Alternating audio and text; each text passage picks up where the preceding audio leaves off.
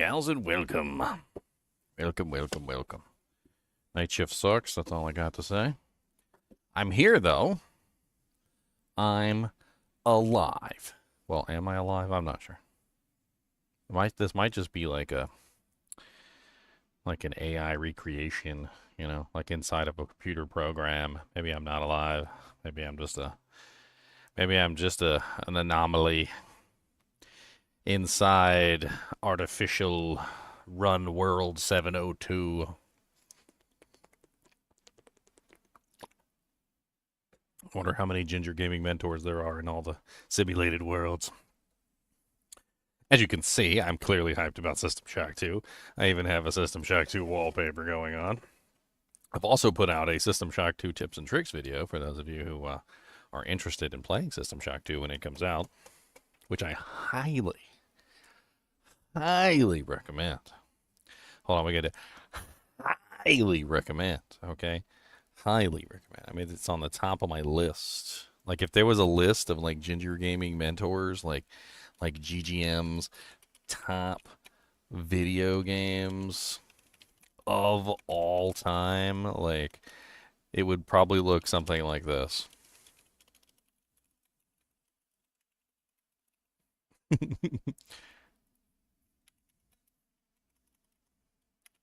And if that doesn't tell you something, with how many videos I've made about Diablo 2, that System Shock 2 ranks above Diablo 2 in my eyes, then, like, I don't really know what to tell you.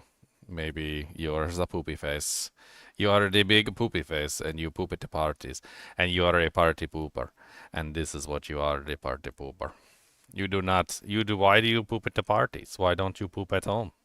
Why do you do the pooping at the parties instead of doing the pooping at home? You should just do the pooping at home, and then you would not have to poop at the parties. Did you know this? Did you know that that's how it worked? You do not have to poop at the parties?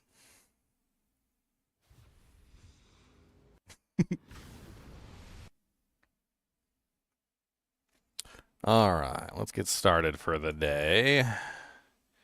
I didn't hit the intro button yet. Hold on, I'm being lazy today. We gotta do an intro. Come on. We gotta hit the button and do this thing and go boop.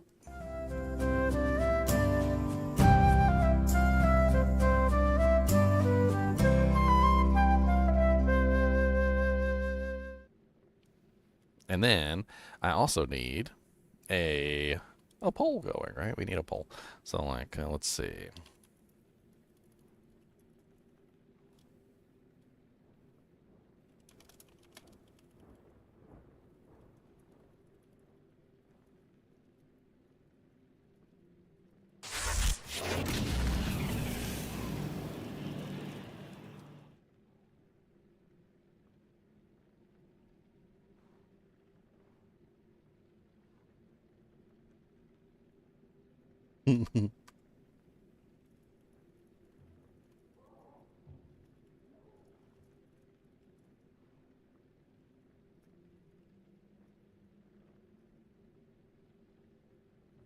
Boom. Have I considered alien isolation?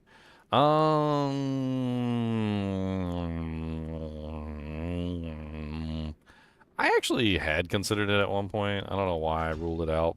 I can't remember exactly what the reasoning in my head for ruling it out was.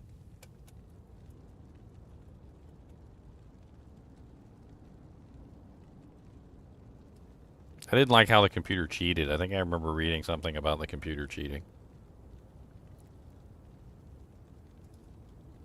I think that was it. So the way alien isolation works is there's two brains, okay? There's two brains. There's the monster brain, okay? And the monster is trying to find you, right? But he's trying to find you legitimately. And in the process of trying to find you legitimately, you can sneak and you can do everything correctly, and you can potentially avoid him because, of course, he's looking for, you know, signs of, you know, like movement and sound and whatnot, right? Well, then there's also a second brain. The second brain is a cheater brain, And this is how alien isolation works and why it works so well. A lot of people don't know this, is that the second brain is essentially cheating. Now, what the second brain does is the second brain is not connected to the first brain, but the second brain knows where you are at all times. This allows the second brain to basically just cheat your location.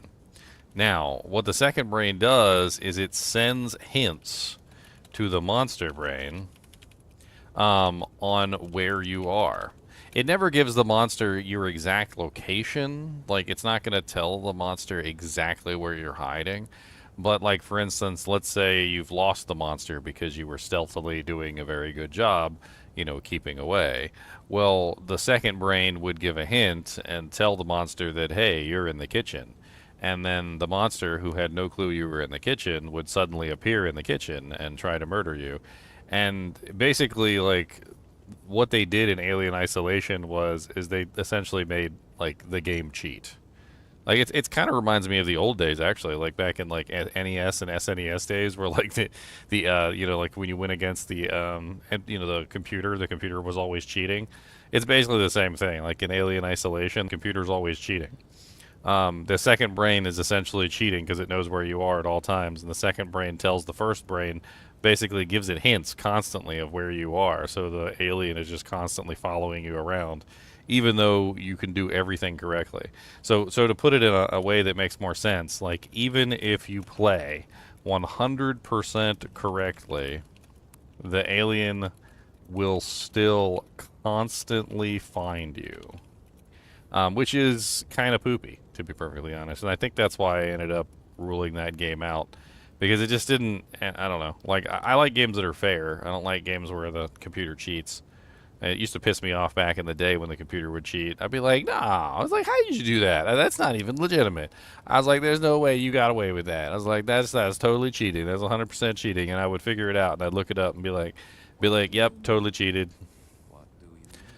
I was like, so, and then I'd have to like play the game in a way that was different than normal to account for the fact that the computer was cheating. I'd be like, okay, alright, computer's cheating. Alright, got it. I guess I'm just gonna have to play this game differently now. And at which point, then you know, like once you know that the computer's cheating, like it changes the entire game, because like then you realize that you're not doing anything wrong. It kind of like gaslights you in a way, a little bit. Like it gaslights you into thinking you're doing things wrong, when even if you're doing everything correct, like the alien will still find you because the second brain is basically cheating and sending information to the first brain. And it's like it's like gaslighting, basically, because you start to second guess yourself. You're like, oh man, did I do that sneak right? Or like, oh man, did I hit something on the way? Or did I accidentally make some noise? Or like, was I too quick with my running? Or like, like, was it the door? When I opened up the door, did that do it? Like, like, was it because I bumped into that chair? Like, and you starting to second guess yourself because you have no clue what's actually causing the alien to find you or not.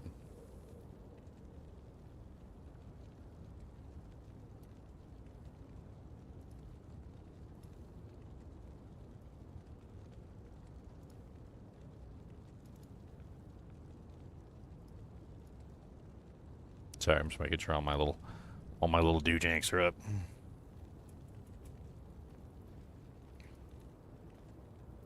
That's why I don't really want to play it now. I don't like to play games where the computer cheats. I think I would have been more interested in playing it if it had been, if I had seen it before.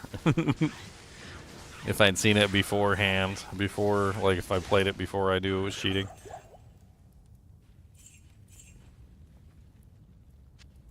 Juvies. I'm gonna go put this russet armor in the shop too.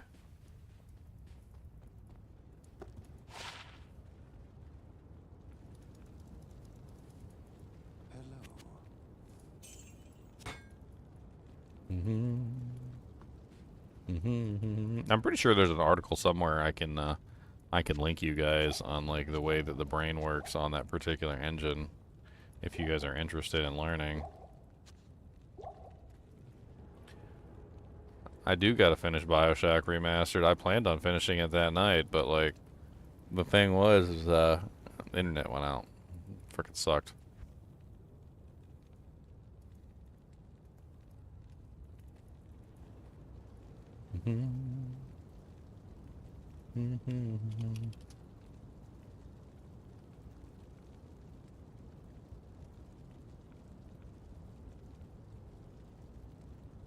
Boom, boom, boom.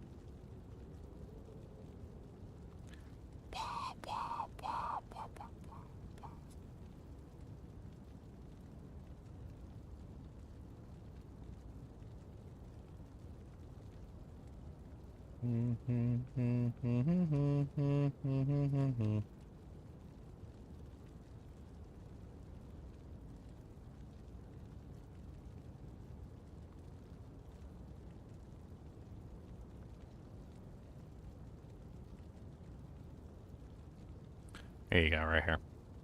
So in Alien Isolation, the Xenomorph's AI is designed with a dual brain system, a director AI that always knows the player's location, and the Xenomorph's own AI that actively hunts the player using its own sensors and behaviors. The director AI provides periodic hints to the Xenomorph about the player's location, but the Xenomorph still has to deduce the exact location and employ its own hunting strategies. The director AI, this AI acts as the game master, constantly tracking the player's position. It doesn't directly control the xenomorph, but it provides the creature the general location information. A lot of people have pointed out that, like, you, for instance, can hide inside of a locker and make no noise inside said locker, and all of a sudden the xenomorph will become very interested in that exact locker, even though there might be 10 or 20 other lockers nearby or other places that you could potentially hide. That basically what happens is the xenomorph literally hones in almost on your exact location due to the hints that the game master gives you, essentially, or the director gives you, like, or gives it rather. The xenomorph itself doesn't really have very good ways of hunting and tracking you. Like, the AI, like, xenomorph is really not very good at finding you. It's not necessarily like the xenomorph that's the problem. It's the director AI which constantly cheats your location to the xenomorph. Imagine, if you will, you're playing hide and go seek and somebody else has already been found, and you're trying to hide in a specific location, and your friend is like, "He's in the kitchen." Yeah, he's in the kitchen. No, no, on the other side of the kitchen. He's in the other side of the kitchen. Yeah, he's on the other side of the kitchen. Go that way. That way. Like, at what point do you say to yourself, well, this is just cheating? Like, and that's basically what it is. Like, the xenomorph AI isn't actually finding jack. Sorry about the curse. The xenomorph AI isn't finding jack crap. The xenomorph AI is actually not finding anything. What's happening is the director just essentially, like, cheats your location constantly and makes it seem like the xenomorph is actually finding you, which is really stupid in my opinion. Like, why not just make the xenomorph better at finding you? Like, that would be better. Like, instead of having like a little thing that like cheats your location constantly, it's really stupid.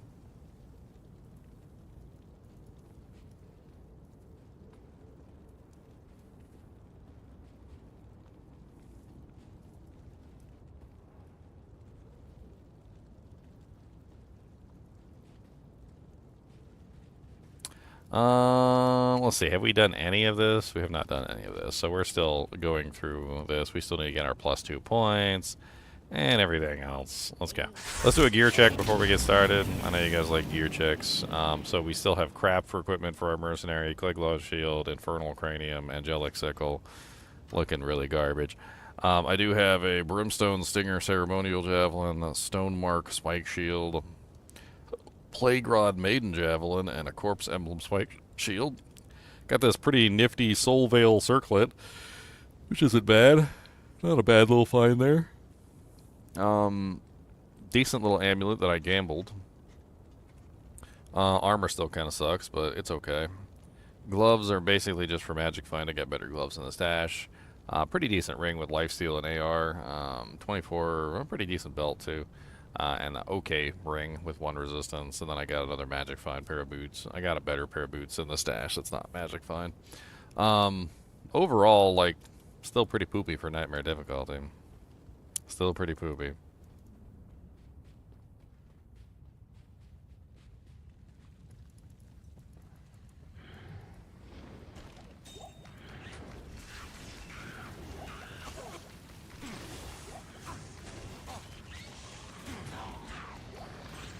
Dang, Merc just bit it right away.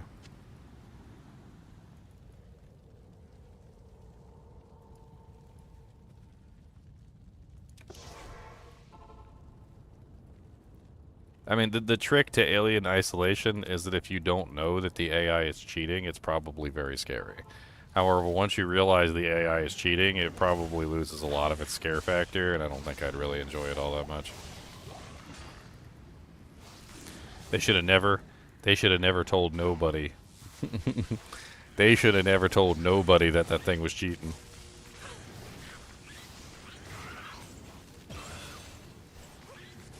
And then they have the gall to say that it's not cheating. Like in some of the interviews, they're like, "Oh no, it's totally not cheating to have like the AI constantly hint your location to the other AI. Like it's totally not cheating at all." What are you talking about? Like when we're playing hide and go seek and my best friend who I already found tells me your location almost exactly, but not quite exactly, but tells me which room you're in and which side of the room you're in and whether you're up or down, like, but doesn't actually give me your exact location. That's totally not cheating. Like, I'm looking over there like, yeah, okay, yeah, it's totally not cheating. Yeah, exactly. You know, yeah, totally not cheating. Yeah, we're not playing hide and go seek with this guy anymore. He's a dirty hobo cheater, okay?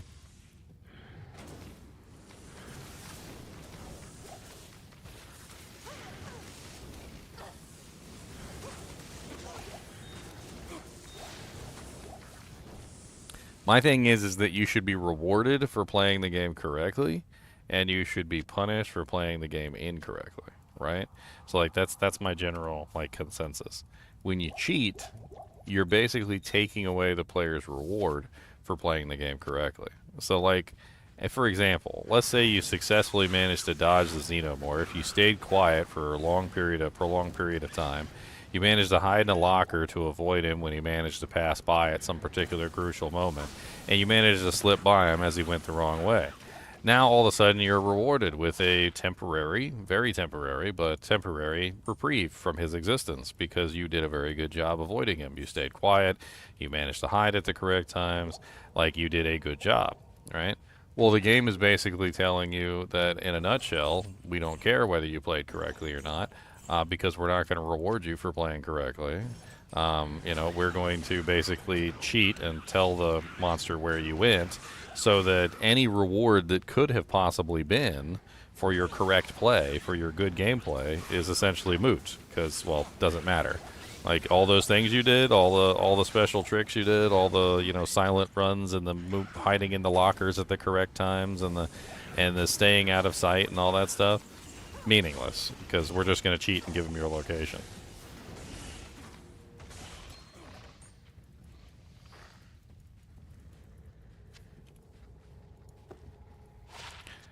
Unfortunately, I can't use these charms. I don't even know why I picked them up. Don't even know why.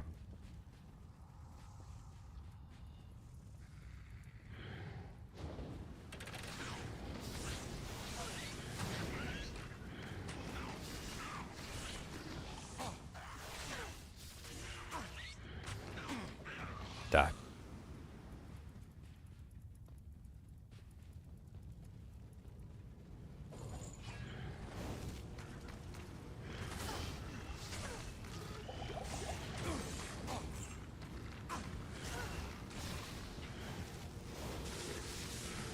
Just kind of slowly make my way through Nightmare. Once we get to Hell difficulty, we can start, like, over-gearing. I think that's probably what we're going to have to do anyway.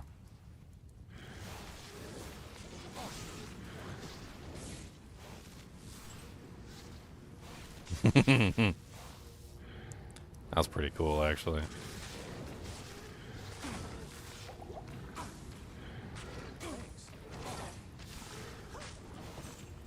I've had a couple times where somebody got me like that. Like they played the John Cena sound effect like just at the wrong moment while I was really tense and in the zone trying to avoid the monster or something. Scared the crap out of me. It's pretty good timing.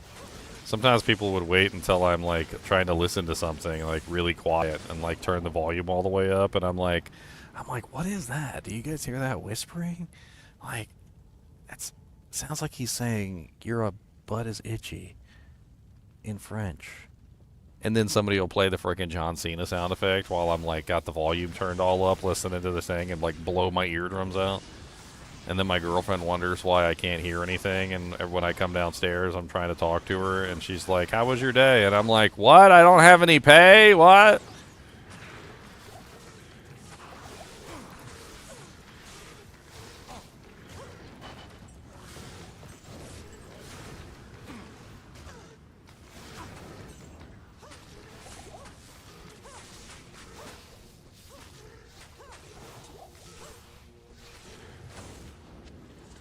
Pooping yourself is probably not advised. Your butthole gets really itchy if you do that. I would highly not advise that.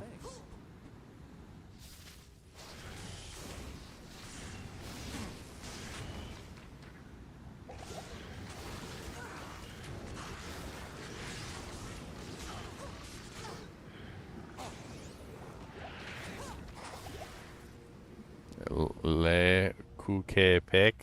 Le Cookepec.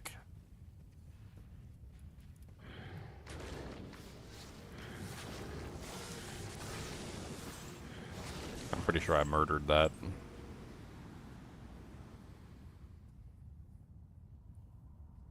Oh man, eyeball itchy, itchy eyeballs.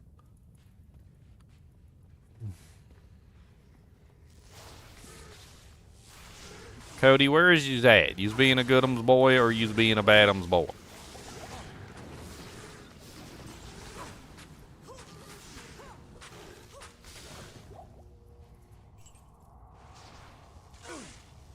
Is you's being a goodums? Does Cody want treats? I can give Cody some treats. Would Cody like some crackums? He showed up real fast when I said treats. Come on. You gotta come up here. You know today you got paid appearances. Come on. You get paid in snacks. He said, that's some good pay. He said, well, I like getting paid in snacks. I said, that's a good, I like that. He said, how many snackums do I get? Is there a limit on my number of snackums? There you go, have another snackum. I'm just gonna feed in stuff like you're a coin slot. Or have a crackum. This is a pack of crackers I opened yesterday and totally forgot about, so I'm pretty sure they're stale, but you don't care. You don't care about stale crackums. Look at that. They're dry too. You're gonna need some water after this. You're gonna need to get some watums. I'm gonna feed you all these dry crackers. And then you're just gonna have to go drink water for like an hour afterward to like get your throat all right.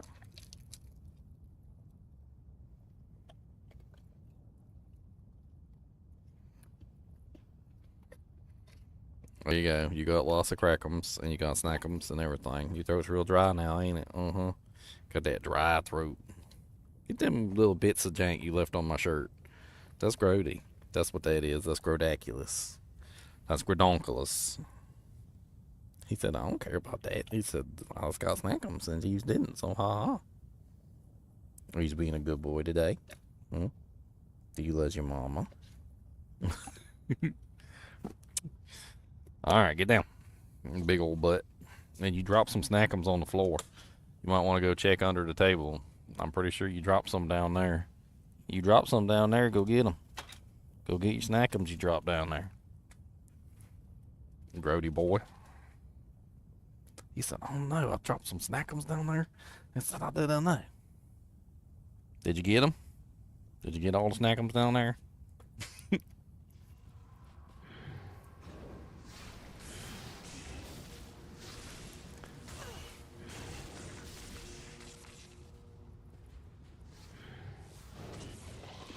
Oh your butthole's itchy and you know it. That's all I got to say. Except I'm saying it in French. I'll say it in French today. Le cookie pique, le cookie pique, le cookie pique. I don't even know if I'm saying it right, but le cookie pique, pique.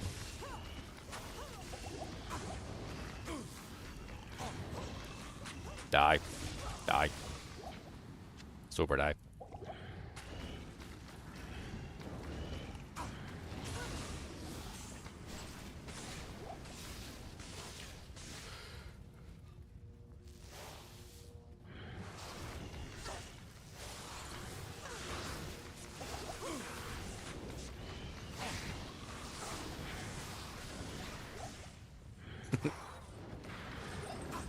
Alright, let's get some music bumping too. Why not? Cody, quit digging or I'm coming over there. You better quit digging with your feetsies in your hair. It's not polite to dig away your skin until there's nothing left and nothing but sin. It's not polite. It's not polite. It's not polite. You better come over here so I can watch you. You better quit digging too.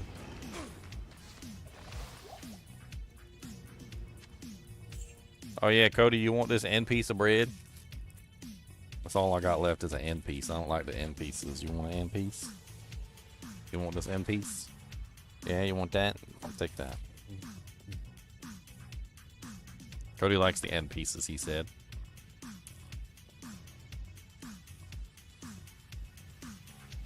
Could you argue that the director's AI is analogous to the xenomorph's strong sense of smell?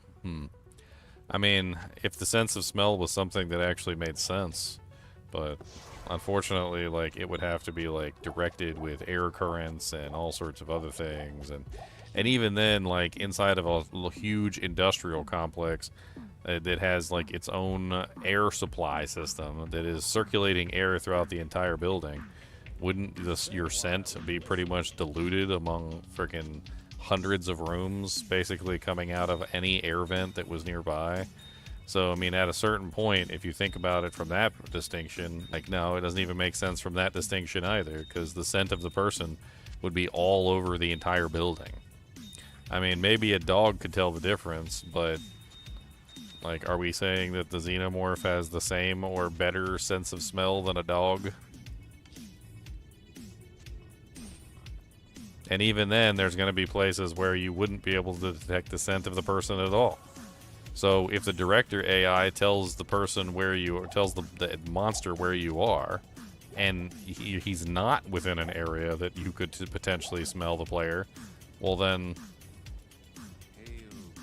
yeah, it's still just cheating. Like, I mean, at that point, you'd have to program in air currents and all sorts of other things into the video game, and like try and figure out like where the air is going, and like, because you know there's a big difference between downwind and upwind, right? So like if you're in the right place and the wind isn't blowing toward the creature, if the wind is blowing away from the creature and so forth and so on, like the scent is blowing away from the creature, so the animal wouldn't be able to catch your scent at all.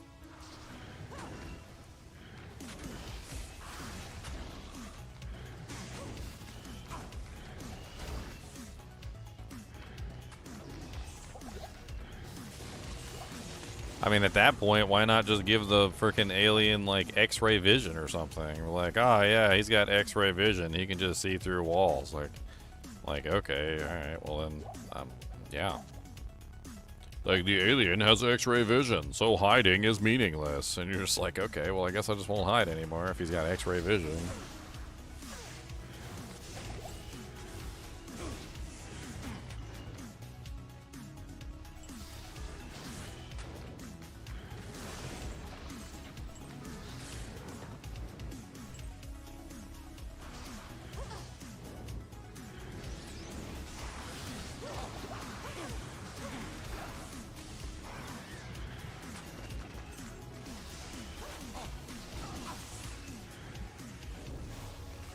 I think the problem is that you make the player feel like they have a chance, right?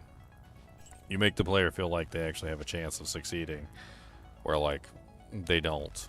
And then if they actually knew that they didn't have a chance of succeeding, like how the actual AI functions, if they knew they didn't have a chance, they probably would just like go in the corner and eat a bullet. If we're talking about real life anyway. Like, think about an alien, right, that basically has the ability to cheat your location at any point. And, like, no matter how, like, perfectly quiet you are or how well you move, like, there's a very good chance you're still going to die, right? Like, at which point you realize that the situation is hopeless and there's no way out. And so you just find your nearest gun and kill yourself.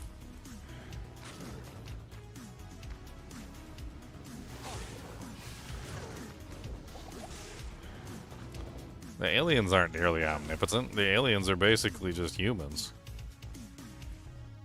The general understanding of the xenomorphs is that they combine DNA with whatever creature that they were originally combined with, right?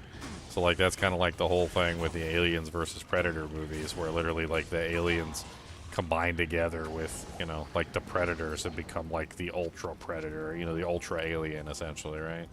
So, like, I don't think it's really that far-fetched at all, because they're basically borrowing the DNA of the person that they've, you know, like, the animal that they used, right? So, like, the sense of smell thing would make sense if a xenomorph, like, stole the DNA of a dog, for instance. Like, if it was a dog that they stole the DNA from, but it's a human, and humans don't have particularly good sense of smells.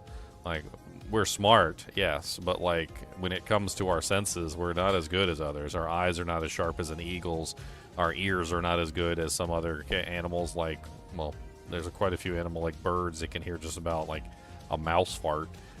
We don't have as good noses as dogs. We don't have, like, we're missing basically all the good stuff. Like, we don't have any good stuff when it comes to hunting.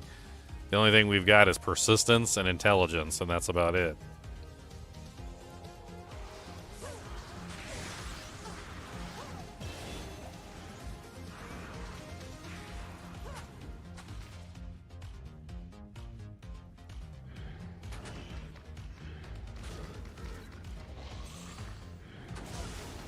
Detecting a person's pheromones is essentially the same thing as scent. There's no difference. You're basically, it's a pheromone detector and a scent detector. Both would function off of the wind and currents and all sorts of other things, and it wouldn't necessarily help, like, in any way. It's an argument with the scent, like, smelling things still comes into play. There's some animals in nature in our world that have pheromone detectors as well. Still very much a scent-based, like, situation. I think we're still trying to get, like, a slightly better Valkyrie, I think is what we're trying to do, and then we need to, like, work towards something else. I definitely need more points in crit, and I need more points in penetrate if I have a hope to actually hit anything. I mean, these help this. And I realized I haven't been summoning the Valkyrie this entire time. That's hilarious. No wonder my Merc's been dying. No Valkyrie, no tank. Good job, Gingham. Good job.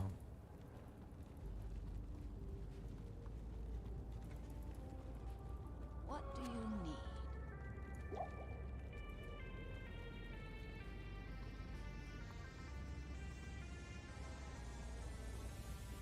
Bow, bow, bow, bow, bow, bow, bow.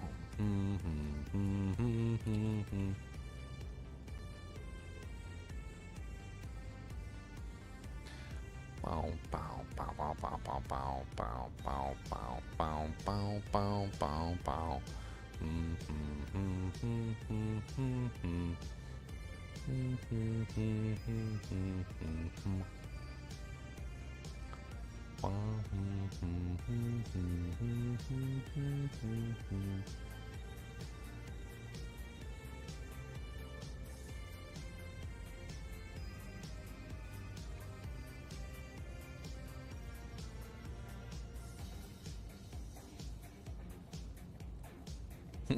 Here's somebody's review of the game. Let's read it.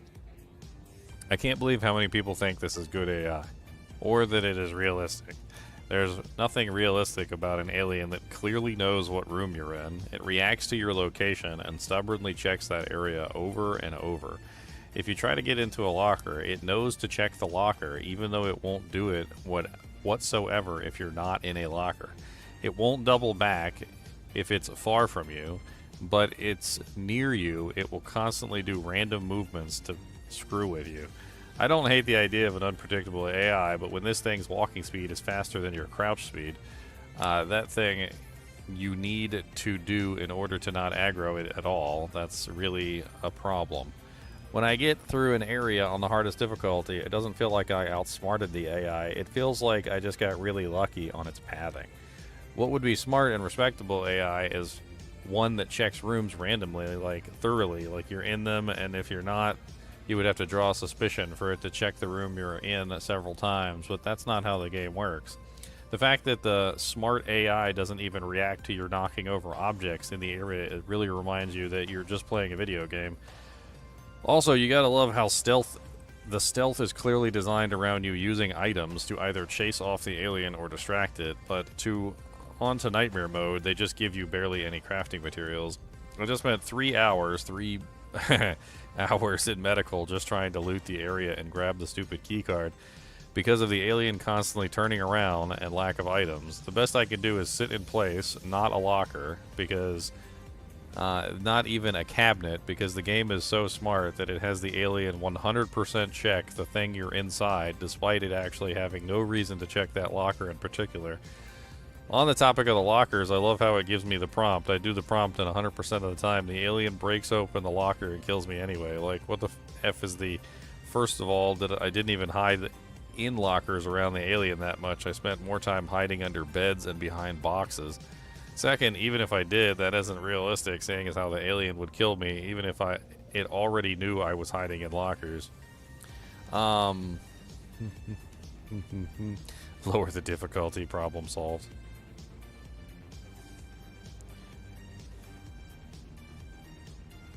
I mean, yeah, it's cheating. I mean, he's right. Like, when the alien literally checks the locker that you're in specifically out of every other area in the entire place, like, the game is not just telling it, like, vaguely where the person is. Like, it's legitimately telling the monster, like, where you are. Like, 100%. Like, if you're hiding in a locker, it tells the freaking monster which locker you're hiding in, and the monster comes and checks that locker that you're hiding in. It's stupid.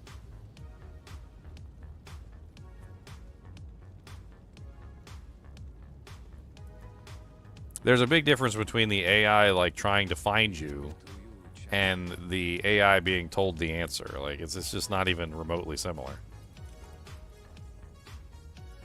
And I think that's what a lot of people notice when they play the game, is the people that are smart enough to pay attention are like, okay, so you're telling me that the alien had absolutely no clue where I was hiding in a locker, like, I didn't make any noise, I didn't knock anything over, I stealthed over there, I got in the locker quietly.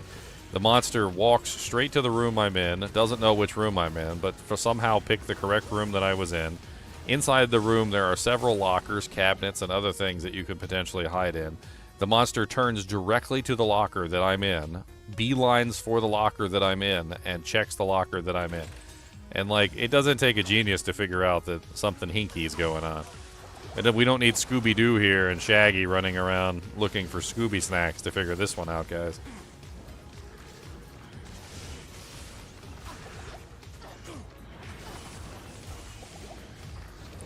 Oh, superior dragon shield. Those are worth money. Money, money, money. Money. Scooby-Doo, where are you? Got some work to do now.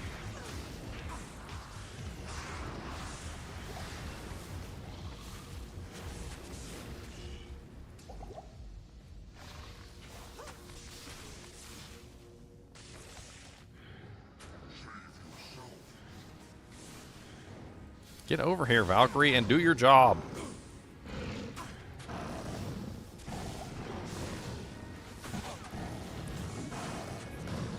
You had the smell of pheromones.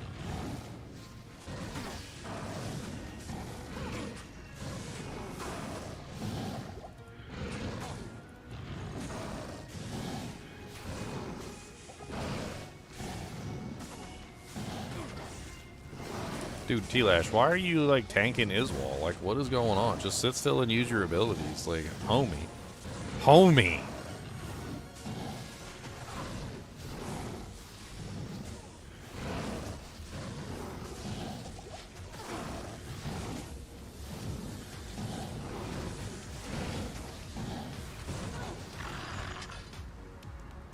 Ugh. Bunch of garbage. Tyrael was a fool to have rescued me. Tyrael was a fool to have cleaned his butt crack. Tyrael was a fool to have pooped in the lake.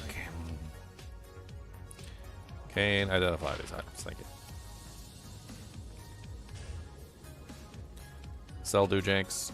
Boop, boop, boop, boop. Level 1 enchant charges.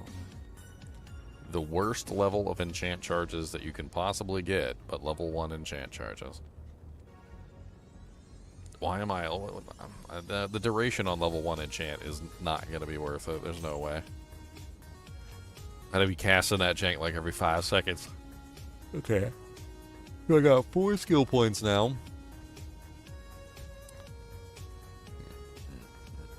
So the goal is to go physical alongside the poison so that we can basically deal physical damage and poison damage at the same time. There's a couple options we could potentially go with. Like if we went with Impale, there is... Impale is really slow. It is really slow. Yes, but we wouldn't have to put a bunch of points into Penetrate to get our attack rating up, and we could potentially use better items that don't have to worry about attack rating. That's an option. Another thing about Impale is that it does not Deadly Strike. So, again, we wouldn't have to put any points in a Critical Strike because Impale doesn't Deadly Strike. For those of you guys who don't believe me, like, all you gotta do is look up Impale, D2R, and go to the Amazon Basin page. And there is a listing on Impale and talks about how Impale does not Deadly Strike. Right here. Critical Strike and Deadly Strike do not apply. So if we went with Impale, it would essentially remove our liability on like Penetrate, Critical Strike, because we wouldn't have to put any points into that. Problem is Impale's super effing slow. That's one of the main issues with this ability. It is so effing slow. Jab works way better, but then we need attack rating. Fend is also way better for multiple targets, but then we need attack rating.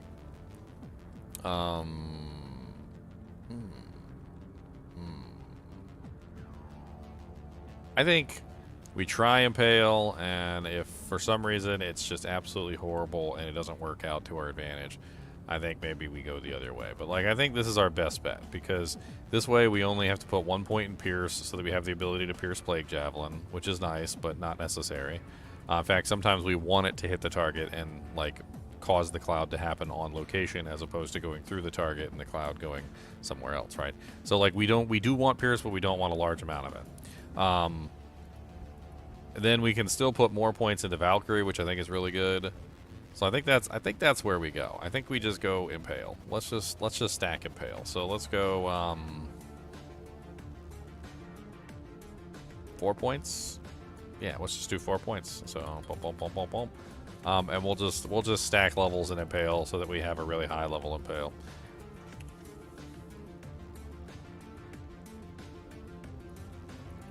Unfortunately, this does mean we're going to run out of like quantity a lot, which is unfortunate.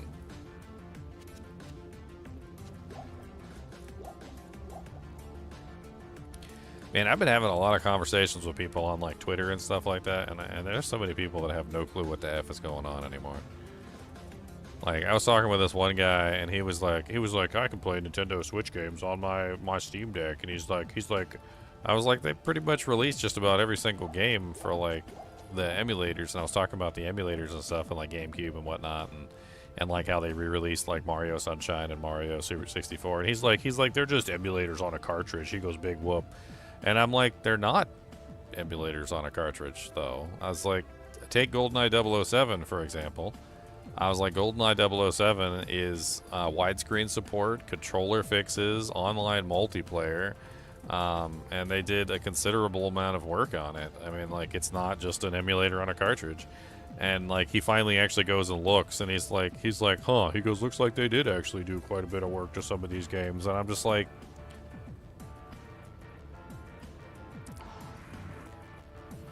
scratching my head over here.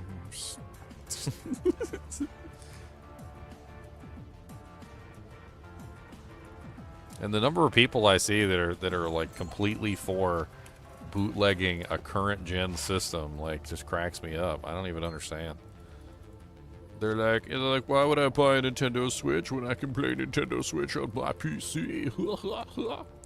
And I'm like, you mean steal games directly from the manufacturer? I mean, that's one thing when you're emulating an older console. Like, I think there's like a murky water there, like NES or like SNES or whatever. Like, we've all owned those consoles. They're freaking old as dirt. You know, like a bunch of other like things going on there where like it's murky waters, and whether or not the company actually wants to get involved in, like, you know, the ability to stop those people. But like when you're stealing like Tears of the Kingdom like 3 days before it launches and emulating it on a Switch emulator 3 days before the game actually is out, like, that kind of stuff is just absolutely unacceptable. And anybody who thinks that it is acceptable is basically you're a criminal at that point. Like, you're part of the criminal elements. You're in the dark web at that point. You're a dark web member. We're gonna get you a little badge that says, like, I'm a member of the dark web. It doesn't take a genius to see the difference in morality between, like, emulating a Super Nintendo game like Zelda Link to the Past from, like, frickin' what, like 20 years ago, 30 years ago? I can't even remember when Zelda Link to the Past launched. And emulating a game that literally didn't even launch yet. It's not even out yet. Like, you're literally emulating a game that still hasn't even been released. It's 3 days until it releases. Like, they're night and day in terms of, like, the difference between the two.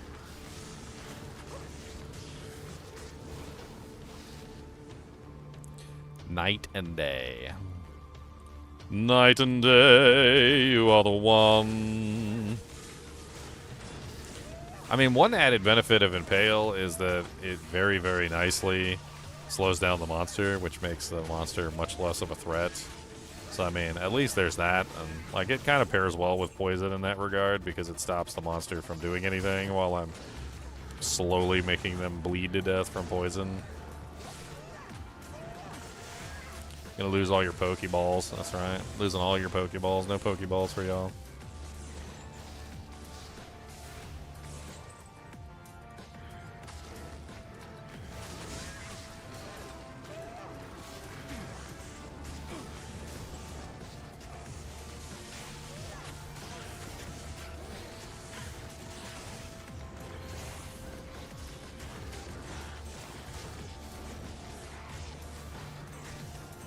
Yeah, Anu is the god that literally split himself into two. The evil dragon Tathamet, and the good version of himself, which was the good god Anu, once he was relieved of his evil side.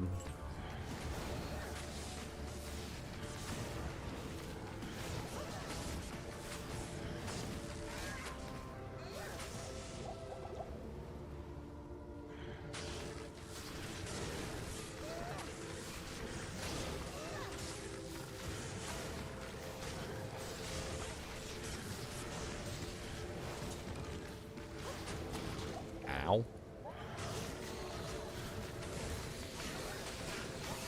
A death explosion, though.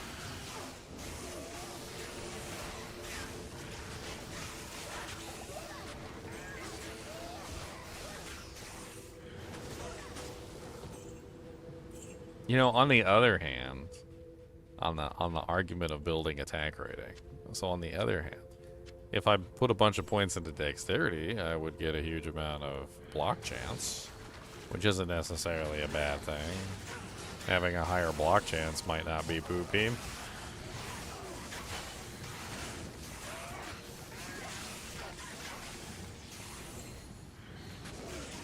Can't wait till I get to hell difficulty and everything's immune to poison.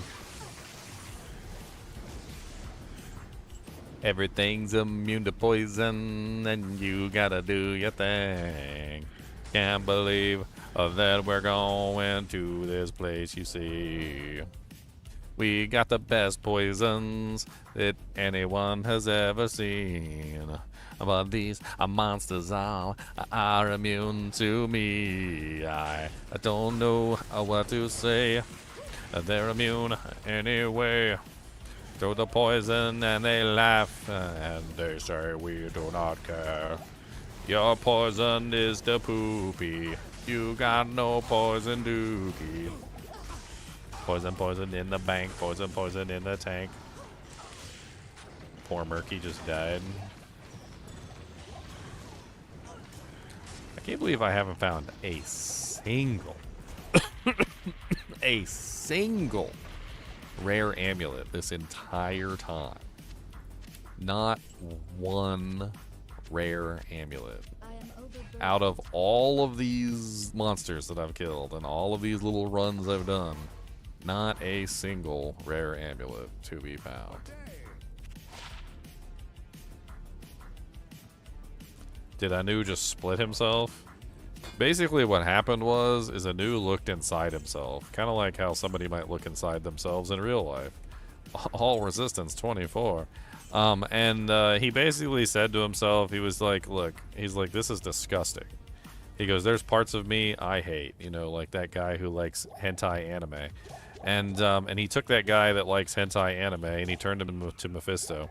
And then, you know, and then there was that other lady, that one that likes to cut herself, and she, and you know, not only does she cut herself, but she also likes to like put piercings all over the place. And like Anu saw that part of himself, and he was like, you know what, I hate this one too, and he ripped that one out and threw it away.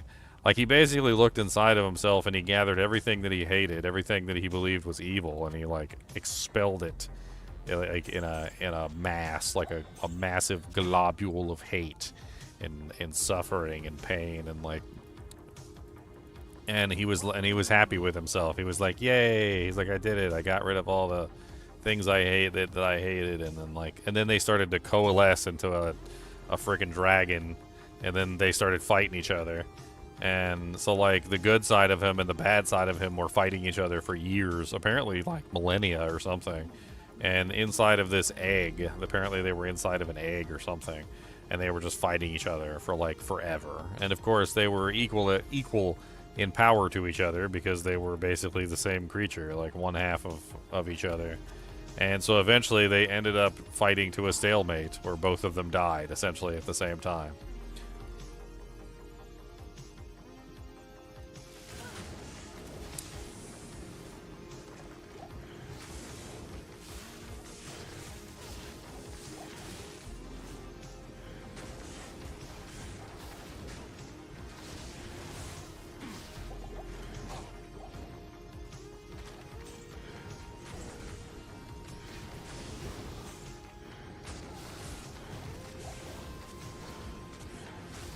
Pretty much par for the course, right? Though, like, I mean, you see a part of yourself and you hate it. I mean,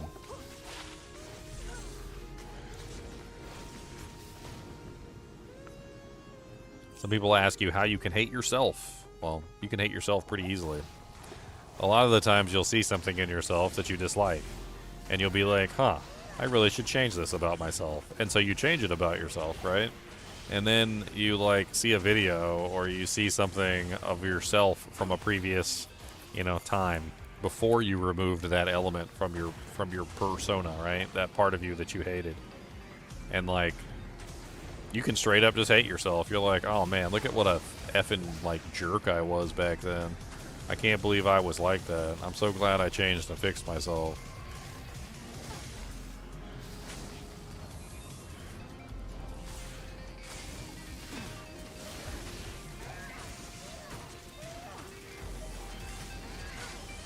Spine flame? Oh man, that sounds like some sort of disorder you don't want to have. Yeah, I went to the doctor. He said I've got spine flame. It's pretty bad. Like, he said I've got like one of the worst cases of spine flame that he's ever seen. I'm probably gonna need to head, you know, to a specialist.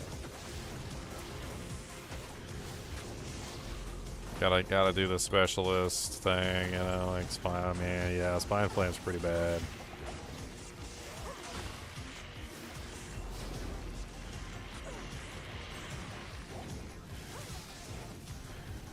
Dude, why does my Valkyrie keep dying? Like, quit dying.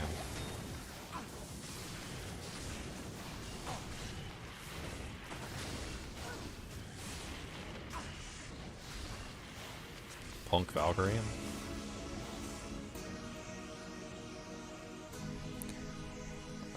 Thanks for the CPU Z thing, zero thing.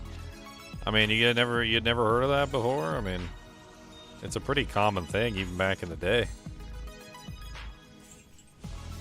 I mean, I'm glad I taught you something new. That's what I like to do.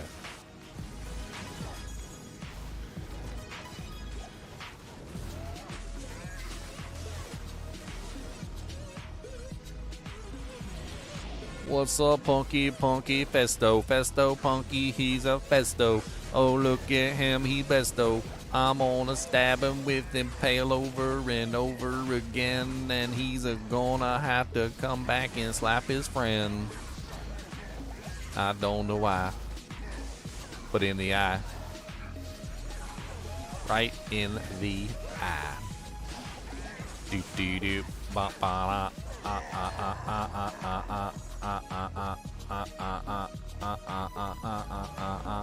It's so nice having all this room.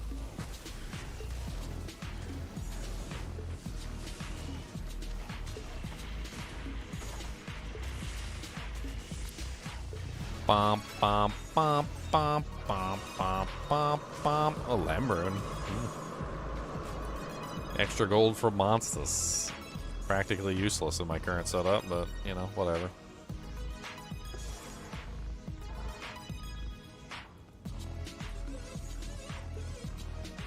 Got some lint in your belly button? The hell?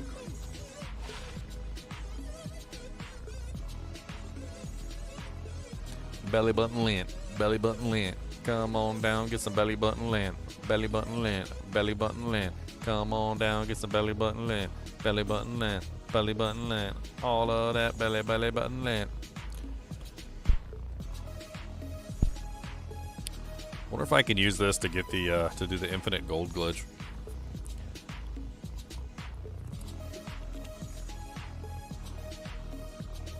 I'm curious. Let's give it a try. Infinite gold glitch, come on down with the hitch. Infinite gold glitch, got that infinite it. Gonna infinitums, infinitopotums, got that infrarodums, infidimfidotums. No, it's too expensive.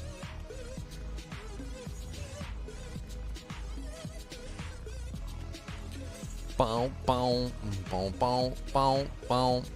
It works on single player. It doesn't work on online anymore.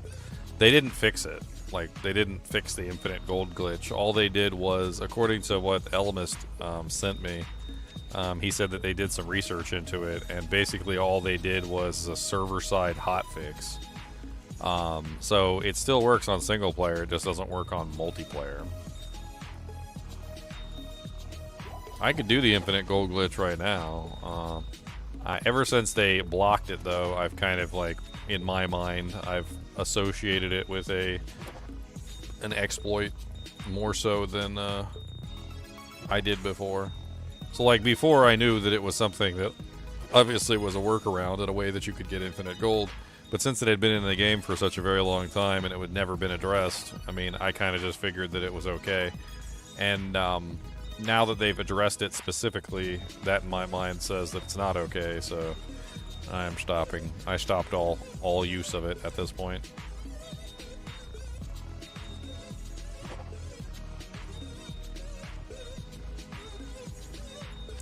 Bow, bow, bow, bow, bow.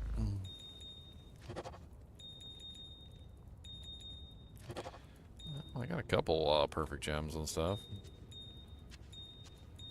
We need to find some bases to imbue. That's one of our goals when we get to hell difficulty. Actually, not even hell difficulty. We're going to have to farm Worldstone Keep in Nightmare or Terror Zones, and we're going to be looking for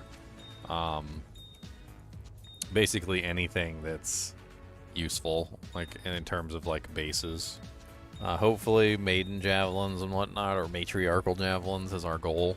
But like, I don't know what we're actually going to come across.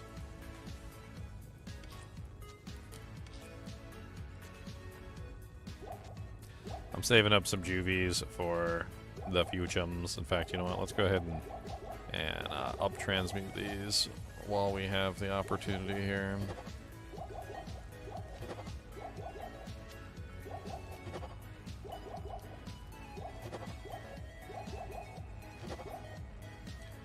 Basically just gives me some juvies to work from for later boss fights. You found an ohm in your Nightmare Terror Zone? Nice.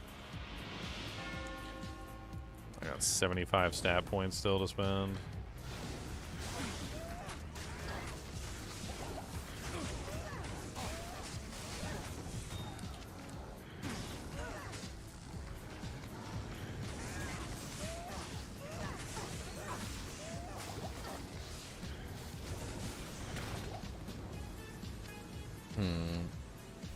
So another argument.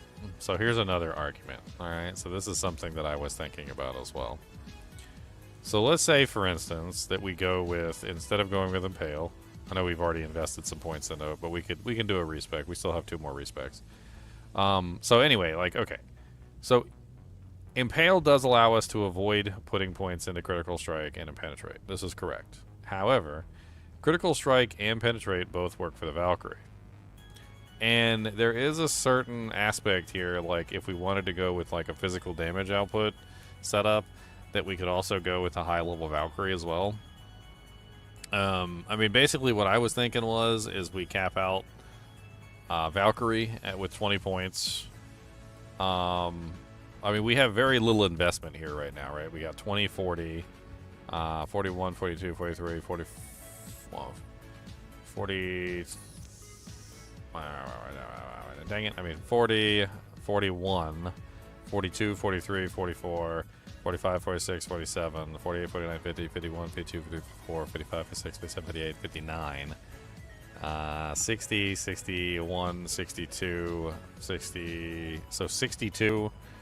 We'll probably get at least a little bit higher than that, right? So, like, what is that? 105 minus 62. That leaves like 43 left. I mean, so like we could pull off like 15 off of the top of that because we're probably not going to get that high, which means we probably only have like 28 more points to like deal with. Rough.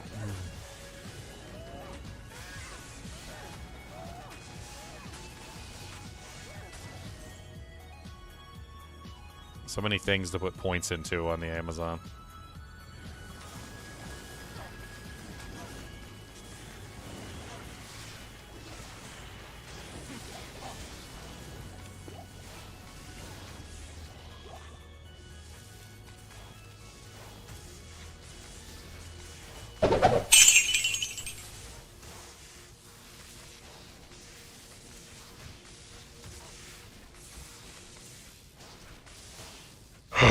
Fresh meat. Fresh meat? How fresh is it, though?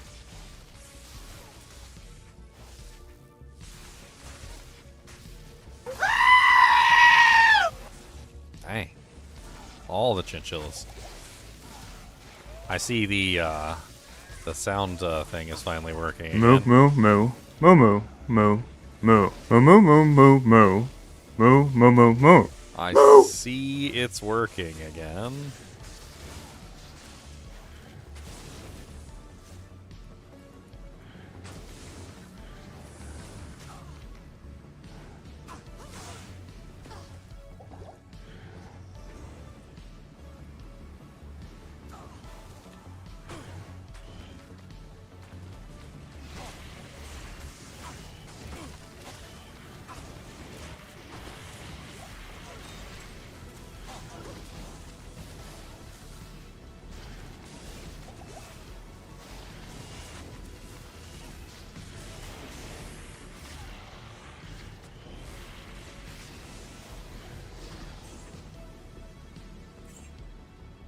I mean, passives on isn't necessarily a bad idea. Like, I was thinking about that too. Like, what if we just go like full passives on with like the 20 points in the two? It doesn't sound absolutely awful. Full passives on would allow us to get some pretty good dodge chance, obviously, some pretty good avoidances, and we'd have pretty good critical strike damage. We could go with like jab or something instead. Instead of impale, just 1 point jab.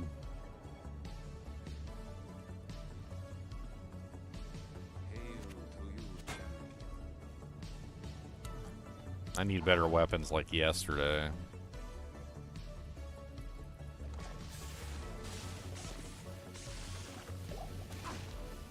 Take that flawless skull. That could be a potential reroll later on, which could buy us what we need.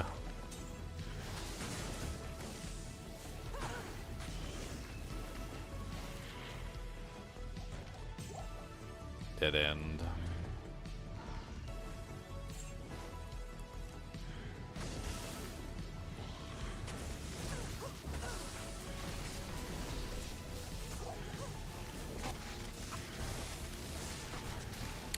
Twitch is in sub-only mode? Yeah, that's from the Chinchilla thing.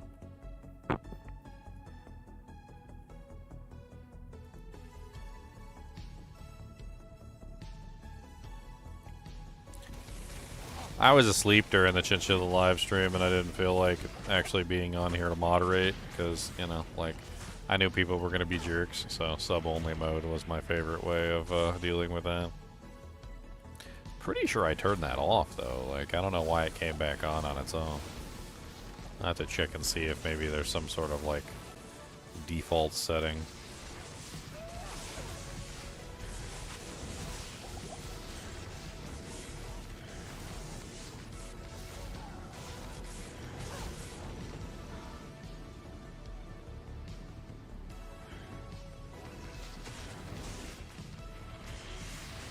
I fixed it though. You should be able to chat on Twitch now.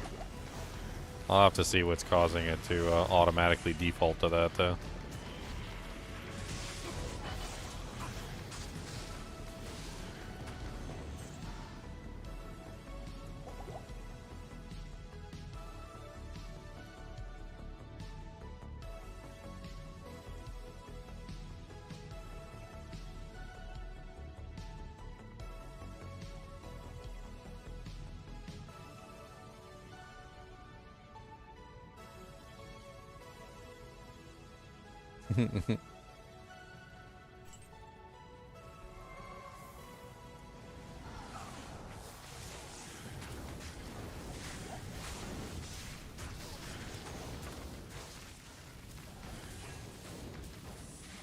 Alright, moving on.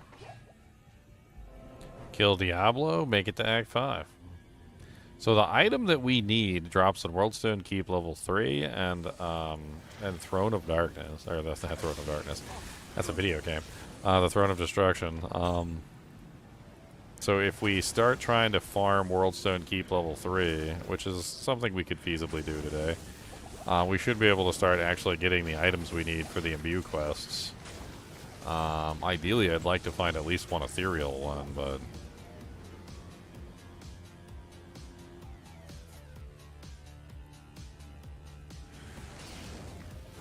I mean, we might get lucky and get, like, an ethereal repairs durability with, like, good stats.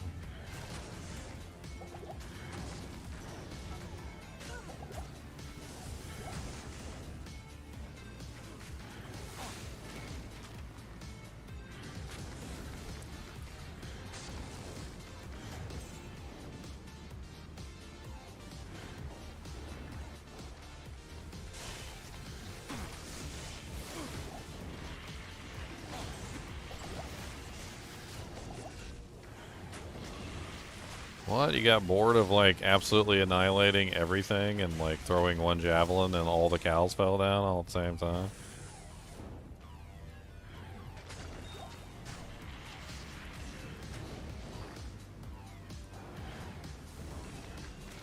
There's a lot of fun ways to build Amazon, and there's a lot of boring ways to build Amazon. I think somewhere along the line, people just prefer the really OP, boring builds is what they prefer. So, I mean, it really depends on what you play. Like, there's so many fun ways to play Amazon, though. Freezing Arrow is really fun, I feel like. One of my favorites.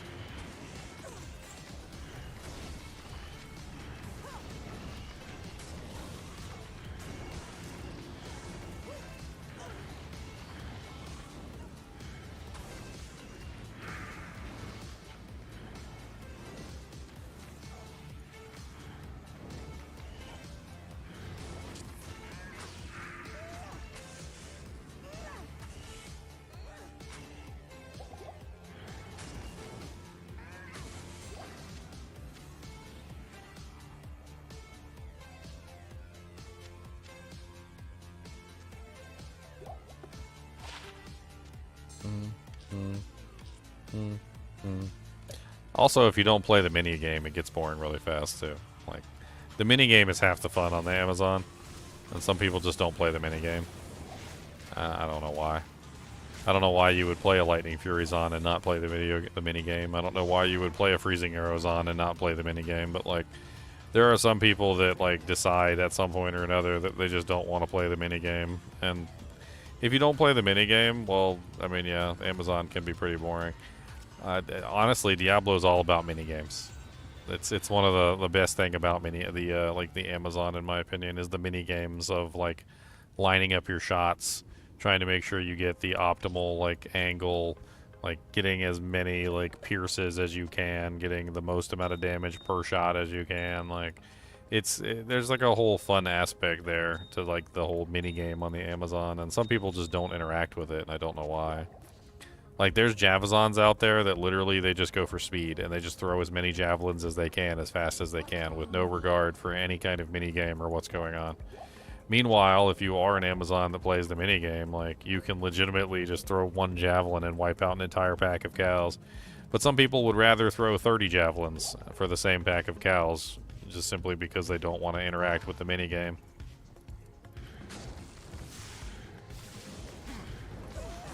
Oh yeah, the challenge thing's not up on the screen. Probably because I was making videos.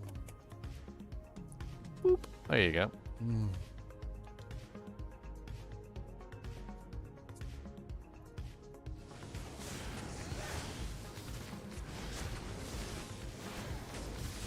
Oh no, I'm immune to poison. What is this bullcrap? Already?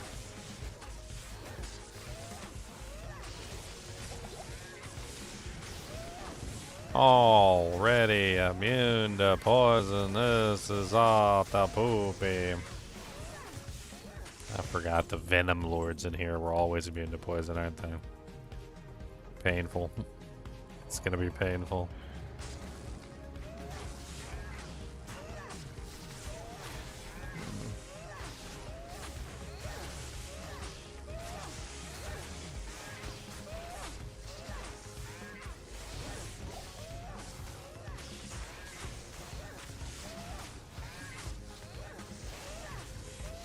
I wonder if anybody's done a study on like all of the monster immunities and like the occurrence of certain immunities combined together with like how common those immunities are within the game, and like also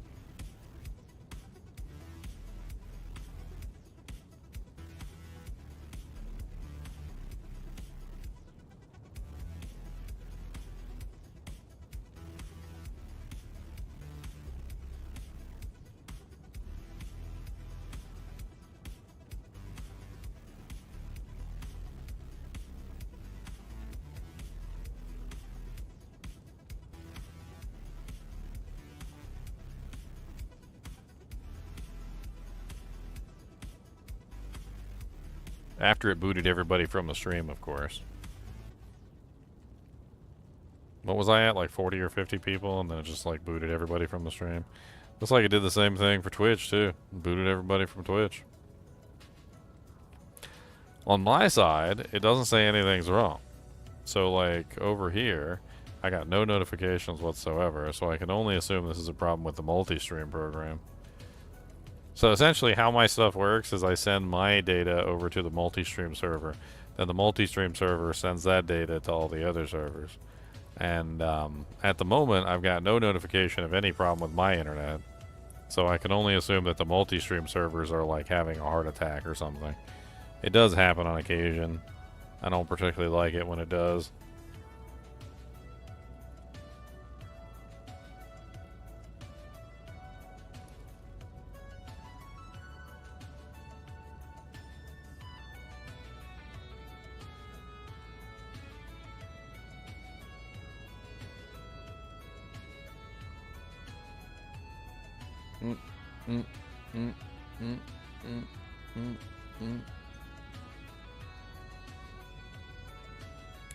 Bum, bum, bum, bum, bum, bam.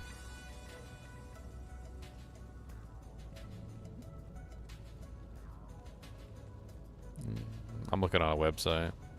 It says there was an outage at 6:42 p.m.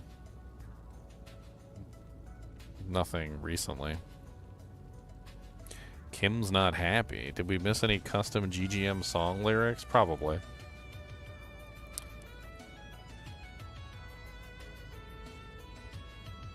Probably. Dude, I want to get out of here as soon as possible. Like, I don't know about you guys, but I don't want to sit here and fight like 1,000 freaking Venom Lords. It takes me way too long just to even kill like 3. Let alone like the 1,000 that I know is waiting for me in this zone.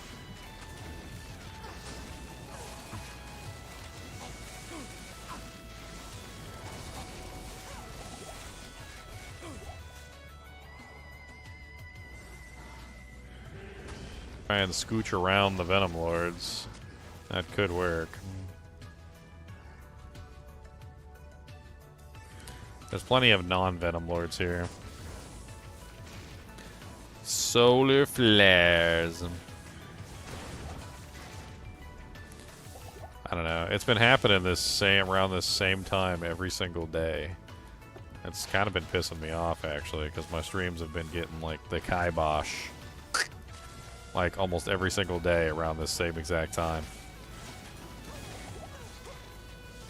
I can't wait till freaking Google Fiber Verizon 5 shows up in the area. I'm gonna switch so fast. My freaking neck's gonna spin around. It's gonna be like The Exorcist. I'm not even gonna like even think about it. It's just gonna be immediate swap. Verizon Fios is coming to the area. It's apparently on its way. Like, they had a bunch of trucks outside, and apparently they were setting up the lines. So, as soon as Verizon Fios comes in, I'm gonna swap out.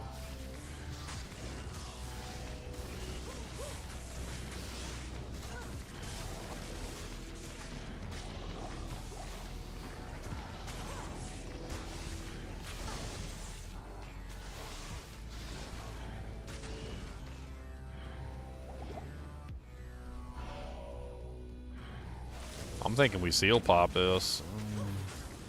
So I don't have to deal with these poison immunes right now. I'm not set up for poison immunes. I need a better weapon. Well, I think we just tap that. Tap that. Let's get homeboy dead.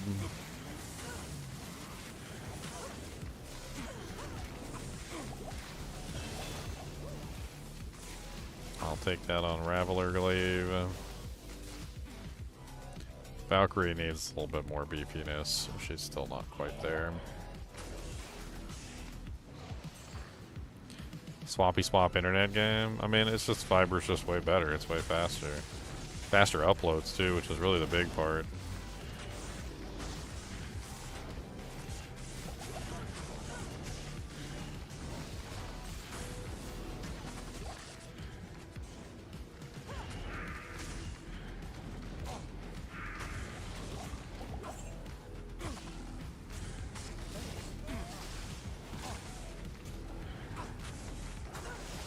I hate you, Venom Lords.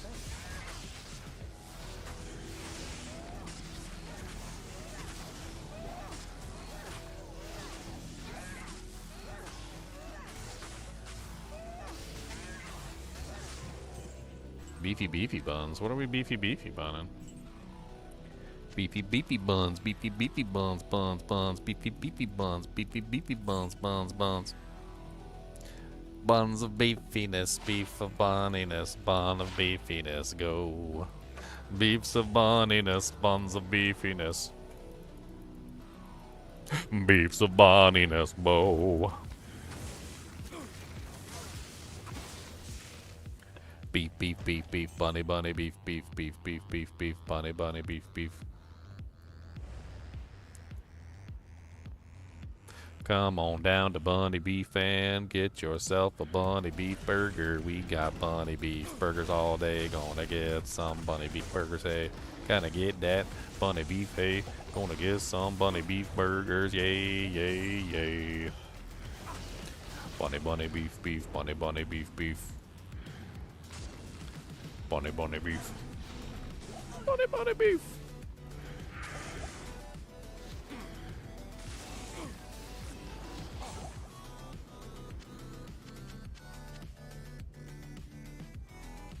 What's up, Santos? More stuff to sell. Skill Shrine.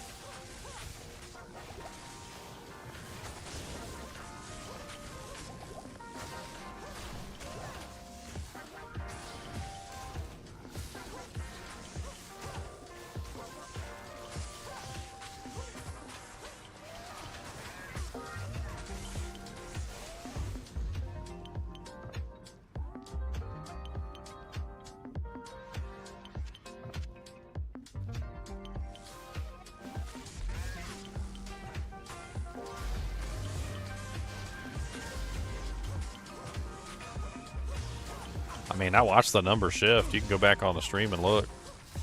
Like, my like, viewer number, like, shifted from, like, 40 or 50 to 0. Like, it booted, like, it went to 10, and then it booted everybody from the stream, and then, like, then they all came back. Thanks for coming back, guys. YouTube's a little finicky with the whole thing. Like, if it stops receiving information for more than a certain number of seconds, like, it'll start booting everybody from the stream. And then shortly after, it will start doing other things like basically prepping to kill the stream entirely. And it'll just kill the whole stream if like it doesn't receive any data within like a certain number of seconds. I really wish there was a way I could like disable that, but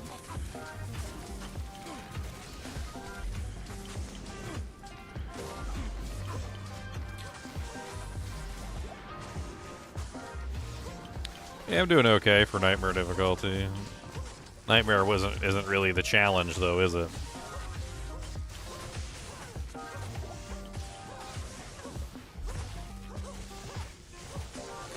Nightmare isn't really the challenge.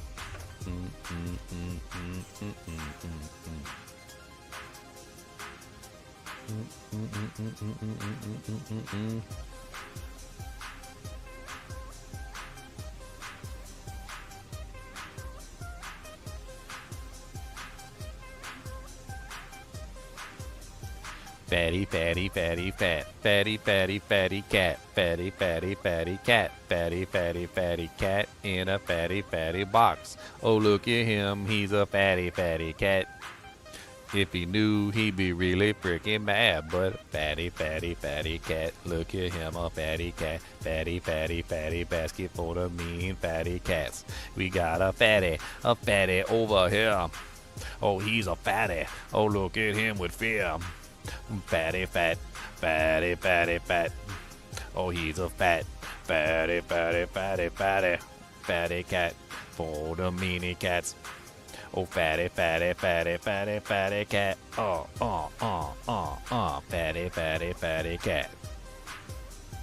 Fatty fat. For the meanie fats. Fatty cat.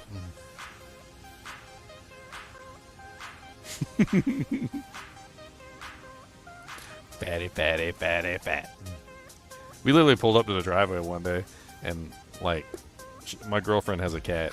Her name is her name is Witchaway, and we literally pull up, and she's laying in a chair and just looking as fat as she can possibly be, and my girlfriend literally goes, "Oh, look at my heckin' fat ass." I'm like, dang, that's a little rude. Fatty fat. Fatty fat. Oh, fatty fat. Oh, fatty fat. Oh, fatty fat. Fatty fat. Oh, fatty fat. Oh, fatty fat. Chonky bonky boy. He's a chonky toy. I'm using the leashing behavior of the monster against them at this particular point, which unfortunately has backfired on me now that they decided to actually leash over in the correct direction. That's okay. We're gonna go around. We go around.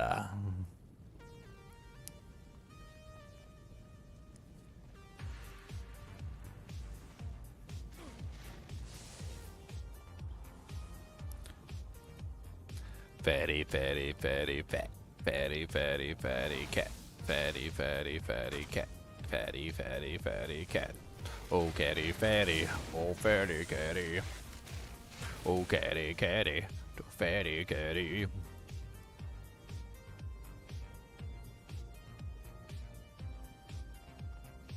Yeah, the stronger skills doesn't really help when the AI sucks balls. Sucking balls, yeah. Oh, sucking balls, yeah. Oh, sucking balls, yeah. Oh, sucking balls, yeah. Yeah, she doesn't seem to have any boots. Boots are made for kicking, and that's just what they do.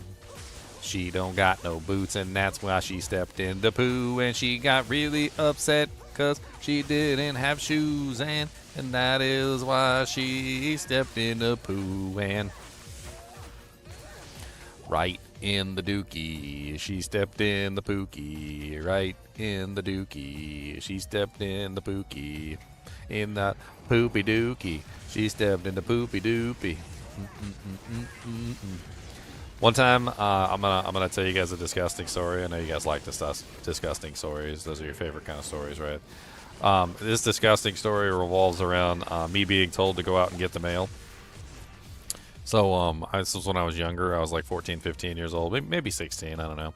And my parents were yelling at me to go get the mail or something like that. And I decided I was going to be lazy and I didn't want to put on shoes or nothing to go out and get the mail. So I went out barefoot, and I'm running through the barefoot, dodging pine cones, because we got lots of pine trees in our yard, like a lot of pine trees. How many pine trees? A lot of pine trees, like more than you would think. Anyway, so like I'm dodging pine cones, and I'm running as fast as I possibly can because I want to get back to whatever I was doing. I don't know what I was doing. It was so important, but apparently it was super important. And halfway to the mailbox, I step on what I think is a stone. It was not a stone. It was a like very old dog turd that had like turned into like a dog mound turd and had like crusted over the top of it, and like and it was like it was like the disgusting like petrified turd or something. However, the inside of the turd was not petrified, and so when I stepped on the supposed rock, my foot, barefoot, went directly into the horrible, nasty rock turd, and it was absolutely disgusting. And I remember it to this day. I was horrified. That's why that memory has stuck so vividly in my mind, because that's how disgusting it is. And now you guys have that horrible memory in your mind too. So. Congratulations, and now we have a shared horrible memory to talk about. There you go. And you can compare it to your own horrible poo memory when you stepped on poo.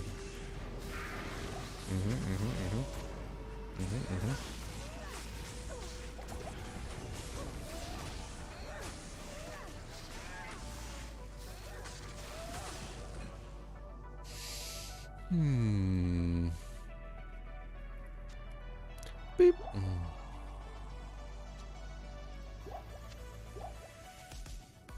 I'm not so sure she can get the synergies from Claw Mastery, Agent Smith. I think the problem is that for her to have the synergy bonus for anything, you have to cast it. So how do you cast Claw Mastery? I don't think it works. I don't think she has access to Claw Mastery, like the end. Like there's no way to cast it, and so there's no way to like force her to have it. It doesn't work.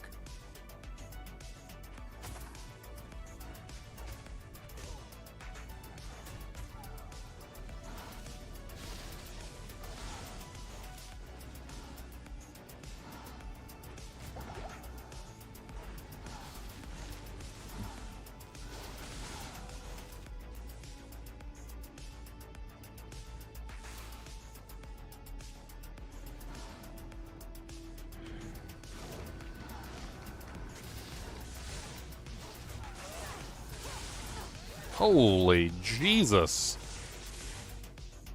That was not expected.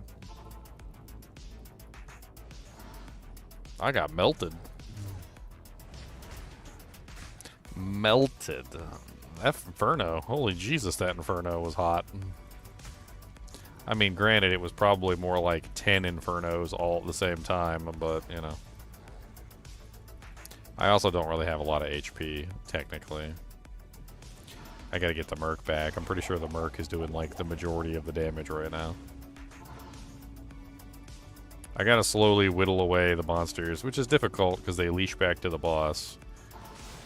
If I can separate them from the boss, even just temporarily, we should be able to kill at least one at a time.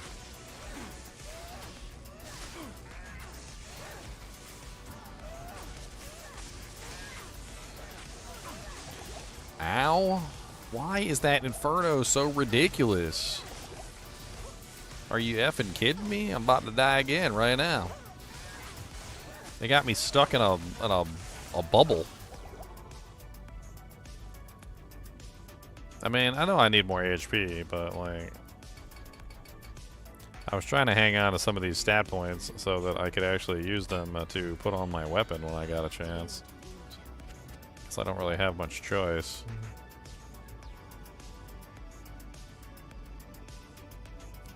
I mean, honestly, with the Master Warrior thing, like if you're trying to do that thing where I was trying to get like the most optimal damage out of the Master or the Warrior or whatever, I feel like the Warrior just effing sucks because she doesn't spam abilities like she's supposed to.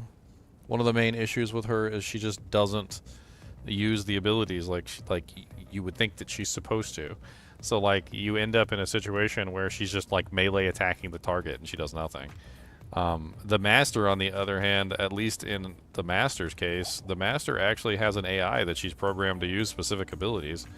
I mean, yeah, it might not necessarily be the abilities that you want her to use, but you could actually synergize those abilities that she's using on a regular basis. Would Decoy help? Yeah, Decoy would help me a little bit. We'll cast a Decoy in there. I need a Valkyrie that doesn't suck. That would also be nice.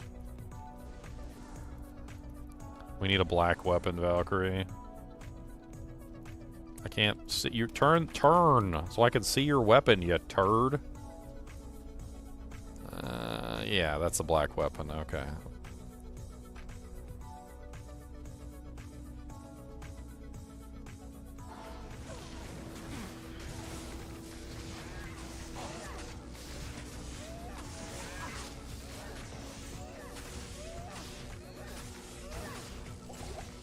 God, why is this Venom Lord like melting me with Inferno? Like, I don't understand. That jank is absolutely demolishing my HP.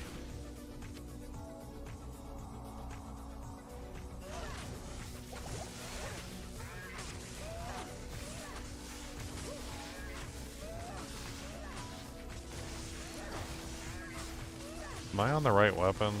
I am.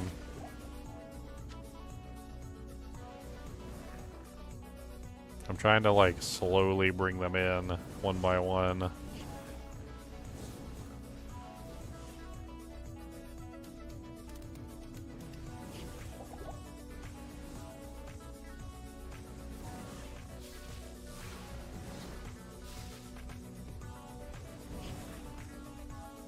Nice. We got just the boss. That's actually pretty good.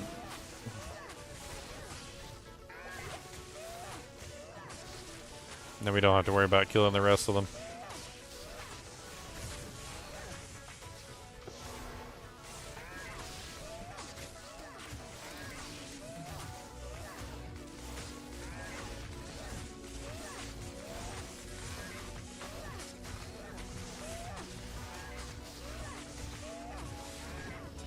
A Francisca.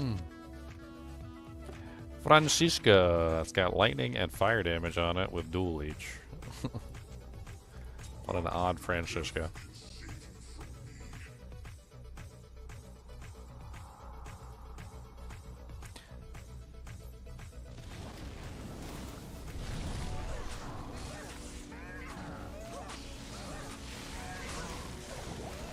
Oh yeah, I forgot. These guys not immune to fire poison.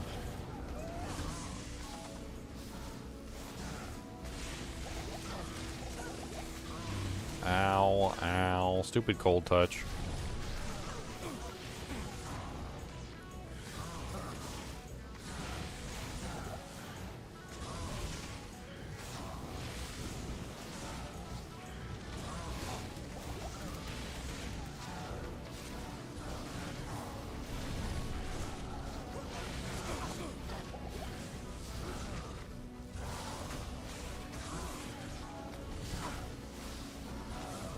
Get out of melee range of Diablo, the Lord of Destruction!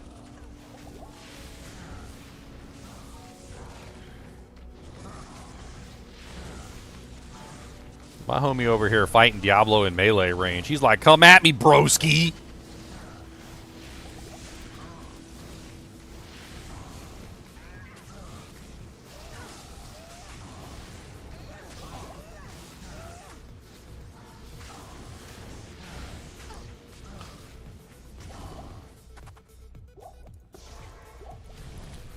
Come at me, broski. What do you need?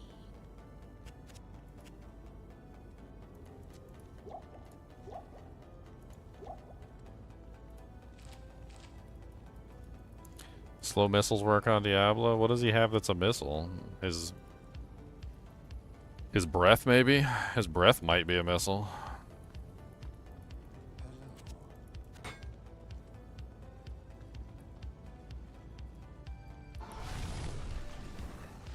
A video where I study poison damage to see like how poison damage functions.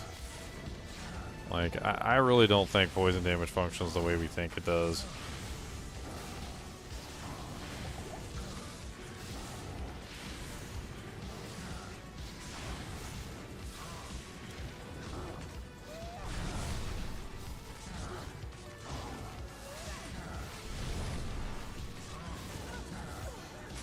Like, let me give you an example. Like, my poison damage is currently 7 seconds. It's 6,800 over 7 seconds, right? Watch. 1 1,000, 2 1,000, 3 1,000, 4 1,000, 5 1,000, 6 1,000, 7 1,000. Hey, look, it actually stayed. Didn't happen earlier. Let's try it again. Like, 1 1,000, 2 1,000, 3 1,000, 4 1,000, 5 1,000, 6 seconds that time. 1 1,000, 2 1,000, 3 1,000, 4 1,000, 5 1,000, 6 1,000, 6 seconds. Like, it doesn't, like, seem like the poison damage has the same duration every single time you throw the ability. I don't know what it is. It's like, sometimes it lasts for 3, sometimes it lasts for 7, sometimes it lasts for 1. Like, it's just, it's very inconsistent. On top of that, like, it's also, the inconsistency is also kind of mired by the fact that mine makes a cloud, right? And the cloud potentially re-poisons him if the poison runs out. So, like, how many times is the poison running out during that duration before the cloud finishes, and then after the cloud finishes, like, you know, we get a different result, but it is de poopies, that's all I know. An ethereal battle axe. That looks beautiful. Let's bring it all back to town and identify it and check and see if it's crap. We got a Saigon set helmet, which could be useful if we had other pieces.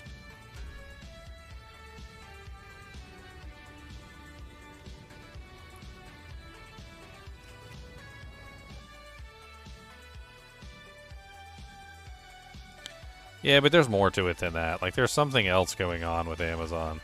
Like, there's something else. I mean, with poison. I don't know what it is, but poison doesn't last for as long as it states. And there's something wrong with it. I don't know what's going on.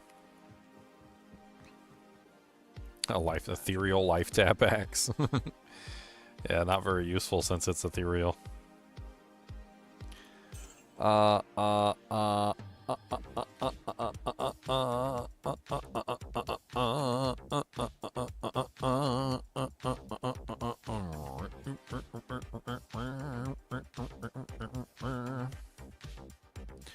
that's actually kind of nice. It's not bad. It's only a flamberge, so it's kind of low on the damage because it's a flamberge, but if it were to be upgraded, it would upgrade fairly well. We got a blood tree stump. Can't use it. Poopy. Poopy. I mean, this one's mildly okay if we were to upgrade it, but it's still a sword, so we got to run around hacking things, which I don't think is really going to be useful for us. That increased attack speed is really nice, though.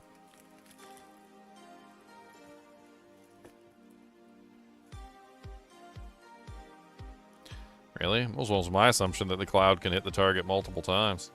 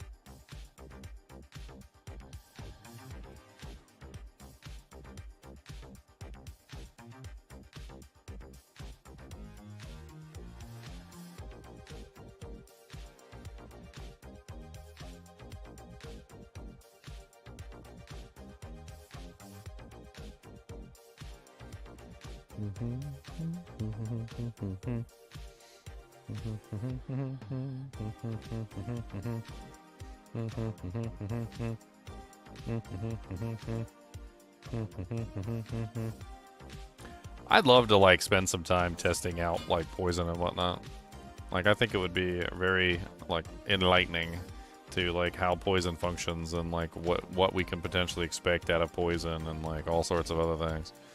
Like, one of the things that I really don't understand is, like, how the duration of poison seems to be drastically different than the actual, like, application of the poison itself. Like, I don't know how it functions. Like, we could set up a character right now. I'm pretty sure I could set up a character that has to do with poison, and we could play around with it. And we could do a little bit of testing. I mean, I just got to Act 5, so like we're Gucci. Like, let's go back a little bit.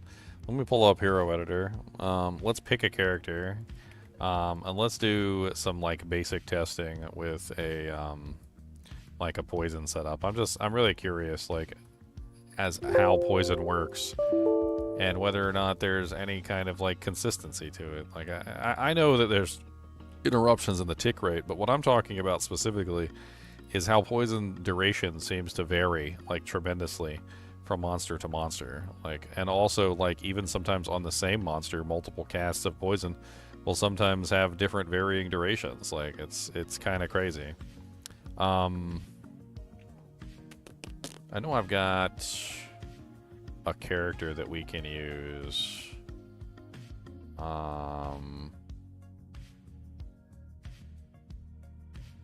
Probably do Toxic Jab. Toxic Jab is probably the best source. Okay. Let's use Toxic Jab. So let me just copy her. And I'm just going to put her in the D2R folder for right now. I think that's the best character to test this on, so we'll test it on Toxic Jab. She does, however, need some Sojas, actually, you know what, for testing. We need Sojas for testing purposes. Now that I think about it. Boop, boop. We haven't edited her yet, so we can edit her still.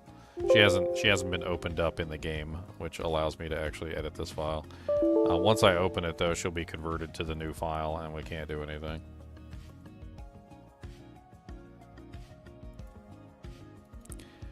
Alright, so Soldiers. What do we got?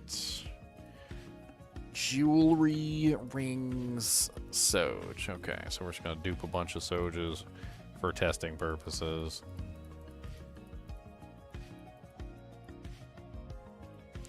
That should be plenty.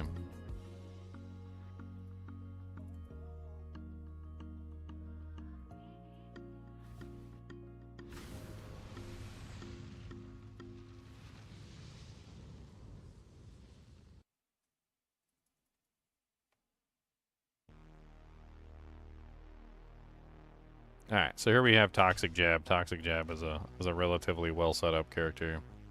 We might have to adjust this a little bit to actually make it function properly. Like, for instance, Venom can't be on the character. That's outright. They don't, like, if we have, actually, I think Venom is actually beneficial to the way that works, but we still don't want that messing up our calculations and the way that the ability functions. Trying to see if there's anything else that I have on that could potentially mess with the calculations. Doesn't really look like it. So this is not really a functional character, so all we need is enough strength to put on our gear and enough dex to put on our gear, and then we're going to dump everything into vitality, because it's not a functional character at all. We also don't really care about the damage of the poison, we only care about the duration of the poison, which is the most important thing. So in this particular case, we're going to basically put 20 points into Poison Javelin, which has a duration of 66 seconds, okay? 66 seconds is a really long time for a poison. And we're going to bring up a timer. Stopwatch. In fact, you know what? I think it's easier if I do this. I know you guys can't see it, but it's way easier for me to do on my phone than it is for me to do on the computer, because I've got to like hit the target, I've got to press the button, I've got to alt tab, I got to do a bunch of things, and it's just kind of a pain in the butt to do it like on something that's not like a separate source. It's a lot easier if I just have a stopwatch on my phone and do it this way. I know that kind of invalidates the testing a little bit because you guys can't see it, but I can at least hold the thing up for you and show you the stopwatch once it's finished. Alright, so we're going to be testing out really silly things, okay? We're just going to test out something very silly. All we're going to test out is, how long does the poison last on Diablo? That's the only question. So how long does the poison last on him? If it lasts for the appropriate amount of time, which is the overall duration of the poison, which is, according to this ability, is 66 seconds, then 66 seconds is correct. If it doesn't last 66 seconds, then we have to ask the question, why is it not lasting 66 seconds? What is the reason why it's not lasting 66 seconds? And then we have more interesting questions to ask at that point. Let's just go ahead and dump like a bunch of points in here. We can grab like a decoy, like a high-level decoy. We can't use Valkyrie though, because Valkyrie might have poison, which could interfere. We don't know if the Valkyrie has any poison that can interfere. So let's just we'll just max out those right there.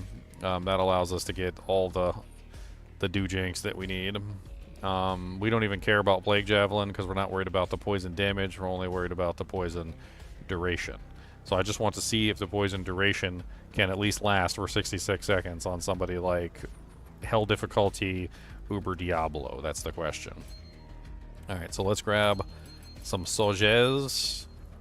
Let's buy a random crap piece of armor from the store that hopefully is halfway decent. 80 life. Gothic Plate of the Squid. That seems pretty good. Just get some extra HP maybe. Gothic Plate of the Squid it is. So, as far as I'm aware, the answer to that question is no. Monsters do not have a inherent way of reducing poison.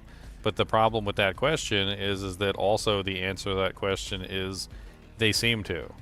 Despite the fact that they don't have poison length reduction, they seem to have poison length reduction, and I can't figure out what's going on. Like, monsters don't tend to, for some reason, like, actually have the amount of duration that is stated on the ability. Like, if we go fight Uber Diablo and I hit him with this poison, he should stay green for 66 seconds, or at the very least, very close to 66 seconds, maybe like 65 or 64. I give it a 2-second variance. But, like, if he's not green for 64 seconds at the very minimum, then something's going on in the background. Something's changing the way that the poison works. Something's clearing the poison off of the target. Or, like, any other number of things that are potentially happening. And I don't know what those potential things are. And that's what I'm hoping to find out right now. So let's just play with this for a little bit. This will help us out as we go through Hell Difficulty as well, because we'll have a better understanding of how the poison works, right? So, let's go ahead and sell one. We're going to use this as our test, right? So, first time. My phone is unfortunately dying. I was trying to let it charge for a little bit. I didn't realize it needed to be charged. I'm going to give it a couple seconds. It's at like 8%. At least I let it get to like 10 or 15. We can look some stuff up. So let's look some stuff up. So like Amazon basin poison.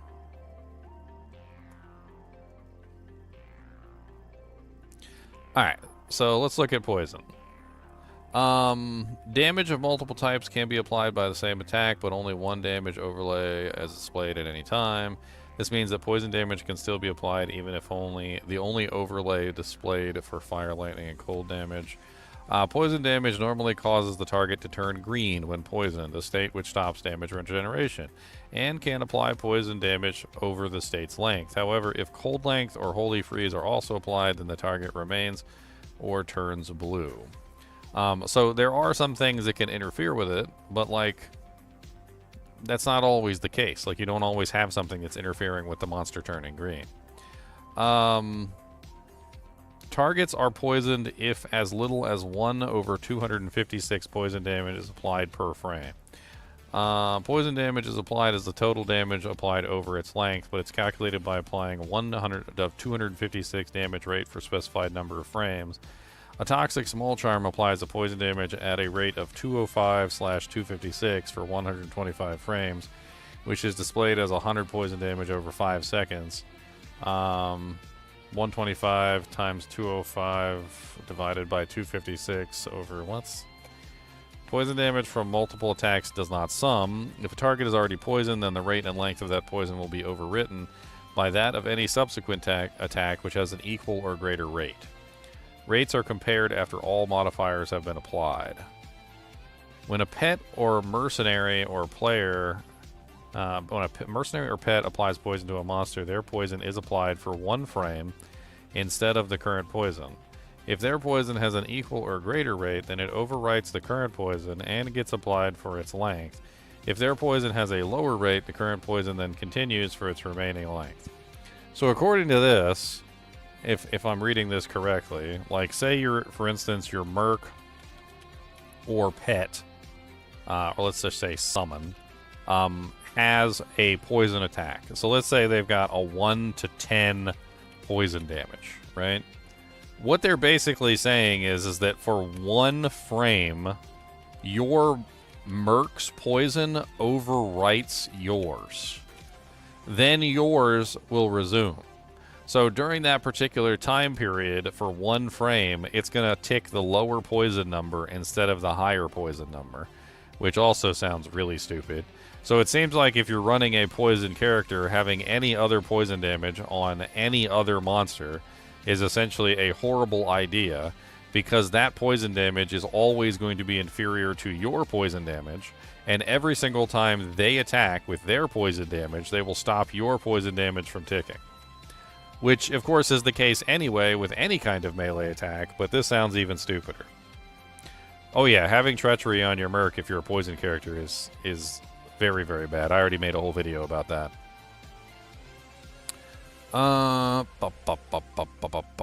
When the monster applies poison to a player, that's alright. Poison can kill monsters, mercenaries, and pets. There's not really a lot of really good information here. What's over 25% supply? Value is rounded down. Gems, jewels, and runes all count as separate items, even if they are socketed into a single item. Length is calculated differently when multiple items applying poison are used. Poison length equals the sum of all lengths. Blade Sentinel uses two-handed weapons, or Blade Fury using... apparently there's different doojanks for some of these.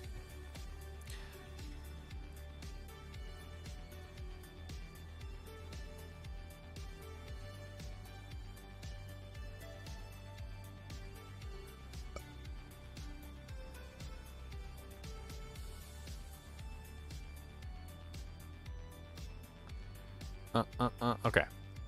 Hopefully I got enough battery on here. Let's go poke Diablo with this, and let's test it, shall we?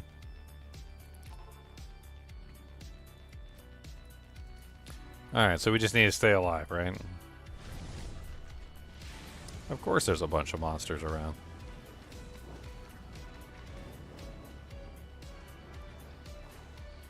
Slowest poison damage ever, dude. Dude.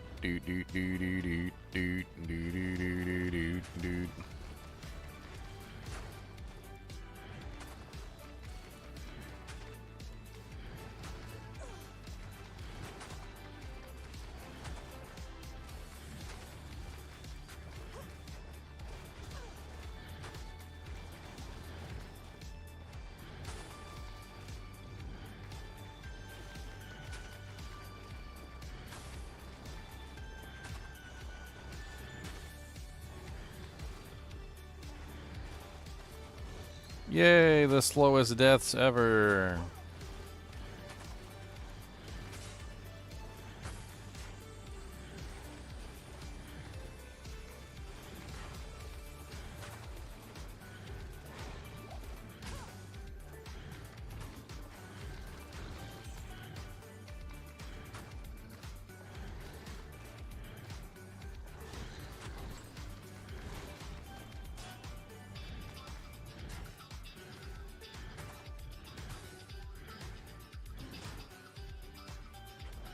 Come on and die already. Why are you taking longer than everybody else? Alright, Uber Diablo. I think I'm doing more physical damage hitting the target with the throw than I am doing the poison damage. I'm like fairly certain that it's higher physical damage than it is poison damage.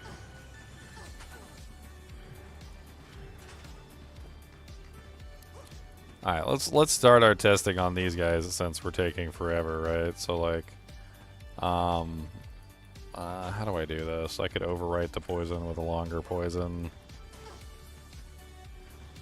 Maybe I could go back to town and come back and maybe they'll be unpoisoned.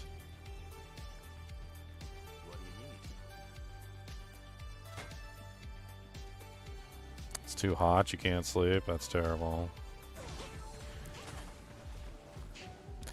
Alright, I am timing the poison on this boy over here, actually. I'm trying to get this girl poisoned, and like she just wouldn't poison, like no matter what.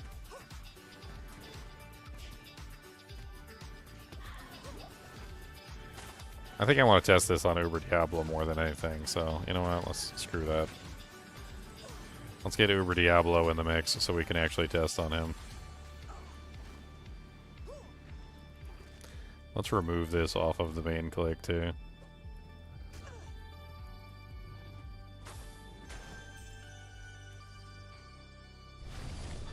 God, why are there so many monsters over here? Like half the time you spawn Uber Diablo here, there's not a single monster here. Except this time. This time there's like 7,875,465 monsters.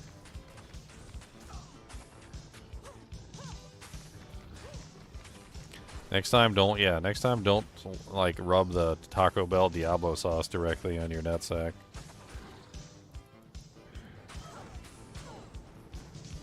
That is generally considered a poor idea. Dude, how many monsters are there here on, like, this one test? I'm half tempted to just restart it.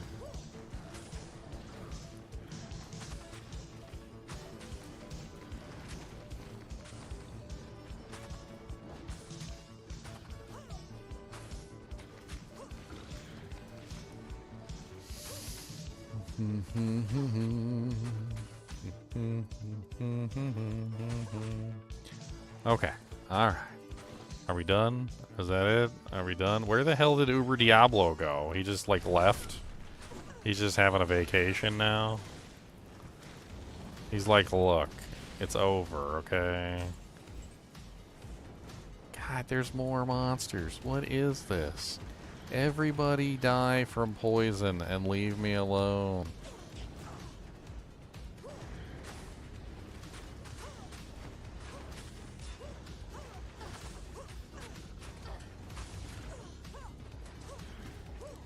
Why? Why are there so many monsters here? Why do they not have any fear? I destroyed Andariel and her stupid twin brother Duriel too, and then I murdered Hephaestus the armorer, and Mephisto too went down like a punk, and then I killed Diablo when he got wrecked, and these monsters don't care. There is no fear. And now I'm on the way to kill Bailey Yatson too, and they don't even care, not a single bit. Oh. Not even a little bit. Don't even care a little bit. Where is Diablo going? He's like running away from me. Can you come over here, buddy, and like actually fight me instead of like kiting me through all the monsters in the area? That'd be great.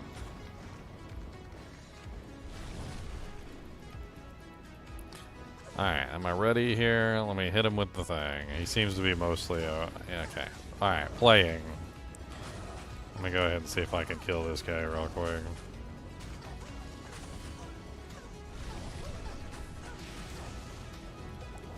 I got all the baby potions, guys. I've got the baby potions. Alright, so we're at 19 seconds, 20 seconds, 22 seconds, 24 seconds. He's still green, so I mean, there's that. 32, 34, 35. He still hasn't gone not green.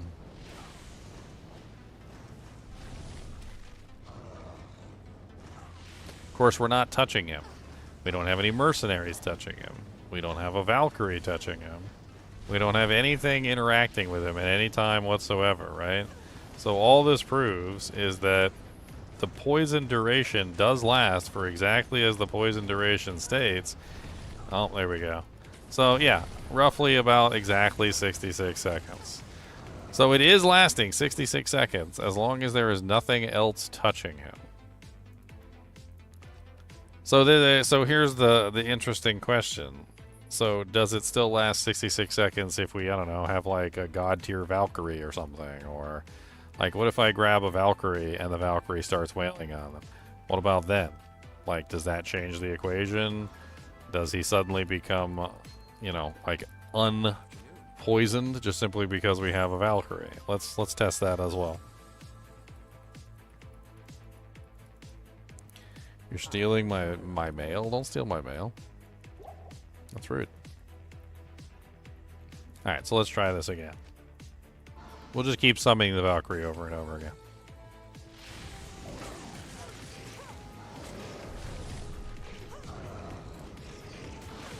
Of course, then he's not even attacking the, he's not even attacking the stupid thing that I need him to attack. Hold on, we gotta reset this. Let's kill all these monsters first. Hey, a fire shrine by Diablo. That was pretty lucky.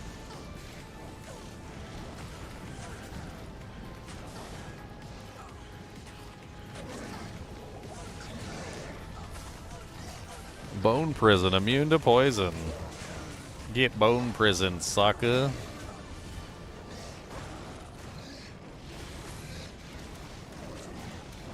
Get bone prison.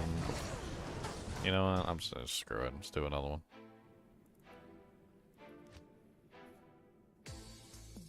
Does a swift kick in the nuts cure gonorrhea? Oh man, that's a good question. Should test that out. Can I help you?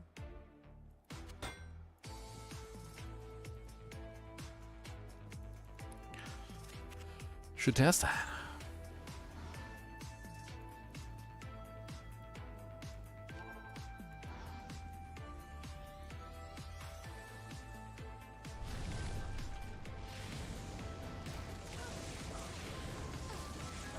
Alright, poisoned and Valkyrie is on the case. Let's see how long the poison lasts with the Valkyrie on the case. Now, the Valkyrie's, like, case.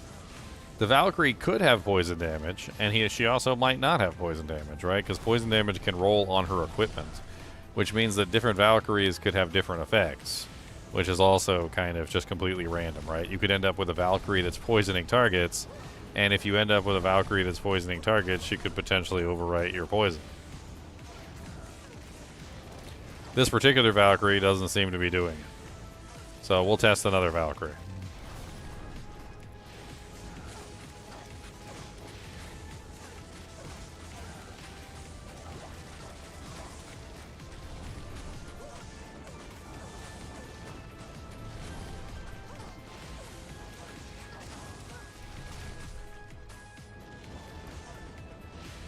And this one is lasting for precisely 66 seconds. So that was precisely 66 seconds.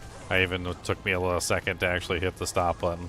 So it seems to me like if there's no interference, then the poison lasts for what it states.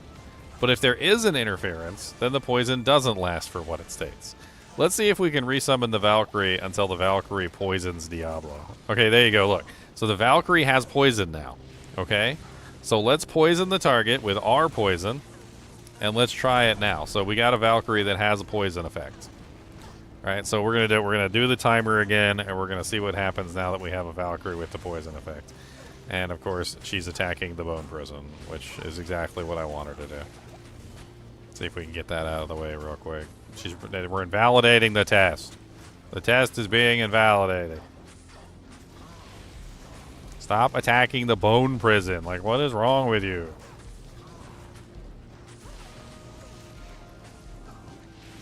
Why? Why is the Valkyrie, like, why? Why? Out of the big giant monster, what you thought was important was killing the bone prison. That was what you thought was important. Was to kill the bone prison. Let's kill the bone prison. That's the important thing.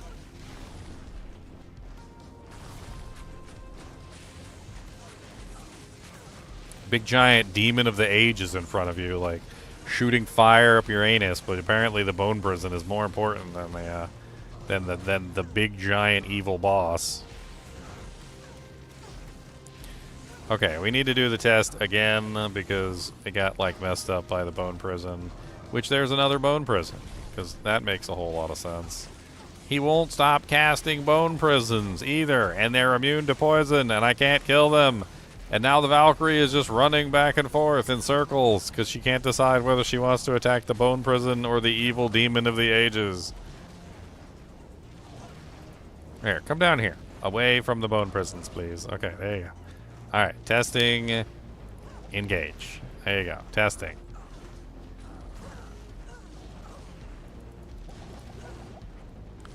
Testing. Testing. Of course, she can't hardly even hit Diablo. That's another problem. I probably should have put some points in penetrate so she can actually hit him.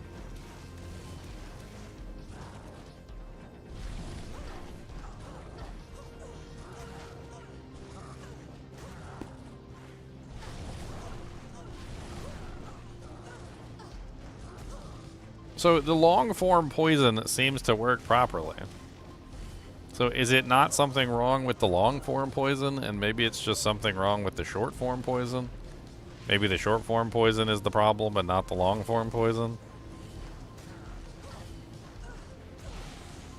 Because it doesn't seem like anything is interfering with the long form poisons as far as I can tell.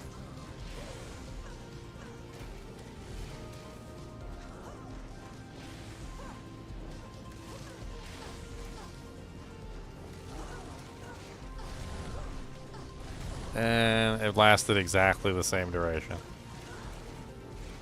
Exactly the same duration, no change. I am, however, noticing that poison disappears when the monster goes into a state. So, like, for instance, right here, I poison him with my effect. I go to town, and I come back, and he is sometimes no longer poisoned. At least he was before. Maybe I didn't go back to town for long enough for him to enter a standby state. So let's still run around the town for a little bit. I'll grab some potions and come back. And then, like, this is a 66-second poison, so he should still technically be poisoned when I come back. He's not poisoned. So I think one thing we can definitely say for certain is that the standby state seems to cause the poison to disappear. So if I poison him, so he's now poisoned with 66 seconds, then I go to town and I wait for a certain period of time. Like 1, 2, 3, 4, 5, 6, and then I go back.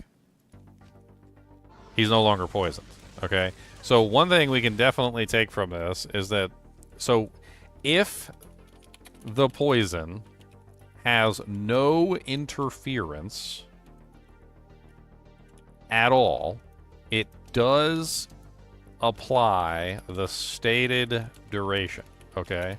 However, we can definitely say for certain that in this particular case, standby mode clears the poison, first off. So we can definitely say that standby mode clears the poison. Now, how does standby mode work? If you guys are unaware of this, monsters will actually go into standby mode. This is actually a real thing. So monsters will go into standby mode whenever you leave them their vicinity within a certain period. You can actually have monsters go into standby mode randomly. I've had this happen before on occasion. And it's one of the reasons why Prevent Monster Heal doesn't work very effectively on Uber Diablo if you go back to town. So a lot of people don't know this, is that Prevent Monster Heal does work on Uber Diablo, but if you go back to town for whatever reason, like for instance with the poison, so like if you've poisoned him or Prevent Monster Healed him, right? And then you go back to town, and you go buy potions or something, right? Or you go like to your stash real quick to grab like a life tap wand or something, and then you come back, Prevent Monster Heal will not be on the target anymore. And in this particular case, we found out that the poison is also not on the target anymore. So we do know for a fact that standby mode is clearing the poison. So maybe this is actually what's happening. So maybe what's happening is the game is running some sort of check where it's clearing all the effects off the monster during a specific time period after a certain delay, and it's just clearing the poison off the target after like X amount of time for whatever reason. Like maybe you ran too far away, or maybe you went back to town and came back, or 100 other reasons why it could potentially be clearing the poison in that particular regard. Another thing is that you could have somebody hitting the target with a higher damage poison with a shorter duration, which is totally possible. Like, for instance, I know for a fact that Venom has the ability to clear poison. So in this particular case, let's go ahead and grab Venom. And I'm going to go ahead and hit him a couple times. And let's see if we can cause the poison to disappear by activating Venom.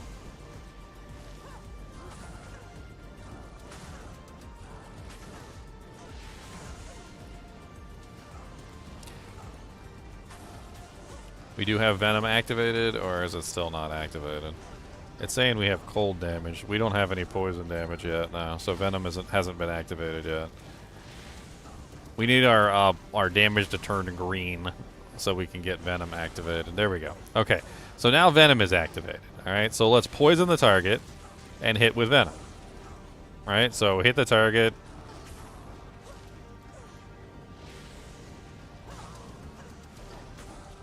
And he's no longer poisoned.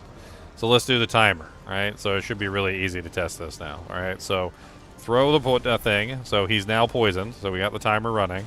Now we're going to attack him with Venom. And in 4 seconds, the poison's gone, right? So we can verify for 100% certainty that Venom is clearing the poison. So Venom is clearing the poison, right? So now we have 2 verified things that are happening. So number 1, standby mode is clearing the poison from the target. Number 2, Venom is clearing the poison from the target, and this is because Venom has a higher tick rate. And I'm assuming also that if I just had like a random poison damage that wasn't higher, that was a higher tick rate than what I was using, that it was also clear the poison, right? So in this particular case, we could be utilizing something like poison charms or something of that nature. And as long as the tick rate is higher than my poison javelin, well then it's going to be higher. So like, let's look at the tick rate. So my poison javelin's current tick rate is what, 8,817 plus 8,146, right? So let's add those together. We get 16,000 divided by 2. It gives us 8,481. And then we divide that by 11.2 seconds, which gives us our per second value, which is 757 damage per second. And then we divide that by what, 256 to get our bit rate? Or is it 50? I think it's, actually, I'm not sure if that's 256 to get our bit rate, but I guess it wouldn't matter anyway, right? So we have like a bit rate damage of 2.95 with that particular ability. All right, so anything with a higher bit rate than what we're currently using would override it. All right, so let's test that as well. So I'm sure we could find something. We could just take some Tal runes and put it in an item and probably come up with a higher bit rate, right? Like it doesn't necessarily have to be anything super crazy. Trying to think here.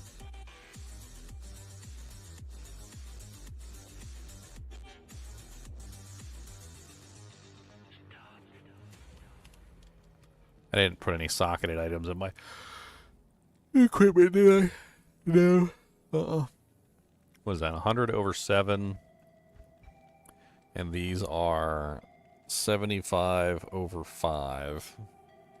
100 over 7 is better than 75 over 5, right? Right. 75 divided by 5 gives us a total damage of 15 per second. 100 divided by 7 is a total of 14.28 per second. So no, the Tal runes actually win in that particular case. Let me see if I can find a socketed item real quick so we can test this with.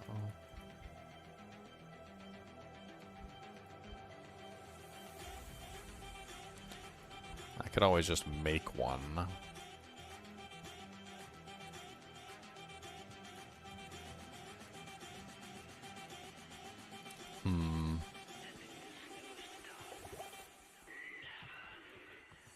Tomax and Immigrant? Oh no. That's terrible.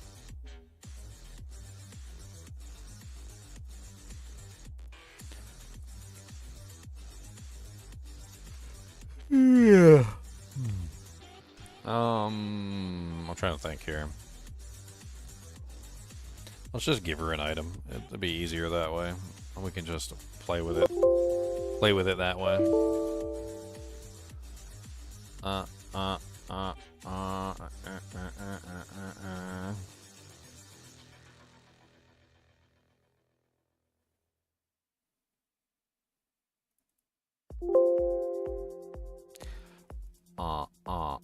uh. With your way, come on down, it's today, with your way, need to give her some more Soges, otherwise she won't be able to spawn Diablo.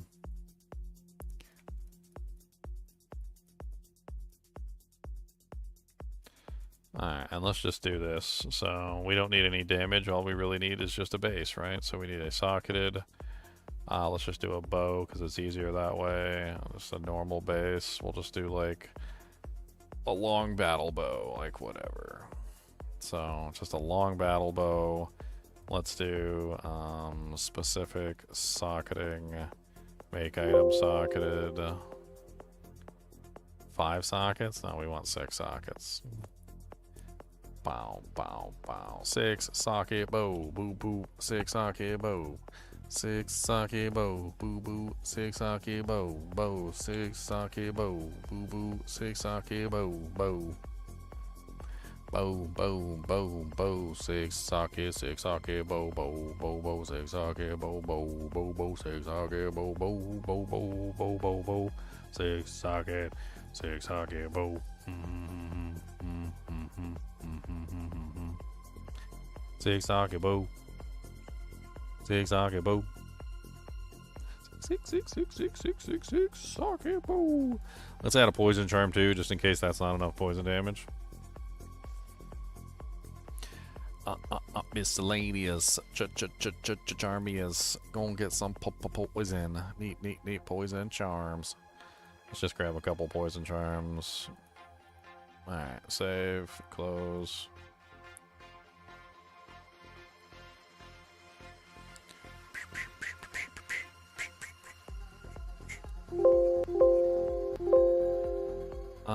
Why you got to do this to me? Making all them horrible sounds and I don't really like it. Pressing all them buttons. Alright, copy. Pasted it. Alright, replace file. There we go. Boot the game back up. Boot it up. Boot it up. Boot it up. Boot it up. Boot it up. Boot it up. Boot it up. Boot it up. Alright, so let's play with this. I just want to see like if a small crappy poison can override a longer poison. We've already tested several things so far, so we've gotten some pretty good answers, but like we need more. I need more answers. More. Give me all the answers. Give me all the answers. Give me all the answers. Give me all the answers.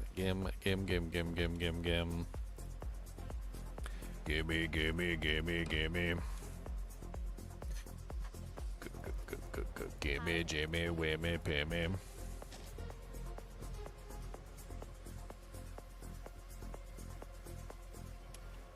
Alright, so we need a strength and dex.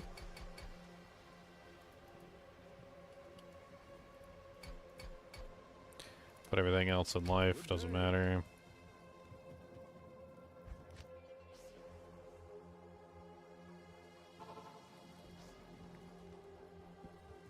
Alright, repair. Let's go ahead and we got 451 poison damage over 5 seconds. Let's see if that's enough. So is that enough to completely overwrite Plague Javelin, which has a poison damage of 8,817 over 66 seconds? Now, we can very easily figure this out. So, like, let's do a small equation here. So we're going to take this, and we're going to go 8,817. We're going to divide that by 66 seconds. That's going to get our per second value. We're going to multiply that by 6. It's 6, right? Oh, no, it's 5. Okay, so 5, which gets us 667 damage per second. This bow does 451, so we probably need a tiny bit more. So each one of these is 290 over 10, which, again, let's do some more calculations. So 290 divided by 10 is 29. So if we add that to 133, or not 133,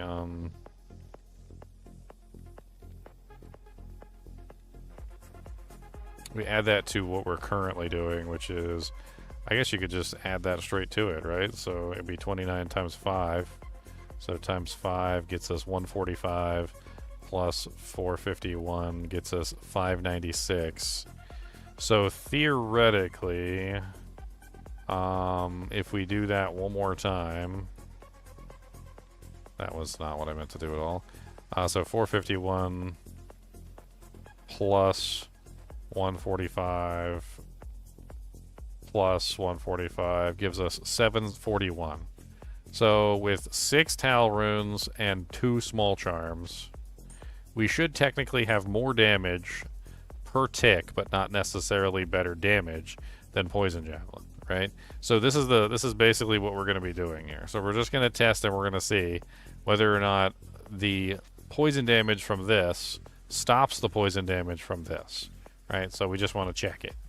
And then we know whether all of the things can interfere with all of the things, which is exactly what we're kind of trying to figure out. We're trying to figure out why the duration of poison never seems to last as long as it seems, as long as it says, right?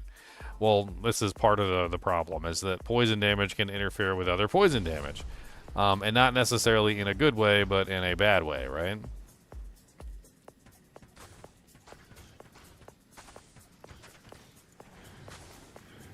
So here we have some monsters we don't even have Uber Diablo, right? So let's try attacking these targets. And the poison's gone almost immediately. Now here's the interesting thing, right? We currently have a 451 over 5 seconds. All right, no, I probably procced Venom, didn't I? I did proc Venom. Hold on, we gotta redo the test entirely. I procced Venom, hold on. Don't even let's miscompute, decompute. We gotta take Venom. We gotta take that off. Venom interferes all the time. That's one of the reasons why I made a video literally called Venom Sucks. And in the video, I go over just how bad Venom is and why Venom is so bad when it comes to any kind of poison build and interfering with poison damage of like all shapes and sizes. And yeah, there you go. There's one right there. Okay, let's just grab a faster recovery plate. It doesn't matter. All right, let's do that test one more time with less Venom action.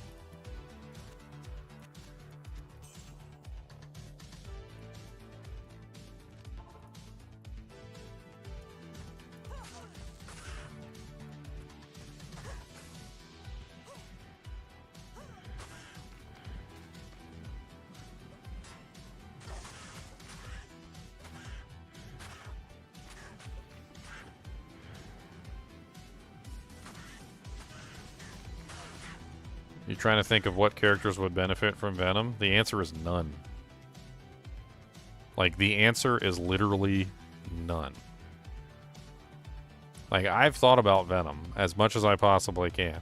I've thought about how Venom works, what it does, whether or not it would be a good ability, and honestly, the answer that I always come to the conclusion of is that Venom is not a good ability. Like, it never has been a good ability. It is not better than other options. And the only time that Venom actually works out in your favor is if you don't care about poison damage at all, and you're using it as an in addendum, essentially. Like, it has no other purpose other than just to be an in addendum.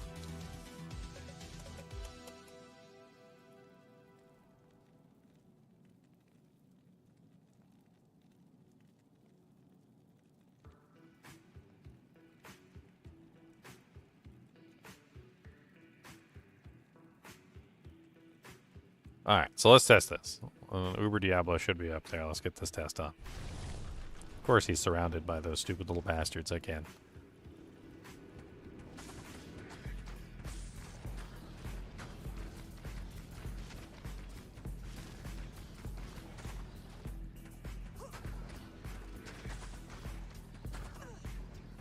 I mean, even if that was the case, Agent H. So let's assume that that's the case, alright?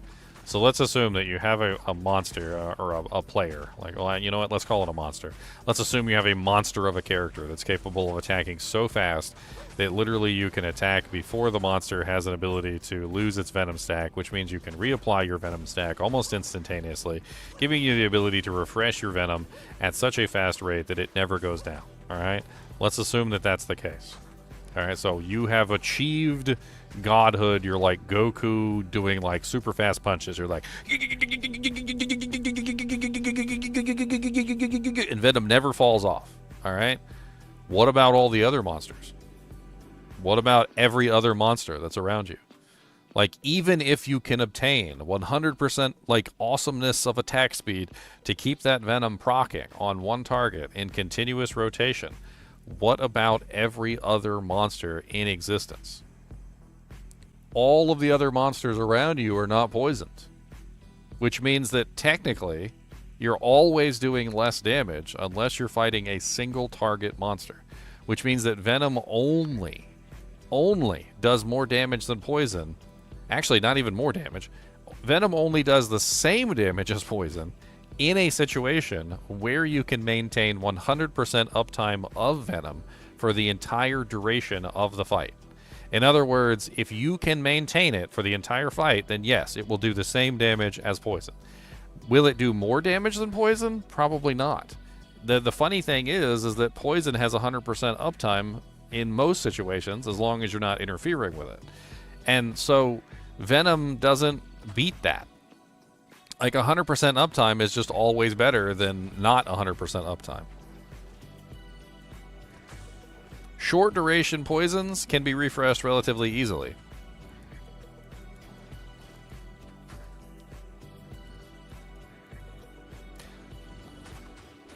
Get this guy out of the way.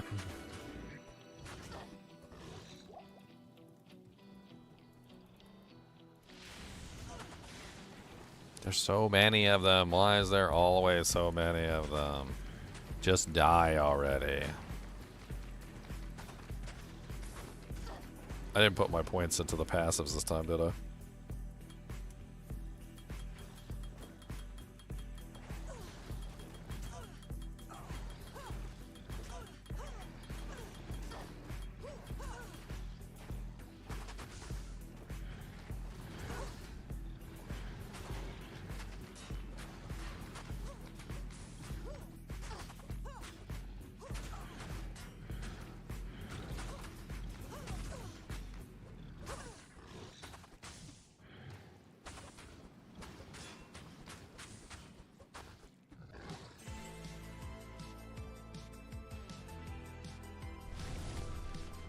Boom, boom, boom, boom, boom, boom, boom. Come on down here, Diablo. I don't want to play with you up there. Come on down. We don't want to play with you in the place with all the poison, the immunes. Come on down and we can have some fun. If you come down over here, baby hun, I'm gonna give you some of this poison. Yeah, you gonna get a little bit of the poison. I need you to come down here so I don't have to worry about all your beers. Why is he being so shy? Like, he's normally never this shy. Like, he's always, like, up in my face trying to punch the crap out of me, like, every 5 seconds. Like, he's literally just literally punching me in the eye, like, constantly. Like, he's super duper aggressive normally. And, like, today he's been, like, the exact opposite of super duper aggressive. Alright, let's just go ahead and poison him, switch over to the bow. We're going to fire off some shots and see if the poison dissipates.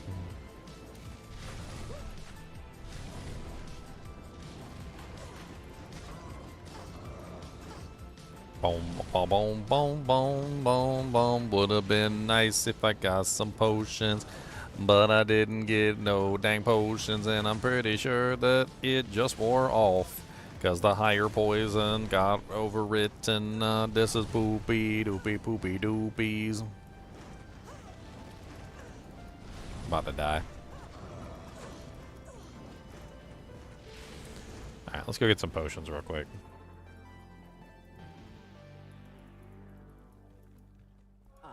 Boom, boom, boom, boom, boom, boom, boom, boom, boom, boom, boom, boom, boom, boom, boom, boom, boom. Oh, thank you for the follow.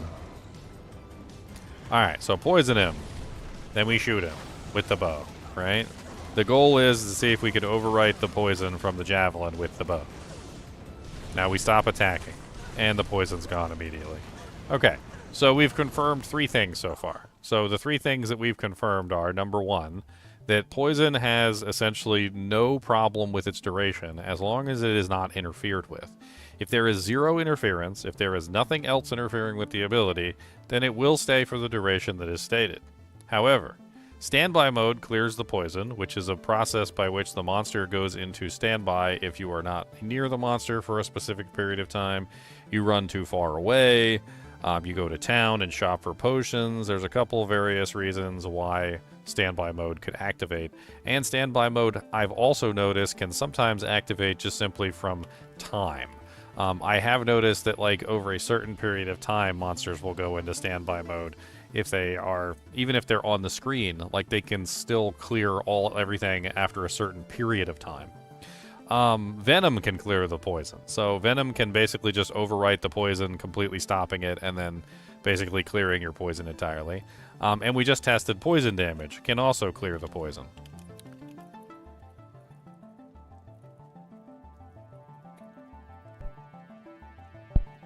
Alright, so I want to test something else. I just want to test the mercenary. Do I even have a mercenary on this character? It doesn't look like I do. Having a mercenary that actually survives would be kind of difficult. I'd probably have to edit in some specific gear for the mercenary. Let's do that. Let's edit in some very specific gear for the mercenary. So let's do one more final edit here.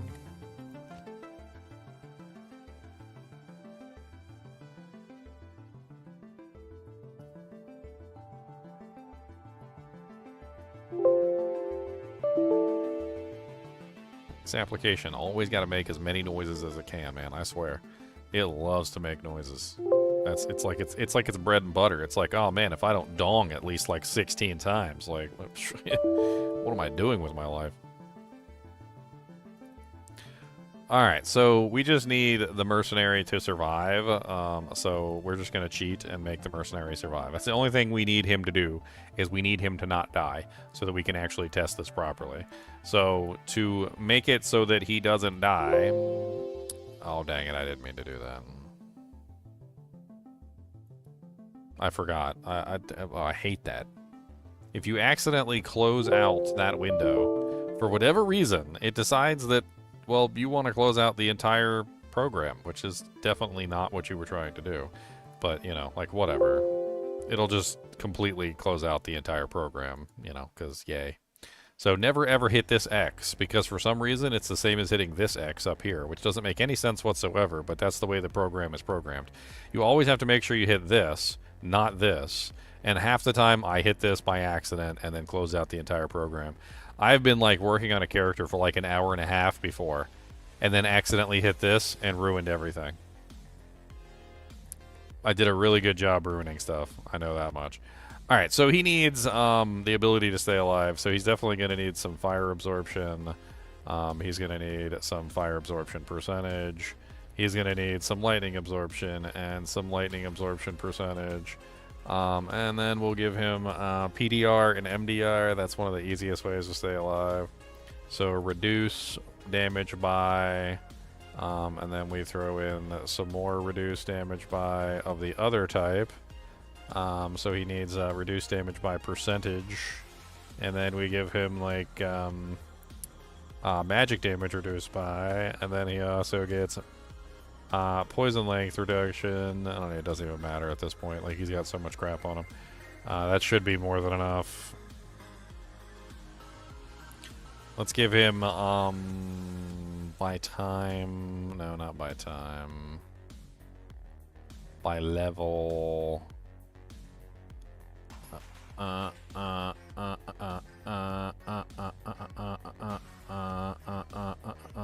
He needs HP. Where's the HP at? Life percentage. There we go. Life percentage, that's what we're looking at. And then he also needs just flat life. Alright, save modified item, close. That should be more than enough. Let's just give him a freaking ridiculous weapon for no reason. So we're gonna give him something crazy like Runeword, weapon. We'll give him like a Breath of the Dying. Oh, I don't have a dim blade. There you go. A Breath of the Dying dim blade. Is it ethereal? It's ethereal. Good. Okay, done. Dang it. We didn't even copy him over yet. Get out of here. Boom, boom, boom, boom, boom, boom. Boom, boom, boom, boom, boom, boom, boom, boom, boom, boom, boom. Yo mama is a hoe. I tellin', yo. I don't know why your mama's such a dirty hoe. The worst kind of hoe, too. A dirty hoe.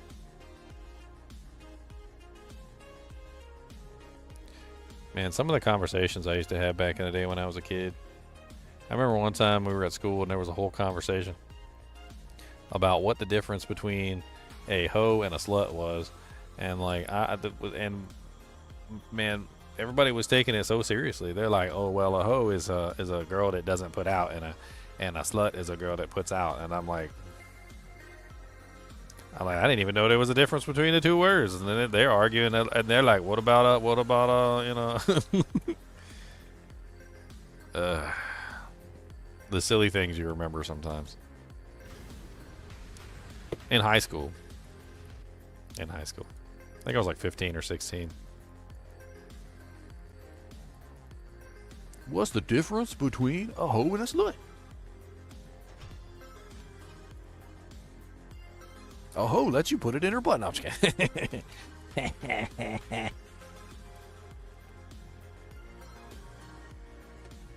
Okay. Alright, so now we're set for the Merc testing. Okay, so we have the Merc testing gear.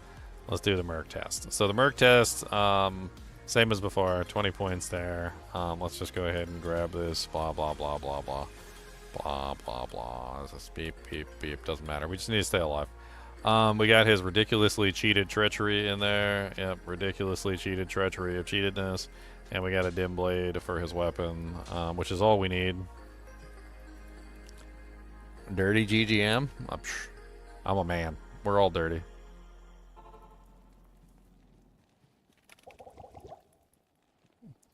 If you ever meet a man and he's not dirty, I don't know what to tell you. I don't think he's a man. I don't know what he is, but he's not a man. I'll put that to good use.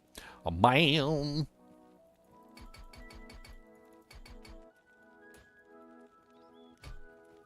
I think what you got there is an alien. Alright, so here we go. We need to test Uber Diablo with a Venom Mercenary. Will the Venom Mercenary overwrite my ability? So, Merc. Can Merc overwrite my poison? Right? So this is another question. So let's do it. Let's do the test. Say the line, Pikachu, or else you get the hose again.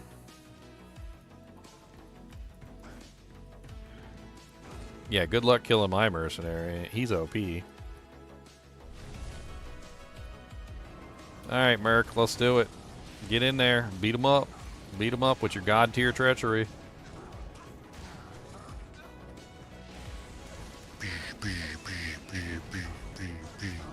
Will my poison stay intact? I don't know. Will my poison stay intact? Will my poison stay intact? I don't know. Will my poison stay intact? It looks like it's staying intact. My mercenary seems to have venom procced, so he seems to have the venom proc. Wait, poison just ran out. Did it take him a while to proc the venom? Is that what it was? Yeah, it looks like it took him a while to proc the venom. That's what it was. So as soon as he was able to proc the venom, he immediately overwrote my poison and killed it. So now we have answer number 4. So the answer is that yes, your mercenary can overwrite your poison as well. So we're starting to get a picture here. The picture is that number 1, standby mode clears poison. Number 2, venom can clear poison. Number 3, poison damage of other types can clear your poison by applying a shorter duration poison, which clears your poison by basically we're just removing the poison entirely, right? So if there's a 66-second poison on the target and you hit the target with a 5-second poison, it will completely overwrite the 66, clear out the 66 poison, apply the poison for 5 seconds, and then remove itself after 5 seconds. So completely clearing the poison. We've also tested whether the mercenary can do it. The mercenary can definitely do it, 100%. This also means that the Valkyrie can most likely do it too.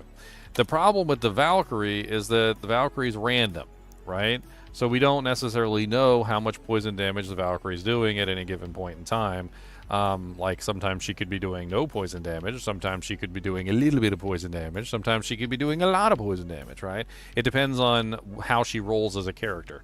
So my assumption with the Valkyrie is that we can't really test this because due to the nature of the randomization of the Valkyrie's equipment, there's no way to test it.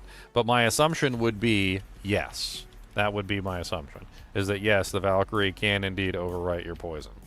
We also found out that poison, no matter what, overwrites at least 1 frame if the poison is not higher than yours. So, for instance, let's say you're in a situation where you have a mercenary with a treachery on, right? Well, the problem is that venom, no matter what, is still going to overwrite at least 1 tick of your poison, right? So let's say, for instance, you're a fully featured version of this character, right? And you actually have your full points in this. And so you're dishing out, what is this, 22,000...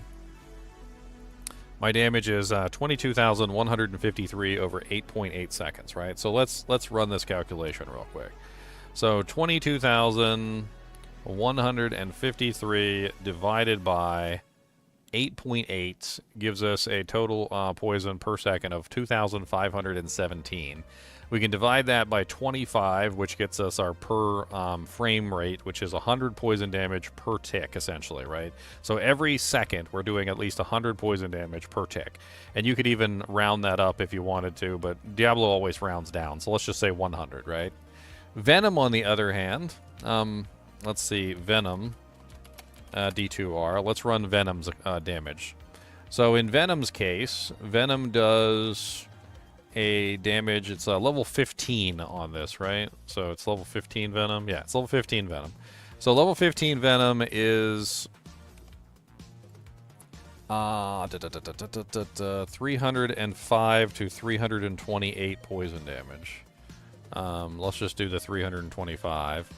And this is over 0.3 seconds, or 0.4 seconds, so this is divided by 4. Which means that Venom is only doing 81.25 damage per second, okay? So in this particular case, it shouldn't technically overwrite our poison, because our tick rate should technically be higher than Venom's, right?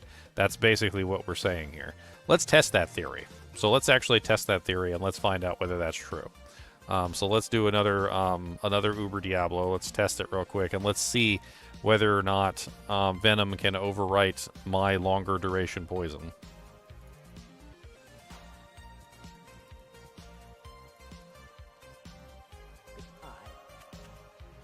Let's go ahead and get some potions, because we're going to need it. Let's go ahead and put Treachery back on, too. It doesn't even matter, so let's... Alright, it already is on. Okay, good. Alright, so we're going to go ahead and repair.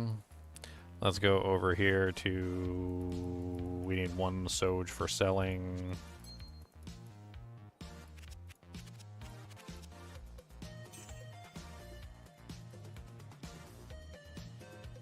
I wonder about the other one. The longer one probably would be easier to test, but... It's a lot less tick rate, which I'm pretty sure Venom can overwrite that. Venom 100% can overwrite that. Like, I don't even think that's close. Because it's 29,000 over 66 seconds, which means it's probably an absolutely horrible amount. So, like, 29,000 divided by 66 is 439, divided by 25 is 17. So venom is 100% higher. It's way higher than the tick rate of the 66-second poison. So we have to use Plague Javelin if we want to test this properly. Okay, so let's go ahead and let him get in there and get his Venom proc. So we need to see his damage turn green. I need to get my Venom proc too. Okay, so he's got his, I've got mine. Alright, so let's poison him with the higher poison. 1 1000, 2 1000, 3 1000, 4 1000, 5 1000, 6 1000, 7 1000, 8 1000. Should be gone. Okay, so again. Unfortunately, this one has a pervasive cloud that stays in the area for a long period of time.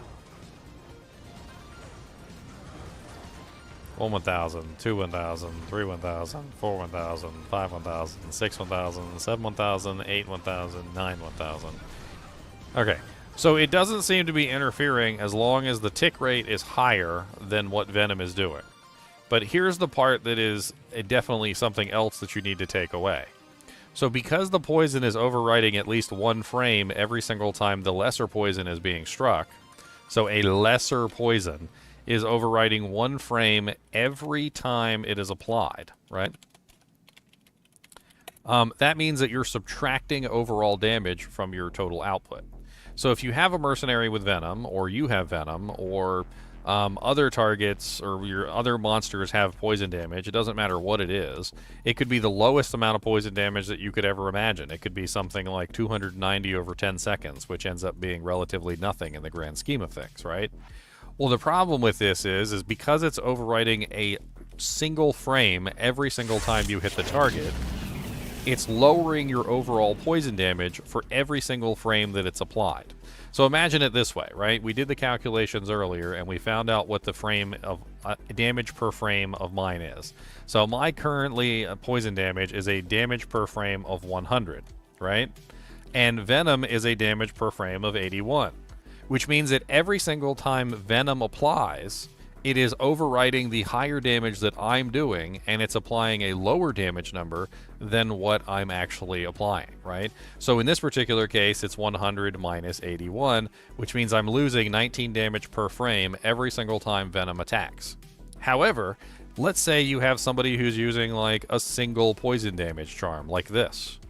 This is actually a pretty good poison damage charm. That's 290 over 10 seconds. And 290 over 10 seconds is something that you would really want, like on a melee character, right? Because it's just poison damage that can be applied for anti-regeneration purposes. It's not actually there to do damage, it's just there for anti-regen. Well, if you take 290 and you divide 290 by 10, and then you divide that by 25, you get a damage per tick of 1.16. So that means that every single time somebody applies their poison damage through this charm, you would be technically losing 98 point, what is that, 84? So 98.84 of your tick damage would be gone every single time somebody hits with this, right?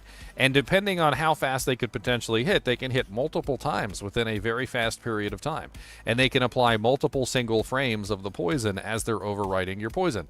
So in other words, like, poison, when it's completely uninterfered with, like if you just throw a javelin or throw a bow or shoot a bow or hit the target one time, right? It'll just tick and it'll do its thing.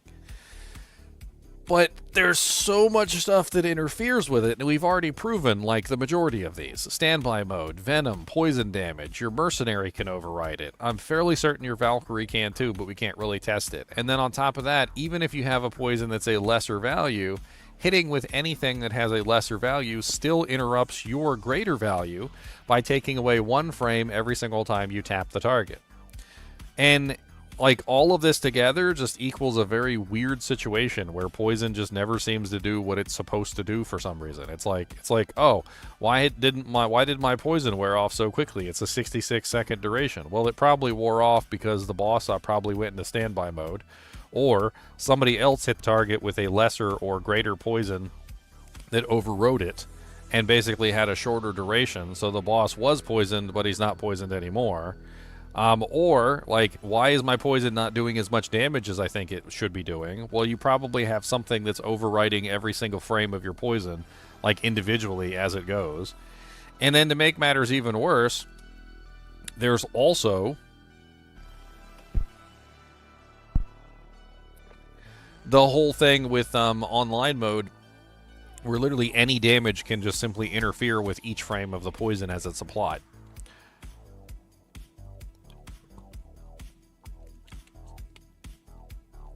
So we tested this a while back, and what we tested basically was that, like, every single hit has a chance, basically can interfere with poison, and stop the poison for 7 frames. This is on the Amazon Basin website. Like, it's actually written there. You can see it. So if you go up and you look at it, it says, this is actually what we discovered, me and Skulm. It says, in online mode, LOD and D2R expansion, classic LD and NLD, any damage from other source stops poison damage for an additional 7 frames after taking damage. Builds relying on poison damage should refrain from utilizing other damage sources, such as raised skeleton. This mechanic also is applied to damage regeneration. So basically, like in this particular case, when you're talking about the mechanic of how regeneration actually functions, it stops basically the poison from actually doing anything for 7 frames when you hit the target. So we have another way that poison is essentially interfered with, right? So we'll just paste that into the little notepad here. And all of it adds up to poison just getting interfered with by everything and anything that's going on at any given time. That's one of the main issues. Like, do you want poison? Well, yeah, sure. Well, then you can't do anything else, basically. Like, you just can't do anything else. Can't use venom, can't hit the target, can't have anything else hit the target, can't have a Valkyrie hit the target, can't have, like, any monster basically do anything, because for 7 frames the monster will take no damage. If you're trying to stop regeneration, well, as soon as you hit the target, like, that also causes problems. So, like, regeneration basically doesn't stop properly, like, with poison, because it stops the poison for 7 frames. And because the poison is stopped for 7 frames, then the regeneration problem comes back into play. So the monster can regenerate for 7 frames because you're wailing on him. This is good testing. I feel like I learned a lot here. I learned a lot of stuff. We're gonna delete this character though, because he's clogging up my she's clogging up my my challenge here.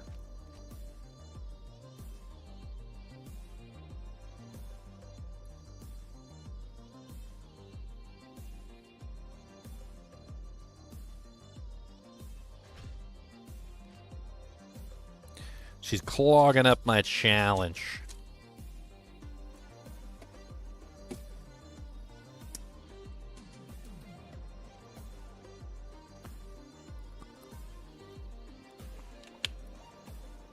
Alright, back to the challenge. We just started Act 5. Let's go. We need to get to Worldstone Keep. That's our goal. Once we're in Worldstone Keep, we can start farming for the items that we need to actually make this character function.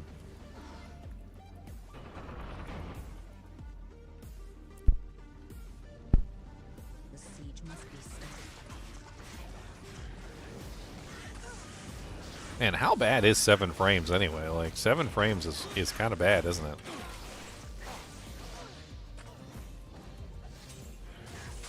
How many times does 7 go into 25? Somebody do that for me real quick, so I don't have to stop and bring out my calculator again. I need the exact number, too, all the way down to the decimal point. Because I know it's not an even... I don't think it's an even division.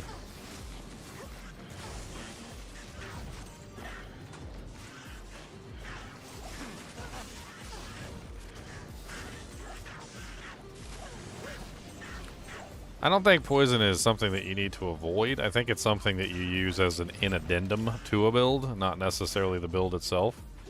I do have some fun builds, though. I do have some fun builds. 3.5 attacks per second. So to completely wipe poison out from the map, where literally poison does no damage whatsoever, all you have to do is 3.5 one attack, 3.57. Let's just round it up to 3.58. So 3.58 attacks per second. That's that's ridiculously easy. Zeal Paladins and Fury Druids and all sorts of other things can easily exceed 3.58 attacks per second.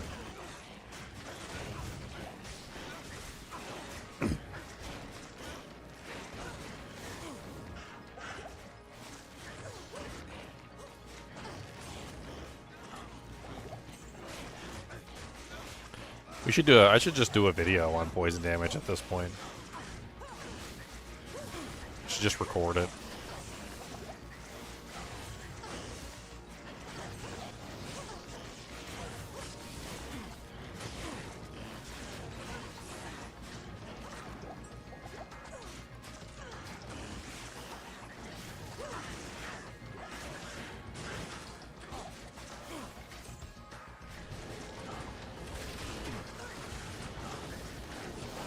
Ow.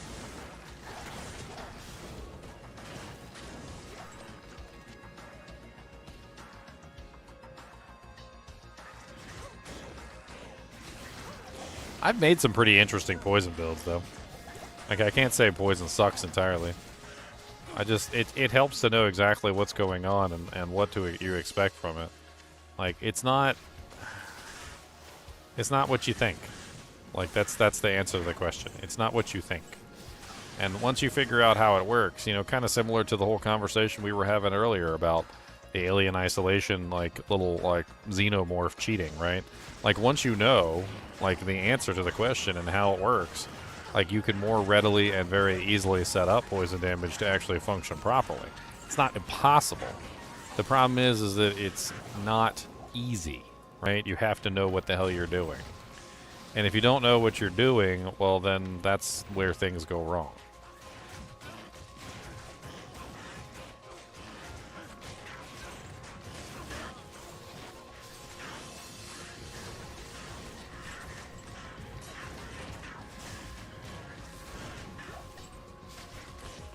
I mean, I wouldn't say that. Like, poison builds work in parties because poison builds can do more damage than any single person can ever do. So think about it like this, right? If I'm in a party with a group of people and everybody's trying to kill something, and I'm sitting in the back and I'm doing my best to poison targets, if I can poison all of the targets at a very fast rate, I can basically just prevent you from overriding my poisons by continually reapplying my poisons on the target. Poison builds also generally just tend to be better on, like, characters that can apply poison over large areas versus a target like somebody that can only apply poison in one place, right? So if you can apply your poison to the entire room, then you can have everything ticking at the same time. And it's very difficult for a group of people to interfere if you're applying poison to the entire room, right? The only time that it really starts to come into play, the whole, like, negatives and, like, overwriting your poison damage and all that other stuff, is that, well, that's the point at which you're fighting only one monster, right? And if you're only fighting one monster, well, then, yeah, you're basically going to do nothing. There is a point at which, like, in a group with, like, 8 people all wailing on a monster, poison damage actually has a negative effect. Also, interestingly enough, I came across several occasions where adding poison damage into a build actually decreased the overall kill speed of the monster instead of increasing it, which was also really weird. I don't know why this is the case, but it is.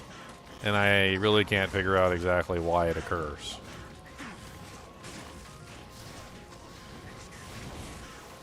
What would I change about poison damage? I mean, first off, it needs to function separately from physical damage, obviously. I mean, open wounds does. Like, a lot of people don't know this, but open wounds functions very similarly to poison damage. But open wounds functions in its own, like, separate window, essentially. Like, and it doesn't require, like, any other interactions. So, when it comes to open wounds is literally just a better form of poison. It's exactly the same as poison in almost every way, except it doesn't have any of the negative, like, downsides to poison.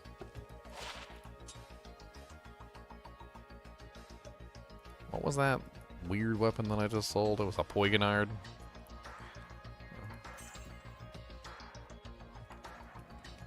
it needs to function separately. Like, it doesn't function separately right now, but it needs to function separately. On top of that, like, they need to sort out the whole, like, tick rate thing.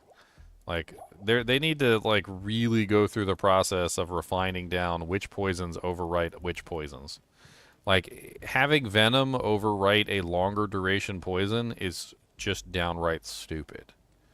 Like, take, for instance, my ability right now, which does 6,898 damage over 7 seconds, right?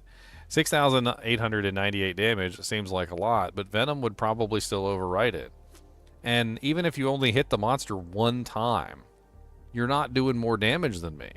Like, Venom does an average damage of, 325 damage over zero point 0.4 seconds, which means that to hit the same damage that I'm doing, you would have to go 25 divided by 4 is 6.25 times 325, which is 2,031 per second, times a total number of seconds of 7 to get around 14,000 damage. So let's back up a little bit here, and we have what, 2,031 per second, right?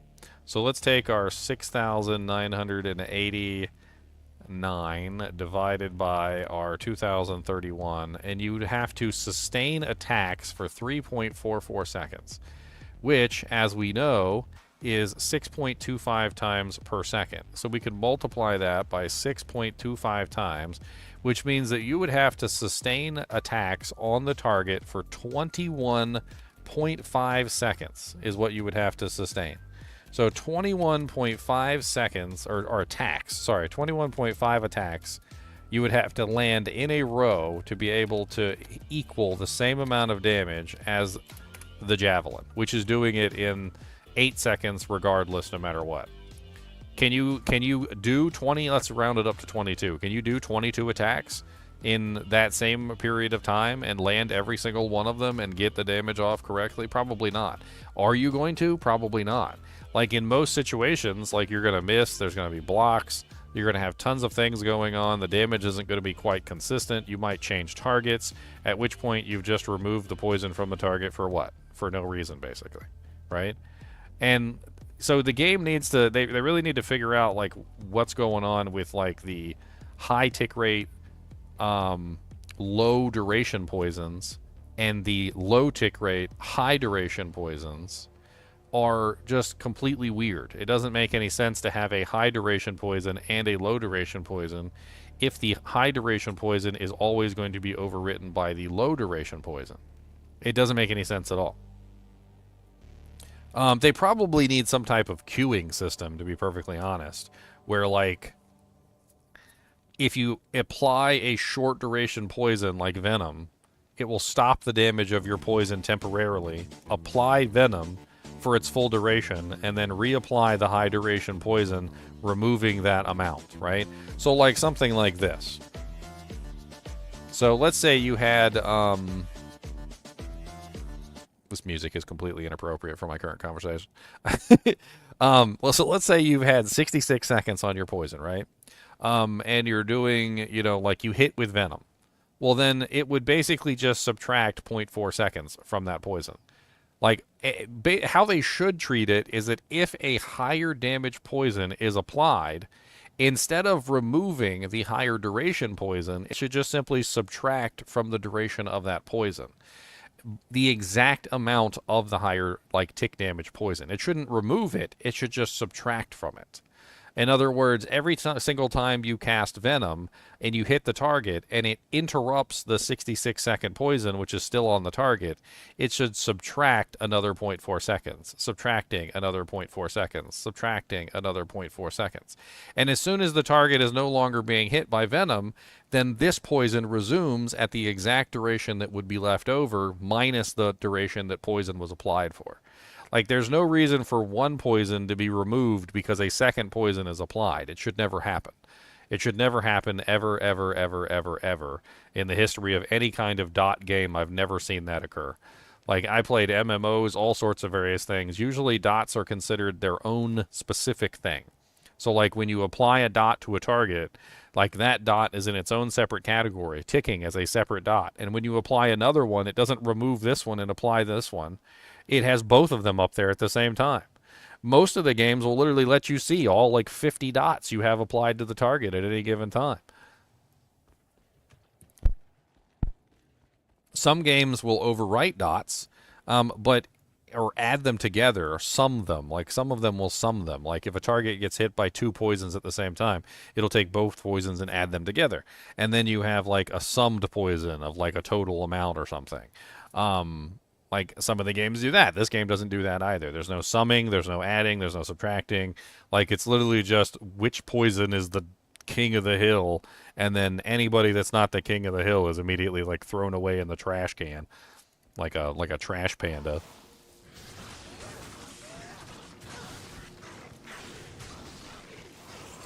Maybe I could do a whole video and we'll talk. That sounds like a fun thing. We'll do like fixing poison. I'll do like a fixing poison video. We need to think about like how we want to approach fixing poison first, then to come up with some good solutions.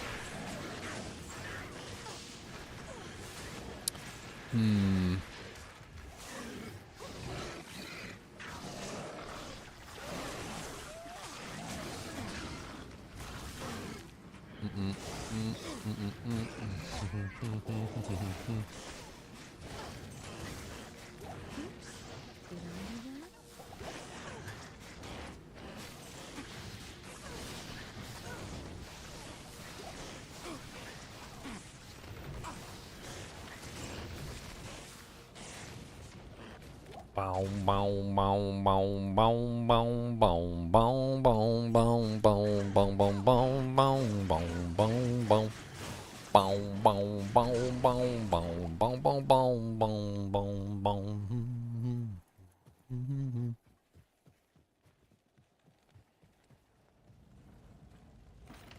I feel like that might actually be the answer as to why they did it that way, Elemis. It's probably a computing issue. They probably were worried about like multiple dots being on the target at the same time, causing like the computers to go crazy trying to calculate all the different damage dots and all the different instances all at the same time. And they probably programmed it that way with overwriting dots so that only one dot would be active at any given time, because they didn't want the computer system to be like completely bogged down with like 1,000 million different types of like poisons all hitting the target at various times and all having to calculate their own respective dot damages.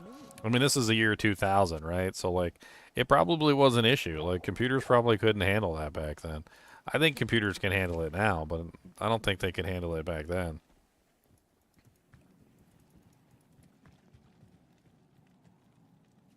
Oh, the Vipers were applying physical damage. That was the thing with them. They were applying physical damage instead of poison damage. Or actually, was it in combination with poison damage? I think it was in combination with poison damage.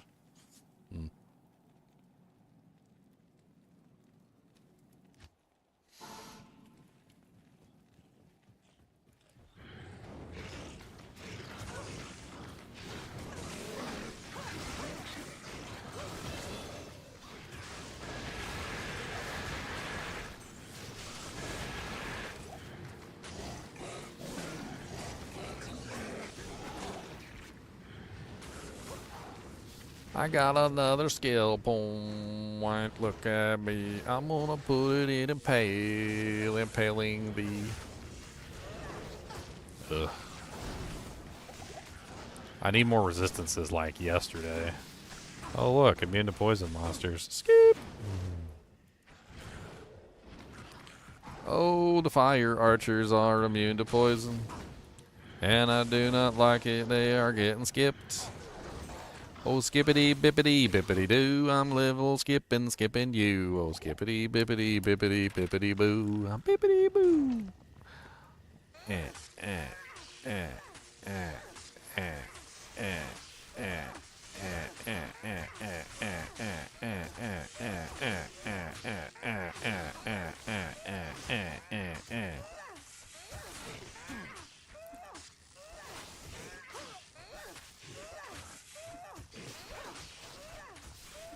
Oh, poison used to be broken back in D2 Classic. You kidding me? You guys don't remember poison being absolutely broken in D2 Classic? Poison was like, that was the way.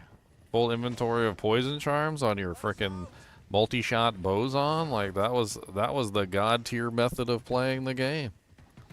I can't remember very many Amazons that didn't have like a full inventory of poison charms, like running into the cow level, just firing off multi-shots in multiple directions and then just laughing as everything died.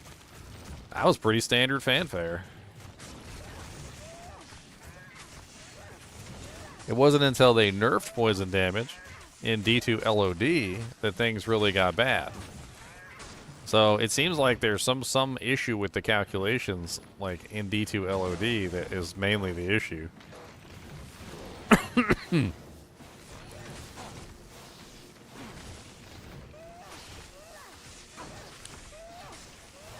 Whoa, whoa, whoa, gotta break down the door, gonna take 10 years. Boop, boop, boop.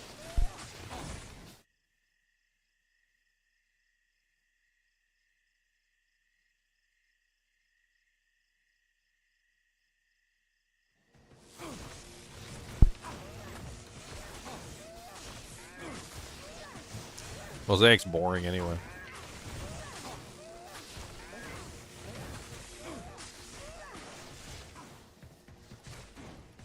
I played it, did it, boring. It's boring, it's boring. Moving on. Frigid Highlands, Frigid Highlands.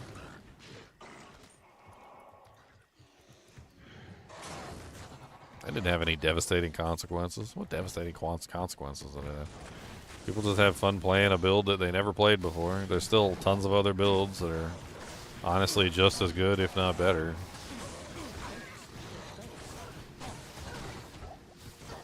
Freaking my Dragon Tail Assassin like completely blows away Mosaic. And that one doesn't even require a Mosaic, which is hilarious. The fact of the matter is Assassin is just busted. Like, it always was, and that's probably why they had so much trouble balancing it. Like, for years, Assassins sat in mediocrity, but the reason why they were in mediocrity, I think, was honestly because they had trouble and problems actually balancing that class out.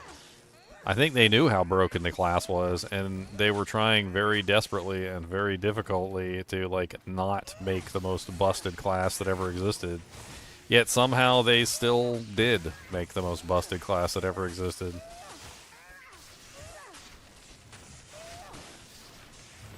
Oh, there's very little, like, effect on the GPU, Agent Smith.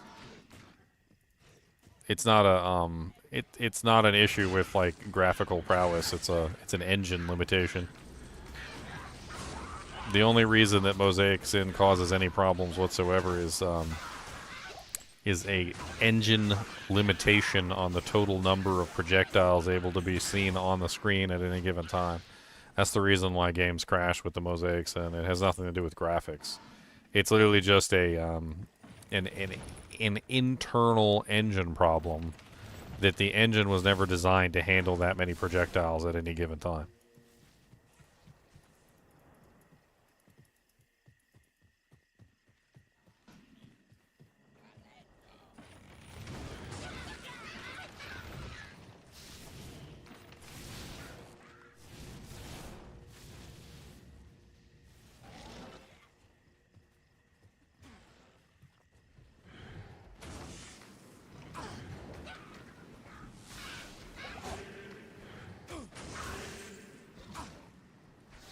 Can you stop trying to melee Thresh Socket? Like, bruh, you're a freaking mage. I don't care if you've got a sword and a shield, okay?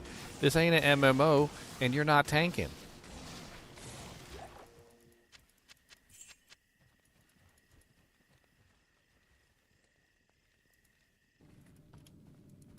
I mean, Assassin is the literal original VFX gasm. Like, that's literally how she was designed. Like, everybody's so upset with Mosaic Sin because, like, they're like, oh no, the Mosaic Sin's so crazy. Like, all this stuff going off on the screen at the same time. Oh, wah, wah. Did you guys ever play martial arts Sin, like, before Mosaics? Because they weren't much different. Like, you literally spend the majority of your time building up these big giant wombo combos, and then you release them, and there's just like 1,000 trillion of those things all over the place. yes, it got a little bit worse because they can spam them faster, but nothing really changed. Like, that's exactly how the martial arts sin always was and always has been since the dawn of the frickin' assassin character. That is literally how she was designed. She's always been that way. Like, if you ever played a martial arts sin without mosaics, you would know because it's the stupidest character. You literally spend your whole time building up this big giant wombo combo, and then you tap a button and it goes, and then you do it again and again and again and again and again and again and again and again and again and again and again and again and again and again and again and again and again and again and again.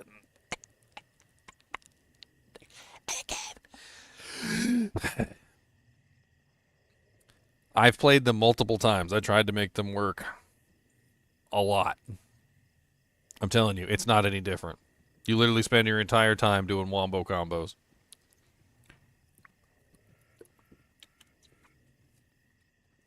The only thing that the Mosaic Sin did was increase the frequency of the wombo combos. That's all it did. It just increased the frequency. So instead of it being 1,000 million wombo combos in an hour, now it's 1,000 billion wombo combos in an hour, but it's still identical to what it was before. You know why you didn't care about the martial arts sin before Mosaics?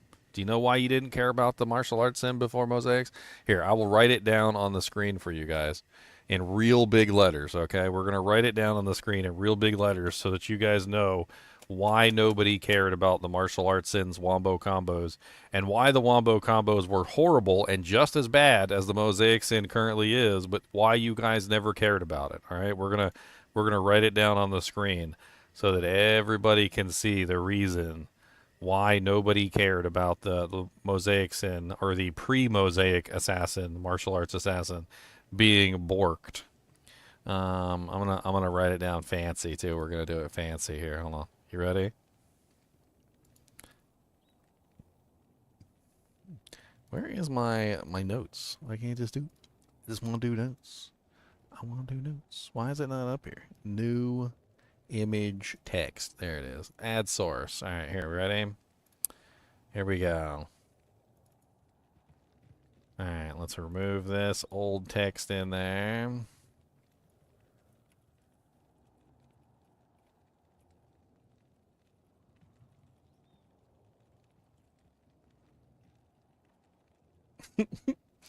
All right, here we go. Here's the reason. Are you guys ready for the reveal? You guys ready for the reveal of the reason why nobody cared about the pre-Mosaic sin before the Mosaic sin was released? Here's the reason. Because nobody ever played it. That's the reason. That's why nobody cared about the Mosaic sin being one of the most busted, broken VFX classes in the game before it got the Mosaics. Because nobody ever played it. Okay? Nobody ever played the martial arts assassin before it was Mosaic. Nobody touched it. Nobody played it. Nobody brought it into games. Nobody touted it as the most amazing thing in the world. Nobody talked about any of the abilities because they sucked balls, okay? The reason why nobody cares about the previous martial arts sin being the most ridiculous, spammy VFX character that ever existed was because nobody ever played it. And the only reason you care about the Mosaic sin now is that people actually play it, right? So the difference between the two is literally just frequency. That's all it is. If the original martial arts assassin was just as popular as the Mosaic sin is today, and everybody played the original martial arts assassin, you guys would be complaining nonstop the same exact way, and no Mosaics would ever have to enter the category. You would have 4 or 5 of those things in a group, and they would be spamming Phoenix charges and lightning bolts, and all the other crap would be firing all over the place, and you would still be complaining about them exactly the same as you are now. The only reason why nobody ever complained was because they sucked and nobody played them, which means you never saw them in games. You never had the spam happening on your screen because they were never in any games. So for the most part, the only reason nobody complained was because nobody ever played the damn things. I know. I'd be like the only one playing one ever. I'd look for like the frickin' charms, and I could get them for like dirt cheap. I could pick up like 10 of them for like an ist rune. Nobody played them. You guys are complaining about something just simply because they're popular now. That's really all it is to it. You're just complaining because they're popular. And I played the martial arts sin when it was brand new. I played the martial arts sin later on when it wasn't brand new. I played it before the mosaics in Diablo 2 Resurrected. It was still stupid, covered the entire screen. It crashed my game multiple times. It was not a fun character to play visually because it was stupid. The only difference is it sucked and nobody played it.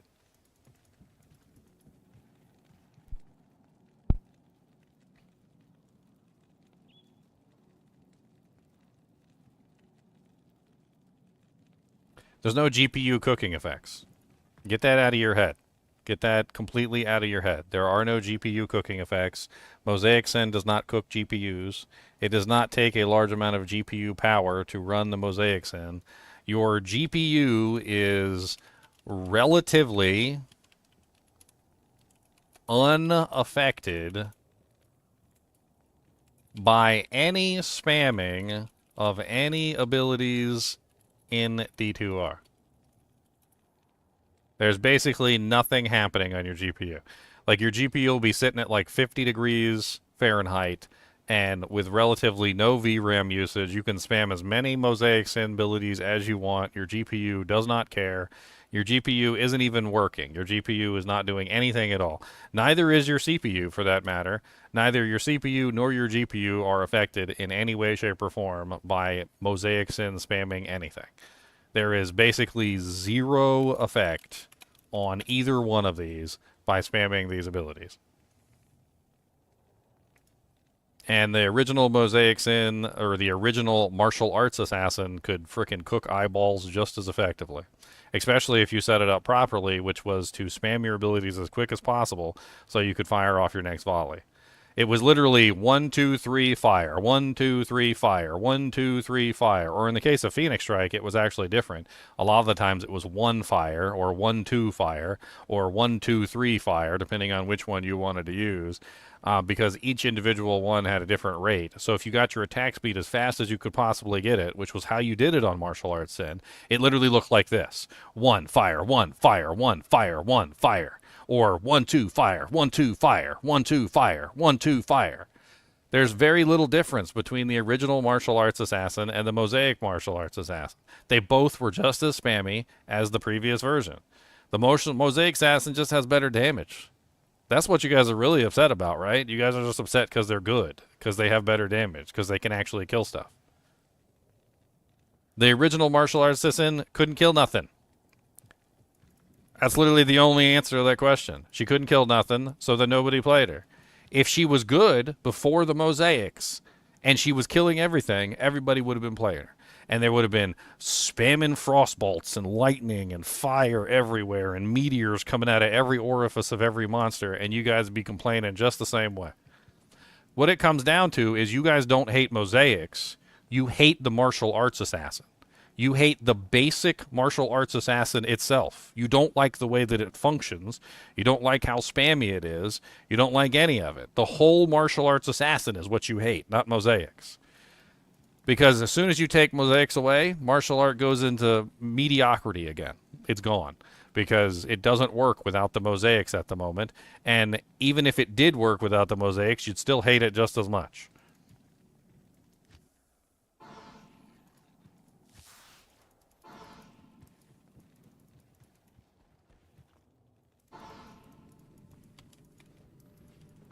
The only real bad thing about Mosaics, in my opinion, is that it's an item.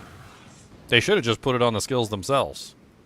Because, quite honestly, like, being forced to use the Mosaics limits you heavily on how you can potentially build those characters. Like, they should have just put the effect of the Mosaics into the actual skills themselves instead of making a rune word. Are they nerfing Mosaic? Not as far as I'm aware.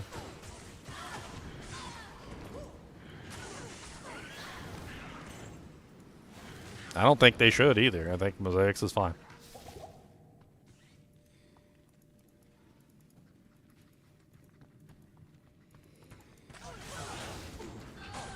I do think that they should think about trying to work mosaics into the actual character itself instead of it being something that is, like, on an item. I don't necessarily like them fixing everything with items. That's very much so Diablo 3-esque.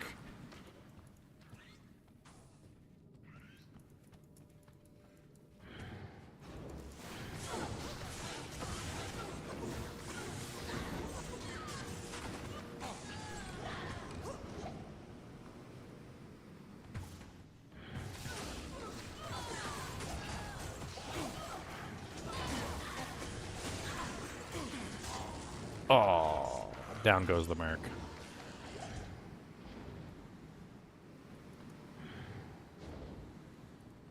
Let's all take a breather. Never. Never. Never, ever, ever.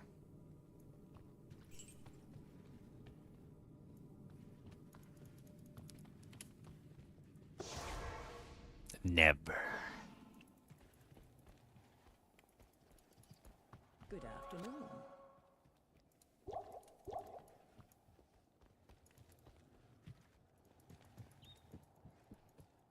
Afternoon. My problem with the mosaic haters is that, number one, they completely overlooked the fact that a broken character was completely fixed. Like, whenever you talk to them, they always are, like, high on the hog about how Mosaic is so overpowered and Mosaic needs to be nerfed and yada, yada, yada, yada, yada, yada, yada. Right? But they overlook some of the most simple, basic things that have ever existed. Martial Arts Assassin has always been showy, flashy ridiculousness. It has always been this way. Nothing changed. It just got a little more showy and a little bit more flashy, but it's always been showy and flashy. Number two, they ignore the fact that Martial Arts Assassin sucks ball sacks. Right? They pretend as if the Mosaic item didn't completely fix a character that was completely broken. Like, just take a look at the Assassin, right? Let's look at the Assassin skill tree real quick.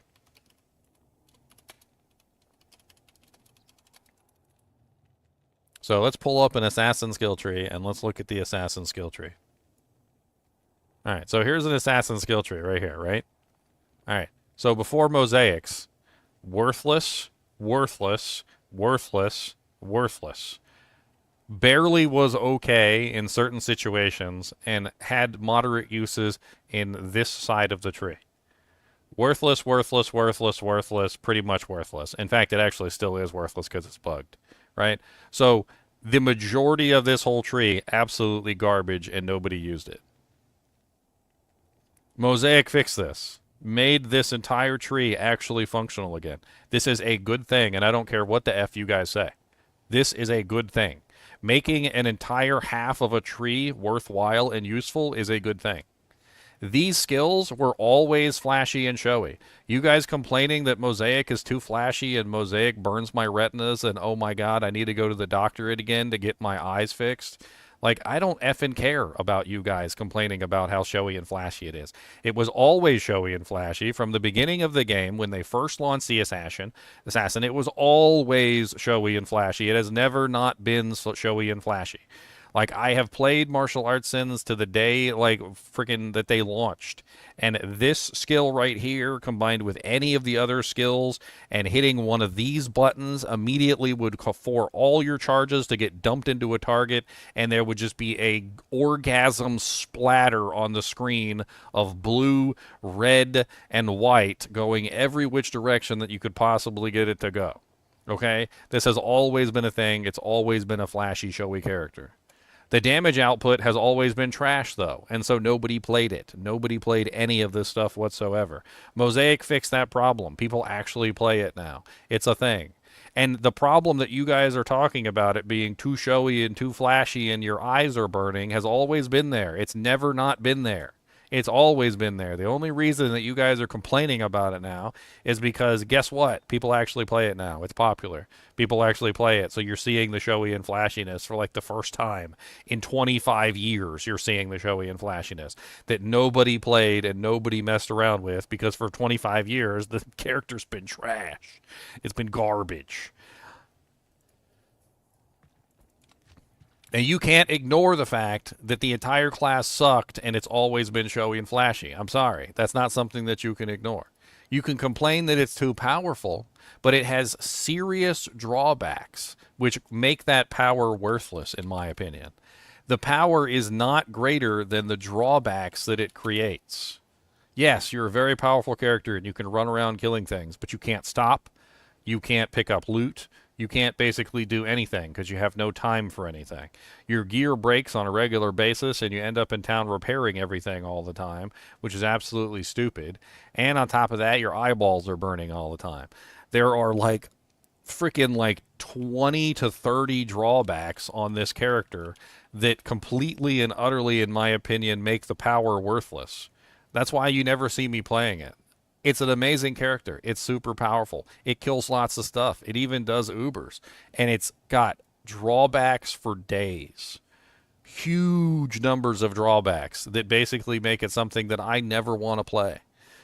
Like, if it's so powerful, why haven't I started a Mosaic Sin with every single ladder? If it's so powerful, why haven't I made a Mosaic Sin every single ladder? If it's so powerful, why am I not playing one right now? The answer to that question is there's way too many effing drawbacks for the Mosaic Sin. And that's another thing that you Mosaic Sin haters ignore is all of the drawbacks of the character. I doubt most of you have ever played a Mosaic Sin or even watched a Mosaic Sin for a prolonged period of time. Because the chances are you haven't because you don't know any of the drawbacks for the character. You don't know why people hate playing it.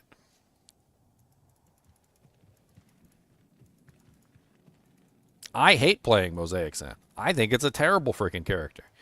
It's powerful, yes, but it dies all the time. The gear is broken all the time. You constantly have to go back and build charges. You can't even go into Ubers unless you've got charges up, because if you don't got charges up, you're dead. So you have to go pre-build your charges just to go in and fight the Ubers, and if your charges fall off before you hit something, well, then you got to leave and go rebuild your charges outside of the Ubers, because you're not strong enough to even fight like a skeleton by yourself without your charges. It is a horrible character with tons of drawbacks, and it is extremely powerful when you get everything correct. But it's not a good character.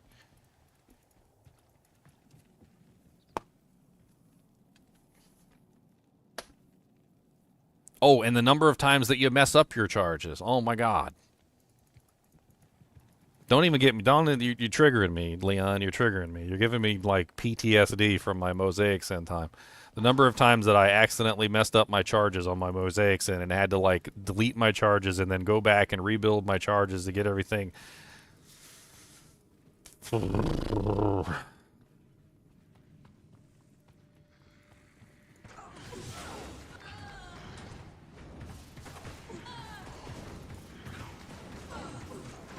my merc's dead. Hold on, let me go get my merc.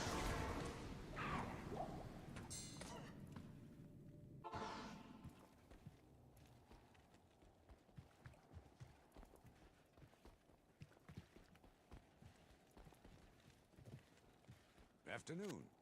I mean, I don't even see the issue because I haven't even seen that many Mosaic Sins actually in the game. Like, every season we play, most of the time there's, like, no Mosaic Sins, or there's, like, one. That's it.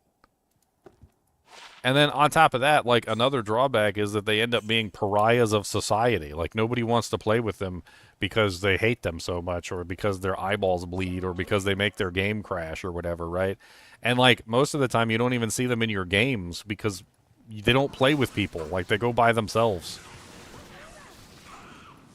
They're like, I'm just going to go over here by myself and cry in the corner with my mosaics and as they wipe their face with sojas.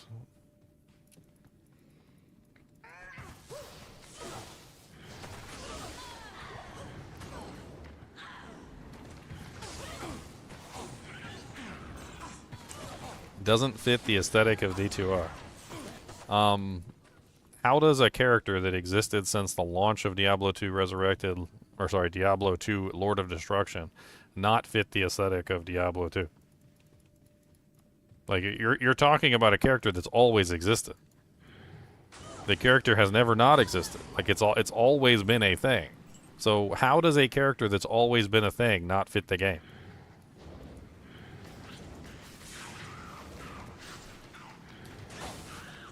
I already have the answer to that queued up, by the way, right? I already have the answer queued up. Here, let me queue up the answer for you.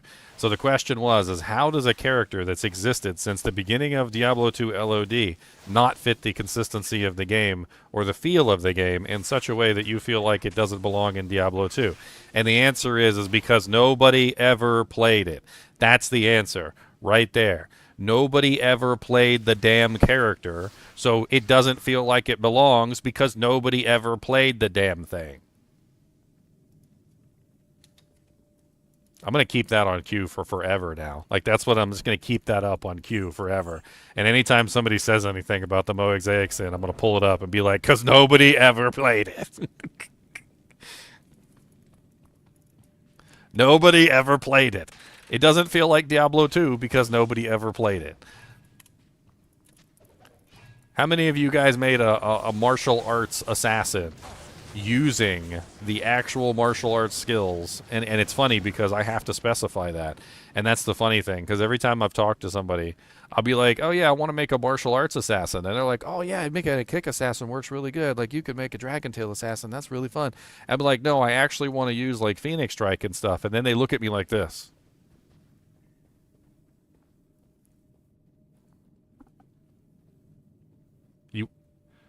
You want to actually use Phoenix Strike?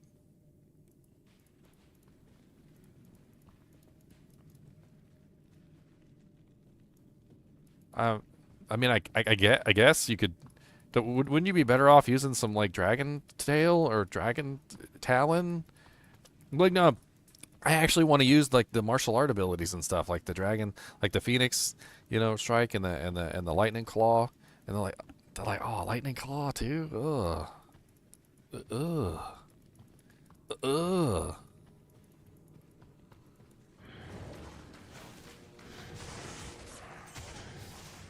That's literally what I got every single time I told somebody I was going to build a martial arts assassin. Every single time. If I told people I was going to build a martial arts assassin, it was immediately assuming that I was going to build a Kixin. And if I wasn't building a Kixin, it was like, why? Why would you do that? Like, why would you do that to yourself? Do you hate yourself? Are you suicidal? Do you need help? Are you low on cash? Do you just need some money? And because like, if we can hook you up. I mean, like, you don't have to be mean to yourself like that.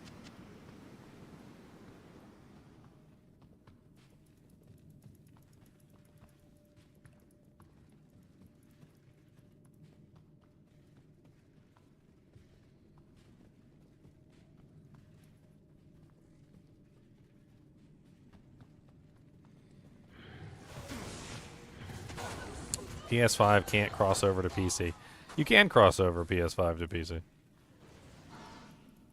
All you gotta do is just have somebody transfer the equipment for you.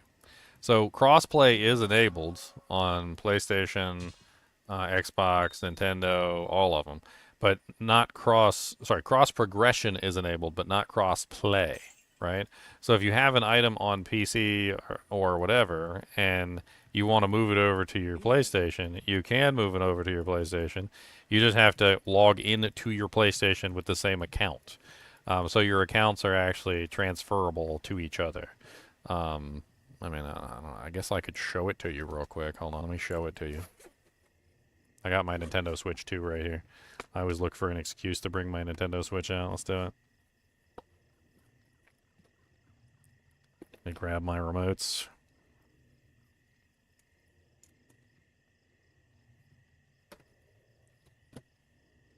Got to plug in the power cable because I unplugged it because I was using it to charge my cell phone.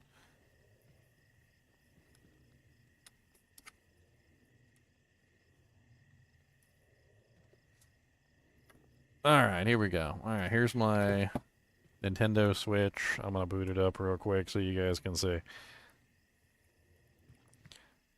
Actually, where am I here? Did I find the? I found the waypoint, didn't I? Pretty sure I found the waypoint. That's pretty much all I need. I might have to log out so I can actually show you, but yes, I did find the waypoint. Okay. All right. So first, I'm gonna pull up a character and I'm gonna show you online. So here's Big Bada Boom. She's online. So here we go. So we're gonna bring Big Bada Boom into a game. So here's Big Bada Boom.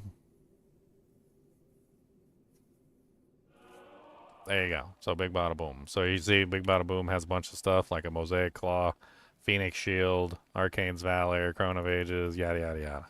Alright, so here I'm going to log into my Nintendo Switch real quick, and I'm going to show you that the character is cross-progression, essentially. I should still have it hooked up here, right? Activate. Well, that is, like, completely in the wrong place. Why are you... Can you transform the fit to screen? Thank you.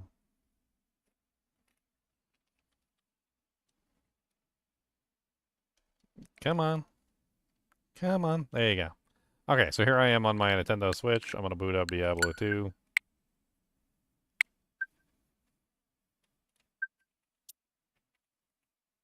Its virtual game card is so silly. I mean, it's okay. I understand what it's doing, but it's so silly. They're like, here, let me put in the virtual game card.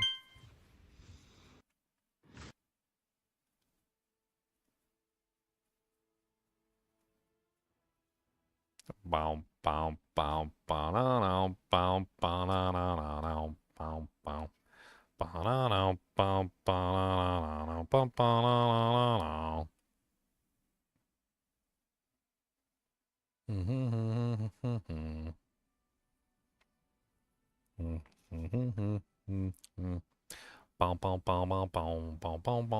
bow, bow.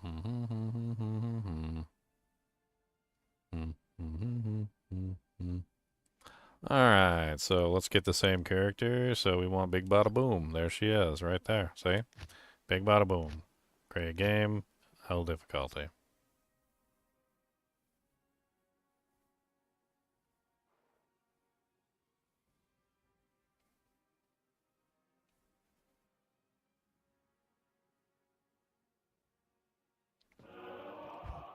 And look, here she is.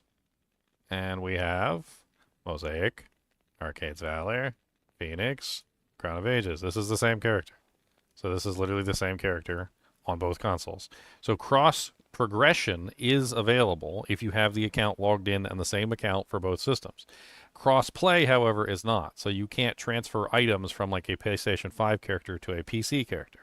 But if you have a PlayStation 5 account and you log into that account on your PC, you can transfer the characters between the different game consoles, essentially, right? So, like in this particular case, I'm playing a character that's the same character on PC as it is on Nintendo Switch. So this is literally just the same character in both places. However, my Nintendo Switch character cannot interact with my PC character, and my PC character cannot interact with my Nintendo Switch character. However, if somebody else was on the Nintendo Switch, we could communicate with each other and we could trade. So, like, this basically has enabled brokers. We call them brokers, right? So if somebody has a Nintendo Switch and a PC at the same time, they can broker trades between the two consoles, right? So in that case, like if I wanted to trade with somebody on a Nintendo Switch, I could log into my Switch, trade for the item, log out of my Nintendo Switch, then log into my PC, and then I have the item on my PC, at which point I can trade it to whoever wants it on PC. It's essentially trade brokering. If you have all the platforms, you have access to all of the platforms, essentially. The only thing that's going on is you might be logged into your PS5 in a different account than you are on your computer. And if you're using two different accounts, then your progression isn't going to transfer over, which is part of the problem, right? So, like, you might have two different accounts on your two different devices, in which case you might just need to log in to the same account on both devices, which isn't really too difficult. You just need to figure out which account you want to use and then log into that account on both devices. And that's pretty much it. Sleep mode. Go to sleep, little console. Go to sleep, go to sleep, go to sleep, little console. Go to sleep and go to sleep. Go to sleep, little console. I mean, I don't really understand you guys' arguments. Like, flashy, showy things in Diablo 2 have existed for forever, and the Mosaic Sin is definitely not the first of those things. In fact, the Poison Nova Necromancer, I believe, is probably the first of that particular field of gameplay styles. I mean, if you take the Poison Nova Necromancer and you compare that against the Mosaic Sin, the Poison Nova Necromancer was first, and also holding down the button could literally lag the crap out of the game to the point where people would crash. And the Poison Nova Necromancer could also have a full army of minions going at the same time, with mages all firing mage spells at the same time, and spamming Poison Nova at the same time, which was just absolutely insane. And that's just one of a large number of showy, spammy like effects that you could potentially do. I mean, poison um, Nova sorceresses, Nova Frost Nova sorceresses, Frozen Orb sorceresses have always been a little bit too much for me, especially when they have multiple of them in the group and they're just spamming Frozen Orbs all over the place, and it just covers the entire screen with Felger Carb. Like I don't agree that flashy, showy characters haven't existed in Diablo 2 since launch, because it just depended on which characters you played. Like if you played the flashy, showy builds, then you would have a flashy, showy build, and if you played the non-flashy, non-showy builds, well then you had a non-flashy, non-showy build. That's just how it functioned.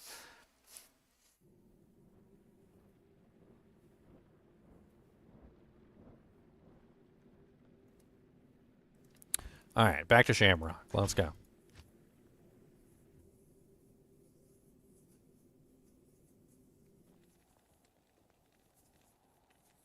Yeah, but Agent Smith, not avoiding Enigma and avoiding Grief and avoiding like Hammerdens isn't off meta. Like that's not how off meta works. Off meta isn't avoiding specific items.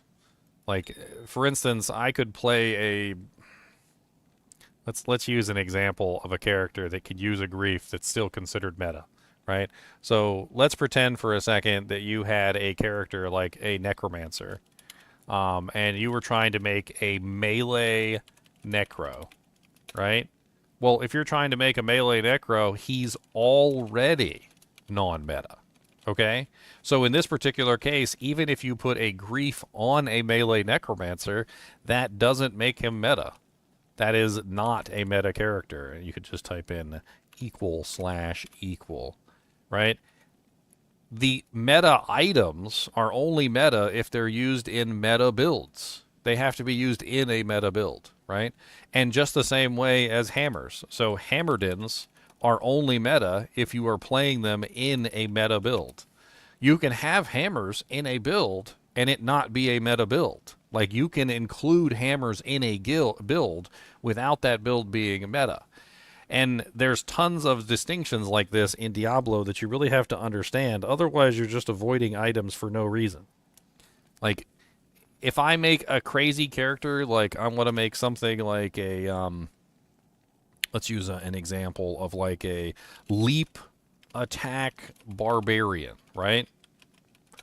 I could use every single meta item in the game, and the character would still not be meta.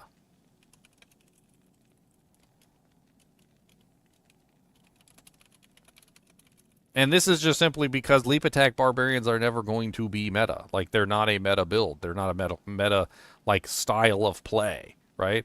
And even if you did use grief in the build, even if you did use enigma in the build, like it doesn't fix the underlying characteristics of the build just being a bad build, or rather, in other ways to put it, would be a non-meta build, right? Like just simply picking a character that is a non-meta character and a non-meta build immediately invalidates it from any kind of meta scenario. And using a grief, using an enigma, or any of those things in the case doesn't invalidate your non-meta experience. You're still going to be a subpar character no matter what.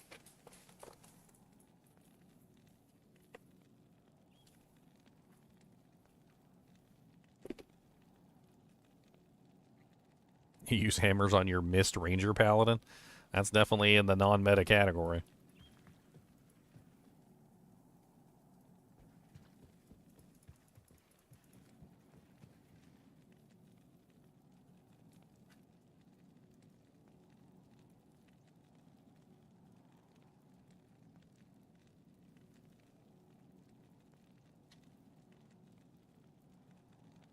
Yeah, but I think some people take the term off-meta too far. That's the problem. Like, off-meta does not mean bad. Okay? And I think a lot of people need to get this out of their head. Like, off-meta does not mean making a build bad. Just because you're making an off-meta build does not mean that the off-meta build needs to be the worst thing that you've ever seen in the existence of time and space. Like, some people seem to go out of their way to make the worst off-meta character that they possibly can, and I don't understand the reasoning behind it. Like, if you're already making a subpar character that you know is going to suck, right? Like, before Mosaics came out, when I would design a martial arts assassin, and I would create this martial arts assassin, like, knowing that it was already a trash character, and that no matter what I did, no matter how good I made this character, it was always going to be subpar. It was always going to be compared to a Hammerdin or always compared to a Blizzard Sorceress. And people were always going to go, like, why would you even choose that? Like, that's not even close to being a meta character, right? I already know that this is a meta character. But, like, I don't need to further bind my hands with this character and make it even worse than it would already normally be.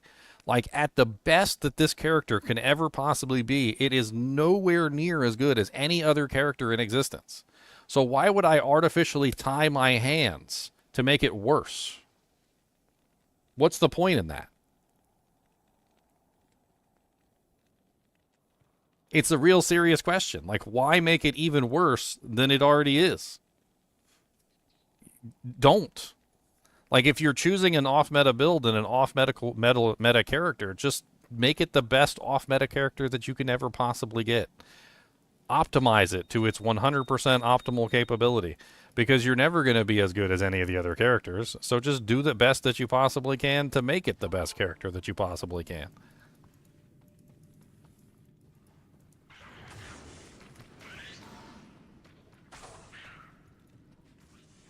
I need my mercenary. He's dying so much now because his gear is trash. His gear is absolutely trash, and, like, I can't do nothing about it because he's set items only, and there's hardly any set items that are any good for him. He's wearing a friggin' angelic sickle, an infernal cranium, and a Cleglaw shield. He doesn't even have any set bonuses because I haven't found more than, like, one piece of any set, like, the entire time I've been playing. Like, just one piece of every set is all I've found.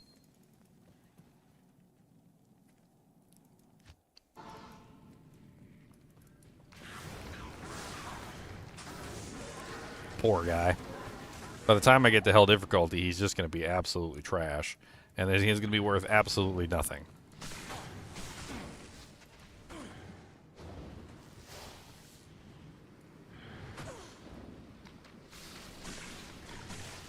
Okay, finding a new way to complete the puzzle. All right, so let's look at it from MacGyver's standpoint, all right? So let's pretend you're MacGyver, all right? And you're inside of a locked room, all right? So let's use MacGyver as an analogy, okay? So let's pretend you're MacGyver and you're inside of a locked room, right? Locked room.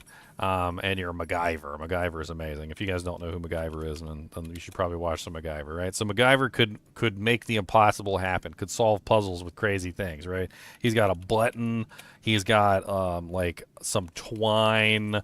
He has, like, a dead frog, and he has, what else has he got? Let's give him something else cool. A paper clip, okay? And, like, he figures out how to get out of this locked room with a button, twine, a dead frog, and paper clip, and he's absolutely amazing, right? Not only does he manage to unlock the lock with his button, twine, dead frog, and paperclip, but he also manages to, like, kill the guard, and, like, secure escape, like, all with everything that he's been given, right? So this is a case of exactly what you're talking about, right? It's another way to solve the puzzle, right? But if you're given a certain number of tools, and most of the time when you're in these situations where you're using these off-meta builds, this is what it looks like. Like, you have very few choices. Like, why would you take one of your choices and just delete it? Do you think MacGyver would be like, all right, I've got a button, a twine, a dead frog, and a paperclip. All right. Who needs a paperclip? That thing is OP. This thing is meta. Paperclips are just too easy. Like, this is just too easy. I'm just going to throw that paperclip away.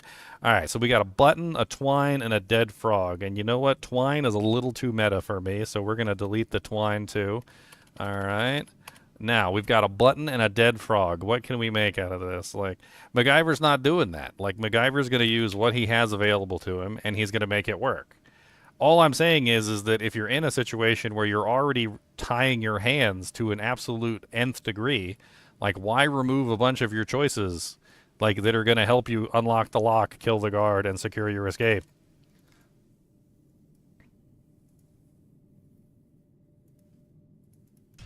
I don't do that.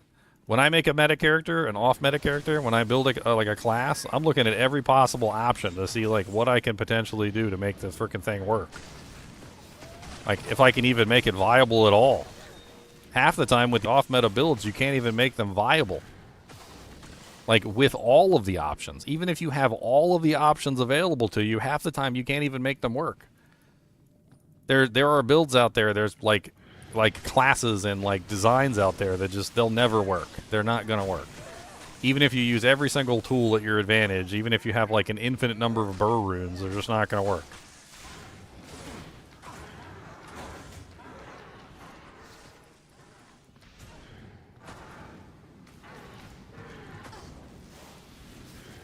Why would I play on P4 with only rare items? Because it's a challenge, okay? And so if I was playing on P4 with only rare items, I've already tied my hands. So why would I then say, like, oh, I'm not allowed to use a weapon? That wasn't in the rules, right? But, like, I could just tie my hands further and be like, yep, not using weapons. You're not allowed to use weapons. Like, who said? Well, weapons are too meta. So, like, we just can't use weapons. You're just going to have to punch everything to death. Weapons are just too meta. Everybody uses a weapon, so obviously weapons are meta, and then therefore we're not allowed to use weapons, right? So that's just, so we just throw that in the dirt. Like, you trying to use my analogy against me, and you absolutely failed. Because my analogy is already tying my hands, which is exactly the example that I'm giving you. If you're choosing an off-meta character, you're already tying your hands in a specific way. What I'm talking about is taking a situation where your hands are already tied and tying your toes together. Now you tied your pinky toes together, and you can't go anywhere. Like, you're adding extra challenge to the challenge for no other reason other than just to, like, remove options that you have available to yourself. I've already removed the majority of options in the game. Why would I go further and remove even more options and make things even more difficult on myself? Like, this is already going to be hard enough. I don't even know if I can kill Bale with this freaking P4 rare only Amazon. I'm probably going to get to hell, and I'm probably going to get gobsmacked in the face by the first lightning monster. The Gloams are probably going to absolutely annihilate me, and I'm probably going to have absolutely the worst resistances possible because my reses are already bad for nightmare difficulty. I can't wait till I get to hell and see how terrible my resistances are in hell difficulty. This will be fun.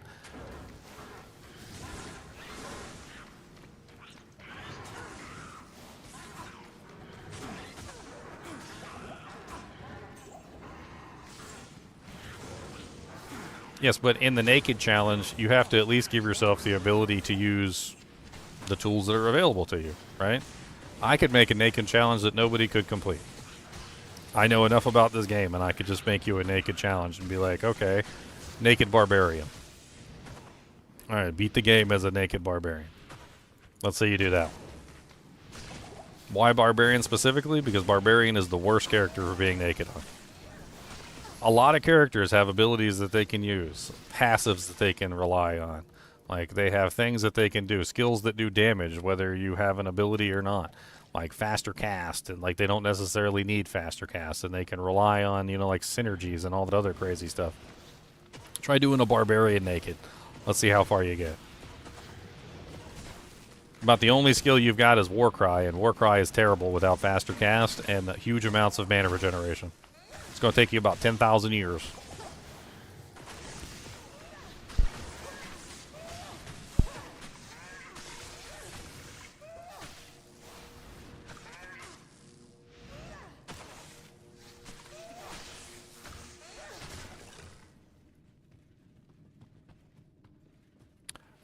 And Glacial Trail. We don't want to go there yet. We want our resistances. I need my raw Zoostone says.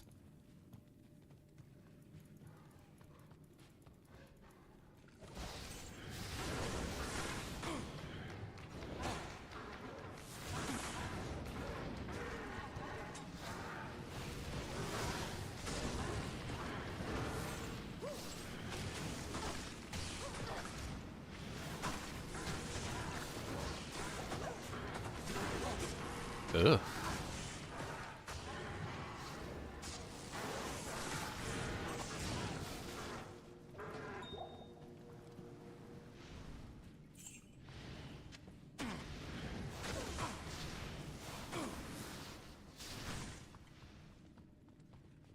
I have to play a one-handed one.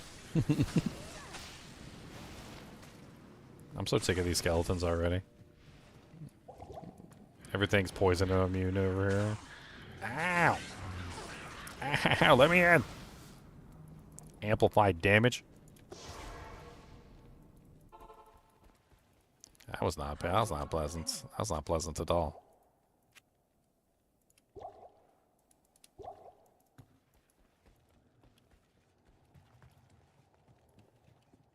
At your service. Look, I avoid Enigma because I don't think Enigma is fun. I avoid Grief because I think there's tons of other better items in the game, and I don't think using one item to replace every single item in the game is a good idea. Like, I don't think that, like, you know, going with the meta item over everything just simply because it's the meta item is the right idea. But, like, I also don't think avoiding the meta items is a good idea if it's the best choice for your specific off-meta build. Like, if you're making an off-meta character and Grief is the best option for your specific character, then you should probably use it. I know, like, gasp. Like, if you're making a, like, off-meta Necromancer or something, or, like, a Summon Druid that is probably going to have the worst time ever in the game, like, because Summon Druid is not a very fun build. And, like, Enigma is your best bet to actually focus your minions and do some decent damage, then, yeah, you're going to use Enigma on your Summon Druid. But, like, it's not always... Grief is not always the best option. That's part of the problem.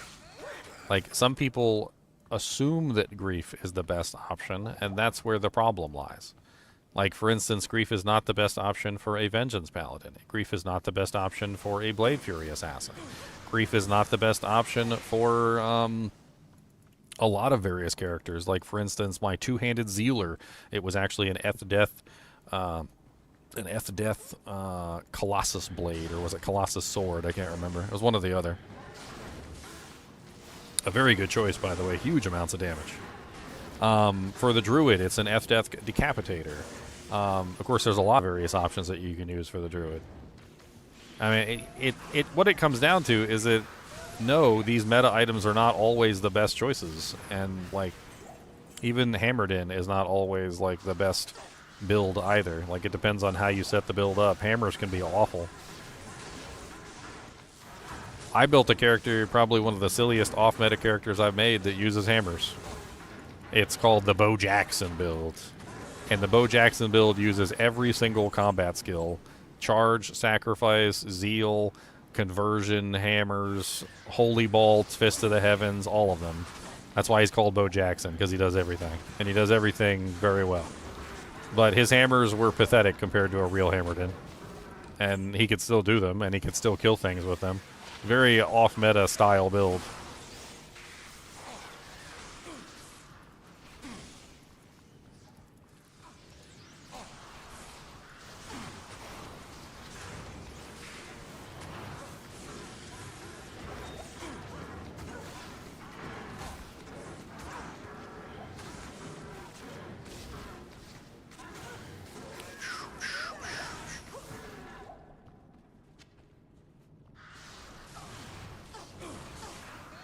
Die. I'm gonna be so sad when I get to hell difficulty and the Gloams are immune to poison. Do you guys know that? Gloams are immune to poison in hell difficulty. In hell. In Act 5. For some reason or another, they gain poison immunity as well as physical immunity, which is really rude, to be perfectly honest. It's It's really quite rude. I think they did that just to punch like melee characters in the eye. They were like, I bet you melee characters are killing these gnomes with poison damage. Yeah, not anymore. Immune to poison. And then they laughed in people's faces. I saw them laugh. They was definitely laughing.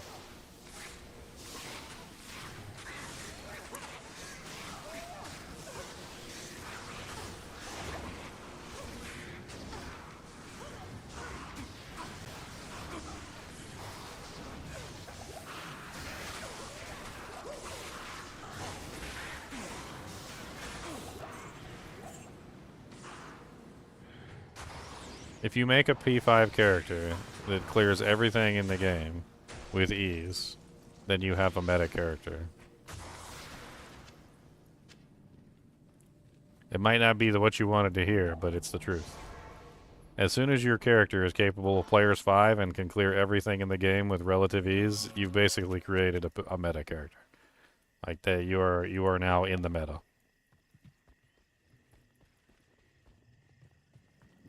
This bow's actually not bad, but like it's a long bow. It needs to be upgraded. 137's not exactly the highest though. Now that I think about it, it could be a lot higher than 137.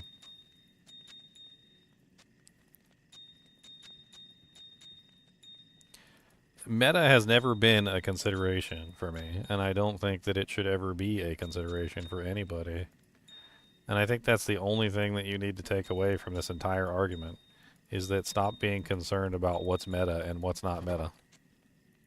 Like, it reminds me of a conversation I had with Tomac the other day, where Tomac was like, does anybody have any non-mainstream animes that are worth watching? And I'm like, I'm listing off all the animes that I know, and he's like, yeah, that one's mainstream. He's like, yeah, that one's mainstream. I don't want to watch that. That one's mainstream. I don't want to watch that. Oh, yeah, that one's mainstream too. I don't want to watch that. Like, and at a certain point, I had to like stop and be like, isn't anything that's good immediately mainstream? Like, as soon as an anime becomes good and people realize that it's good, it will eventually become mainstream, and that's how it works. And it's the same way in Diablo 2. If you create a build that is functional, if you create a build that works well and it clears good content and has decent like clear speed, it's immediately a meta build. That's just how it works.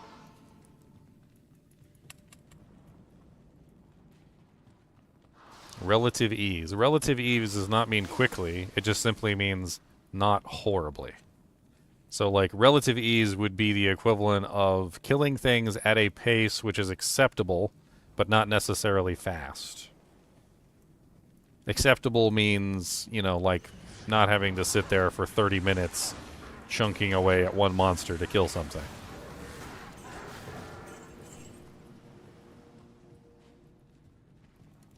I mean, that's basically how I apply, like, the thought process to every single build I ever make. Like, I have an acceptable level of kill speed, which I feel like is what I would say acceptable, like relative ease. And if the character's capable of that level of kill speed, then I immediately am like, oh, okay, this isn't half bad, right? It's not amazing. Like, I'm not murdering things at Mosaic Sin level or anything. But it's going fast enough that I think it's acceptable, right?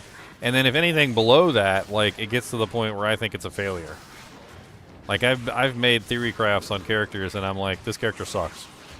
Like, I can't even kill like one monster in like 5 minutes. Like, this is terrible. Like, this character is not even. It's like players 1 like 5-minute monster kills. This isn't even remotely like in the realm of okayness.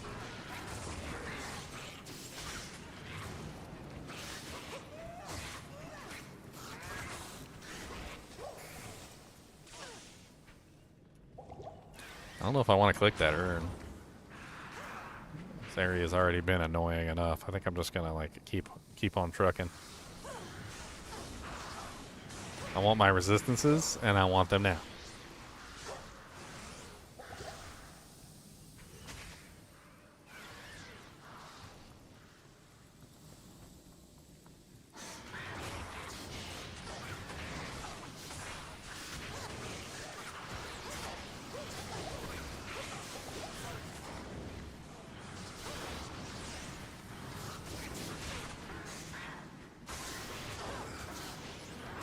I would definitely not agree with that definition of meta, no.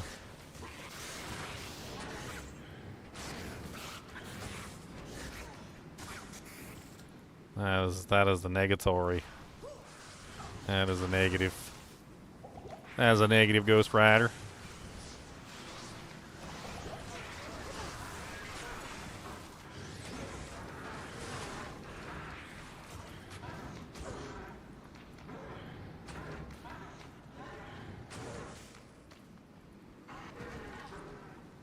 A Fooleroon.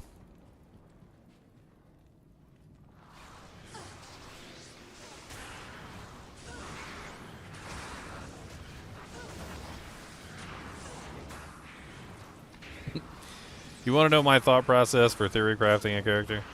It's a pretty funny one. I don't know if I've ever actually stated this on camera before, so let's actually state this on camera for you guys.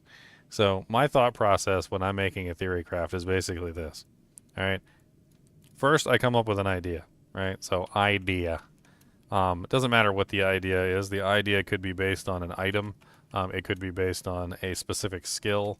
It could be based on a specific like unique or sorry effect. It could be based on a specific effect, right? So the first thing that goes through my mind is like, is it possible? Right? That's the first question that I ask. I don't ask, is it probable? I don't ask, is it affordable? I don't ask, can I do it in a way that avoids specific items? The first thing I ask is it even possible? Like, is this build even possible? Wrong order there. Is it even possible? Okay. And if I can confirm either yes / no, whether the build is even possible under the most extreme situations. And what do I mean by the most extreme situations? I mean frickin' like 100,000 burr runes, jaw runes. Like, I don't care. I'm throwing everything I can at this build. Like as many jaws and burrs and uniques and griefs and enigmas. I don't care. Like, anything that I can use to make this build work. Ethereal, ridiculous items that are like next to impossible to find. Like, if I can't make it work with this, then it's never going to work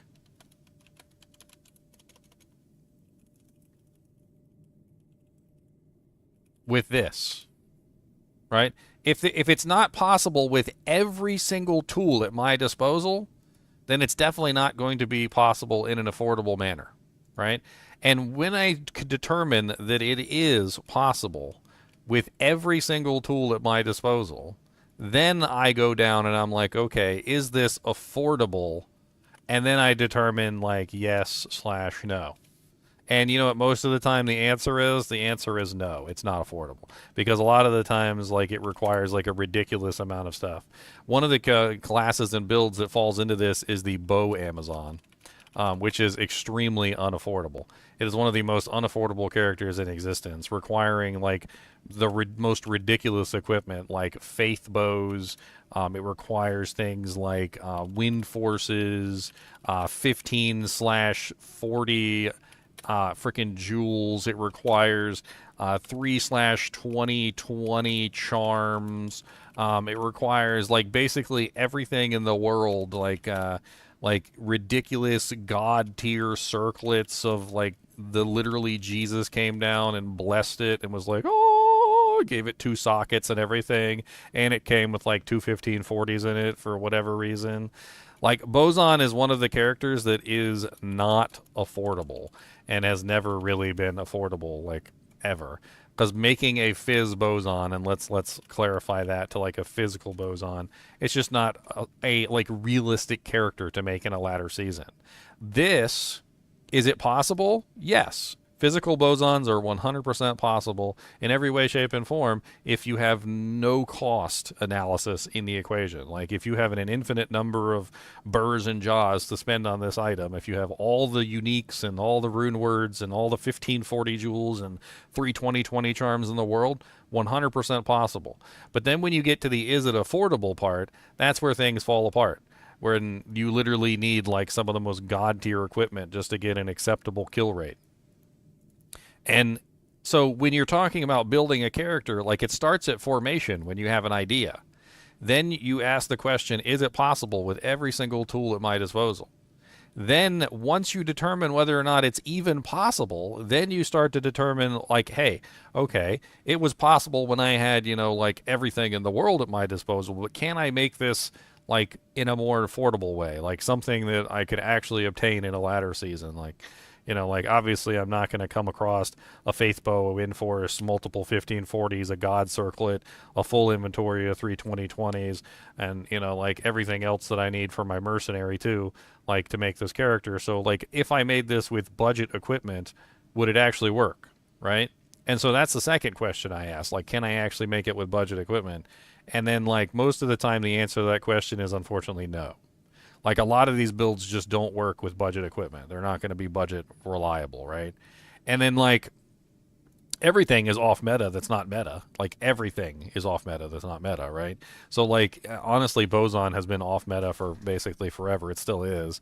Even with all this god tier equipment, it still doesn't really keep up with some of the more meta builds in the game, unfortunately. It's just not really that great. It's an okay like character to make, and it's fun and just as a like to make it. But oh my god, the amount of equipment that you need to make that character function properly is insane.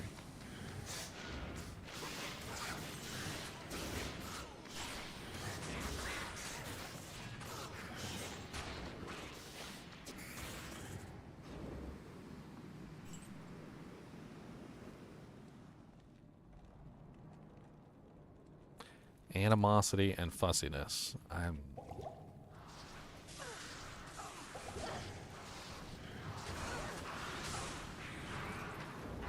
I'm just having a discussion with you on like the realities of making a character and designing them. I feel like the one who's being fussy is you, Agent Smith. I feel like it's we flip the table around and you're on the other side with a kind of like a rigid landscape of I'm not going to use this item, I'm not going to use this item's not allowed, like this item's off meta, this item's not allowed. Like, I mean, if I pull up a list of Runewords and, like, just start going through them, like, how many of these Runewords in this Runeword pack are just completely unallowed by you? I mean, this is kind of, like, the problem that I'm having with this conversation is that, like, yes, you're building an off-meta character, but to me, building an off-meta character is already a challenge. So why are we just deleting items from existence by saying, oh, can't use Breath of the Dying because that's too much of a meta item. Nope, we can't use Death. Too many people use that. Nope, can't use Faith because everybody uses Faith on their bosons. That's not allowed. Not allowed to use Grief. Let's just remove that from the category. Last Wish is way too meta. Let's throw that out the window. Yada, yada, yada. Spirit, everybody uses Spirit. Let's throw that away. Like, this is how I basically see your argument. Your argument is basically, let's just go through, Chains of Honor's too OP, let's throw that away. Fortitude, that's too OP, let's throw that away. Dragons, yep, those are too OP, we're definitely not using those, let's throw that away. Like, I don't understand the argument that you're making because it feels like the argument you're making is, I'm going to avoid anything that's popular, anything that anybody's actually interested in. Anything that people use on a regular basis, I'm just going to avoid it just for the sake of avoiding it. Like, and I don't understand that argument. Like, I feel like you're the one that's being fussy, and I'm the one that's being realistic.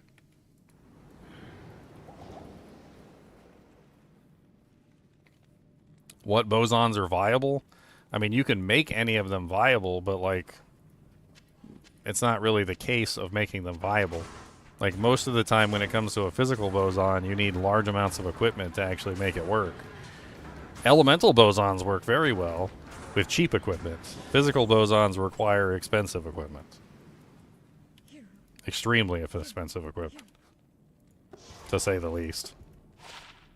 Ooh, +1 javelin and spear. I like +1 javelin and spear. I also like my magic find, though.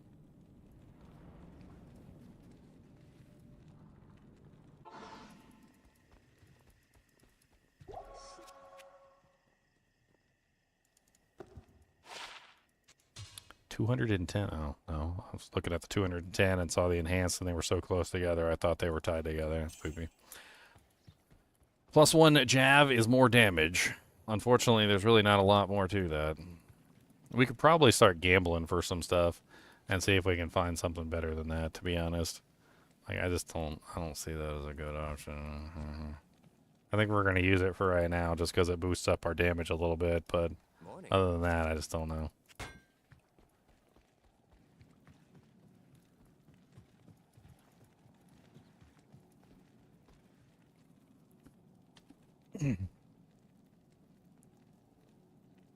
Elemist, the whole entire idea of trying to create a build that nobody else has created is stupid. Okay? Like, if I'm a caveman and I'm in a cave in a completely different country and I develop a wheel and I've made the wheel for the first time and another guy is in another cave somewhere and he's looking on the caveman forums and he sees that Caveman Joe made the wheel over in another place, like, and he's just not going to make a wheel anymore because, well, somebody else made a wheel. Like, the wheel is too important of an invention to ignore, right? Just because somebody else invented it doesn't necessarily mean that making it in another place is a bad thing. On top of that, the other problem is that you don't necessarily know what anyone else has invented. Instead of focusing so much on trying to, like, make something new that nobody else has created, ignore everyone else and make whatever the hell you want to make. If Caveman Jeff over in another country invents a wheel and he doesn't know that Caveman Joe invented a wheel, then he still invented a wheel. Nothing changed. He still was an ingenious person who created something unique. Just because somebody else created it doesn't invalidate his creation. So you don't have to worry about whether anybody else created something, because just create stuff. Just make whatever you want to make and just have fun with it. And don't worry about what everyone else is doing.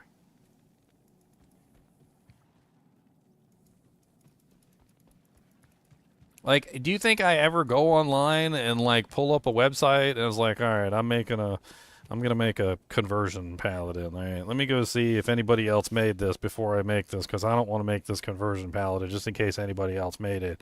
No, I don't care. If anybody else made a conversion paladin, I don't care. I don't care if you made one. I'm going to make my own. I'm going to play it exactly how I want to. I'm going to figure it out how I want to figure it out.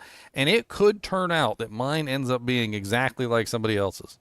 But I didn't cheat and I didn't look at anybody else's homework. I just made it myself. So in the end, if we both come to the same result, maybe the answer to the question is that was just the best answer to that result. Maybe we were both posed with a question, right? We're both posed with a problem, and we look at the problem from multiple different angles, and we both come up with an answer separately, and our answer ends up being the same, and there's nothing wrong with that.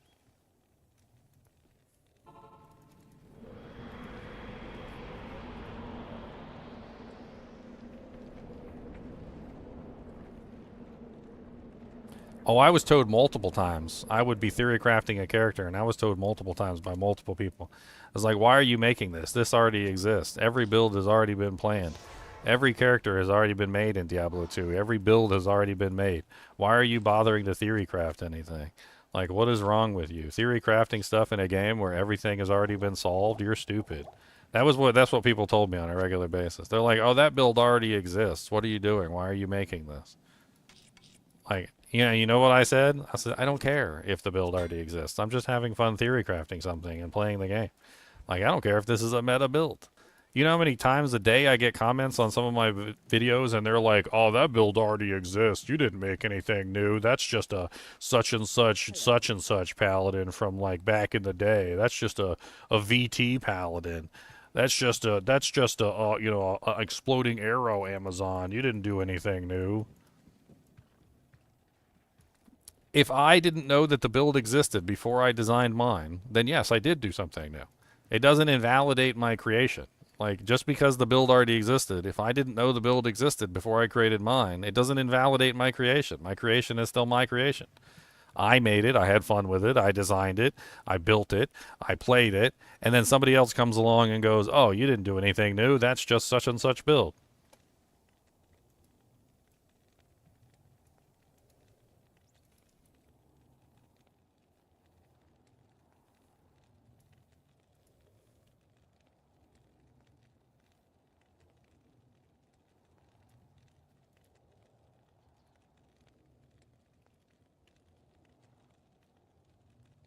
You guys think I'm joking? Right here. LOL, you created this? Question mark, exclamation point, question mark, exclamation point, question mark. Laughing face, laughing face, laughing face, laughing face, laughing face, laughing face. I've been playing this for 25 years on original D2, and it's called a V/T. You know how many comments I get like this on my videos telling me that what I did isn't original and it isn't unique because it already existed? And you know how much bull crap it is? It's not even true. Most of the time, like, the builds are completely different than each other.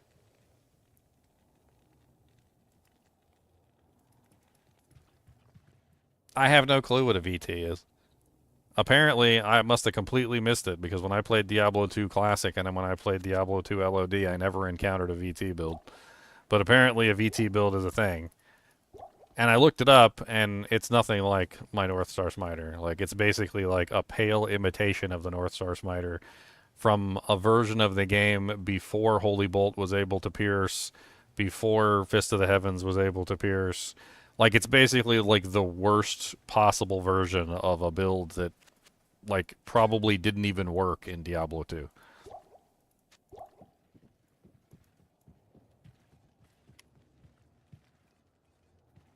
Alright, let's get the hell out of here. I got my resistances. Now I'm even more subpar than I was before. Man, I got, like, trash reses. I guess I get a little bit more res with this shield than I do the other ones, but...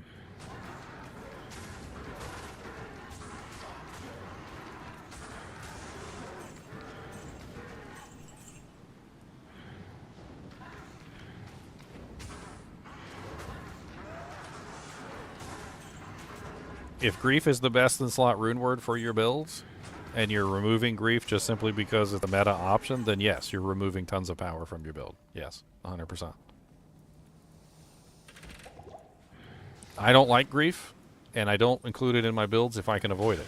But if Grief is the best option, then you'll see me use it. I have put Grief in many of my builds, like, to this day.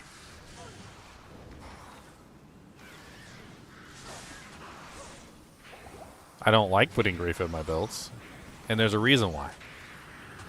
The reason why I don't like putting Grief in my builds is because the majority of the time it's not the best choice.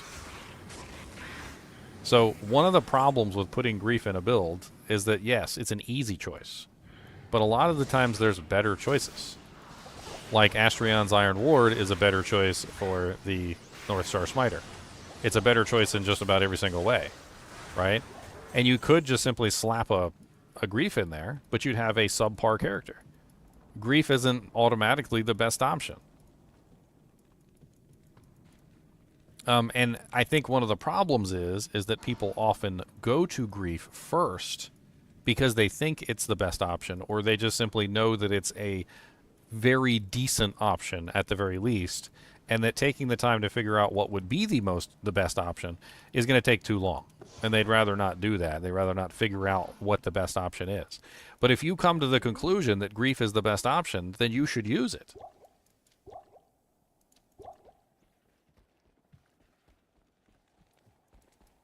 Afternoon.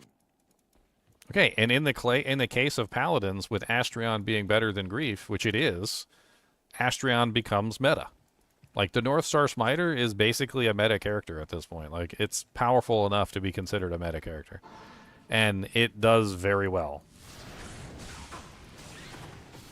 So Astrion's basically becomes meta at that point.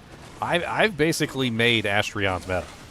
Like, before I developed that build, and before I popularized the North Star Smiter, Astrion's was a relatively cheap item that anybody could pick up. And after I popularized that build... good luck. Good luck.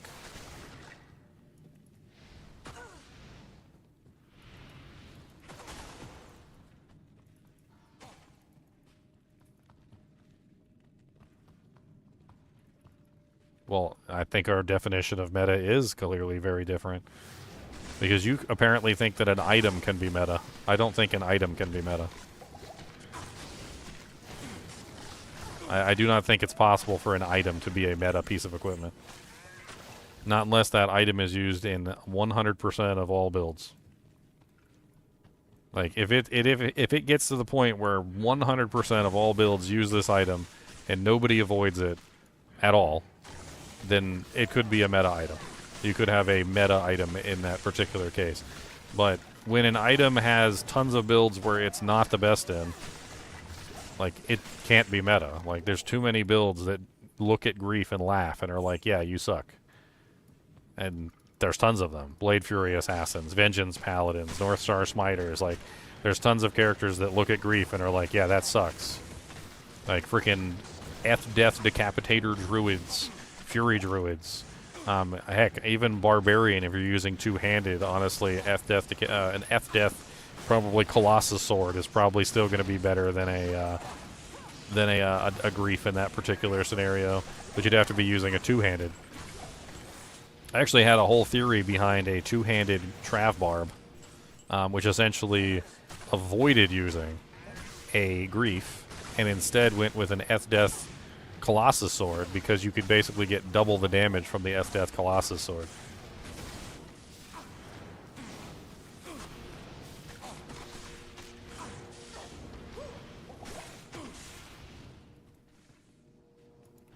Strategy. I think meta would definitely be more in term with the name strategy, yes.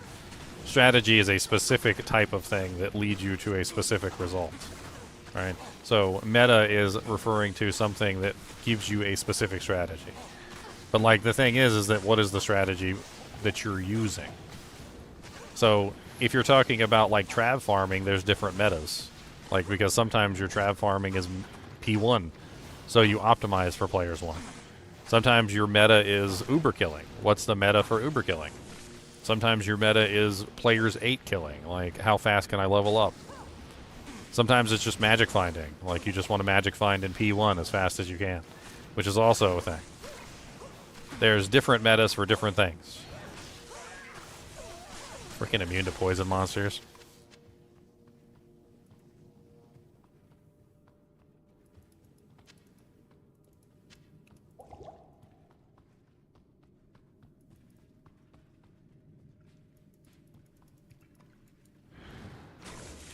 There are so many immune to poison monsters in here. I just want to move on to the next zone. I hate this bullcrap. Stupid immune to poison monsters and stupid more poison face. These guys aren't immune to poison. They're highly resistant to poison, but they're not immune to poison.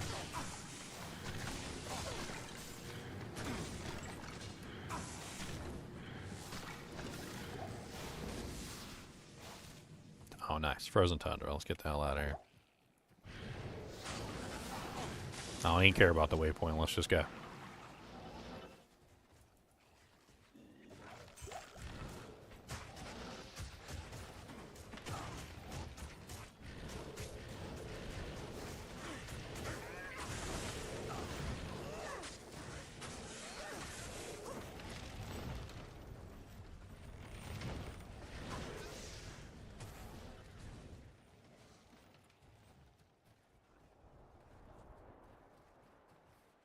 Come on, attack the door. I know you like to attack inanimate objects.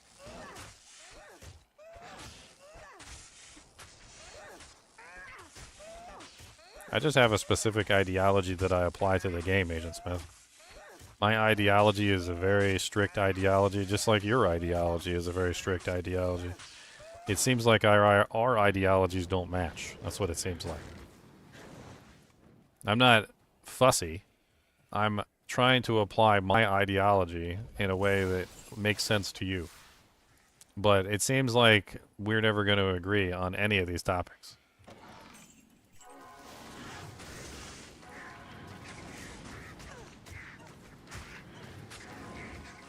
And you know what? That's fine.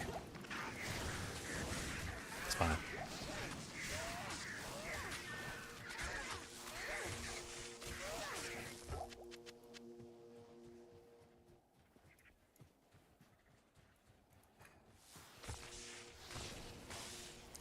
Wah, wah, wah, wah, wah, wah, wah.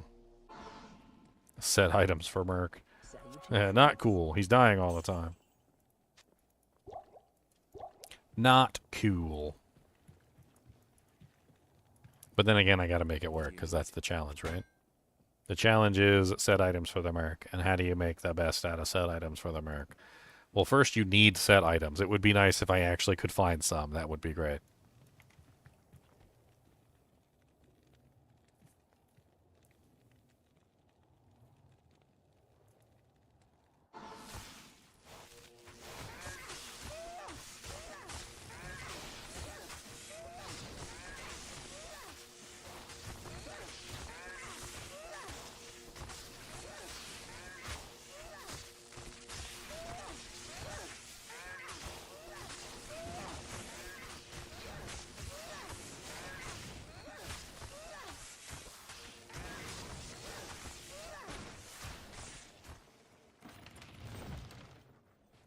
I mean, I agree. Like, a lot of the times when it comes to meta, specifically, like, you could accidentally do the meta just by doing your own thing. That doesn't make you a horrible person because you accidentally lucked into the meta. You could just boot up a game, you could just be playing the game, just having fun, you discover a weapon that's really cool and you like it, and then like a couple games later somebody calls you a noob because you're using the meta weapon and you're like, I didn't even know it was meta. You're like, what is that? It's like, what? It's like, yeah, everybody's using that weapon. That's the god tier weapon that's just meta. Like, you're just a noob for using the meta weapon. And you're just like, I'm just playing the game and having fun. They're like, you're just using that weapon because Joe Schmo, the YouTuber, said it was really good. And I'm like, who's Joe Schmo, the YouTuber? Who's that? Who is that? I don't know who that is. They're like, yeah, right. You watched this video. That's the only reason you're using that item, because that item's OP, and you know it's OP because he told you. I'm like, no, I'm just using the item because I thought it was cool.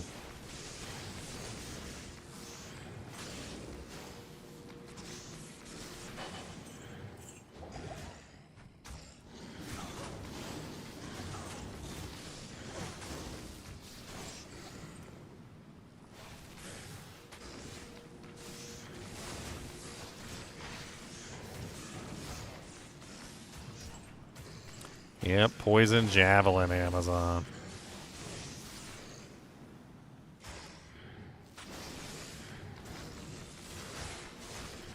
I mean, what would be the point in looking at other people? I think that's the thing that pisses me off the most here. Like, maybe I am angry. Maybe I am a little angry and kind of pissed off because, quite honestly, like I don't care what the other YouTubers are doing. I don't care what everybody else is doing.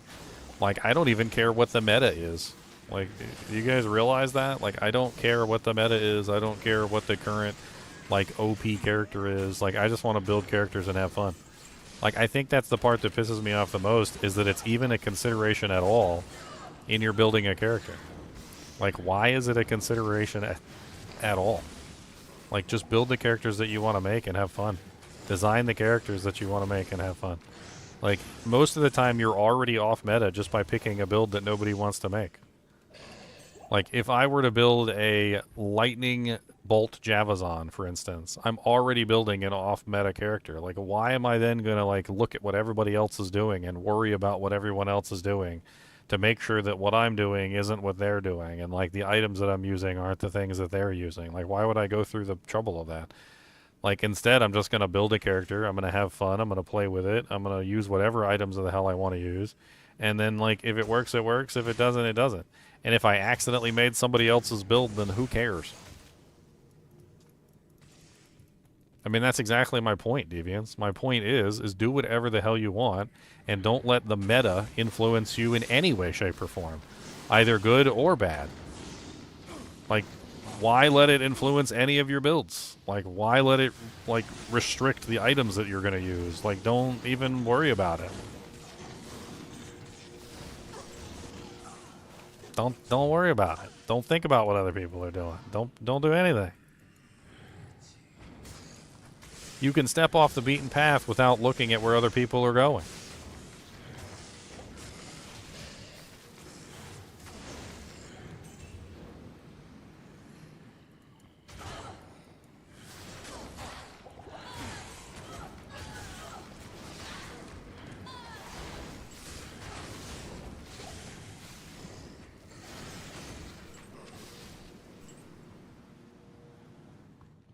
If anything, the sad thing is that looking where other people are going probably artificially influences your builds. Like, if you just ignored them entirely and didn't pay any attention to them at all, your builds would probably be more interesting and more unique because you wouldn't be paying attention to what anyone else is doing.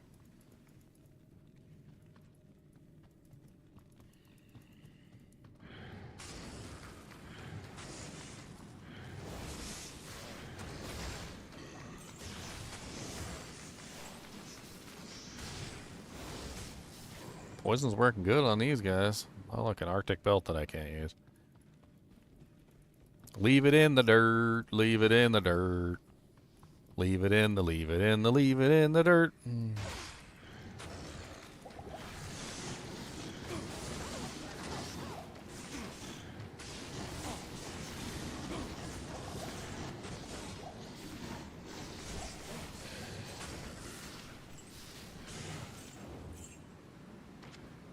Full rejuvenation potions. Full rejuvenation potions. I need to save these for, I need to save these for ancients. I may or may not. Ooh, a 2-socket helmet.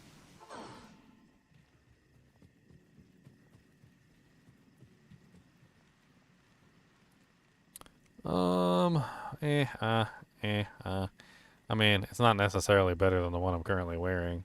It does have 2 sockets in it, which is okay. It's got, like, no good stats on it, though. Like, what the hell? It's got some enhanced defense, I guess. That is the most disgusting 2-socket helmet I've ever seen. Yeah, it's just gonna go straight to the garbage. Can I help you?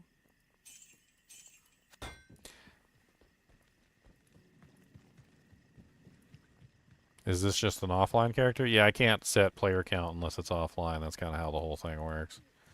Is I need player count like constant so I can do these runs. Like this one is a player's 4 run. So like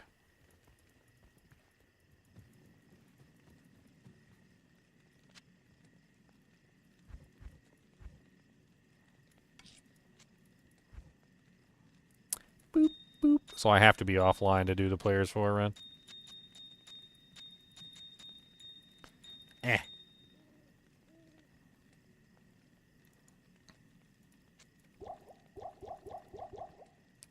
Yeah, my personal opinion on mods is they're way too much like cheating. I don't trust like other people to cheat for me. Now, if I'm cheating myself, that's a different story.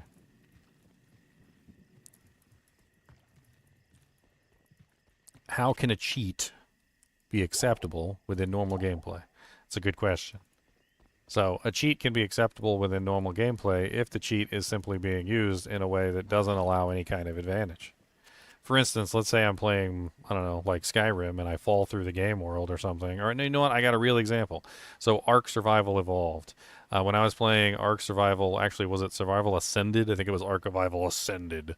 So, in Ark Survival Ascended, my body fell through the game world. And in the game, when you die, you can go back and you can get your body. Well, my body was gone. Just gone, right?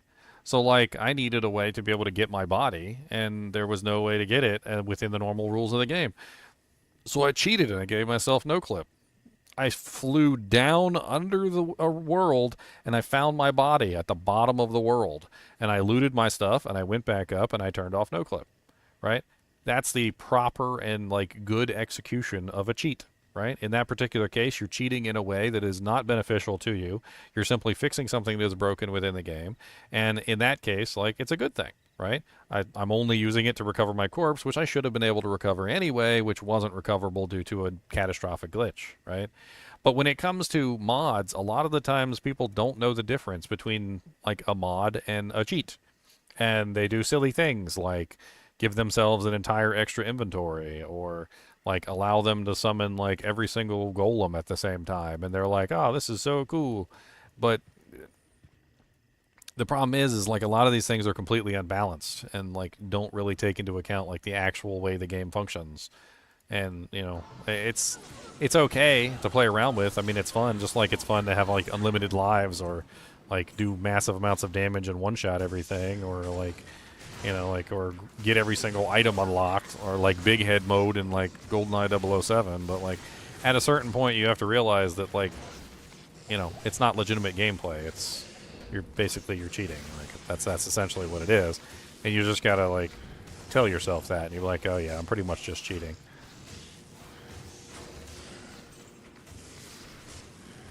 Sometimes you can cheat in a way that makes things harder for you, which is, you know, like sometimes considered okay. Like if you're cheating and you're like adding in difficulty, that could definitely be interesting. I did earn big head mode. I earned it. I had to beat the level on the specific time period to get the big head mode.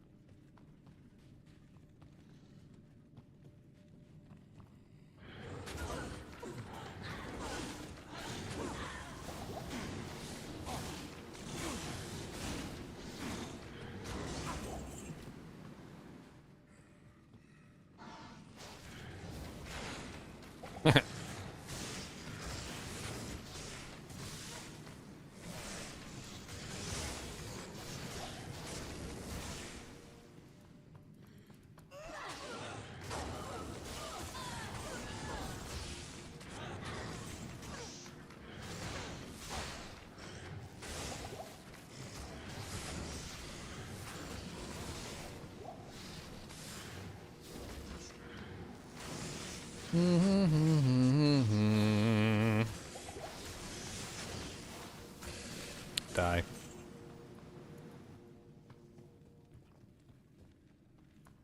Hey, we found the summit. Okay, let's put this right here. See if we can find the waypoint real quick, just in case we die horribly and painfully.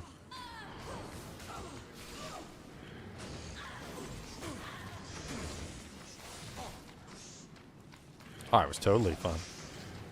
All max skills in Diablo 2 was amazing. We did that with the angelic set bug in D2. That was actually something that we did. I don't even think you can do it now, really. They capped off all the skills. Like, they have like a lot of like artificial caps on them now to prevent that from happening ever again. Like a lot of the skills, like charge bolt and things like that, would add an additional bolt per level, and like they capped out the total number of bolts that you could get from it, so you can't ever experience what level 99 charge bolt is like. But in the original version of the game, like before they fixed it, like charge bolt actually did still add +1 bolt every single level, and so like you could have like 98 or 99 or like 100 bolts or whatever for each cast, and it was absolutely insane. Or like Zeal would go up to freaking like 99 hits. It was like absolutely stupid, because who wants to sit there for 99 hits on a target? Like, I mean, you literally press one button and your character's just like 1, 2, 3, 4, 5, 6, 7, 8, 9, 10, 11, 12, 13, 14, 15, 16, 98, 99. And then you accidentally click a second time and attack another 100 times. It was just stupid. Some of the stuff just you're never going to be able to see, like the level 99 versions again, like unless you go back to a really old version of the game, like 1.06 or 1.05 or something. I can't remember the exact version where they capped them all out.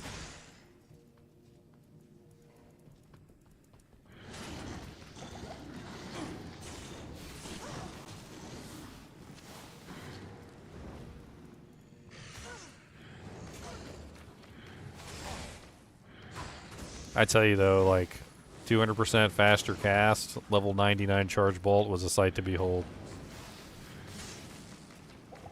Like, I can't explain it any other way than the word blanket.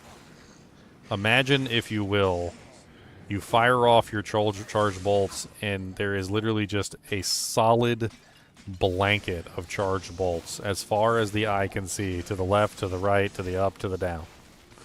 Like, and you just hold down the button and the entire screen is just coated. Like somebody like took a blanket and just put it over the screen of charged bolts. It was glorious.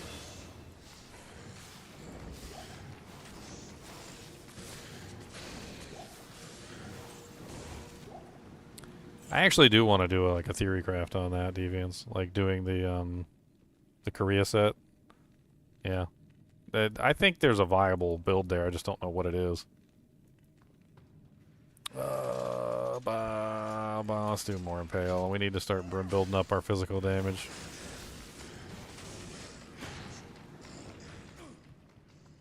Not like Impale because it uses up all my freaking like throwing charges, but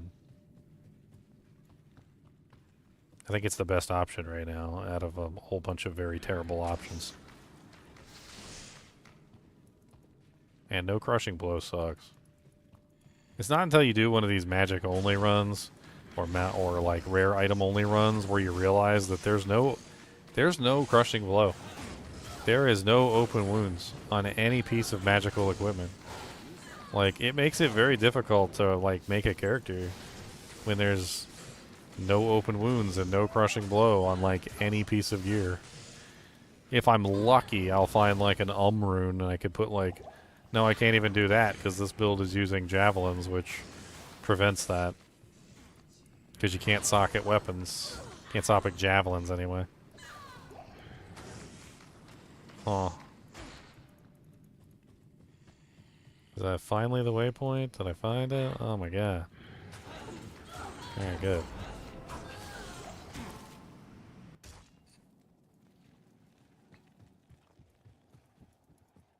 Afternoon.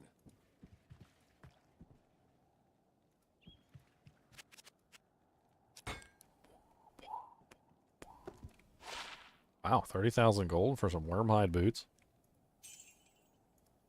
I didn't know they were that expensive. That's kind of crazy.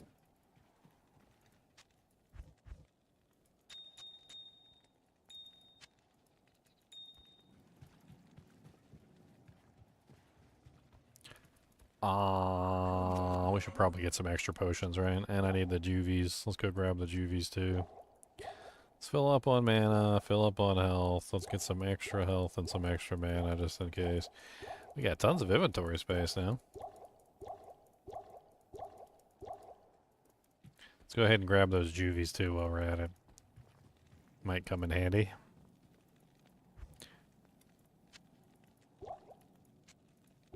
Let's not overdo it with the juvies, but that should be plenty. We don't want to spam them or anything. What's the stats on Mat Jav? We need to look at the stats on the Mat Jav because that's where we're going. Jav. The matriarchal Jav is 151 dex, 107 strength. So we need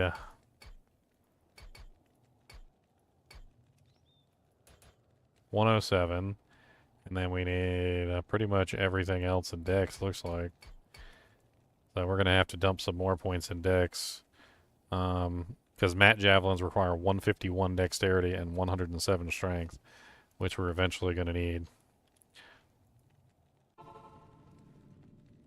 So funny thing about the Ancients, this is probably my worst monster, because the Ancients can spawn with poison length reduction. So monsters cannot spawn with poison length reduction, but Ancients are actually capable of spawning with poison length reduction, up to 75% on multiple pieces of equipment, which does stack because there's a negative poison length reduction penalty or whatever. So like they can have up to 75% poison length reduction, where most other monsters cannot. They're one of the few monsters in the game that's actually capable of that. There's a couple, like a handful of monsters that can have poison length reduction, and these are one of them.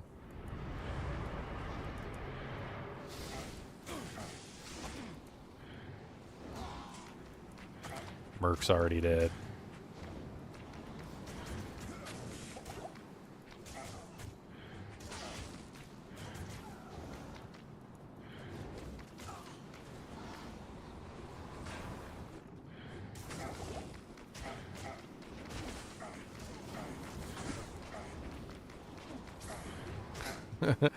What's up, my dog?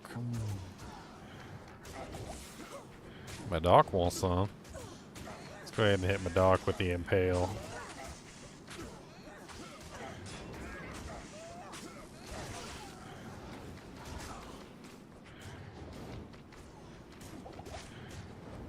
What's up, Maddock? Your butthole's itchy.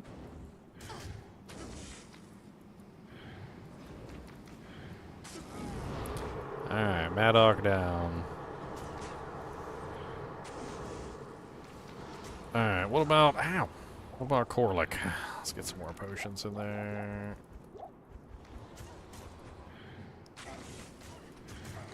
Corlick doesn't seem to be resistant. Alec, on the other hand, is not taking much poison damage at all.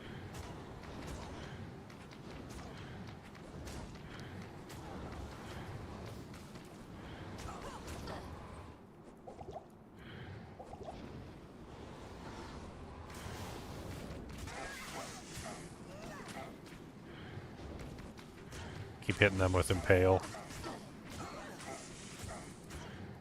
Slow them down a little bit.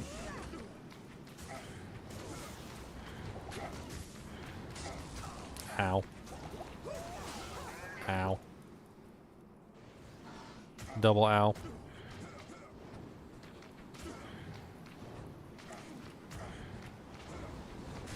I don't know if I brought enough Doojanks for this. These guys are not taking large amounts of poison damage, that's for sure.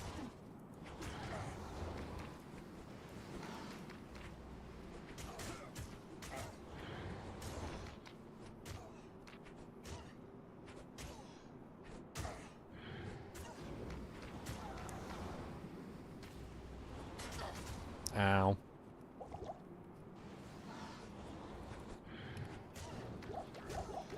Should have brought more potions.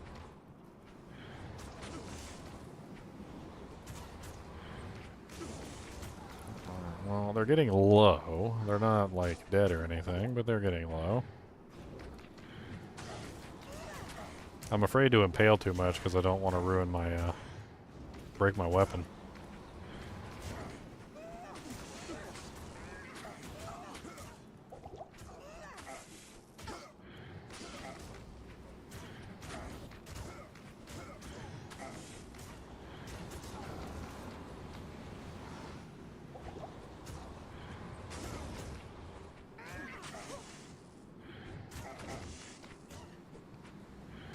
Corlick's almost dead. Talix is close behind.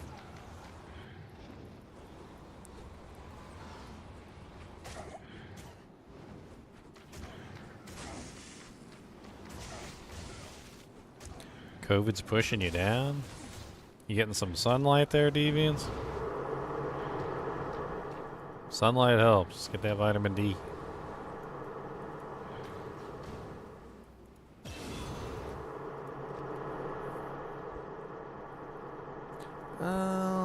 Alright, let's go for some more impale. Just keep stacking that up. More dexterity, obviously. We need dex. Let's go get our Burk and stuff before we start running through the next area. I'm gonna take a quick pee. I gotta go to the bathroom.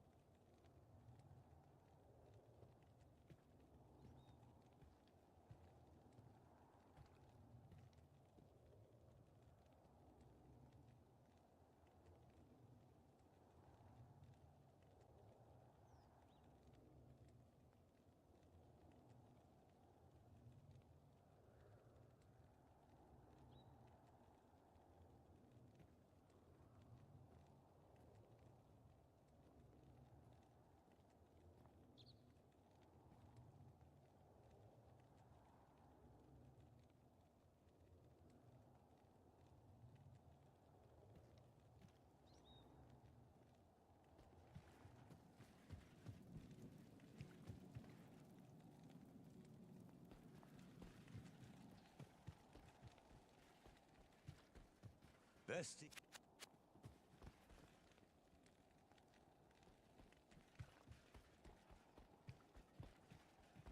I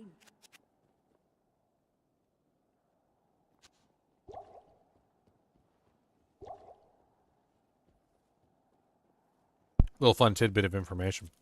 Did you know that Mala's shop can populate in such a way where she may not even have potions or like a town portal scroll or something like that?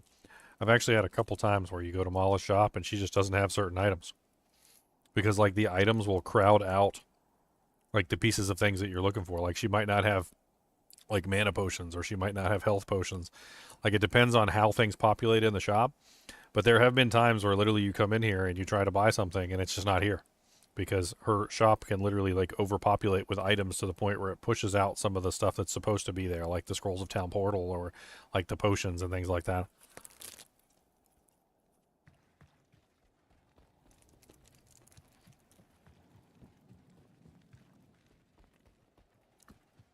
The ain't.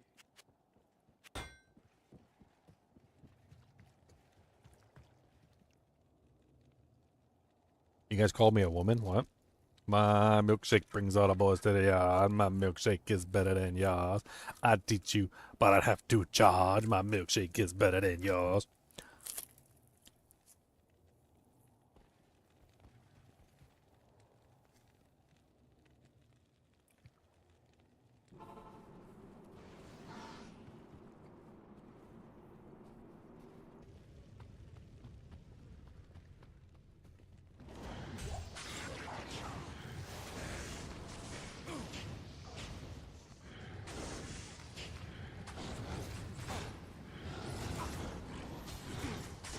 Ugh, Death Lords. Ugh, multiple Death Lords.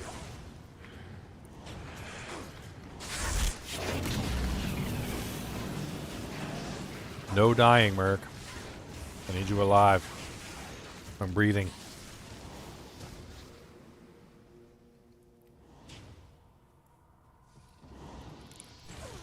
Oh, I gotta put Deviants to sleep. That's what he wants. Alright, here we go. Oh, I need some water for that. Me, me, me, me, me, me, me, me, me, me, me.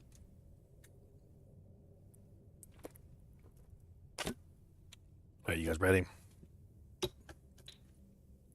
Rockabye deviants in the treetop. Your name is hard to rhyme, it's true.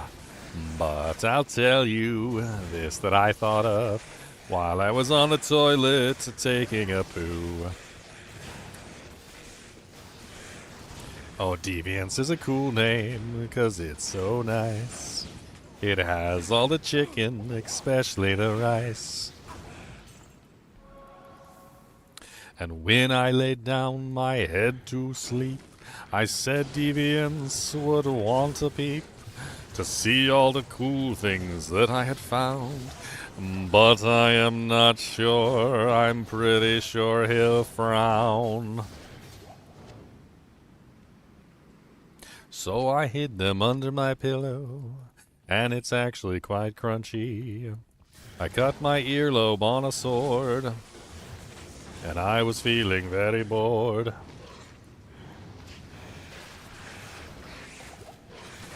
So, when you count sheep, imagine them with an ugly face, and then you'll laugh. If you're counting sheep, imagine them there, floating like hoverboards in the air.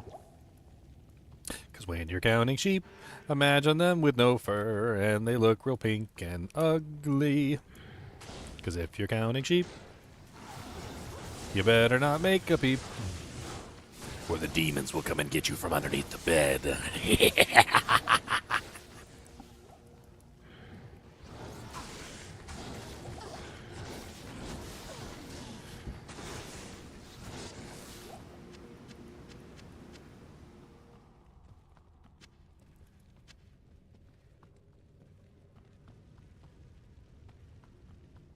Christmas time is the worst? Why is Christmas time the worst? Because I like to sing Christmas songs? I'll sing Christmas songs in June. Don't you challenge me.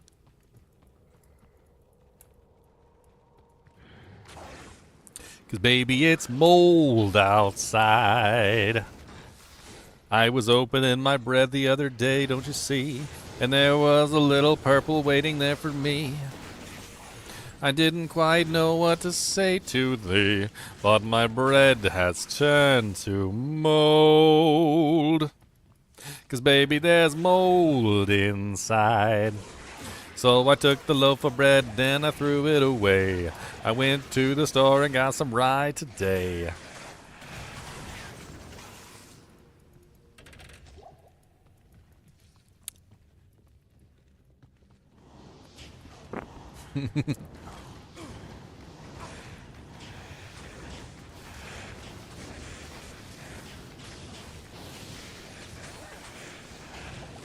That's right. Next time you hear the song, you're going to be like, baby, it's mold outside.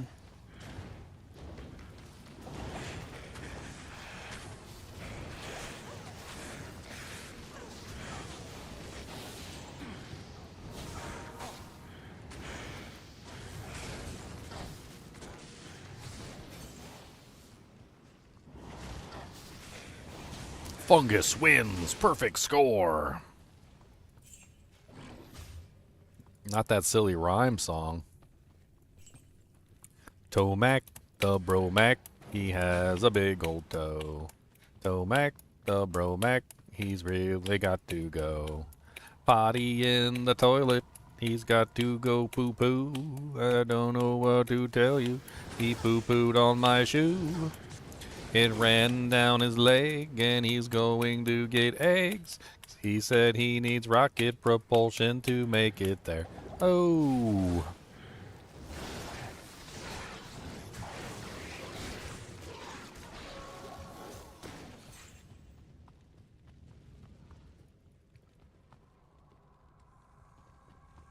Do do do do do.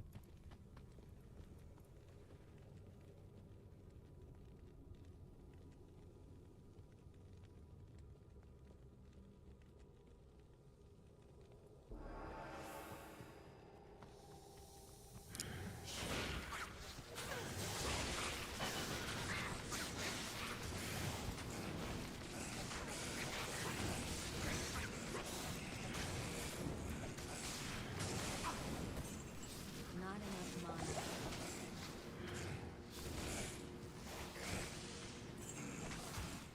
Boo boo boo boo boo.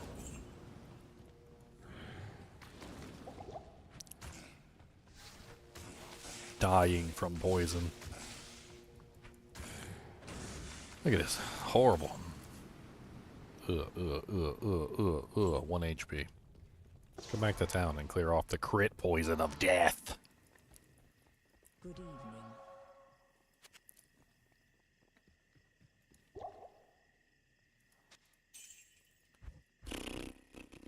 We're not even on level 3 yet, are we? No, we're not. So we can't find matriarchal javelins until we hit level 3. We looked it up earlier. Well, I guess technically we might be able to find them from like an elite or a champion in level 2, but everything in level 3 can potentially drop a white matriarchal javelin, which is what we're looking for. And then we're going to imbue them. I need 3 of them so I can imbue all 3 of them. And then we'll take the best of the lot. If we have enough skulls, we might even re-roll one of them and see if we can get slightly better stats. Is it Matt or Mate? I don't know. I've had this conversation with people before. Like, I don't think half you people know how these words are pronounced because we don't speak them languages. I was looking up a bunch of the words, and apparently even the ones that are in different languages are using like crazy stuff. Hello.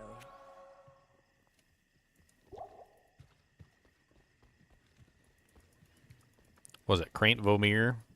I was looking that one up, and they said that Craint Vomir is even hard for people who speak native French to actually like say properly, because it's using some sort of like archaic pronunciation of like the word, and that even people in France who natively speak French apparently get that wrong on a regular basis, which is kind of hilarious.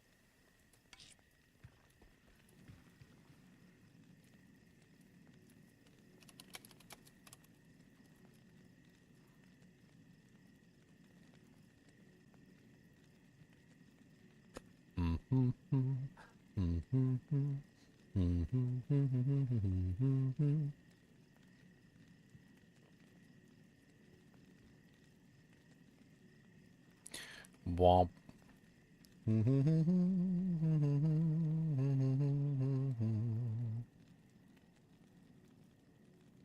I had like a thing on Crane Vomir somewhere that actually talked about like the correct pronunciation for it and how it was actually even difficult for most French speakers to get properly done. Apparently there's some sort of like archaic like pronunciation of one of the words that's not even used anymore in like polite society. I have it somewhere here. Let me see if I can find it. Dying. Craint. Oh god. No, not that. Hold on. Here. There we go. Vomir. Let's just type in Vomir.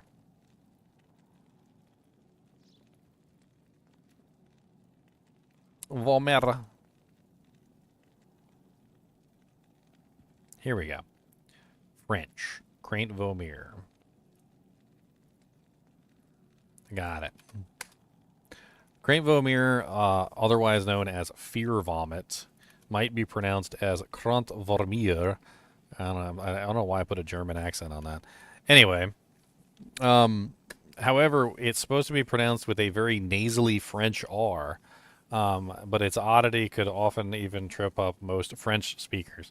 Like apparently you're supposed to use a very nasally R when you pronounce it. Like it's not a normal pronunciation, and most people pronounce that wrong as well. So I ain't fighting it. Like there's too many words in this game that are multiple different languages. I ain't fighting it. I did a whole write-up on like pronunciation in this game and how most of the stuff isn't even correct.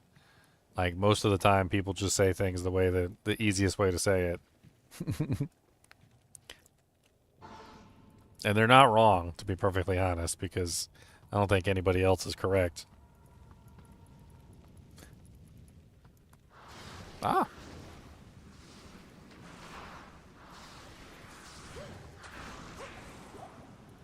A lot of the things are made up words too that don't even have real pronunciations.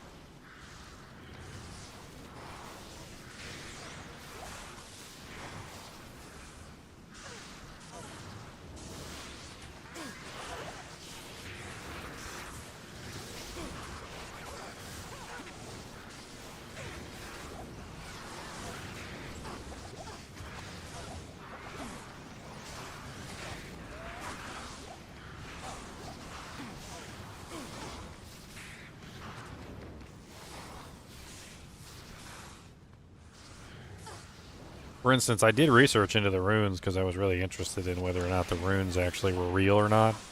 Like if they were based on some sort of like real runage writing or something. No, they're not. There's only one real rune in the entire Runeword series. Like rune series, there's only one real word.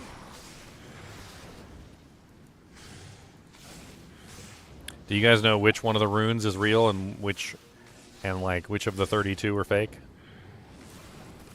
Like which one of the real runes actually corresponds with a real rune or a real rune in reality?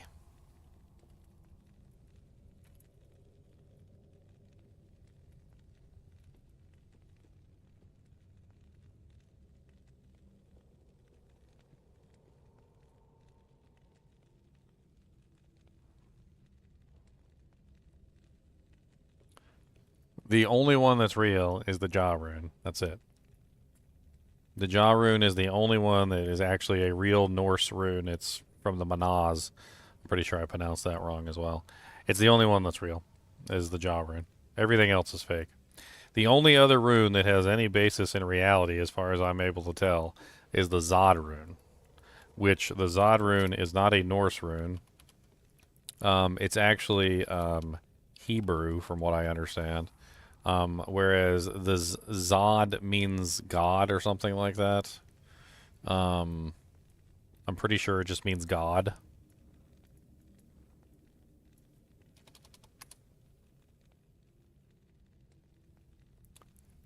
trying to remember the exact breakdown.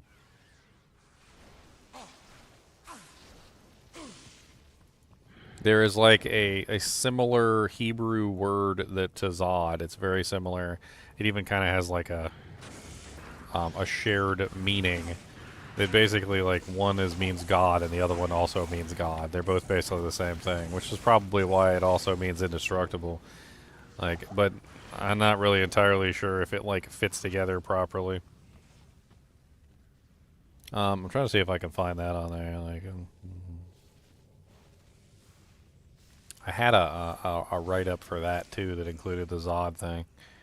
I do a lot of research in the background, and I don't necessarily post all my findings because not all of it is worth posting. But let me see here.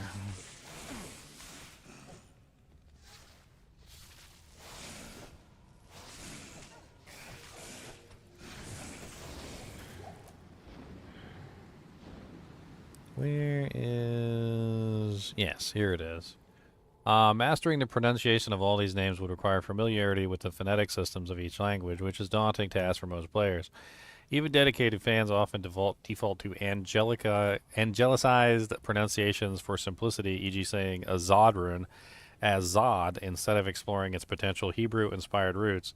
The linguistic diversity adds flavor to the game, but makes an accurate pronunciation a formidable challenge. Zod seems to be a Hebrew word. It seems to have some sort of inspiring from Hebrew words, but it's not specifically a Hebrew word. It looks like the developers probably took a Hebrew word and converted it into that to basically make the Zod rune, which is likely because they were borrowing a lot of stuff from a lot of different civilizations and like a whole bunch of different stuff going on when they were going into like museums and pulling everything they could out, right? Like freaking Korean, German, French, English, Old English, Norse. Like, it don't matter. They were pulling every language out.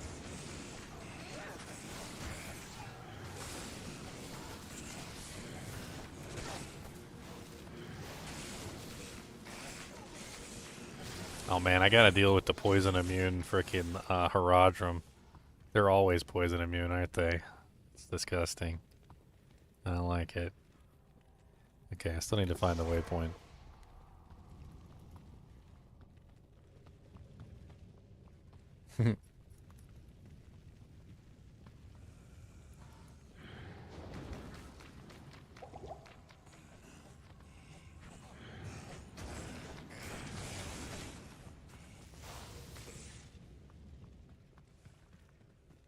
A loser.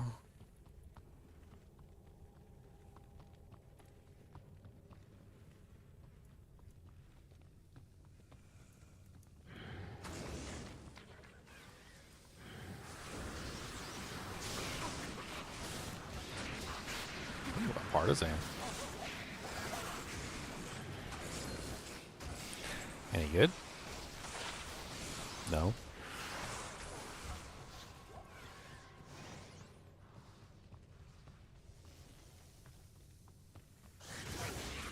Get to bed. You should have been to bed a while ago, Deviants. I don't even know why you're still awake. Close your eyes. Go to sleep. Go to sleep, little deviants. Go to sleep now. Close your eyes. And go to the nighty night. Do not wake at all. Do not fart all night long. I think you'd explode.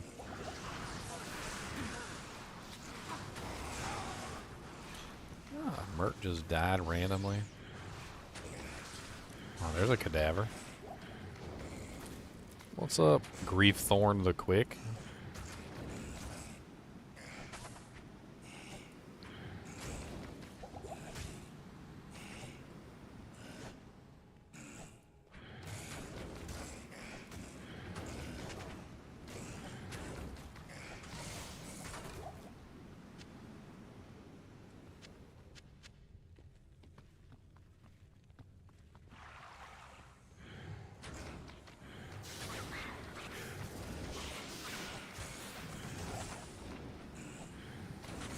Hey, we found the waypoint. Let's go res our mangy merc. And then on to level 3. Alright, so on level 3, we should be able to find white mat jabs, which is what we're looking for. So we're mainly just looking for white mat jabs at this point. In fact, you know what? Let's take off our magic find booties and for the first time ever throw on our run walk booties. Because, yeah.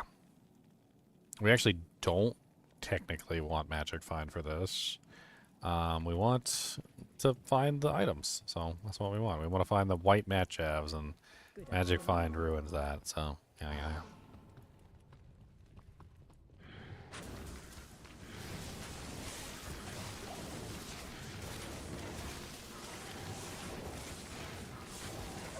What's up, Doomvex? Your butthole's itchy.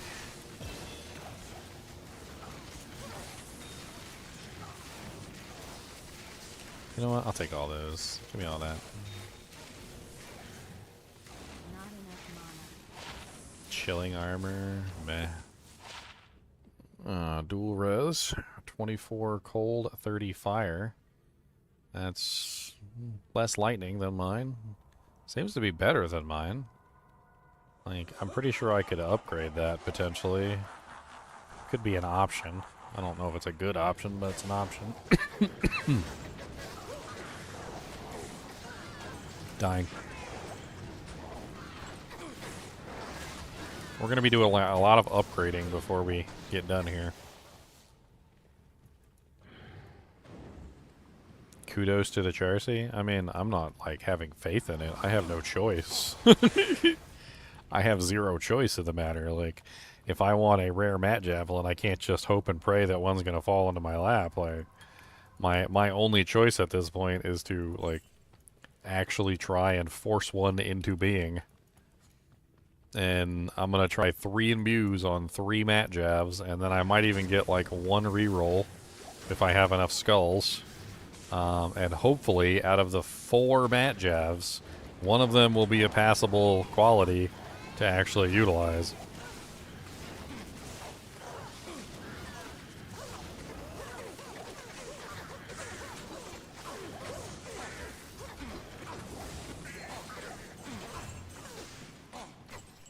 I'm going to clear this because every single monster here has the ability to drop the item I'm looking for, so this is where we need to be.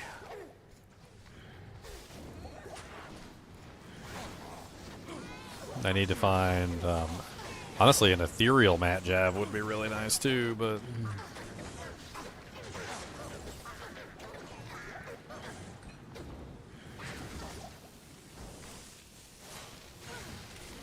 I mean, it's not impossible for Charcy to give you a good imbue. It's just very rare, that's all. Very, very, very, very, very, very, very, very, very, very, very, very, very, very, very, very, very, very, very rare. Very. Very, very. Very, very, very. Very. Stop. It's, very, very, very.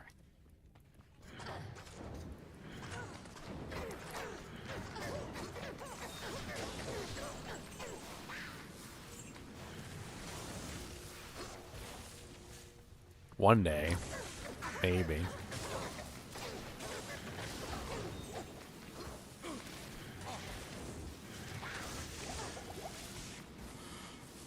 Come on, I need a mat jab. I need a mat. A mat jab. I need a mat. Mat jab. If you wouldn't mind, if you kindly, sir. I need a mat jab, one for my fur. I don't care what you tell me. I don't care what you do. I don't care where you go, and I don't care if you go poo. I just need a mat javelin, please, so I can imbue it with some fleas.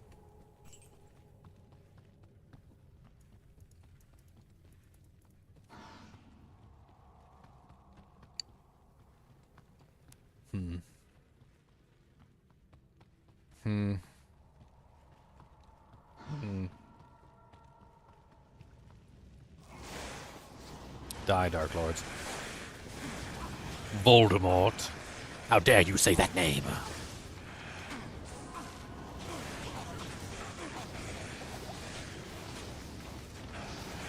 Ah.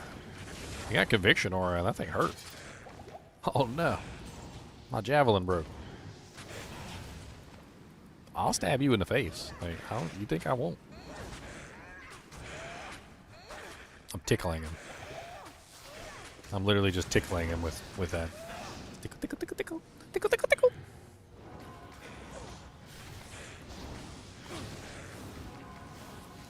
Bone Killer, the unclean.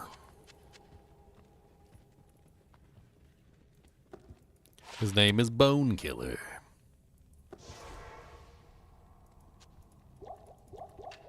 When I was young, I would have laughed and said, "You can't kill bones. They're bones." And then, like, now I know that you can kill bones, and like, bones are totally killable. Like, you can kill a bone. Bones are killable. You can kill the bones.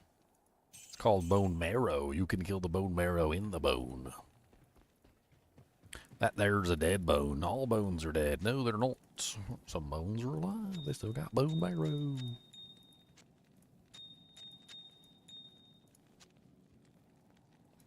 I suck the marrow from your bones. I was half tempted to watch the first Pirates of the Caribbean the other night. Popped up on the streaming thing, and I was like, Afternoon.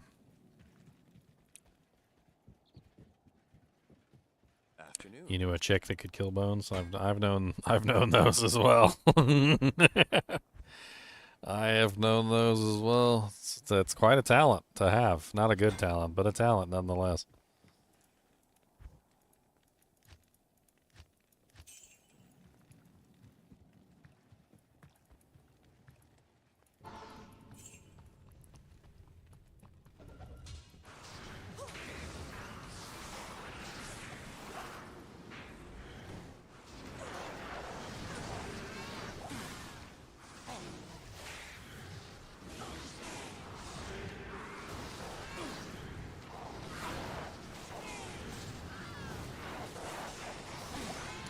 It reminds me of that movie. I can't remember what movie it was. It's been a while since I've seen it, but I do remember the scene. There was this guy. He was dating this woman, went out with her, took her on a nice date, like, took her to a restaurant, bought her lobster, took her on like a carriage ride, like it was like the perfect date, and at the end of it, like, she wanted to have sex with him. And they were in the room, and like, she's all over him, and she's kissing him and hugging him, and like trying to rip his clothes off, and he slaps her, and like he like starts beating on her, right? And because it turns out his fetish was raping women. That was his fetish, and he didn't want to have sex with a woman who willingly wanted to have sex with him. He wanted to have sex with a woman who didn't want to have sex with him. So like, at the end of the night, after everything was over, he would go out of his way to do something which would deliberately put the woman off so that they would want to leave, and then he would have his way with them. When the irony of the entire situation is that had he not done that thing to deliberately put the woman off, she would have had sex with him anyway. But that wasn't his kink. His kink wasn't having sex with women. His kink was raping women. I can't remember what the movie was right off the top of my head, but I remember it was a specific movie. And I always remember that scene, and I'm like, okay, like, he raped her. I'm like, but like, she was literally going to have sex with him before he did that. Like they were, like, she was ripping his clothes off. Like, they were about to do it, like, before he did that, and then he just did it. Like, what? And I remember the hamster in my wheel was having trouble running that day. I was like, yeah, but she wouldn't, yeah, because it's like, okay, and then, all right. It's like, but then he was gonna get it anyway, like, and then then he slapped her, and then like, then she wanted to leave, and then it's like, but like, if he hadn't slapped her, like, she would have done it anyway, like, and I guess that was just his kink, like, and I just couldn't figure it out. Like, I'm sitting here in my head, and it's just like, didn't make any sense to me. I'm like, he totally was about to have sex with her. Like, I don't even understand. Like, she was in it to win it. Like, that was it. She was in it to win it. I might have been American Psycho. I don't know. I can't remember the movie right off the top of my head. I'm terrible with names.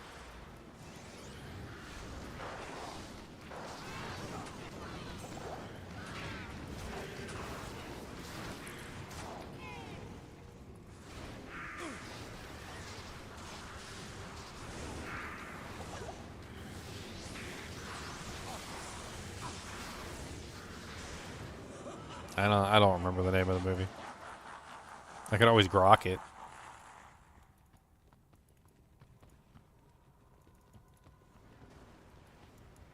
Grok it. AI it. AI is so stupid. I don't know why people think AI is the future. Like, as of currently, I've been looking at AI and I've been like paying attention and playing with AI and seeing how it works and stuff. Like, AI is absolutely terrible. I don't know how to explain it to anybody who hasn't actually played around with AI and like manipulated it and talked to it and like tried to get it to come up with answers. Like, it is so bad at coming up with answers to anything.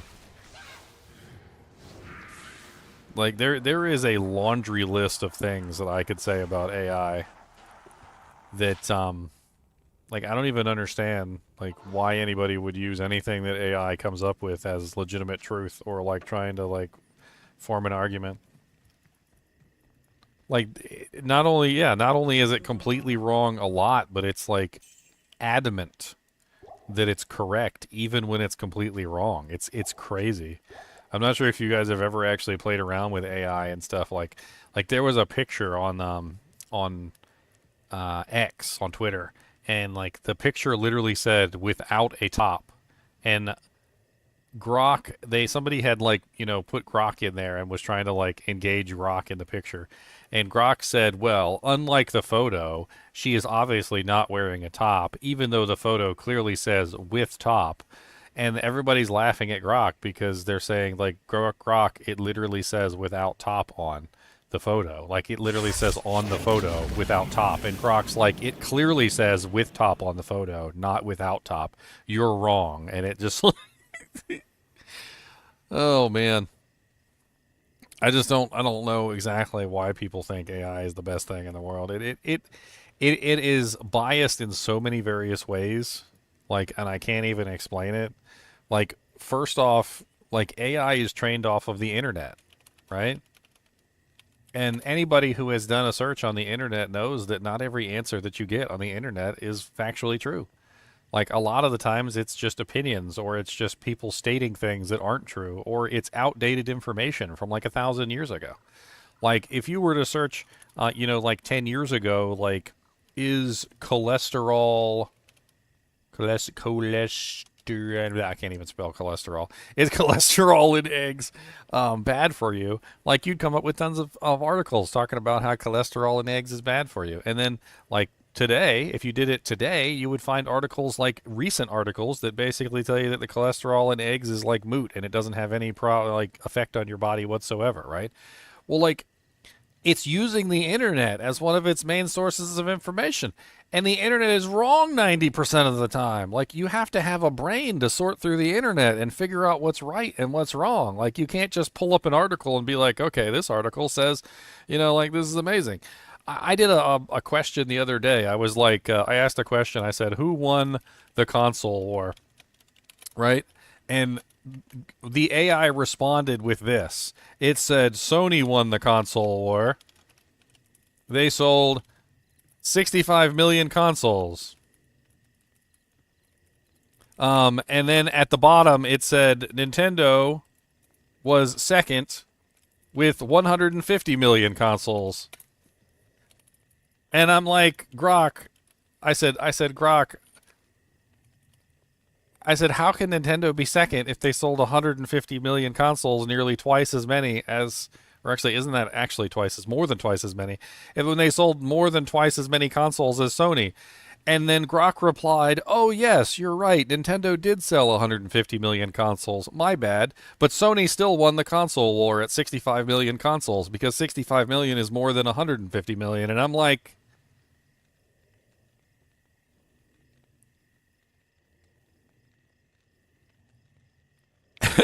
And I'm sitting here arguing with the AI about 150 million versus 65 million, and it made no sense to me whatsoever why I was even having this conversation.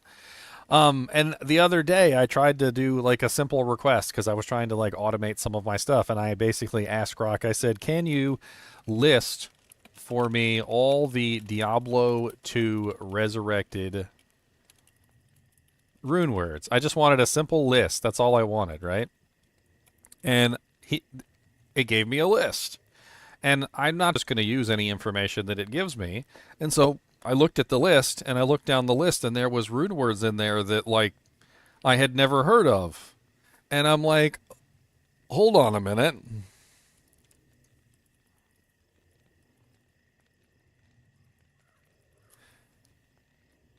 And so I looked up one of the rune words, and I'm like, what is this rune word that it told me about? Like, I don't even understand what this is. And sure enough, it was a rune word that was added into a mod for one of the Diablo 2 Resurrected mod games. And there was quite a few of them in there. It had pulled in rune words that were part of like mods and like what is that one called, like remodded and like PD2, and it pulled in like a bunch of rune words from games that weren't Diablo 2 Resurrected. And I'm like, oh, okay, well, this is stupid. I was like, this doesn't make any sense whatsoever. And I was like, why are you know? And I asked the question. I'm like, why are you including like rune words from modified versions of the game? And the AI then responds like, oh, I'm sorry, I didn't realize. Like, let me remove the modified versions of the rune words from the game, from the list. Here, populating new list. It then populates the list, and they're still in there. I'm like, you still have the words in there that don't belong in this list. And I basically found that like AI was completely useless when it came to doing anything. Like it makes so many mistakes. And this is basically the conclusion that I came to, okay? AI looks like it does a good job from the perspective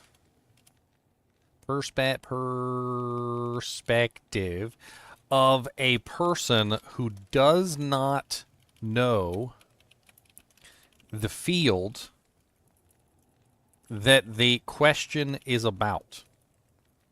Okay? And this is really important because you have to understand this. If you don't have the technical expertise to know that the AI is feeding you bullshit, then you will think that the AI is giving you a good answer. Okay? But as soon as you are an expert in your specific field, so once you are an expert in a field, and you ask AI a question in your field that you can discern whether it is the right or wrong answer, what you will find is that AI is literally feeding you garbage. Like, it's literally giving you the worst possible answer that looks right from an outside perspective. But to anybody who's actually an expert in the field, they look at this response and they see how absolutely flawed it is in so many various ways. And, like, I don't understand why anybody uses it at all, to be perfectly honest, because it makes so many mistakes, little tiny mistakes, and they add up to very big problems. Like, and it's not just the obvious stuff. It's also, like, when you're actually trying to get a real answer out of it for a specific topic, like, it also seems to be extremely biased in some ways. And I'm pretty sure that the bias that it has is literally because the internet has a bias, right? So the same exact bias that the internet has is also being reflected on the AI program. So when you ask it a question, it will literally reflect the bias of the internet onto the answer.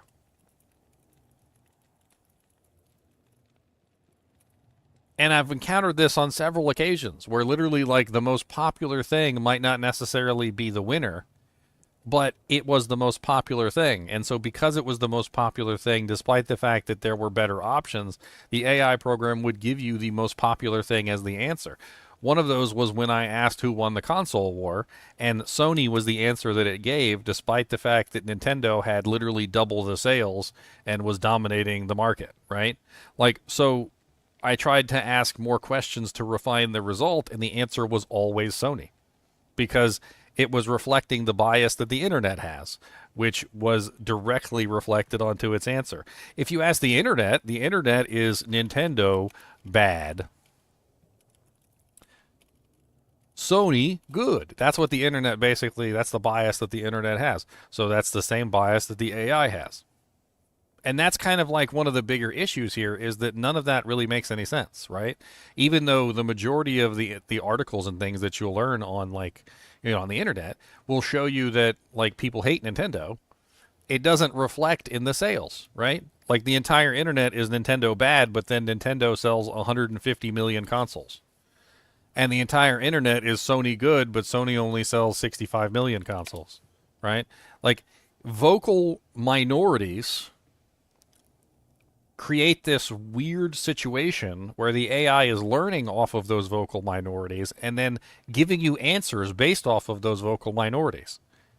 Whereas the vocal majority, the silent majorities, which are not talking, they're not like giving their opinion on a regular basis on everything, like, they're being ignored essentially because they're not giving their opinion.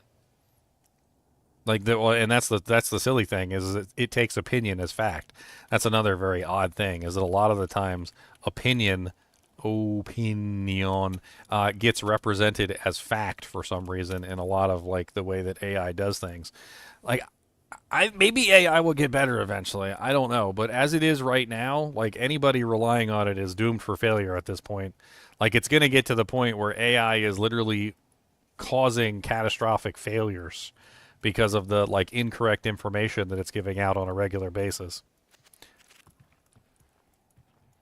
A lot of incorrect information. I don't know how I'm going to kill these freaking guys. I think part of me was just trying to put this off because I don't want to fight these stupid skeletons. I think the best way to deal with this is to... I really don't even know, actually. Like... Oh, they're not immune to poison? What the hell? Is only the boss immune to poison? Does that mean I can kill the... Oh, okay. So only the boss is immune to poison. That means I can still kill the Unravelers. Alright. We're going to have to poison all of his buddies until they're dead. And then once they're dead, we can focus on killing Akmel.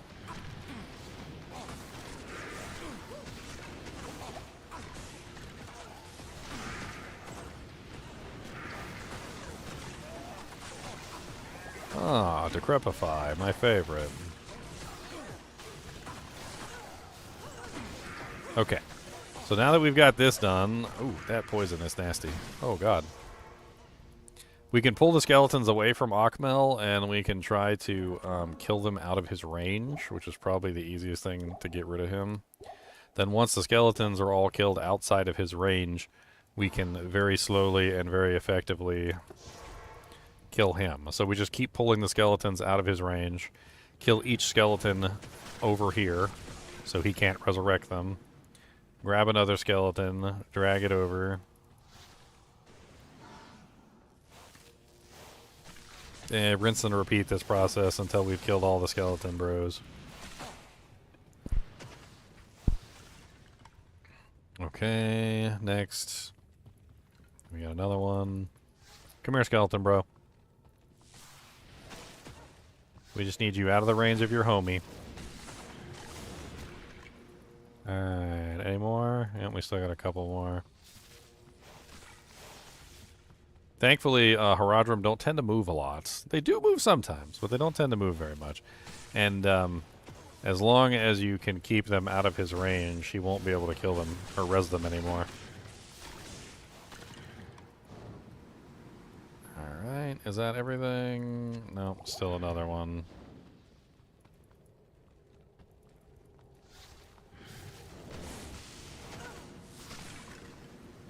Alright, so I think that's the last of his mages.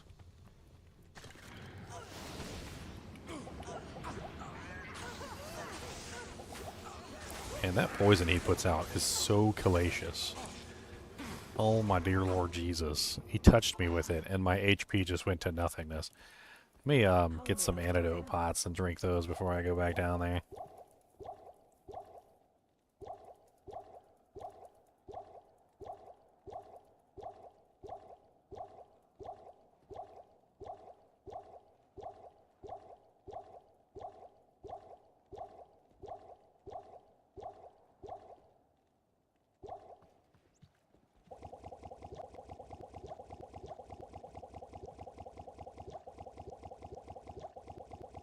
If you play with AI enough, you'll start to discern the biases in the AI too. It's actually quite interesting.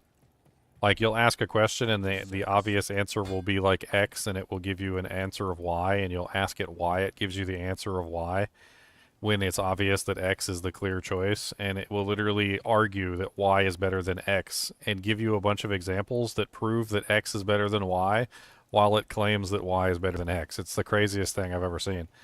Like, AI will come to a conclusion and then argue the conclusion. Like, if that makes any sense.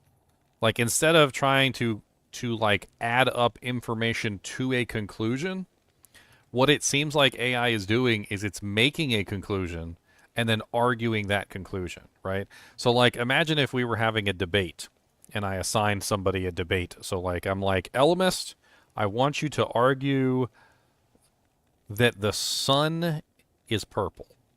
All right? And everything that you do is going to be to prove this point. You need to prove that the sun is purple, right? And then AI then fills in all the gaps. It literally argues that point from that perspective. And I've noticed on many occasions that it doesn't seem like the AI's like information that it provides you matches up with the conclusion that it gives you. Right? And the conclusion seems to be separate. It's something that it came to a conclusion of beforehand, and then it argues the conclusion. Like, almost as if you just simply give it a conclusion, and you're like, AI, argue this conclusion. And you give it the conclusion, and then the AI spends time arguing the conclusion.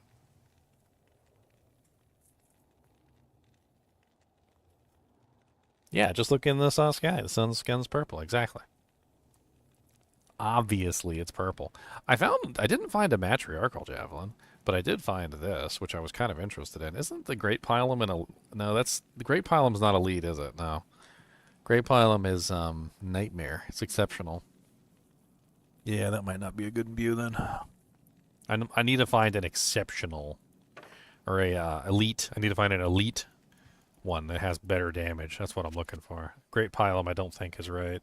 Let me double check it just to be sure, but D2R javelins.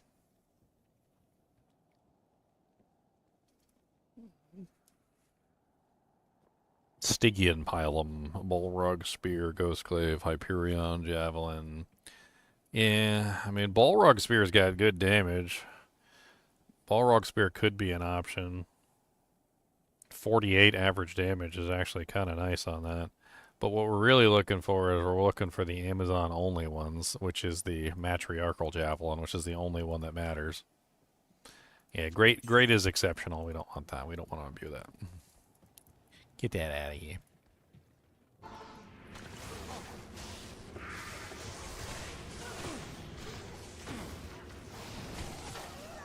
Still got a bunch of skeletons nearby. We need to pull them away.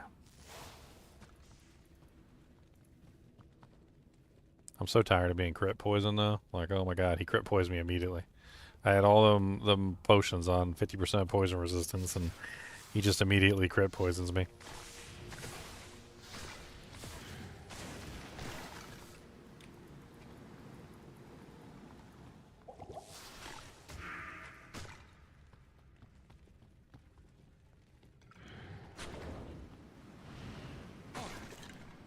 Okay, I think that's it now.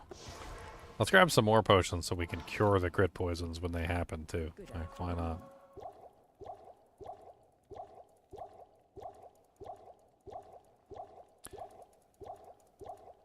The funny thing is if you give the AI a conclusion, you prevent the AI from making the conclusion itself. And if you give it the conclusion, it's forced to use your conclusion, right? So, like, for instance, like if I let's go to Grok real quick, and I'll show you an example, right? So let's give it a conclusion, right? So let's say instead of asking a question, we're going to say under the conclusion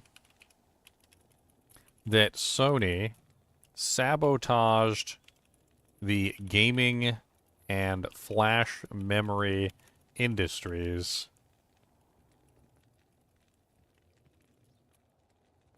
argue this conclusion as fact and provide evidence, right?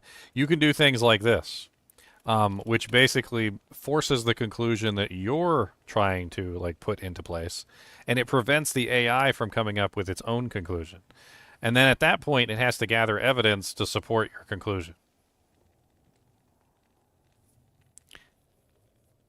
Argument supporting the conclusion as fact. Of course, it still has to argue with you, though. Like, the entire time. It'll just argue with you constantly. But it'll still provide the information that you want it to provide because you forced it to use the conclusion that you wanted to provide, as opposed to providing its own conclusion.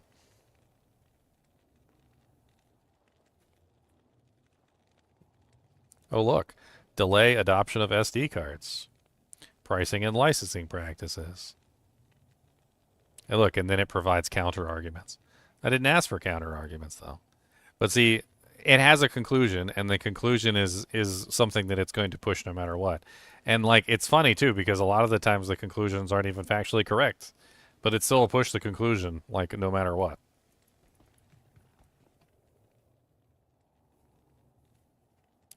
Alchemist is still proving that this guy is purple, guys. He's doing it. He's doing it. I didn't expect him to actually do it, but he's doing it.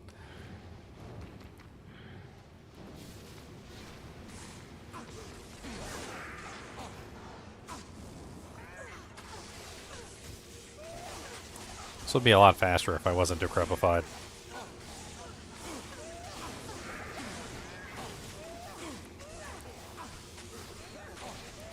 He's immune to lightning too, which is really nice. My Merc does no damage as well. I totally forgot about that.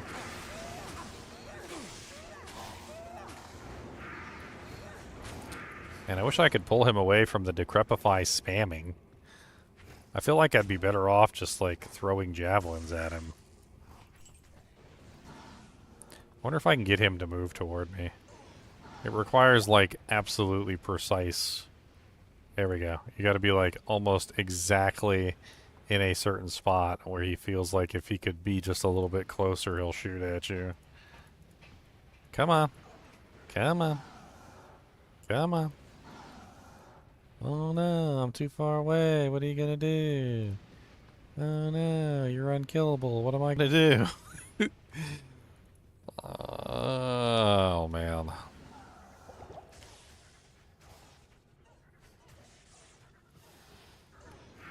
That guy is a pain in my butt. That's what he is.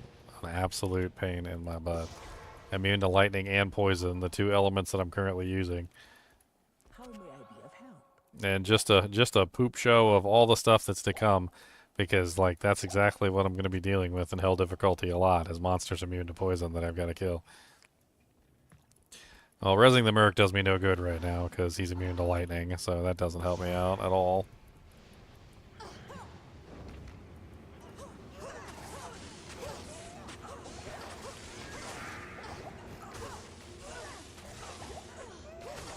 Uh oh, I seem to be out of town portal scrolls. I just realized. Good evening.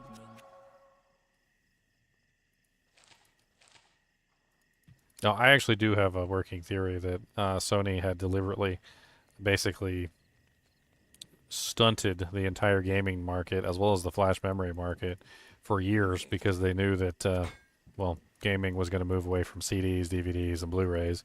And they also knew that gaming was going to move into flash memory, which was also a direct competition to CDs, DVDs, and Blu-rays. So my personal like theory that I have been working on for a while is basically that Sony deliberately knew that flash memory was superior in basically every way. They also knew that it was a direct competition to the technology that was keeping them afloat at that particular time period, which was the advent of CD-ROM technology, DVD technology, and eventually Blu-rays. And through a strategic positioning on the gaming market as well as in PCs, they used their technological prowess and their weight in that industry, in both industries, to prevent the production of essentially, or rather the research and development of any of those technologies for quite some time. And it wasn't until like 2007 when the iPhone market started to come into play that was not using any CD-ROM technology, where it started to really rapidly develop. But up until that point, they had done everything in their power to prevent it from developing until it was no longer possible to prevent it from developing, at which point they did everything in their power to delay it, even once it started to develop. Because they knew that as soon as flash memory took over, CD-ROM technology was going to be obsolete. And not only did they hold back like the gaming market, not only did they hold back the flash memory market, but they also held back the internet in general. Because as streaming technology became more and more popular, they also held back streaming technology as much as they possibly could, because who was the king of movies at that particular time? It was DVDs, right? So DVDs was the king of movies, and having streaming technology take over was a direct competition to Sony. And Sony did everything in their power to prevent streaming technology from becoming popularized as well, which in turn also meant that the internet was less developed, because streaming technology, when it came out, pushed the internet in such a way that the companies started to advance and increase the potential speeds of all the internet connections because they were keeping up with Netflix. So when you look at it from a point of view, like a broad point of view across the entire market, it's very obvious that Sony knew what was coming, did everything in their power to prevent it and hold it back as much as they possibly could, which means that they could have prevented the advent of, like, say, NVMe technology, fast internet, and even like really good cartridges for over 2 decades. Like, they basically tried to artificially restrain it until eventually it had, legs of its own and got away from them. But they did everything in their power to prevent it from happening for a very long period of time. And like, I'm coming up with like lots of evidence, on this, and I'm actually kind of like writing a little paper on it. I think it's a very interesting like look at a market that probably could have advanced a lot faster had Sony not existed. Let's put it that way.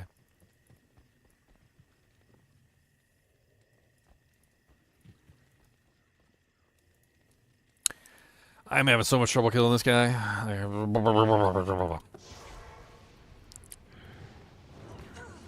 I can't poison him. Impale is slow as balls. I think he's interrupting my Impale half the time.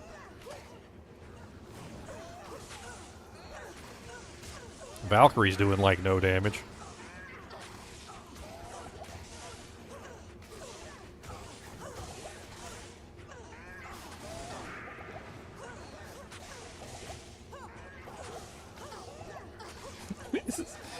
Dude, poison pots in this game are so ineffective. Like, I don't understand what they were thinking when they made poison potions. That's one thing I would definitely change, is the antidote potions.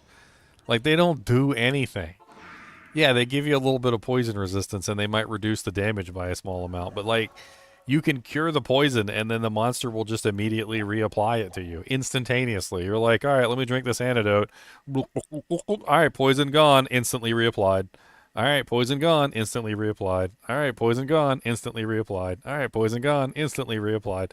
Like, they should have put some sort of like temporary immunity on the antidote potions, like maybe like a 3-second immunity or something, or a 2-second immunity after drinking a potion. Like, you can't be re-poisoned or something. It's no secret that Sony's doing God's work to end human existence. I mean, I don't think they're trying to end human existence. I think they just want money. And I think what happened in the grand scheme of things is that they wanted money really badly. And they realized that the other technologies that were superior to the one that they were trying to push were going to stop them from getting money. And so they did everything in their power to prevent those other technologies from proliferating. You know, they said to themselves, they're like, huh, this flash memory technology could completely wipe our CD-ROMs off the planet. Let's make sure we don't have anybody pursuing this technology. And they went out of their way to prevent people and prevent companies and basically like engineer their own versions of flash memory and even like stifling the whole industry as a whole. They didn't want competition, right? And that's exactly what they did. They didn't get any competition because they didn't want competition. And I don't necessarily think that they're an evil organization that's out to destroy the world, but I think that they're money grubbing and their seeking of wealth beyond anything held back basically the entire world for a period of about 2 decades. For basically 2 decades, I would say about 2 decades, they basically held back the entire world. That's a long time to hold back the world, just because you want to make a buck. Good evening. That's a pretty long time. That's a pretty excessively long period of time.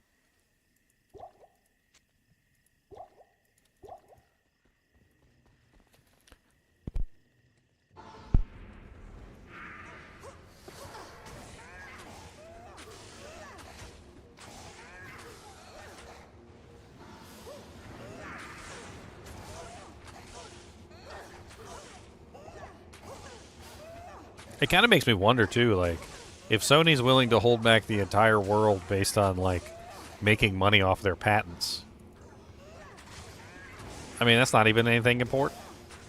Like, how many companies out there are making money off of things that they're holding back that are more important? Like, pharmaceutical companies holding back the cure for an illness because, well, it's more marketable to like sell the thing that doesn't cure the illness, right? What's the term, like inhibitors? Hello. Like, it's more marketable to sell an inhibitor that you have to take over a long period of time, like for the rest of your life, than it is to sell the cure, which cures the thing entirely, right? Evening. I mean, it's kind of a similar situation, except Sony was doing it on something that was like mediocre at best, like not very important, not life-changing. But like, there's probably companies out there like pharmaceutical companies that literally have the cure for something, but hold it back and don't release it specifically because, well, there's no profit in that. There's no profit in curing it when we can sell you, you know, an inhibitor or like something that gets rid of it temporarily, or, you know, like a pain medication that will mask the symptoms. Like, we can make more money doing it this way than we can doing it that way. So throw the cure away and keep the inhibitor. I mean, it's kind of the same case with Sony, if you think about it from a certain perspective. They knew what the cure to the problem was, which was flash memory, and they could have pursued that, but instead of pursuing flash memory, they kept with the cheaper alternative that was going to make them more money, which was the CD-ROM technology. They already had the patent on CD-ROM technology, which is why that worked so well for them. And then they owned the patent on DVD technology and then Blu-ray technology, right? And they tried to own the patent on flash memory, and that's where they made their flash duo whatevers, right? But they lost that war to the SD cards. And when they lost that war to the SD cards, they immediately turned back around and doubled down on the CD-ROM technology, even though they knew it was a bad move.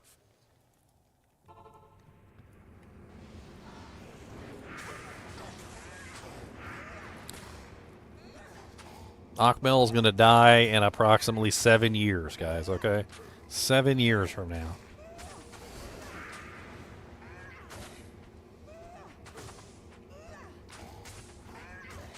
7 years later.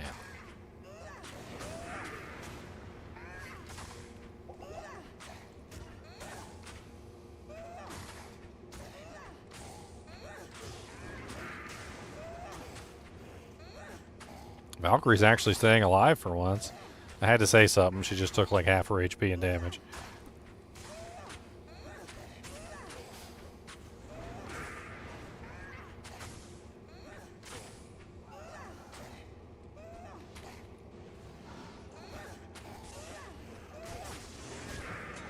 Finally. Okay. Alright, let's put another safety portal down.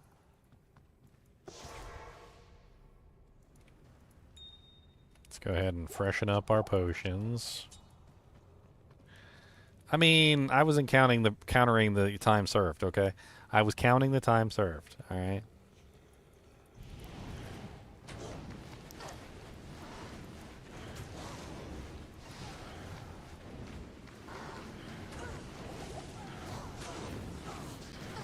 It's counting the time served, alright?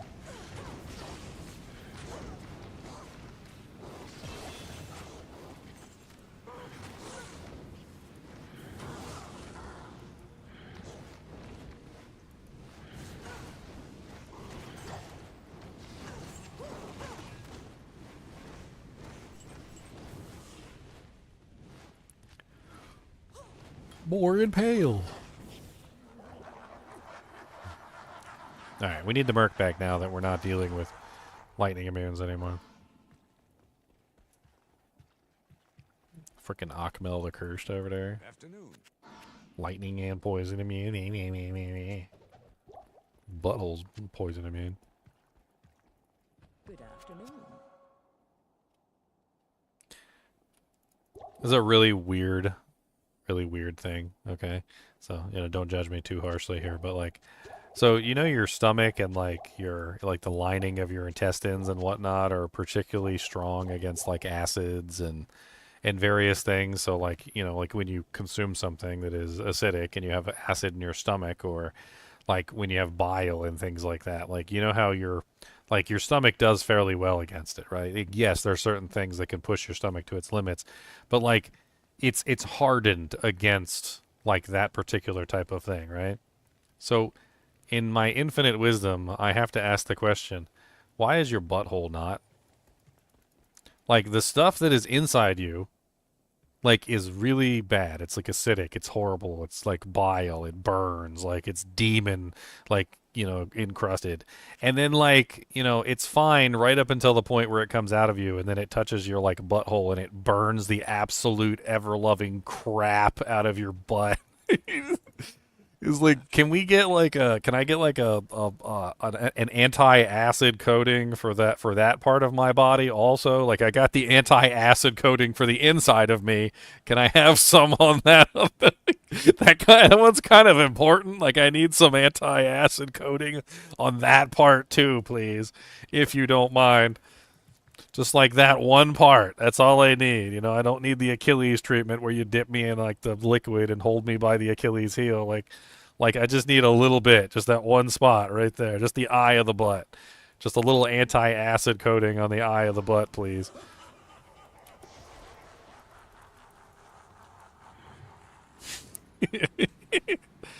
It's so stupid. All right, judge, let the judgment commence. Oh god, these guys are immune to poison too. I forgot. Okay, well that's a little bit. They're a little bit easier to deal with. I can do them like one by one, and they actually move. So, like I already got like a couple of them isolated, so we can just sit here and work at them for a little while. I've been working on a railroad all the live long day. I've been working on the Venom Lords. I don't know what to say. Hear the Venom Lords rolling in the hay for me to stab. Venom Lords impaling, gonna impale all day long.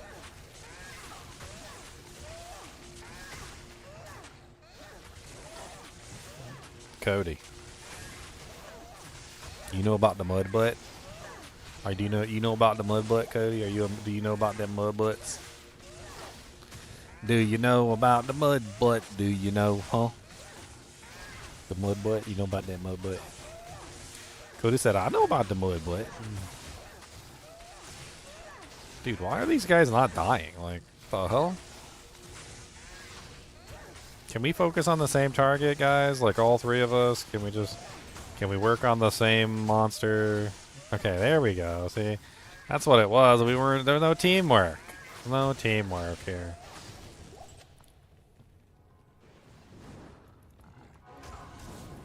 Oh my god, he's got conviction. I can't believe he's got conviction aura.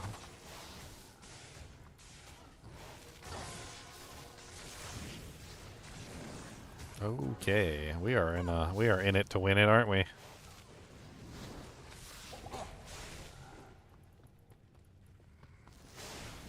Okay, we got two of them by themselves.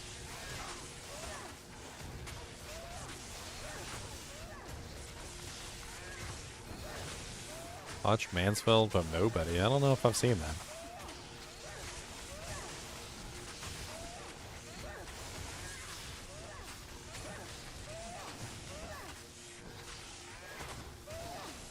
There is one, and I told myself I was going to sit down and try and figure out how to set it up. It's called, like, I was looking at it the other day. Like, there's a streamer, like, Grubhub kind of a thing. It's really difficult to set up. I don't understand what the hell's going on with it. Like, it's rough. Like, maybe there's another one I can use.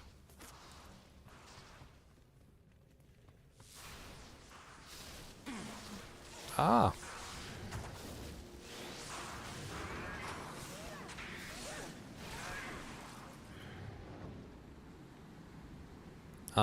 What the hell is it called? It was called, like...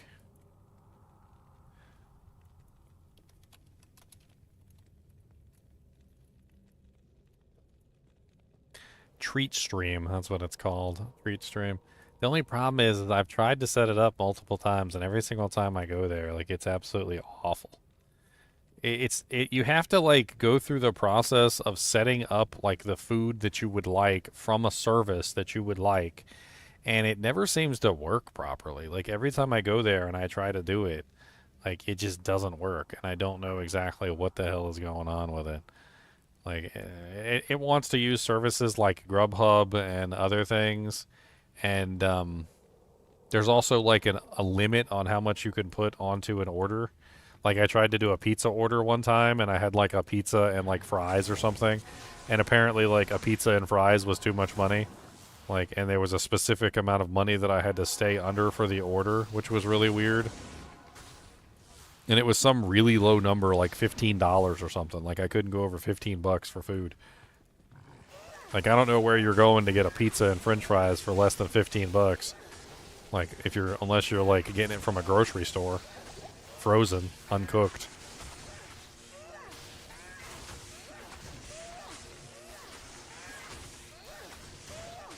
Dude, if the viewer chose, I would be getting all sorts of nasty things, like anchovy pizzas and, like, frickin', like, I don't even know. It would just be disgusting. I think I can understand why they want you to choose, but then, like, why don't they just have a bunch of, like, you know, like, options pre-selected, so you can just go through and be like, all right, you know, just like pepperoni pizza, like, whatever, like basic things. Like, I don't know why they just don't have, like, basic stuff that you could potentially use.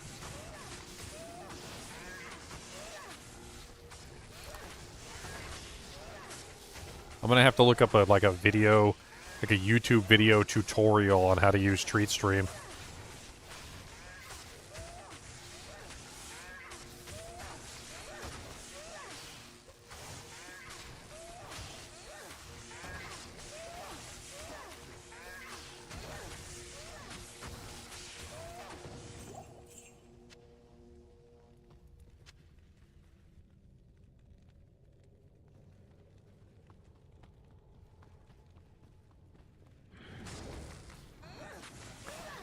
Slowly murdering the Venom Lord. Slowly murdering a Venom Lord. While my Valkyrie just, like, moseys over.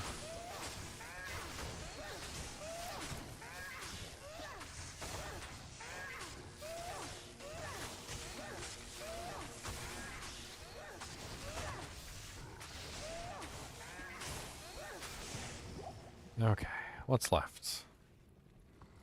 2 more? Okay, we can handle 2 more. Let's get him away from the Decrepify spammer, though. Let's go over here, come on. Back it up, we don't want Decrepify spam.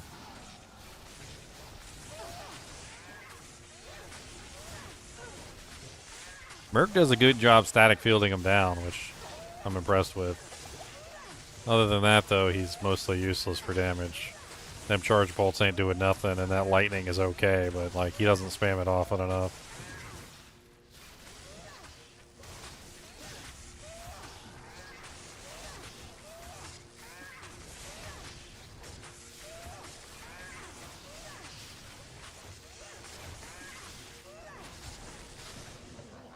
Yes, Boogums. What's the matter? Do you Hear a monster? Oh no, Cody, do you hear a monsters? Oh no, I think there's a monster. And he's gonna come get you. He's gonna eat you, and he's gonna gobble you all up, and there's not gonna be nothing left, and he's just gonna be a tail, and that's it. Maybe a tail. He said, "What?" He said your tail smells like doo doo. That's what he said. He said you had a doo doo tail.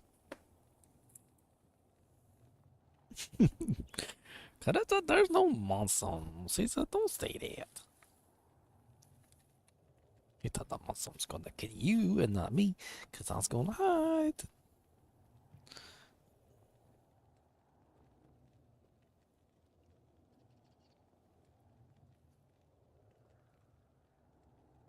Cody has the most cartoonish belly button I've ever seen in my life. His belly button is literally an X. I'm not even joking. It's literally an X. Like, you know, like on the cartoons where you see like a little belly button and it's got like a little bump and it's got like an X on it. Like the cartoon X belly button. He literally has the cartoon X belly button.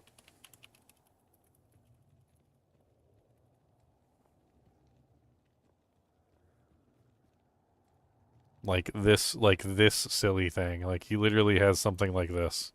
It's like a circle with an X on it. Of course, that's not a really good representation, but like it's kind of hilarious to see it for the first time. I'm like, does he have literally a cartoon X belly button?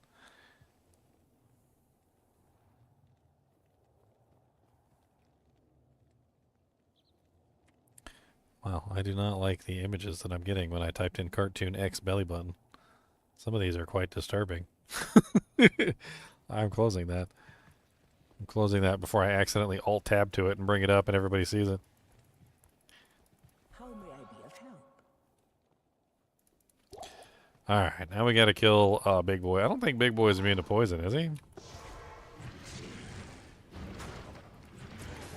No, he's not immune to poison. Good.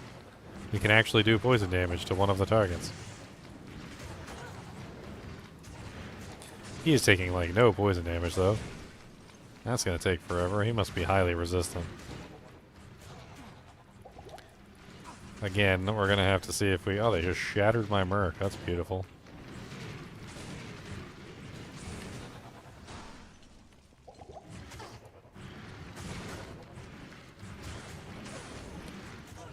Alright, I'm gonna pull these guys away. And then we're gonna do a circle right here. Catch them on the wall. And then I'm gonna go up as fast as I can. Take a right. Grab a portal right here. Use it. That should lock most of those guys out there, which will help me out tremendously. And then I'll just have to finish off the two that are in here with me. I think it's two anyway. Good afternoon.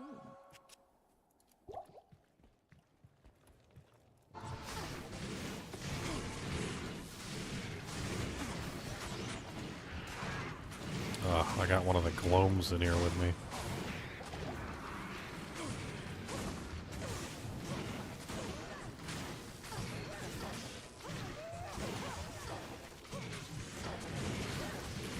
Oh good, they're dying pretty quickly.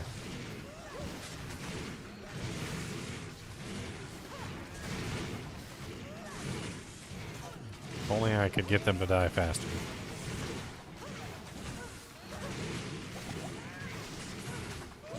Alright, one down.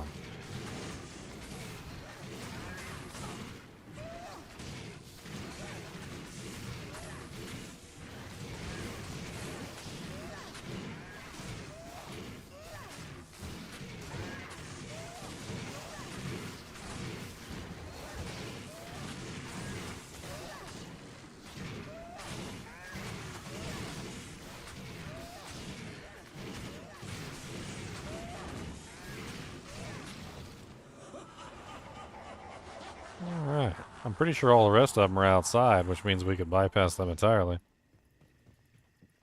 Evening. And then let's get into hell.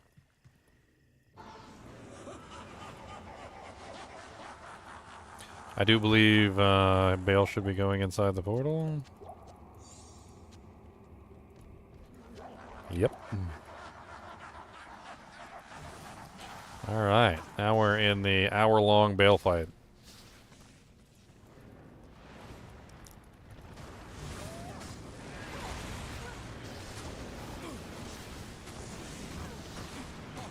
Oh, good. Poison works good against the festering appendages. Nice.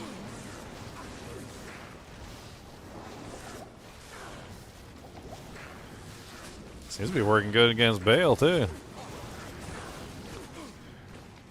Unless that was just static field.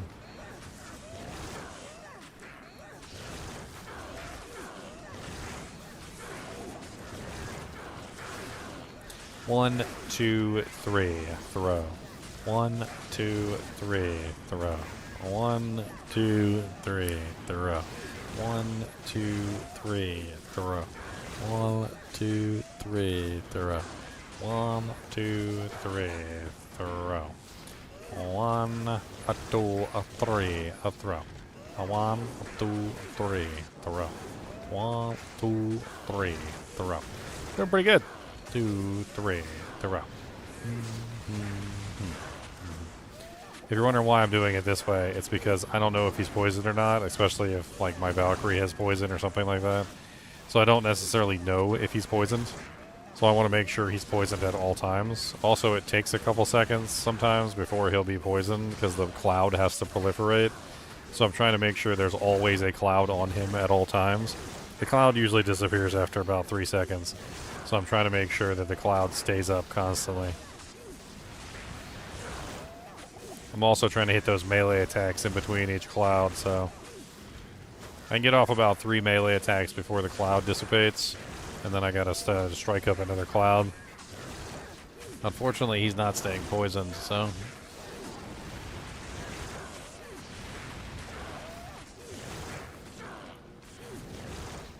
Doing pretty good damage, though. It's not bad. I ain't mad at it. It's much faster Bale kill than I thought I was going to get.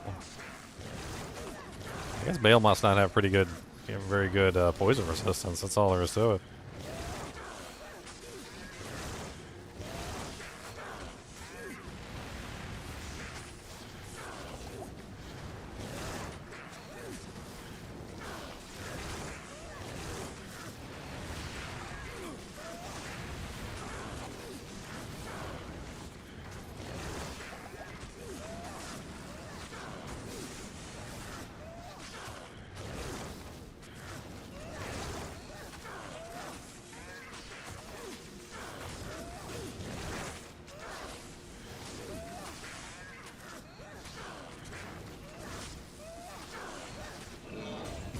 Ooh, a circlet.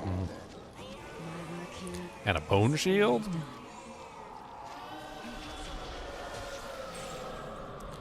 Nice.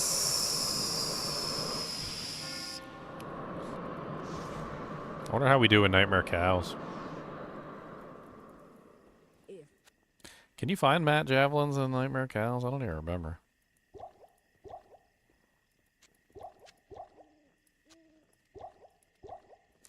Alright, Kane, do the honors on my Bale haul. It's kind of fun, like, playing this rare only thing, because, like, most of the time the bosses only drop rare items anyway. And so, like, I'm actually finding, like, good pieces of equipment from them, which is kind of cool. That is poopy. Can't use that at all. Shield is +1 paladin with nothing else good on it. If I was a paladin, you know, maybe, okay, probably not, but I'd probably be using like a more of a good item than that, but yeah, whatever. Yeah, poopy. Worth money though. And the circlet is hot garbage. That is some hot garbage right there. And then the shield, the bone shield, what do we got?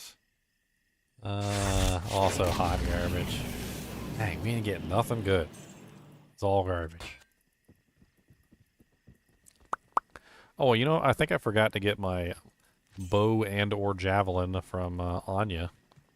We can get our bow and or javelin. You thank me. You. It's garbage. Enhanced damage is way too low. Spark of Sun Goku has subscribed. What's up, Goku? I got my Dragon Ball Z shirt on today, too.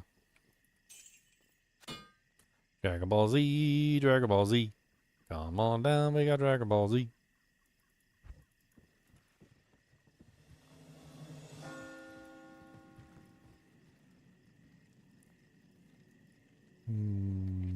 I'm not really sure what I would eat, like if I had to choose the same thing every single time.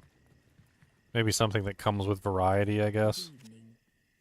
You know, there's some things, like even if you did choose like something for the rest of your life, some things do come with a variety.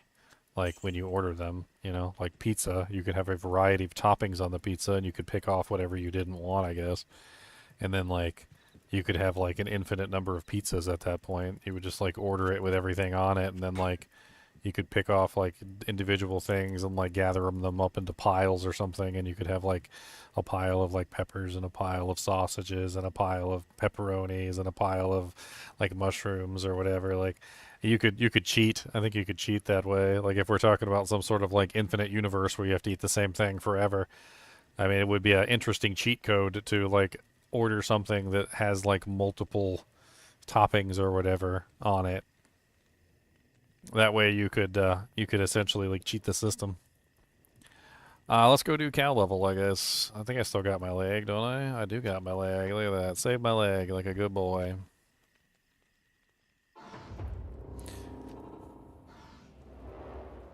I should have worn a bow when going to Anya. I know. I mean, definitely. You're 100% right. Because God knows, if you go to Anya, she's like, I made this just for you. And you're like, Anya, I literally had a javelin in my hand when I rescued you. Like, what do you mean you made this for me? I'm not a boson. Like, I have a javelin and a shield. Welcome back. What do you mean you made this just for me? I don't think you did. I don't think you did.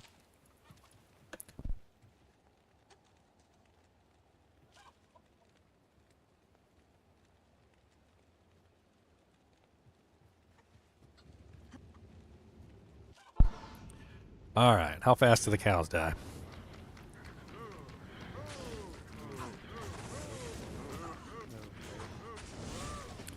I mean, okay. Not amazing, but I'd say okay. It definitely ain't fast kills.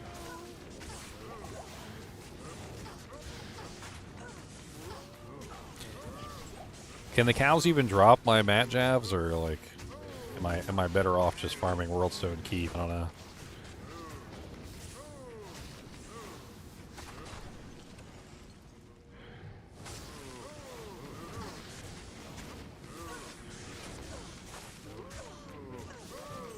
I mean, it's an okay kill speed. Nothing like too amazing there, but it's alright. Let me check and see if the area level of cow level is actually high enough to give me what I'm looking for. Otherwise, this might just be a, like a bust. So, Nightmare cow level. There it is, 64. So no, Matt Javs cannot drop in the cow level in Nightmare difficulty. That's kind of poopy. So I can't get what I'm looking for here, unfortunately. Let's just kill the Cow King and then we'll just move on. I need to go back to like Worldstone Keep level 3 or do a Terror Zone or something. See if I can get what I'm looking for that way.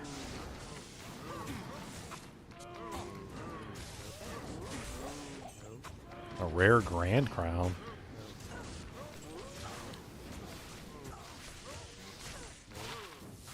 That is Dookie. Ugh. That is the Dookies. That is the Pookies. That is the Dookie, Dookie, Pookie, Dookie, Dookie. That is the Dookie. Anya made you a bow that you could have pierced the purple sun itself. Oh man, not the purple sun. Don't pierce the purple sun.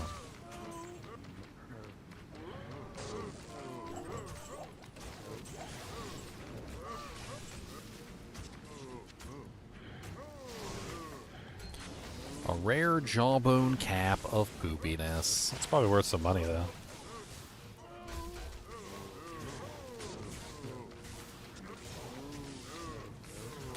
Slowly waiting for the cows to die. Slowly waiting for the cows to die. You never turned down a purple sun piercing weapon. But what if I'm on a planet with a red sun, though? Like, what if I don't have a purple sun to pierce?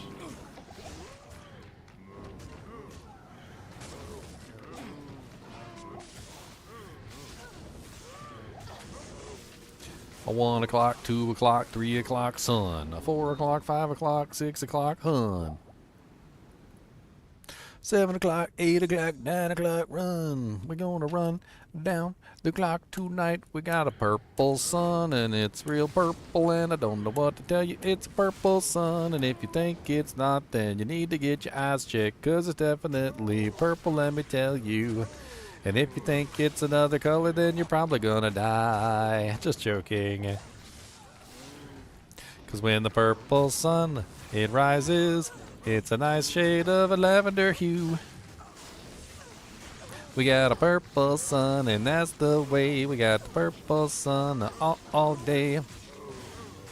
We got a big old purple sun for you. I'll tell you one thing, I can get a lot of money here. I mean, there's definitely a large amount of, like, cash money in the bank on the ground in cow levels. And we could also do some gambling.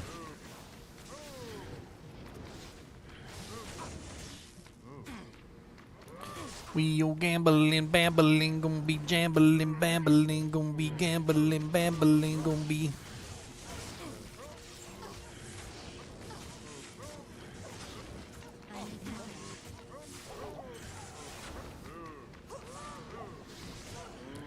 Blight Call the Howler. Immune to lightning.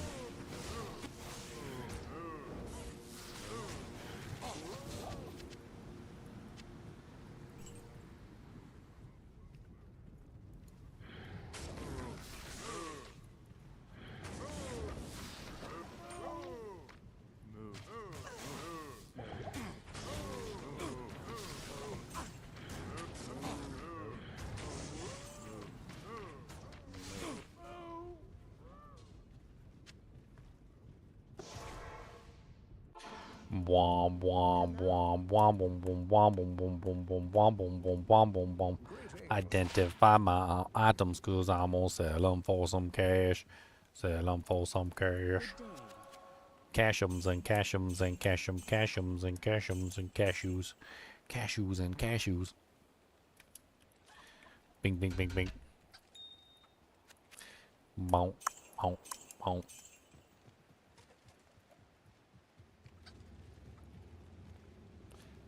I got so much crap. I'm tired of putting it in here. Too much crap. I need less crap, more good stuff.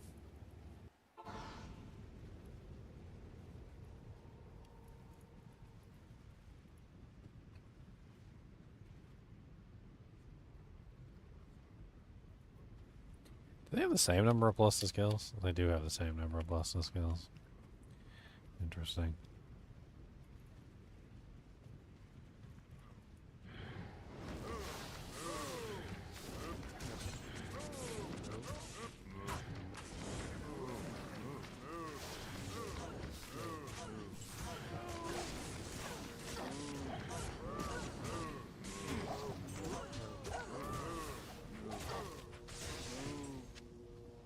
Superior Rune Scepter. Ooh, +3 meditation.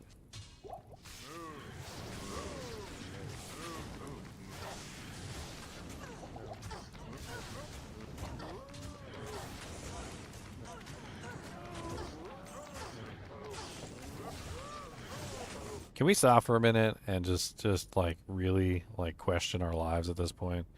Like, I have been playing this to all the way to the end of Nightmare, okay? I'm in Hell difficulty now, basically. And I still have not found a single Eisenhart's Breastplate or a single Venom Ward, okay?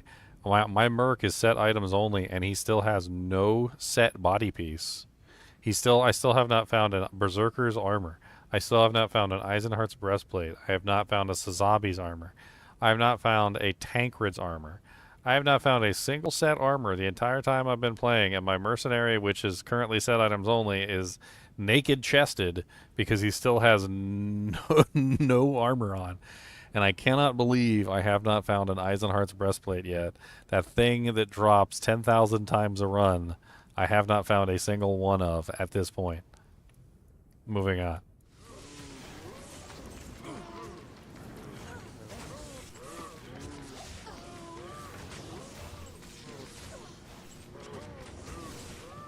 Cow King better drop me an Eisenhart's breastplate, okay? Like, I ain't playing no more. This is silly.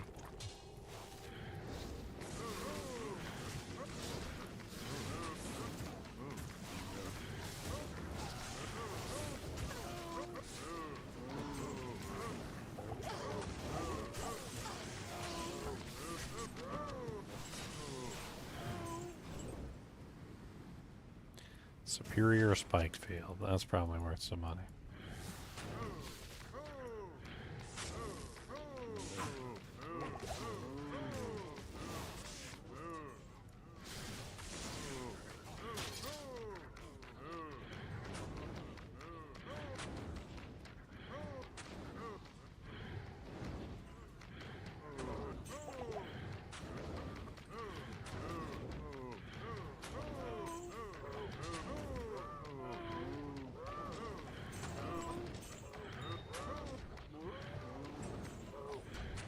Slowly poisoning an army of cows. Slowly poisoning an army of cows. There's like 1,000 million cows and I poisoned them all. And then I ran all up against the wall and they couldn't catch me 'cause I'm the best. Throwing my javelins and doing the rest. I'm gonna get 'em. With my jabs I'm gonna get 'em. I'll have the last laugh. I don't have enough mana, but that's okay. 'Cause I got some potions anyway. Ah. Moo. Moo. Moo. Moo. Moo. Moo. Moo. Moo. Moo. Moo. Moo. Moo. Moo. Moo. Moo. Moo. Moo.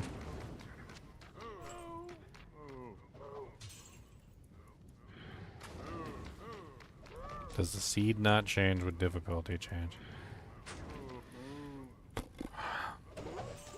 How seed codes change is like beyond me. I'm trying to figure. I was trying to figure that out, and I can't figure out exactly what the hell's going on. Sometimes it seems like you're on the same seed, and sometimes it seems like you're on a different seed.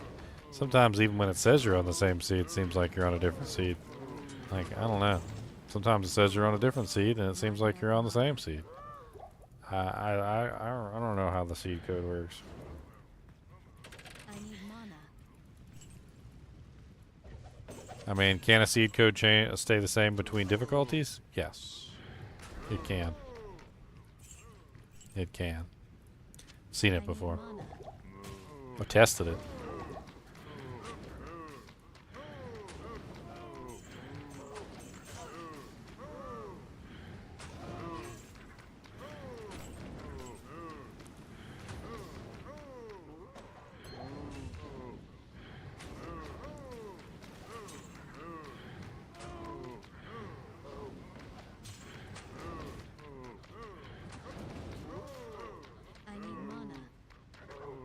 I need mana potions.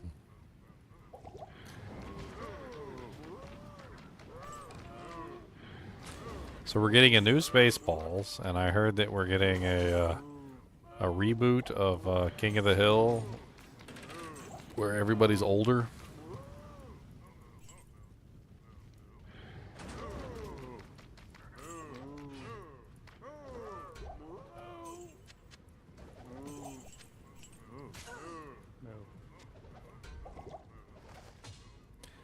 Ceremonial javelin.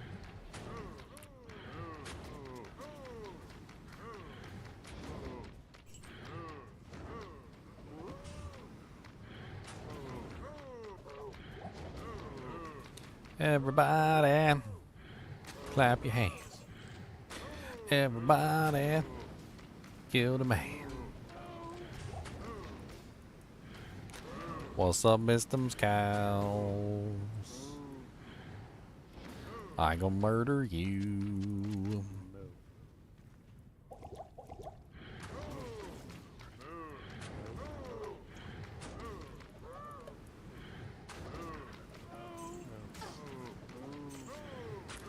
A gargoyle head.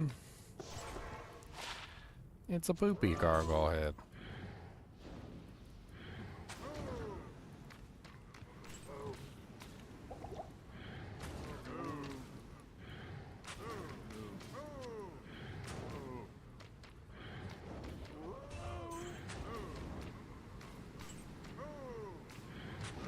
Picked up some anime the other day. It's called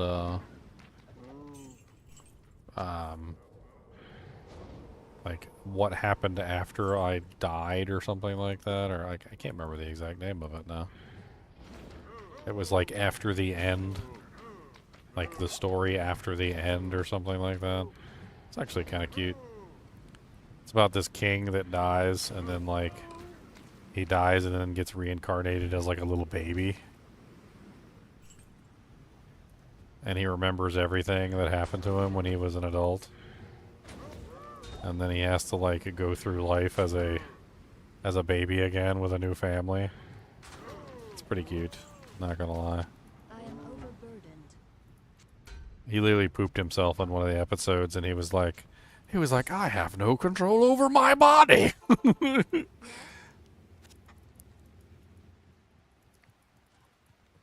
Order welcomes you. Mom comes up and is like, "Did somebody do a dookie?"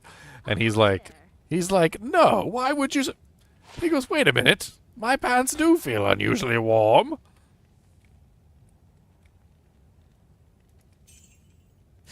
It's a pretty hilarious anime, I'm not gonna lie.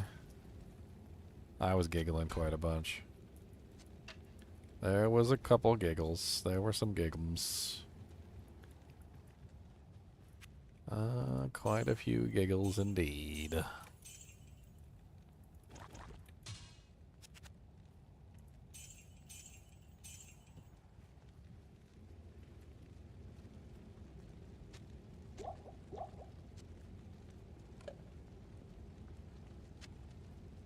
Kind of like Stewie from Family Guy, actually, yeah. Kind of. Kind of.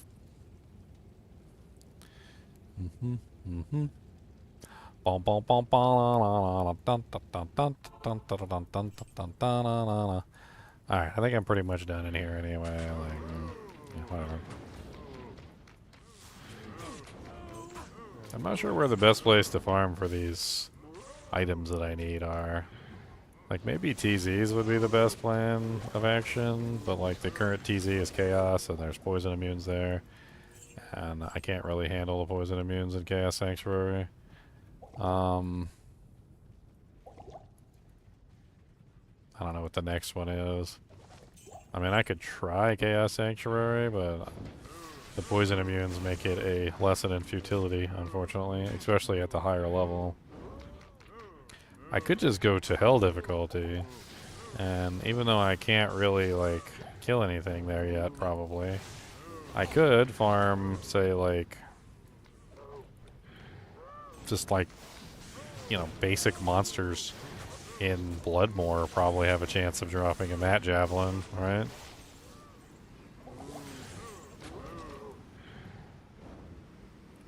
I'm pretty sure, like, I could consult the area level list again, but I'm pretty sure just like even Bloodmoor is high enough to drop Mat Javelins. 66 is the level of a Mat Jav, and like if we look at the area list, I'm pretty sure that Bloodmoor is what, 67?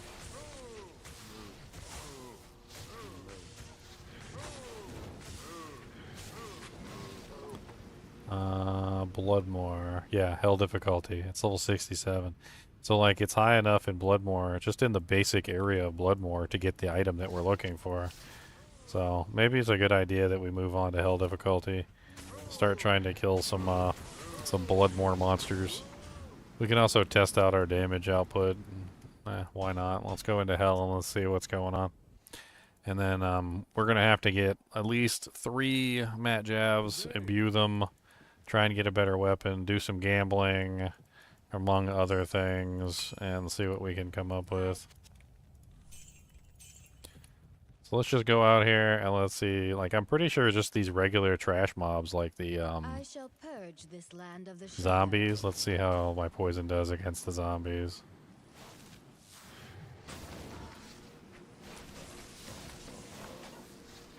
I mean, slow. That's slow. It's pretty slow. Not gonna lie. I think zombies have a particularly high HP pool. We'd probably be better off dealing with, yeah, these guys. Yeah, look how fast they die. That's way better. Quill rats, maybe? Like, how does a quill rats respond to our poison? Very good. So very good kill speed on the quill rats. Very good kill speed on the fallen. Very poor kill speed on the zombies. I'm pretty sure zombies have an innate poison resistance too, so probably doesn't help matters. So let's just pick on all the little baby monsters. Yeah, zombies tend to be kind of tanky. They're pretty tanky, especially since they're like Bloodmore monsters.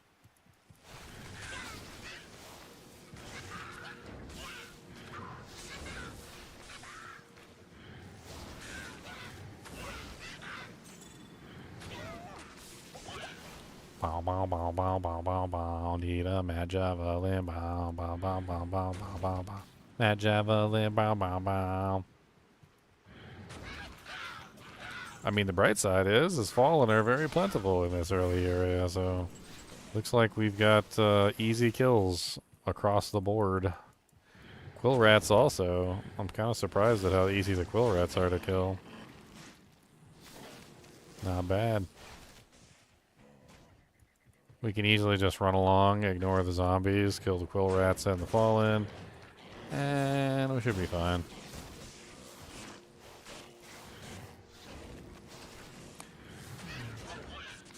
Fallen are super easy to kill. Nice, an elite fallen. I'm thinking with how weak these fallen are, like, you know what would be a really good source of farming? Rock and issue. I think we should probably farm rock. Like, we should go get to Stony Field, and that way we can farm rock and issue over and over again. Because these fallen ain't got no poison resistance whatsoever. They go down super easy. Let's just go ahead and find Stony Field waypoint.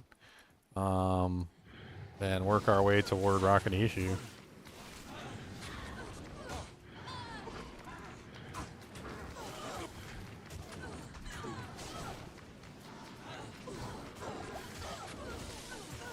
Dude, most of these monsters are like particularly weak to poison. I mean, that's a possessed spear woman right there that's getting her booty cheese clapped.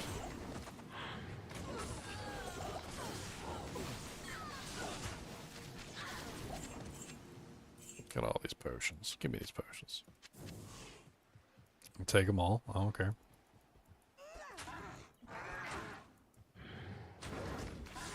Put these down here.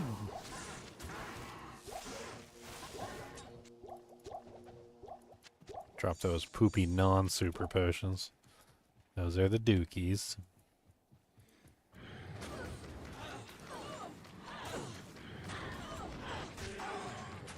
I got 666 boys. 666 HP. 666 so HMPs.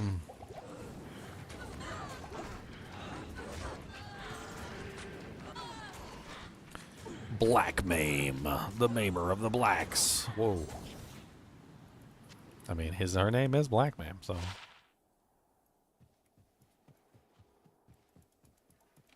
Poor Merc died again.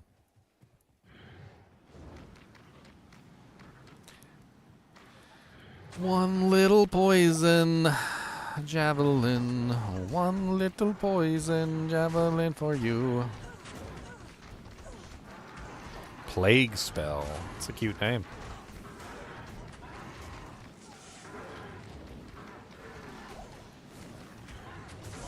You are the weakest link. Goodbye.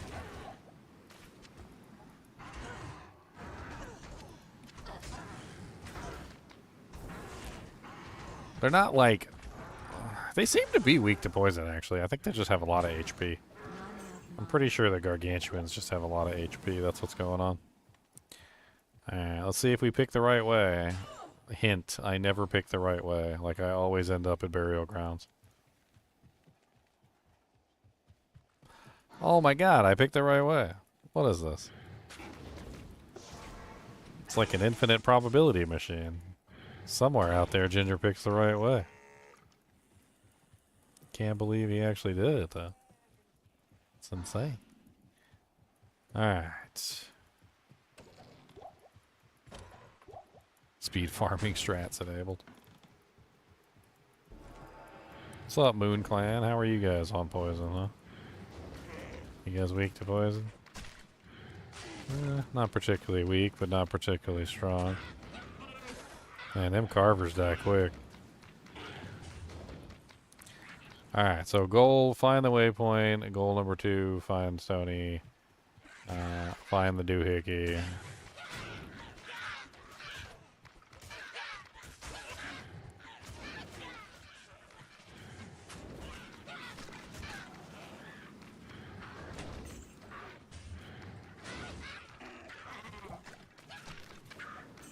Trying to see like these skeletons. These skeletons are highly resistant. That was like 2 or 3 good casts, and they're still only at like 10 or 20% missing HP, so those are going to take forever. These guys, on the other hand, super good for poison. Man, they die like really fast. It's impressive. Let's go get some more mana pots for running low. If it gets hard, am I going lightning? I mean, I gotta complete the run, no matter what, so, like, if I can't complete the run, I can't complete the run. Like, so we're gonna have to find a way to complete it. I don't really think lightning is the best choice, and it really just comes down to the fact that lightning, while it's nice, there's too many things that are immune to lightning, and it's hard to bypass them. Like, lightning is one of the best immunities to break, but it's also one of the worst immunities for, like, other reasons. And, you know, if you don't have a, you know, conviction, or you don't have a lightning sunder, like, lightning becomes very difficult. There's quite a few monsters in the game that are just always immune to lightning, like Gloams, for instance, that are just a pain in the butt. Poison's a little bit easier to deal with because, unlike lightning, where monsters can grow lightning immunity, it's kind of an odd way to state it, but like if you have an elite monster that is lightning enchanted, they can be lightning immune. If you have an elite monster that's spectral hit or magic resistant, it can cause them to be lightning immune. Like there's a lot of ways that a monster can become lightning immune, but there's not a lot of ways that monsters can become poison immune. Poison is actually one of the rare ones, which for some reason or another doesn't really have a lot of like immunity additions. Like it's very difficult to actually get an additional immunity with poison. Poison, like there's no real way to add poison resistance to a monster. The ancients can do it through equipment, but that's a unique example. And it's just it's if a monster is poison immune, they're always poison immune. If they're not poison immune, they're always not poison immune. Like it doesn't, you can't get more poison immunity. Spectral hit and like magic resistant doesn't add poison resistance. There's no poison enchanted, for example. So like, doesn't really matter, like in most situations. They can have like a broad spectrum, like good, you know, resistance to poison, but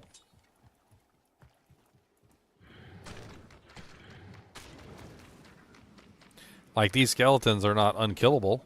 They do have resistance to poison. Cody, what are you doing, buddy? Sounded like you just jumped off the refrigerator.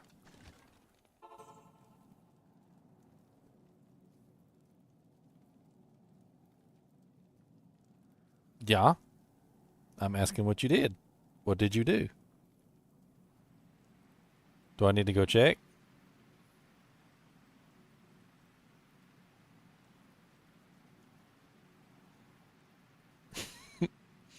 Why are you staring at me like that? What'd you do? He said, I don't know what you're talking about. That doesn't do nothing. I don't trust. There's no trust. I don't gotta trust them. He said, Daniel, you gotta trust. He said, you gotta do the trust them.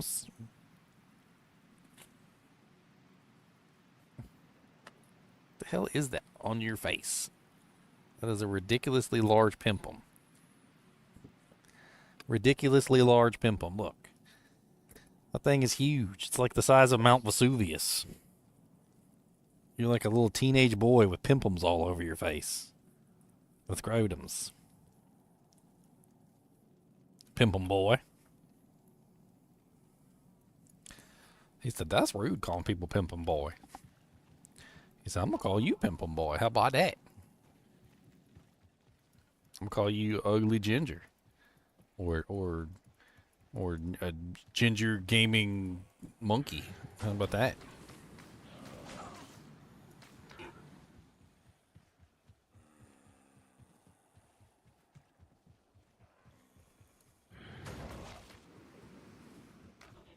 Where the hell is the stones at? I'm looking for the stones.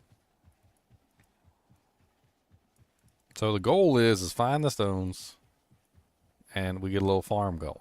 So like, I want to get a little farming rockin' issue. I don't see the stones anywhere though, so.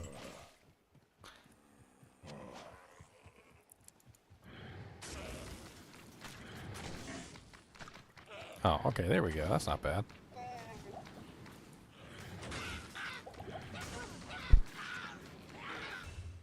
Ow. Rockin' issue bringing the heat.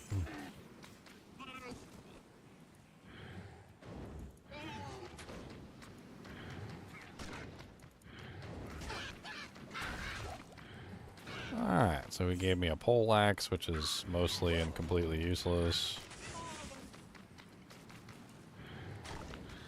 And the rest of these guys are a pain in the butt, so. Not enough mana.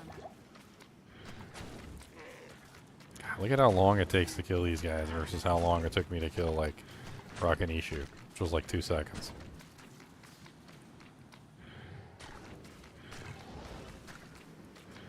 That boy just teleport away. He did teleport away, the little punk. Where did he go? These stones serve some magical Alright. purpose. There's no, it's killing these guys isn't worth my time. Alright, let's kill the ones that are easy. That way we can actually get some progress going. I'm hungry too. Okay, I'm dying over here. I need something to eat. What do I got in here? I got some beef jerkums and some cheese. I got some Jack Link's beef jerky and cheese. Could have said I like bad Jack Link's beef jerky and cheese. He said that's rude. You want to smell it? Yeah, I got good stuff. That's right. I got the good stuff, and you don't got the good stuff. I got the good stuff. So you can smell it. What do you think? So some cheesums in there? Yeah, that's good. Mm-hmm.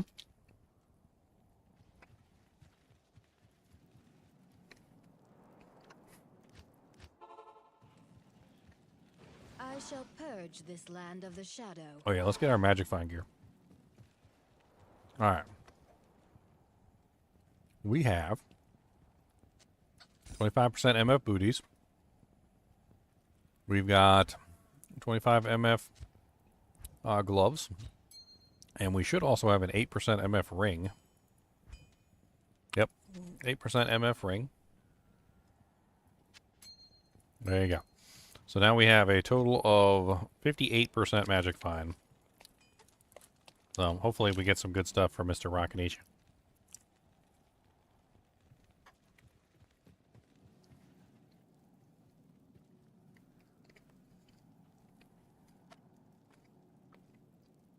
It's just 2.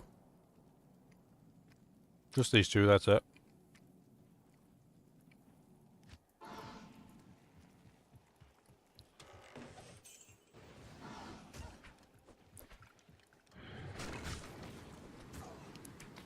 What class and build am I starting Friday?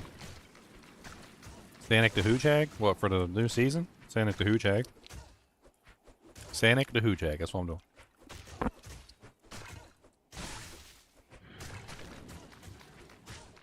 Sanic the Hoojag is born.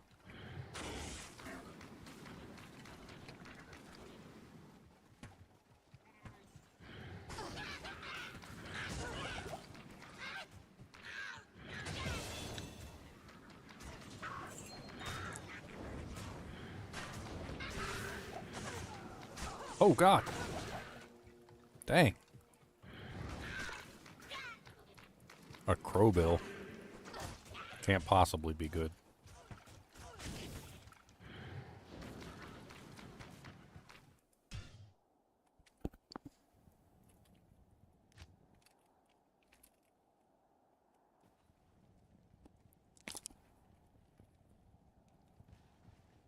Well,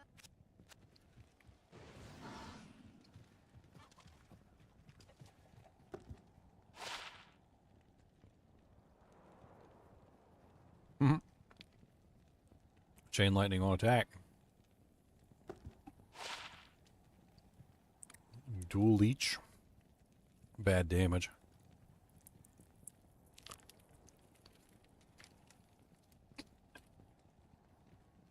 Fast, but bad damage. what can I do for you?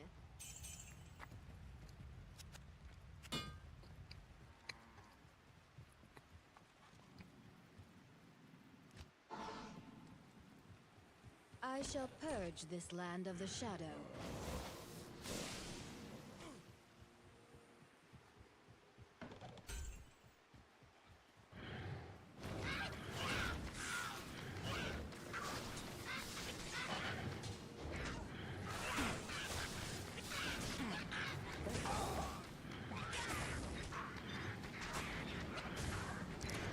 Uh-oh. The Falcros is immune to poison. Not enough mana.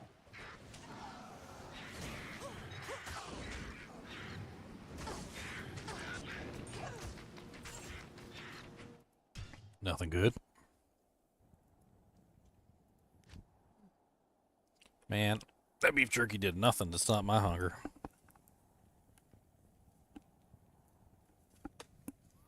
Let's grab a Nature's Valley oat, honey oat bar. How about that?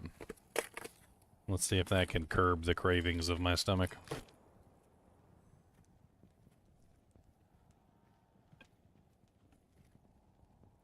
Nature Valley oat bar.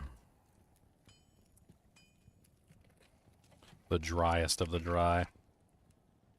Like, you end up negative water when you eat one of these. So, somehow takes the water out of you.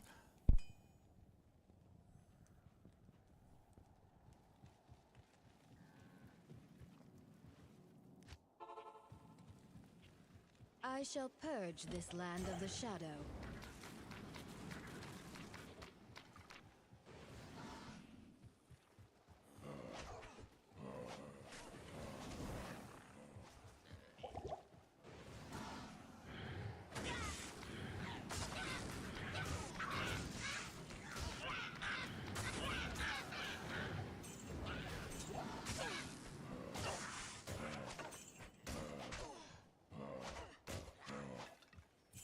These stones serve some magical purpose.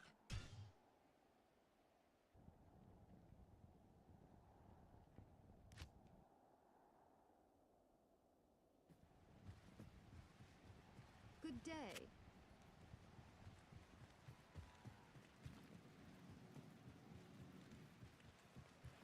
Yes?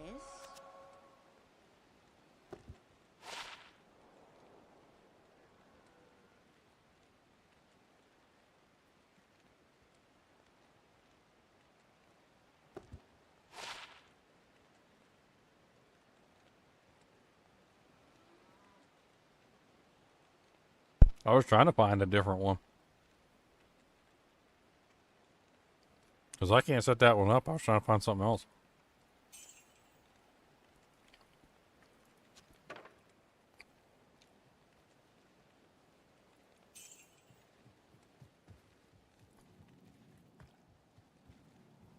Besides, it's like 2:30 a.m. Like, I don't think anything's going to deliver out here anyway.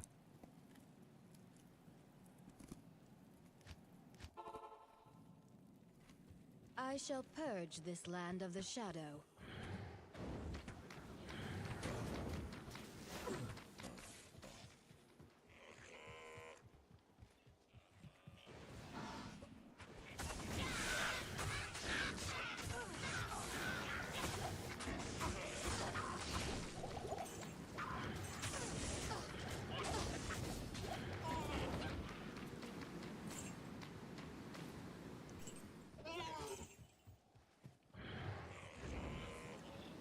Refi the witch.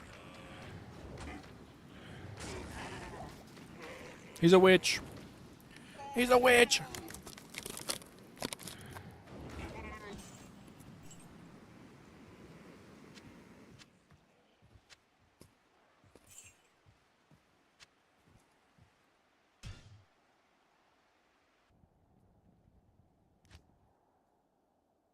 So you got to master no hand eating.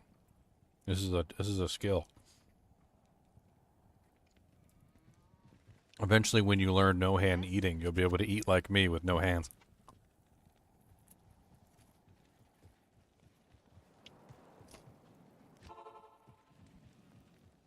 I shall purge this land of the shadow.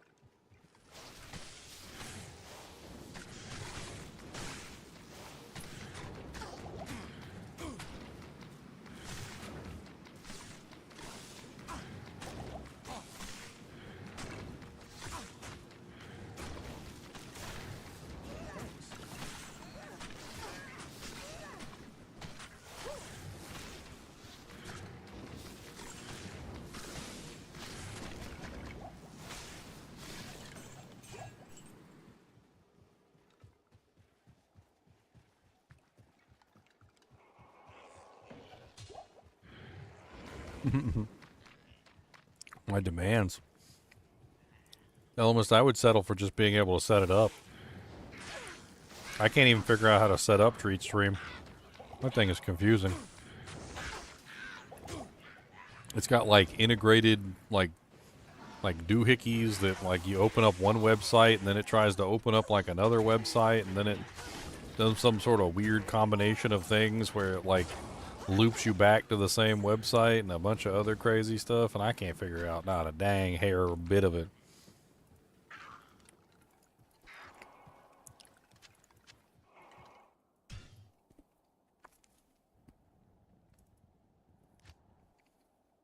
I wish I could just figure it out, to be perfectly honest.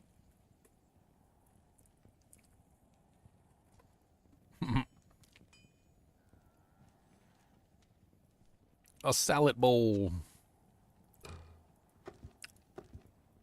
A +1 Amazon composite bow with a grinding modifier on it.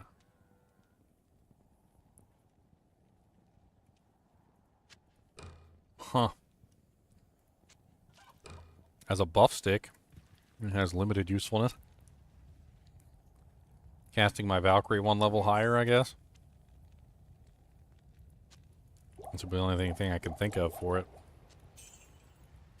Not sure if I want to give up my alternate, like, harpoon setup.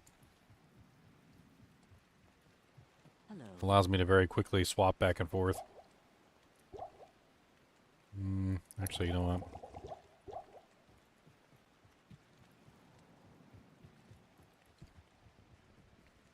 I mean, this is a good farm. This is a very easy farm. Rockinishu is a pretty high-level monster. He's dying relatively quickly. He's close to the waypoint. I mean, it's a pretty good farm. Sometimes there's a occasional other non-poison immune monster nearby that I can also target. A couple chests I can click on the way.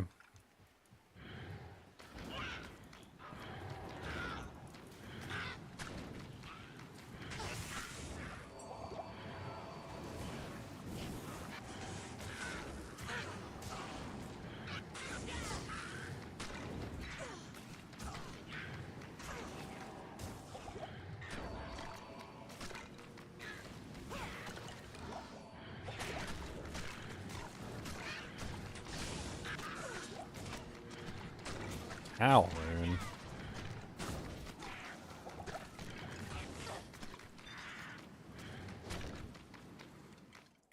I'm pretty sure that's him. Yeah, he's dead on the ground. I heard a wand or some sort of wand type object. Unfortunately, you can't gamble Amazon weapons. You can only gamble non-Amazon javelins. Hmm.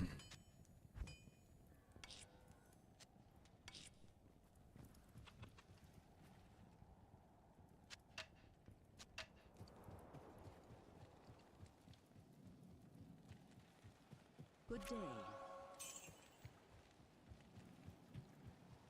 Bum, bum, bum, bum. Good to see you. Good to see ya. He some pretty good levels this way, too. I shall purge this land of the shadow. I can't remember what level Rakanishu is. I know he's high enough to drop a Harlequin Crest Shaco. I know that much. I think he's like the exact level required for a Harlequin Crest Shaco, too.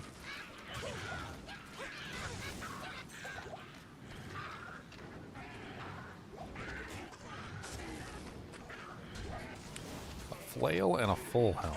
Hmm.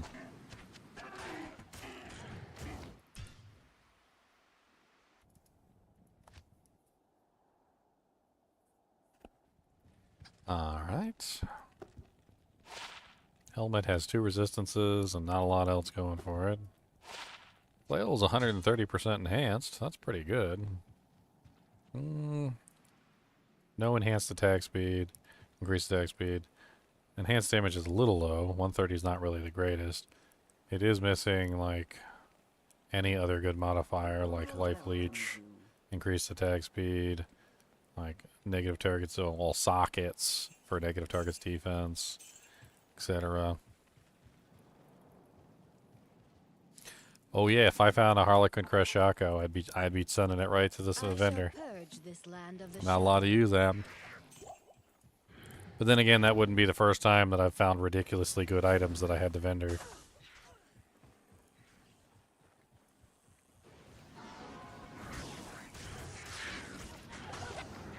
I've already found Goblin Toes, Death Sash, which was an amazing find, freaking Tarn Helm, a really good one too. Just the number of unique items and stuff that I found, like Ice Blink. I should do like a reel of like all the items that I found that I can't use.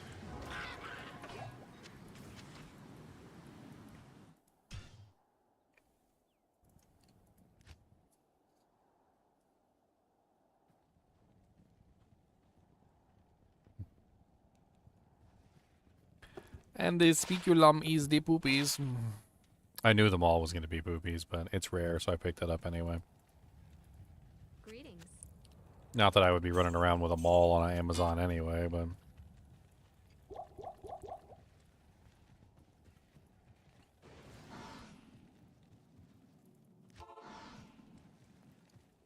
I shall purge this land of the shadow. I shall purge this land of the shadow. I literally cast the decoys just to get away from those guys.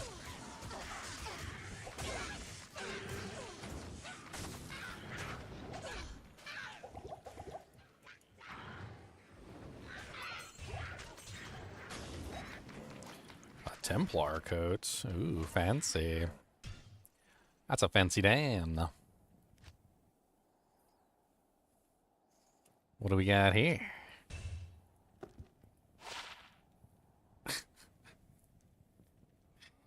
Dude, that should go into like some sort of Guinness Book World Record, but for like the worst rare item that ever existed.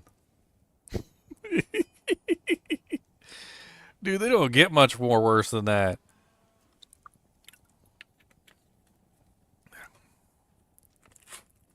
I suppose it could have rolled +1 life.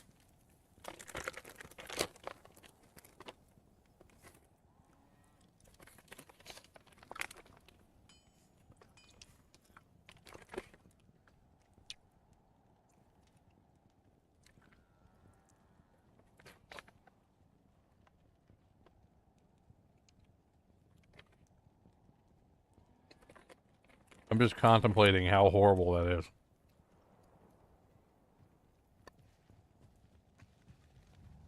Good day. 35K in the bank, though. Mm-hmm.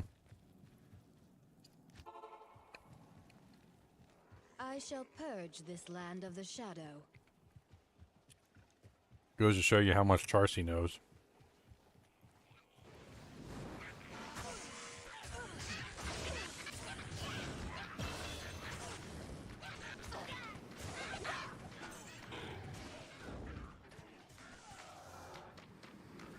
These stones serve some magical purpose.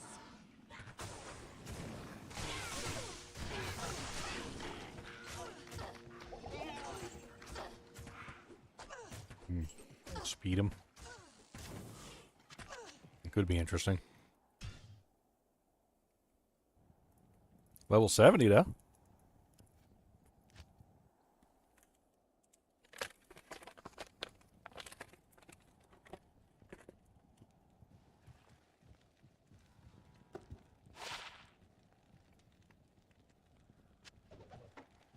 Awful.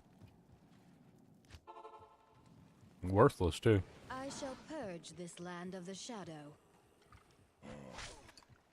Worthless and awful.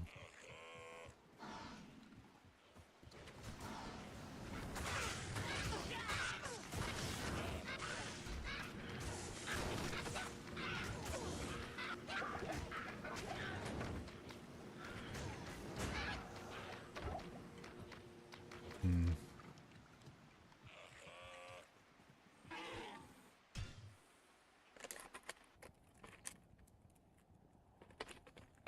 $11 a.m. to 1 Eastern Standard every day. Interesting. So no breakfast.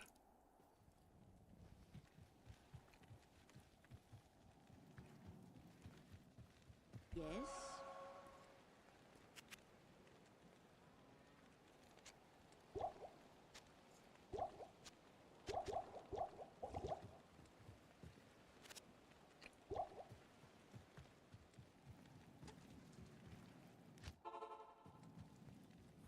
I shall purge this land of the shadow.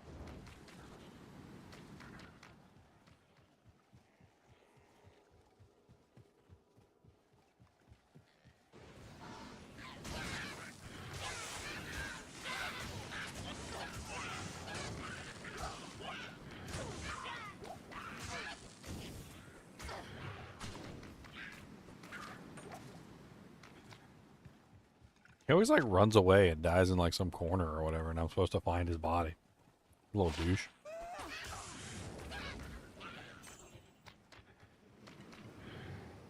Not enough mana. And the carvers might be extremely weak to poison, but like everything else in the zone is very strong against poison. Doing like no damage with poison to most of them. Good day. I'm kind of surprised how weak the carvers are. They're pretty damn weak. You get destroyed. I shall purge this land of the shadow.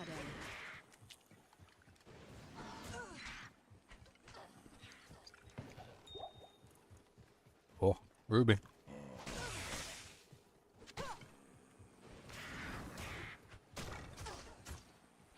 Ah, stuck on the rocks.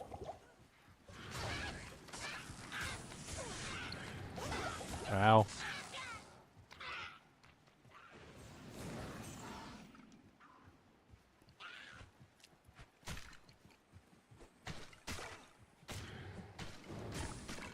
Where the hell did he go?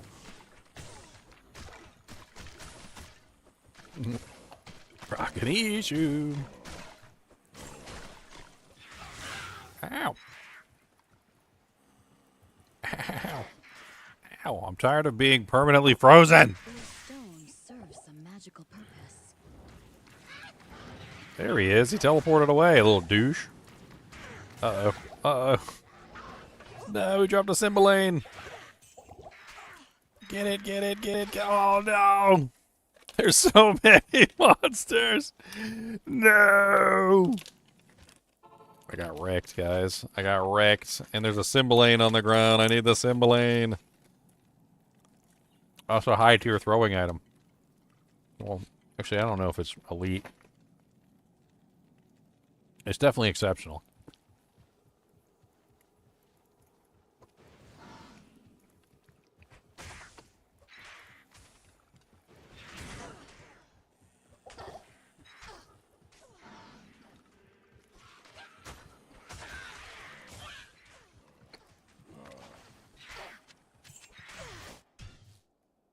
I got it. Run.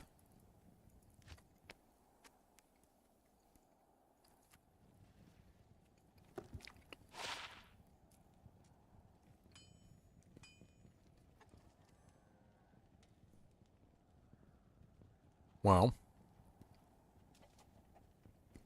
it's higher physical damage than my current weapon, which is physical damage. So there's that.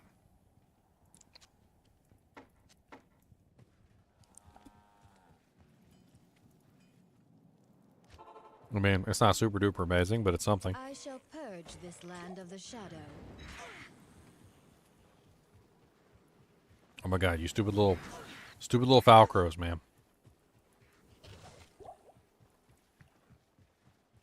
Oh my god, he's got Holy Freeze.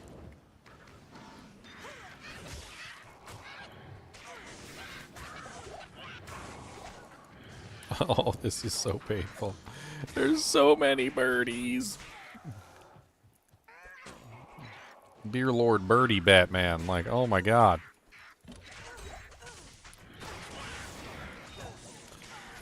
Okay. I think we're just going to abandon that one. That was a little bit too much. Some of these are getting ridiculous. I shall purge this land of the shadow. They're like, what? You don't want like 4 elite packs around the stones, and like most of them are immune to poison, and also Rakanishu is Holy Freeze, and also like there's a Might Aura enchanted monster, and a Blessed Aim monster, and a Conviction monster. Like, what? That's too much. Well, aren't you a pathetic little piece of trash? Like, oh, okay, I see. I see how it is.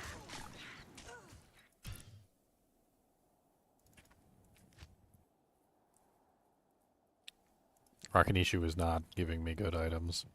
He's trolling me at this point. Yes.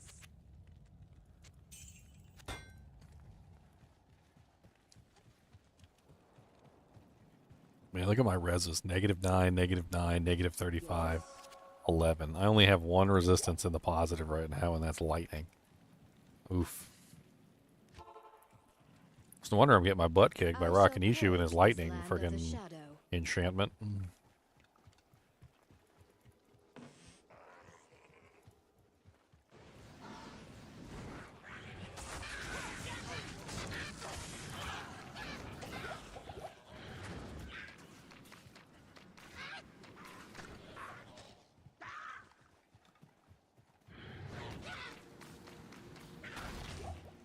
Classed Orb and a Pavis. Neither one of them are very good, but whatever. I'll take them. They're worth money. 35k in the bank. Pavis is probably worth a large amount of money too. Energy Shield and faster cast. Faster hit recovery. Both trash, but whatever. Good day. Money, money.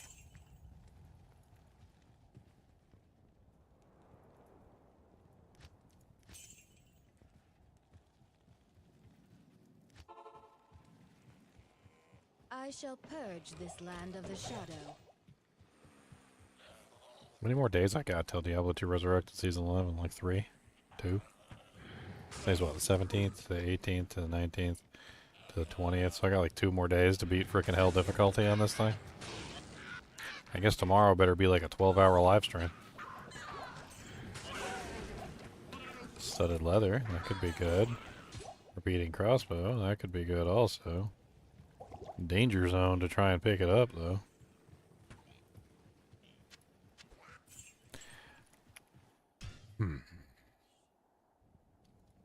Hopefully the studded leather is multiple sockets with 4 resistances and HP and what else can we have on an armor?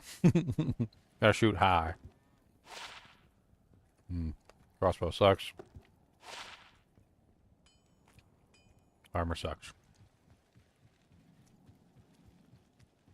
Hello.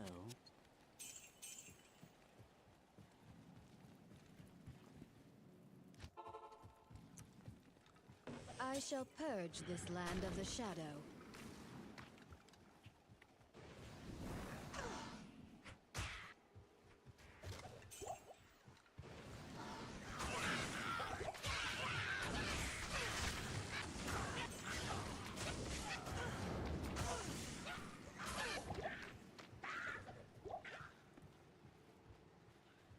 Oh my god.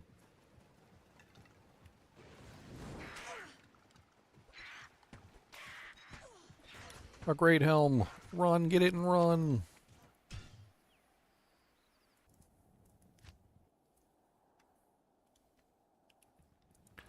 An ethereal great helm with 2 sockets. Okay. I mean, it would have been nice if I found that and I could put that on my mercenary or something, but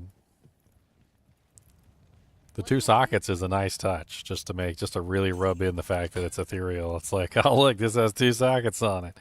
You could do something with it, maybe, right? If it wasn't ethereal, you can put some Zods in there. You want to put a Zodder in it? No, I don't want to put a Zodder I in shall it. purge this land of the Wow, shadow. double flawless ruby from the chest. That's pretty cool.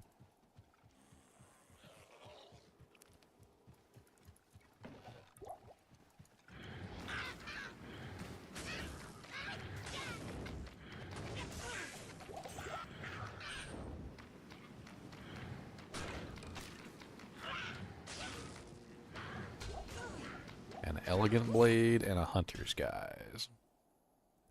I mean, the drops from him aren't bad. Like, I'm getting a lot of rares. It's just, I'm not getting the rares that I need, but I'm getting a lot of rares. Elegant blade is elite. 77 to 96. 7 min, 1 max. What is with these, like, terribly rolled rare items? Like, why am I getting these items that have, like, 3 rolls on the maximum? I mean, rare items can have, what, up to 7 rolls on them? It's crazy when you find a rare item and it only has, like, 3 mods, I and you're shall like, purge this land of the shadow. it's like 3 mods, that's it? That's all you got? Seems a little low.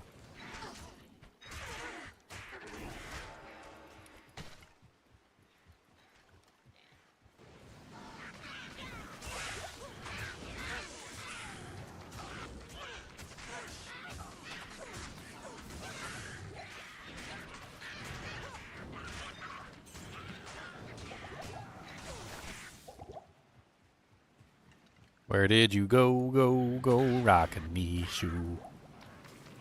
Where did you go? I see you're dead, your corpse dead on the floor, dead on the door. I see a corpse in a horse on the floor, slors. You know what has 7 rolls? Yo mama? I shall purge this land of the shadow. Did I get it? It was your mama, wasn't it? Your mama has 7 rolls.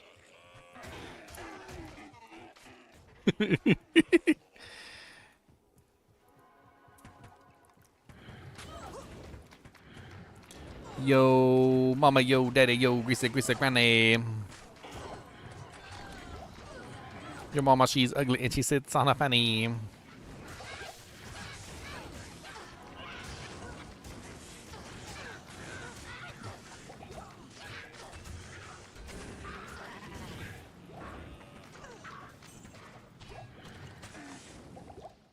I can't believe I'm almost already 71. What the hell?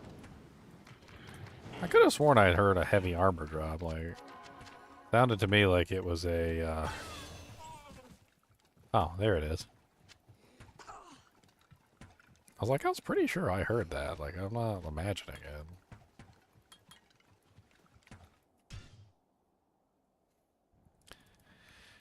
it.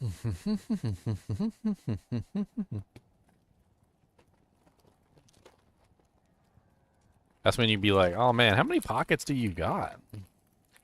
And you're like, oh, well, I got like 1, 2, is like 3, 4 on the back. It's like, not that many. I got like 4 pockets. And then you like start pointing to their fat rolls and you're like 5, 6, 7. What you got hiding in that roll? You got your wallet in there? Lift up the roll, pull out your wallet, put the roll back down. Greetings. You're just jealous because you ain't got no chicken.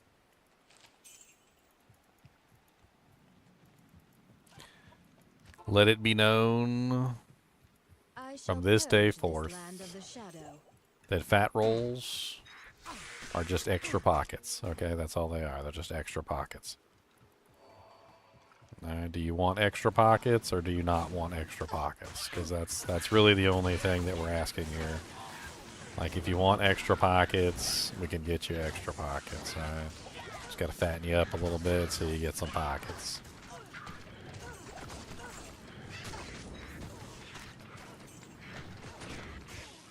These stones Those serve antlers are probably worth something. An Aaron shield.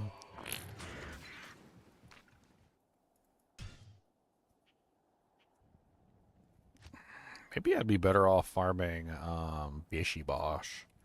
I don't know if Bishy Bosh is a better farm than Rocket Issue. Easier area. We have to actually find his dumb butt, though, and then remember where he is, which is a pain in my butt cheeks to do. Could be a better source. I don't remember where Bishy Bosh is. He's usually, like, in one of the nearby, like, what are they called? The, little, like, carver encampments. He's in one of the carver encampments.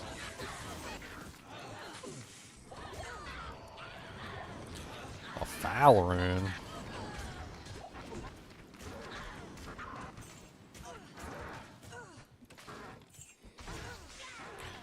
We gotta find where he is so we can, like, reproduce going and killing him.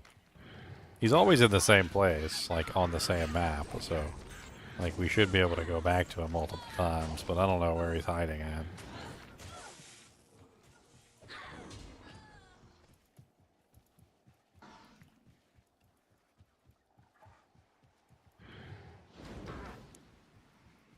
We could just do both. Do both. Monsters are way easier here. Like, everything here dies, like, super easy. Poison actually affects all these monsters almost equally. Especially these, like, champion dark hunters, they die pretty fast.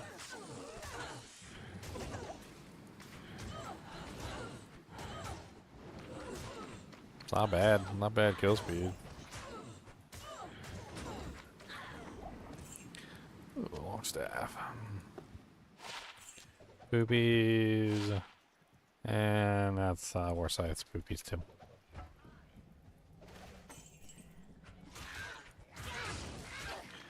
That's worth money.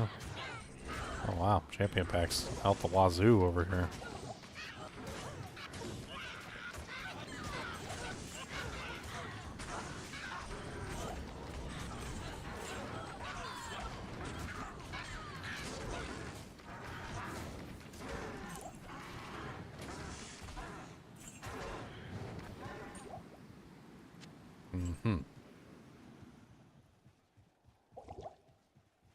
Boom, boom, boom, boom, boom, boom, boom.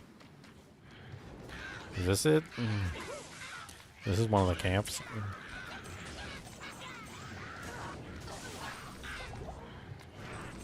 I don't see Bishy Bosh. Oh, there he is.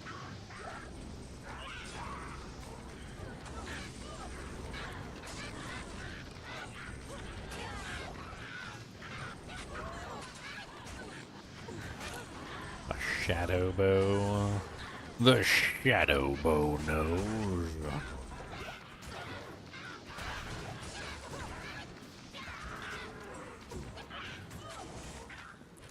He dropped a crystal sword. Nothing fancy. Pretty garbage crystal sword, too. All right, let's see if we can like do him quickly. Giggity. That's what she said. Got to get it over with. 1, 2, 1, 2, 3 out the door. We don't want to take forever with this. Okay, we don't got all day. All right, we ain't got all day. All right, wham bam, thank you, ma'am. I shall purge this land of the shadow.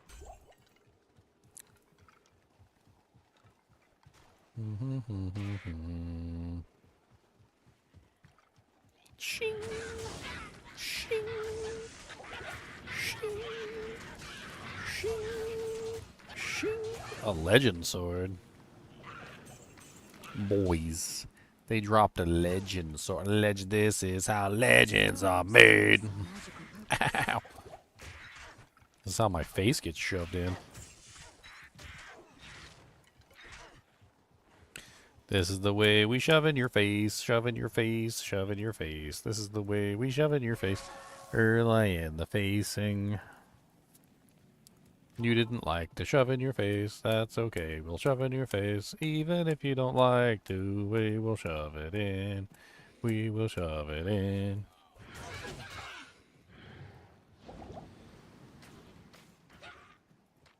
Alright, so Bishy Bosh is right up here. Not exactly the worst run. Looks like we got a couple other elite monsters we can murder on the way.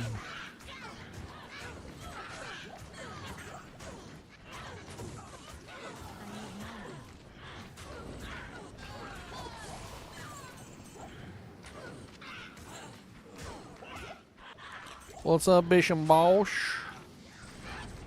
He's a special kind of bishy. He's a bishy boshy boy. He's a special little bishy. A bishy with a toy. Okay. Mana, mana. Mana.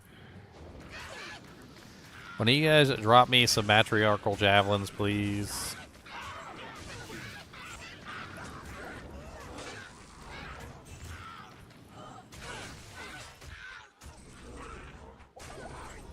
Huh.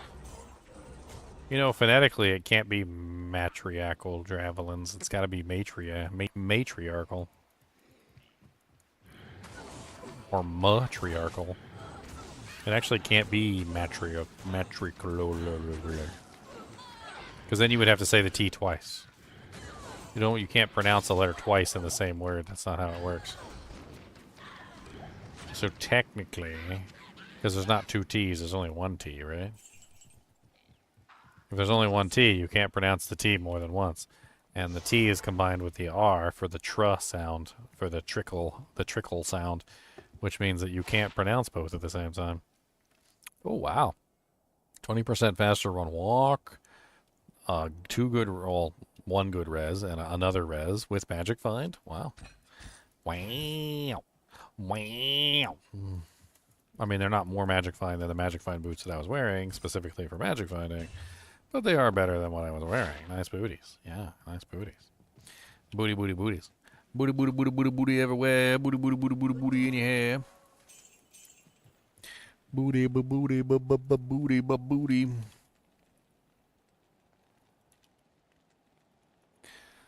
Let's see here. So yeah, matriarchal has only one T.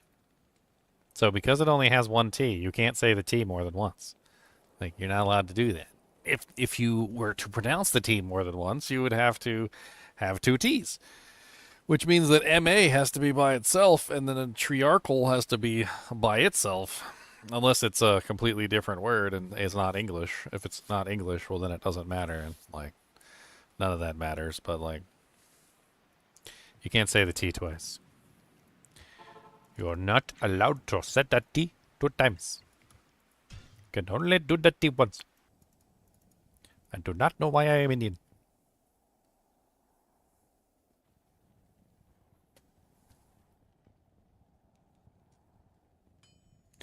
Grammar? That's spelling, sir.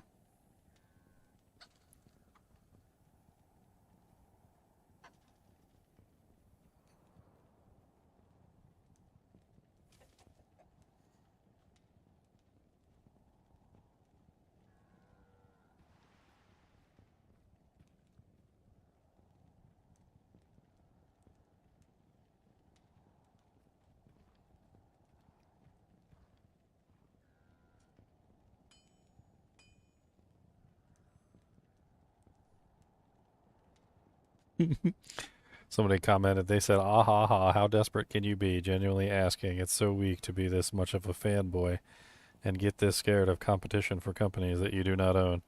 I said, LOL, a fanboy? I'm a PC guy. I mainly play PCs, and this is a PC handheld. Welcome to the master race. Welcome to the master race, my friend.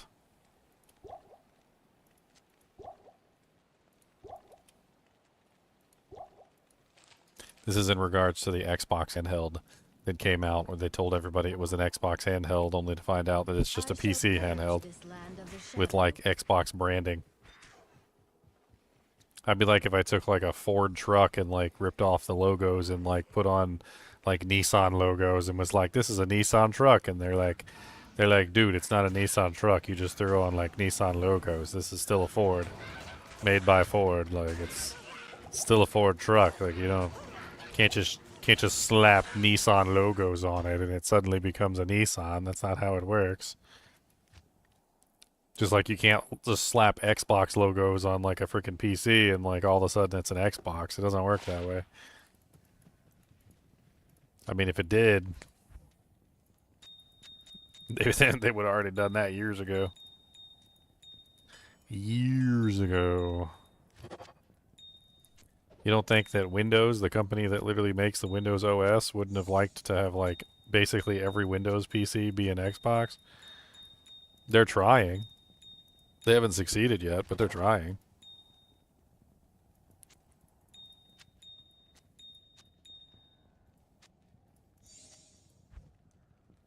Didn't I already find a foul? I did already find a foul. This is my second foul rune. Interesting. Need to start up transmuting some of these. We need these perfects for what's going to be our upgrade session. So eventually, when we get like a decent amount of equipment here, we're going to go through the process of upgrading everything with whatever runes we do have available. The upgrade recipes for rares are a little bit different though than the upgrade recipes for uniques, which is going to put us in kind of an odd situation for upgrades.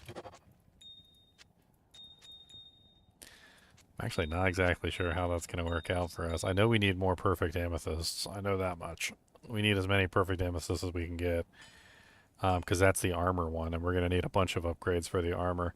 I don't remember what the one for the weapon is. I think it's topazes or something. Upgrade or rare weapon 1. It is sapphire. Okay, we got lots of sapphire. Upgrade rare armor 1. And that one is amethyst. So, unfortunately, we are low on amethyst. We need more amethysts. We're going to need a bunch of those for upgrading armor pieces. That's going to be something that we do toward the end of, like, this farming session. We're going to upgrade whatever we can and start working our way through hell difficulty. Socket, I'm going to use my socket quest too, because we do not have enough resistances to handle none of this stuff. We're so poor on reses right now.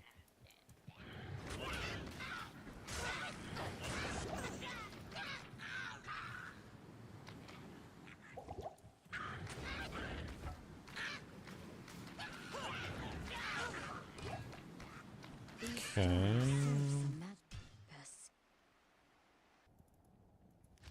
Hey, at least we're level 71 and we're in hell difficulty. It's getting pretty late though. I was thinking about cutting it for tonight, maybe starting up early tomorrow. I need to get off this terrible schedule. This land of the shadow. Terrible schedule.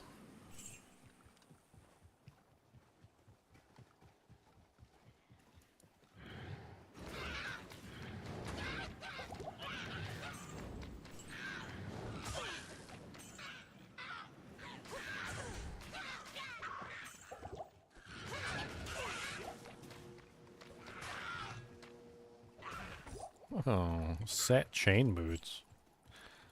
Thesaurus. Can't use them. Merc doesn't wear boots. Unfortunate.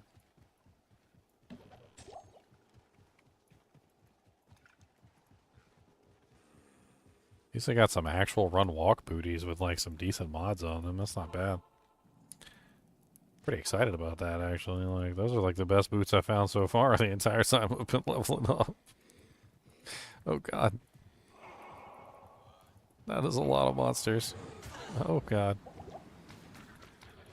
Oh dear.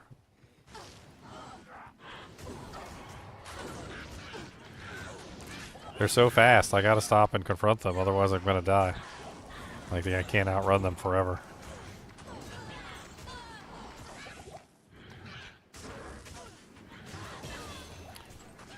Whew, okay. What's up, Flame Bang? Sounds like some sort of gonorrheal, like disease.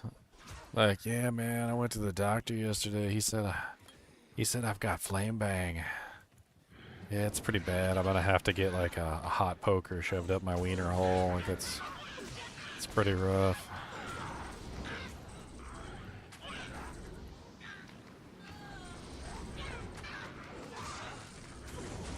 They say the only cure for flame bang is to get flame banged, so time to get flame banged.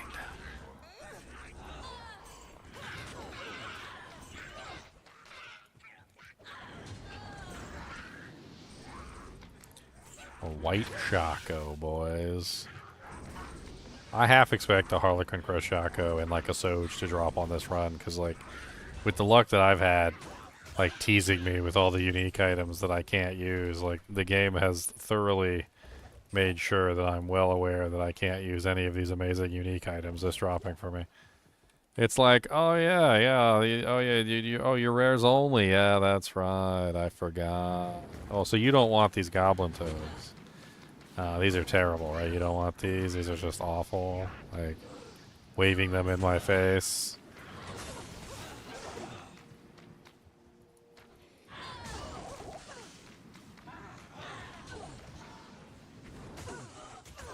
It's a winged helm. That's worth some money. Picks up some of these potions, too, since I'm freaking running out of potionos. You stop resurrecting everything. You do. Yeah. I'm definitely gonna get a Titans. Oh man, don't say that. Ginger's breaking the rules. He's using the Titans. I don't know what you're talking about. This is just my regular javelins. I'm not using any Titanos. This is a lie. They're spreading lies about me. Totally not using Titans. Shut up.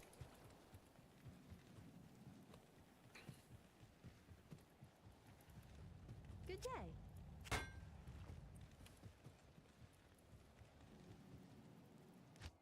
It's like that episode of Seinfeld where I shall purge this land of the shadow. where George is in the kitchen and he sees like an eclair with one bite taken out of it, gently placed on top of the trash can on a paper plate, and he decides he's going to eat it, and they come in there and they catch him eating the eclair, and they say he was like eating out of the trash can, and George is like, it was right there, it was on top, perched and everything, like it hadn't even gone in the toilet, the trash can yet, it was on top of the trash can, on a plate, on a napkin, it had not touched any of the trash can related things.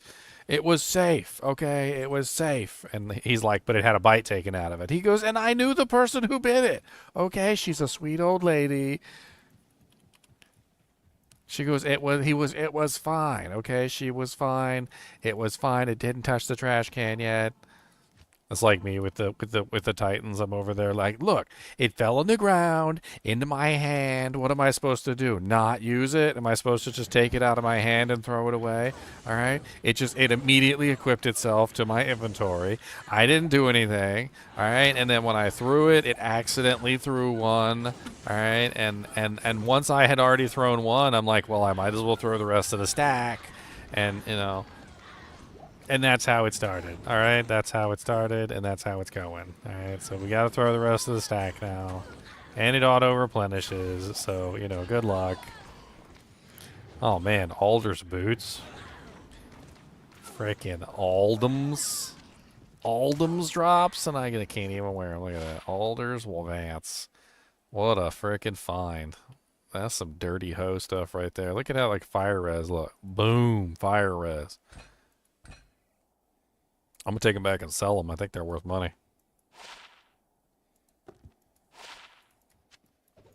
That's some dirty whore level stuff right there, though.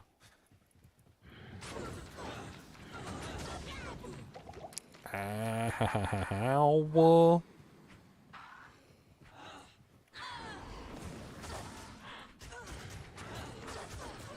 I don't have a square to spare.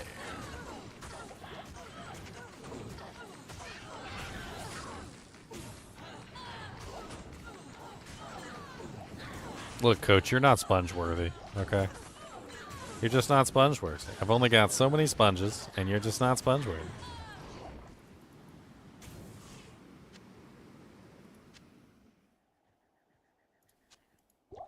You know, maybe if you were sponge worthy.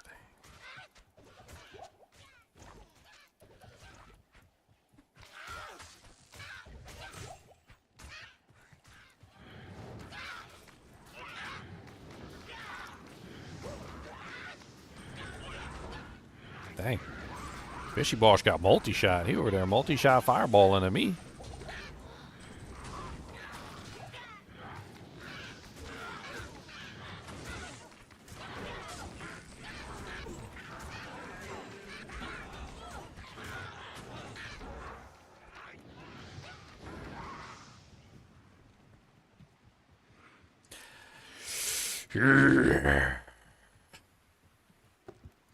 Sorry.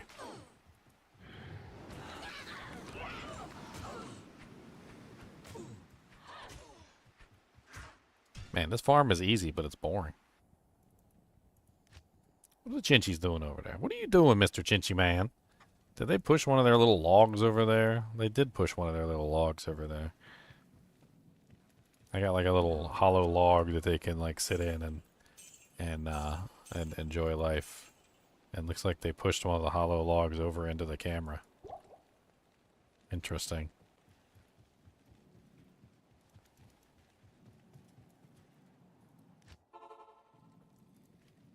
I shall purge this land of the shadow. So interestingly enough, I did that test live stream with the chinchillas. Okay, in 13 hours. Okay, 13 solid straight hours of live stream. They were only active for 2 out of the 13 hours. 2. I went through the live stream and I cut out everything that was like dead space, like dead air essentially, right? And 2 hours. That was all that was left out of 13 hours.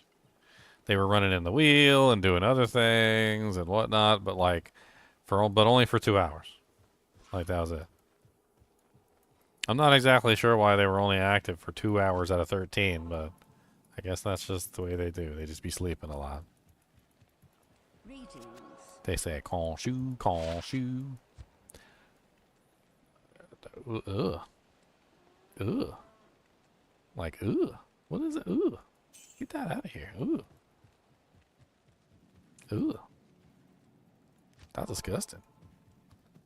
Ugh. Ugh. Did we do Mishy Mosh on this one already? I don't remember.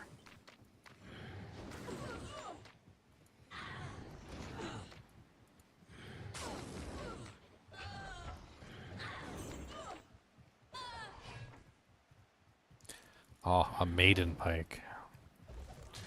A gladius. Oh, wow, conviction aura.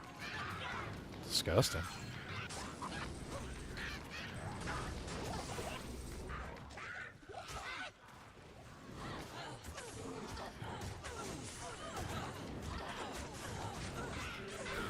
That was a big pack of monsters.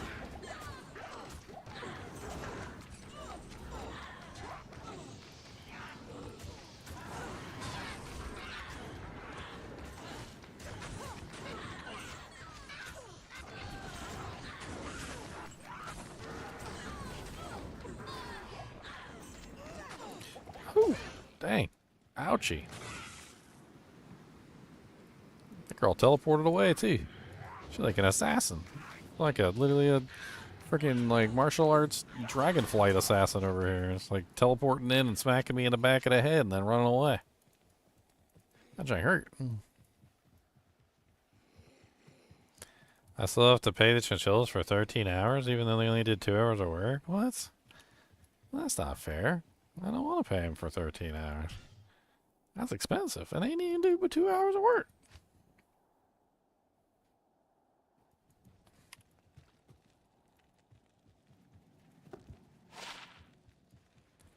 $881 to 112 fire, 9 to 23 cold. Wow, that's got some nice elemental damage on it. Dual leech, though, with no physical. Oh, but I did cut the video, and if you guys are interested, the video is up on my channel. Like, I know that, like, my channel's not a chinchilla channel, even though I do have chinchillas on here on occasion. But, like, you know, like, I still like to have chinchilla videos on here, because I like chinchillas. And, yeah. Like, if you guys want to see it, like, the 2 hours that they were actually active I shall purge this land of the shadow. is up there, and I cut it all out, so I cut out all the dead space so you can actually see the chinchillas being like little turds doing their turd activities and pooping out little turds all over the place, which is what they do. They're very good at that. That is something that they are extremely good at, is the turd pooping. These stones serve some magical purpose. They got like a degree in that, so like a Harvard law degree or something, I can't remember, of turd pooping. They're like, know your rights. Know where you can poop and where you can't. For me to poop on.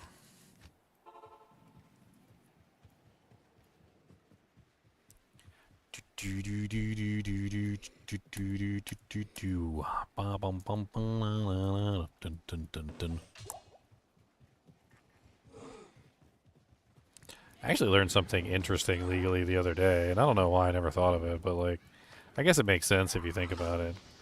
But like, apparently when you throw things away, technically, according to the law, it becomes property of like the city that owns the landfill. So like, when you throw something away and it gets dumped in the landfill, it's no longer your property. It's the property of like whoever owns the landfill, basically. I didn't think trash was owned by anybody, really, but like I think that's the part that was kind of confusing to me. I thought trash was trash. I didn't think it was owned by anybody, but I guess trash is a lucrative business.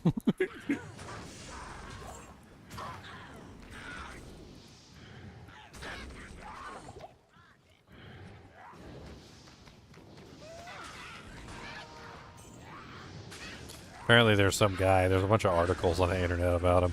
Apparently he accidentally threw away a hard drive with like $650 million in Bitcoin or something, and he's like desperately trying to search through the landfill.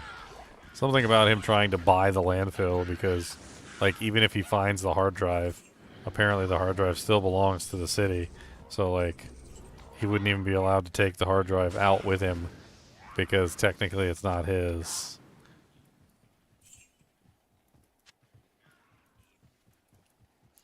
It's an interesting article. It's kind of sad when you think about it. Like, I mean, none of us really thought Bitcoin was going anywhere when it first came out. I mean, people were spending like hundreds of them to buy pizza as a joke. I bet you that guy who bought the pizza with the Bitcoin is smacking himself in the back of the head at this point. I don't think he's very happy with himself. They need to do an interview with that guy and be like, so, how did it work out buying a pizza with 350 Bitcoin? Yes? Was the pizza worth, and then like equate the like current value of Bitcoin to to the price of the pizza? Be like, was it worth $650 million?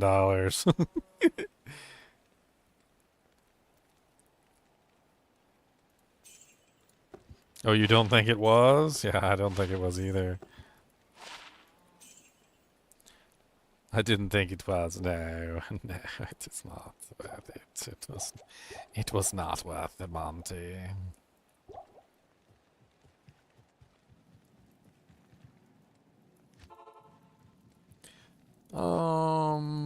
Repair. I mean, we're getting some upgrades. Like, we got the upgraded boots, and like, we're picking up, like, a couple upgrades. Nothing, like, too, like, crazy, but, I mean, if we could get a better armor, that would be nice. I really would like a better armor. Something with some resistances on it, maybe 2 sockets so I can customize the resistances a little bit to match up with whatever piece of equipment. A really good 2-socket shield with some resistances on it would be really nice as well. I could put 2 diamonds in there, solve a lot of my resistance problems moving forward.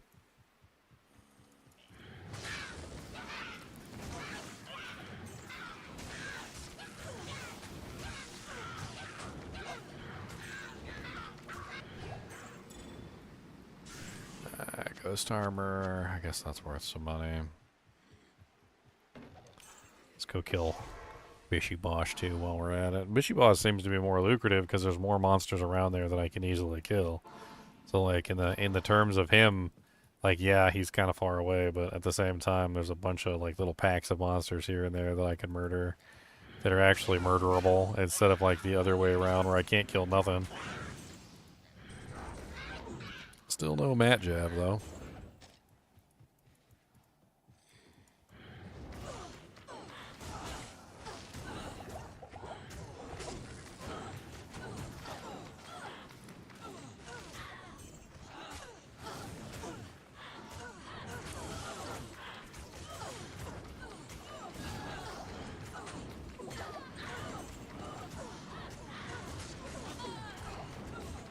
Hey, Saigon Set Greaves.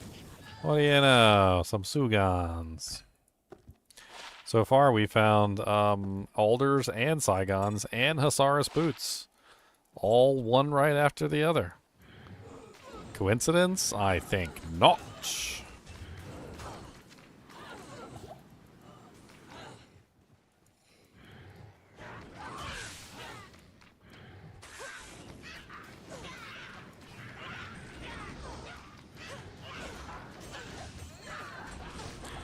Ow.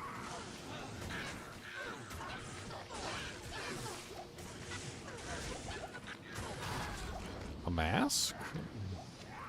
Grand Crown? An Unraveler helmet?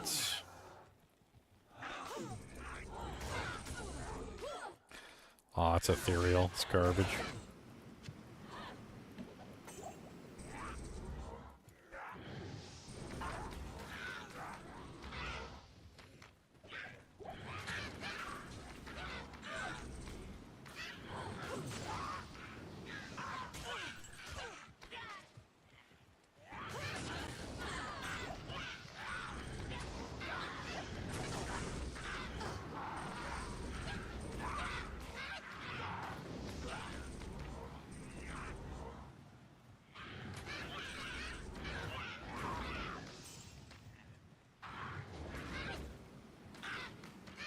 Okay, moving on. Level 73 so far. This little farm is actually working in our advantage to get some EXP at the very least. 2-socket Grand Crown. I can't believe we still haven't found a set armor yet. It's like Eisenhart's doesn't exist at like the level, like the player count that we're currently at or something. I don't know. 10% faster hit recovery. It does have lightning res. Ours has lightning res on it though too, doesn't it? Yeah. So not really better than what we're using. It does have good defense on it. 175% enhanced defense is a lot. I believe if I upgraded that, it would probably end up being like a 200 plus defense helmet. Defense isn't really something that Amazon builds though. I mean, it's not awful, but like Amazon just really doesn't have a good amount of defense or any real good way to enhance defense. So it's not technically better than like what we currently have there. I mean, I could socket that, put a shale rune in it, and get better, faster hit recovery, and still end up better than that mask.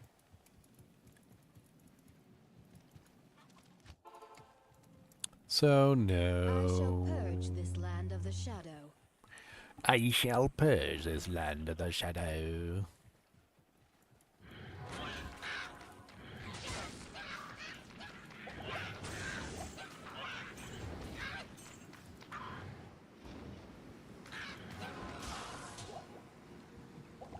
Rondel.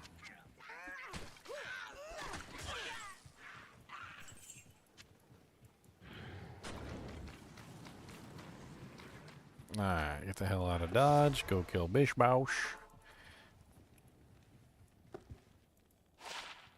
I still don't understand the Bishy Bosch name, by the way. Like, the Bishy Bosch name is apparently apparently named after some sort of moderator that used to work for Blizzard or Blizzard North. I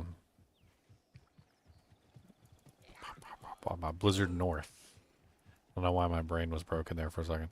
I looked it up and like he's actually named after somebody. That's like the screen name or the username of the person.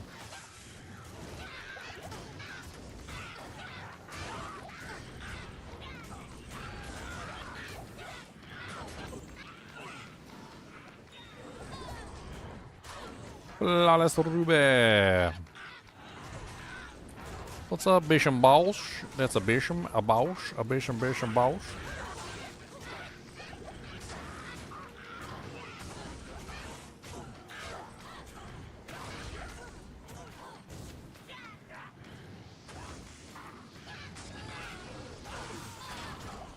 Ow.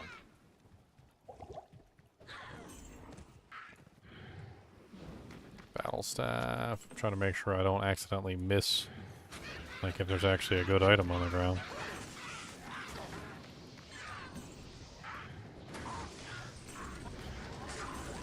Bunch of champions. A rare brandy stock.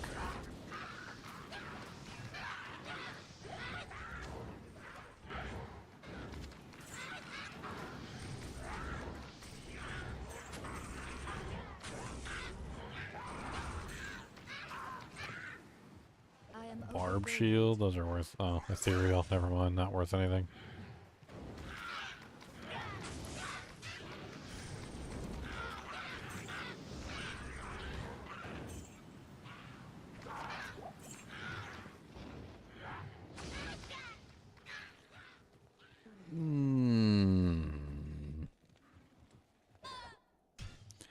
Poopies. Poopy, poopy, poopy, doops. Poopy, doopy. What is the upgrade recipe for number 2? Upgrade rare weapon 2. Foul. We have 2 fouls. We have no though. I mean, if we did imbue a lesser item, we could potentially upgrade it into a upper item. Problem with imbuing a lesser item, though. I don't know. I don't know about that. I don't think that's worth it. Siggens Sabbats.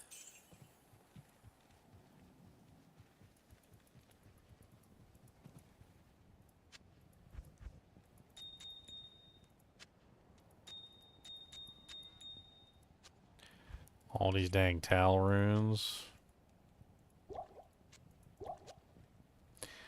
1 little, 2 little, 3 little Tal rune, 4 little, 5 little, 6 little Tal rune, 7 little, 8 little, 9 little Tal rune. Furly in the Tal runes. Let's go ahead and put that right there so those guys don't follow me.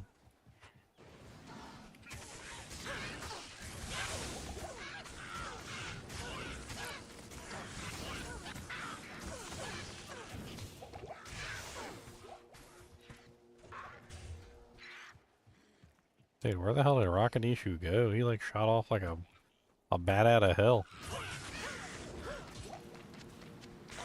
He said, bro, I'm leaving.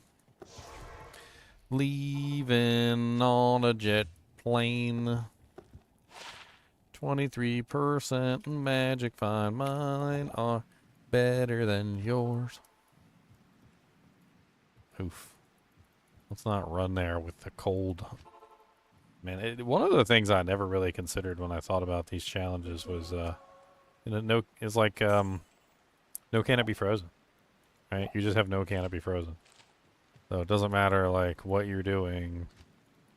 Magic only, rare only, like, crafted only. There's, like, no canopy frozen to be had.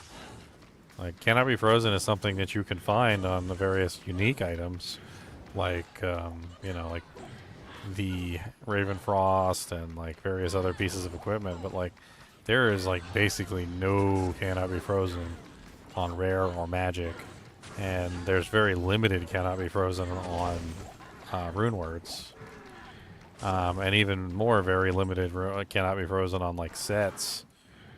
I mean, if you happen to find a cannot be frozen item, set, or unique, you're already lucky, but like, no cannot be frozen for me.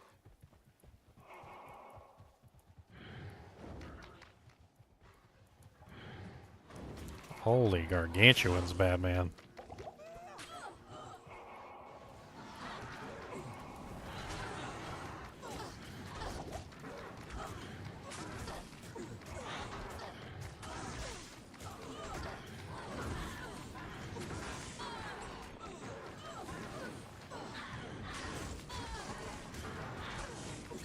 I mean, I'm not doing bad for hell difficulty. Like, this isn't awful damage.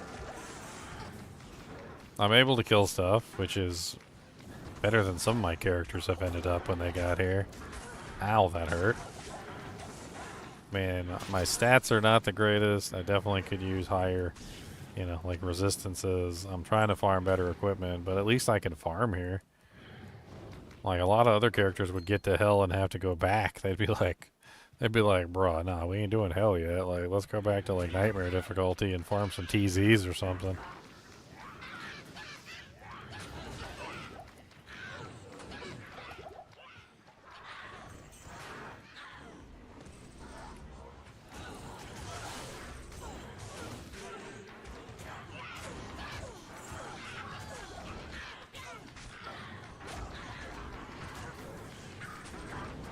Ow.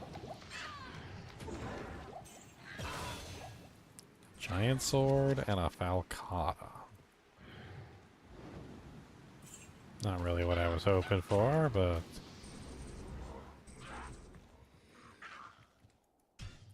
Giant sword and a falcata. Falcata is elite, alright? Falcata is an elite weapon. And giant sword is a baby tier. Ugh, that's disgusting. That's disgusting.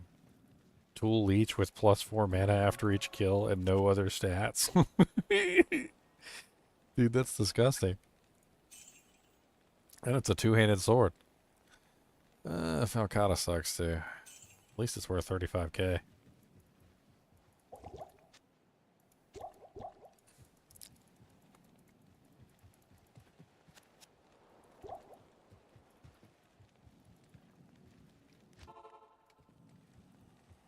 I shall purge this land of the shadow.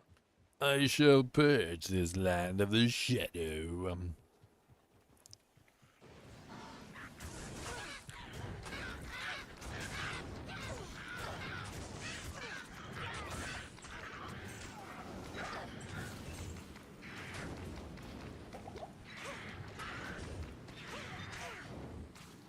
A Quarass. There's a Quarass. Ow!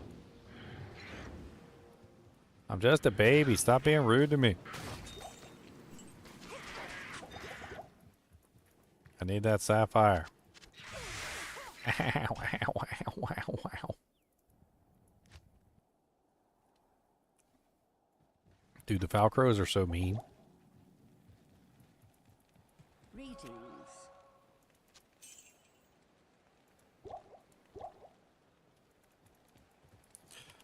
Rondell is awful unless I want level 7 teeth.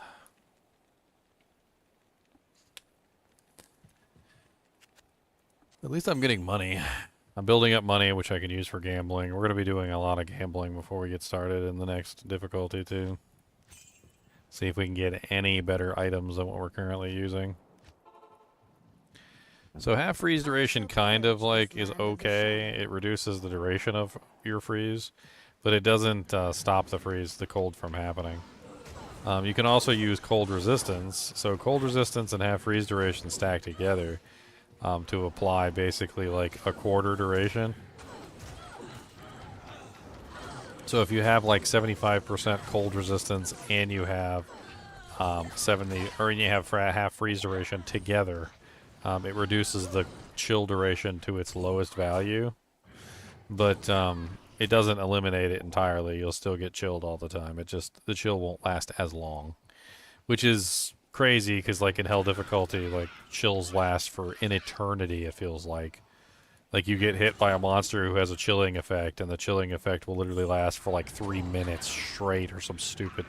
Like I'm not even exaggerating. Like for some reason, the chill effects in hell difficulty last forever.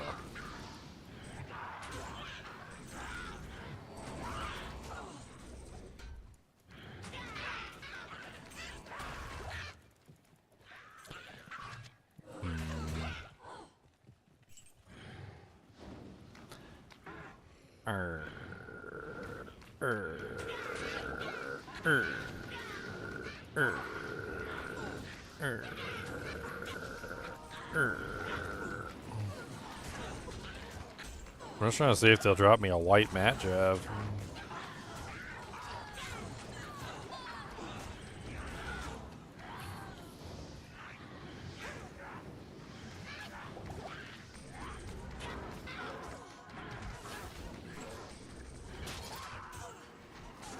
Oh no, they're both broken.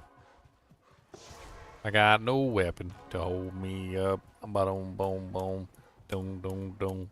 I got no weapon Not to in hold town. me up. Bum, bum, bum, bum, bum, bum, bum. What you need? Boom, bum. Nice. And nice. Money, money, money in the bank, bank, bank.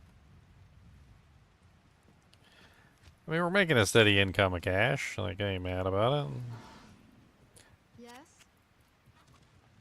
I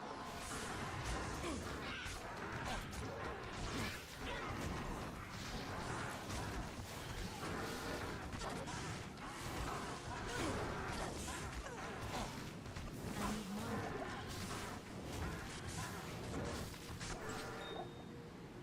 An amethyst.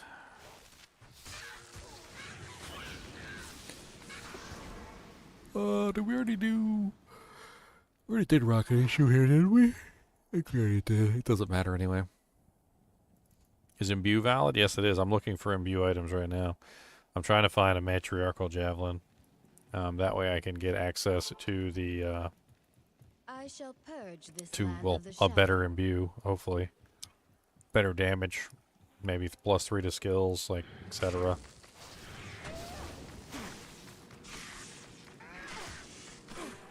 Twould be nice. Twouldn't it be nice if we could find a white mat javelin, my friend? It would be real nice, yes it would. But it would be the end.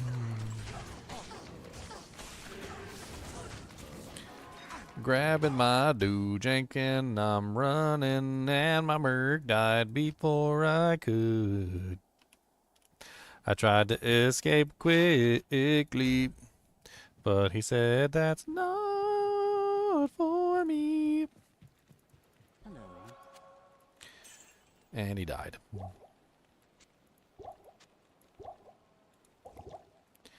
And we're dead. Yeah, I mean, I'm just doing some light farming here on Rocket shall Issue, purge trying to this like land of work the my shadow. way into hell difficulty, get some better upgrades. Not really having much success. I got some upgraded boots, and like It's I've locked. had some minor like success in finding like non-rare items, like Altar's freaking boots dropped. I got wrecked there, and like I'm not really ready for hell. That's for sure. Like you can tell, I just got like gobstopped. Like curb stomped by frickin' Rock and Ishu out of all monsters. Of course, he does have freaking conviction aura, which definitely makes him spicy, that's for sure.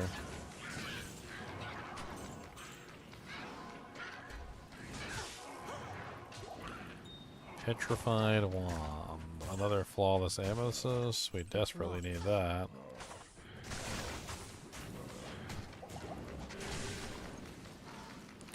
Amp and Might, not a good combination. These guys are highly resistant to the poison. You don't remember System Shock? You're not sure if you played? I mean, System Shock came out at an odd time in the PC world. You might not have had a PC capable of playing it at that particular time period. That's actually pretty common.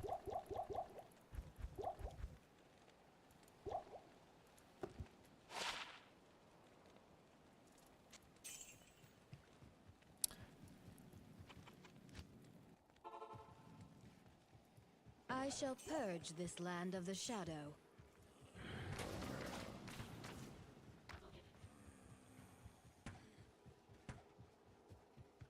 We gonna be playing System Shock 2 when it comes out, though.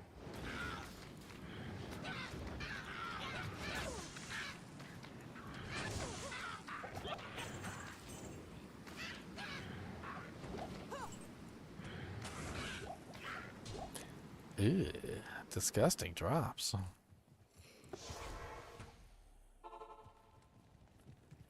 Dude, I gotta get better than like the crap that I'm wearing. Like this is embarrassing. Like the stuff I have on is embarrassing right now. Like it's so bad. I just like can Rock an issue or Bishi Bosh like hook me up with some upgrades or I need a couple upgrades, please. I need a couple upgrades. I need a better javelin.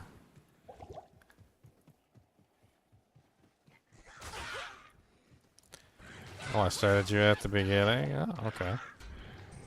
That was when I was talking about System Shock. Ah, alright. Yeah, System Shock's a really good game. System Shock 2 was made by the same person as Bioshock, Ken Levine. You can definitely tell, too, if you've played both games. Like, you can see, like, that Bioshock and System Shock have very, very stark similarities.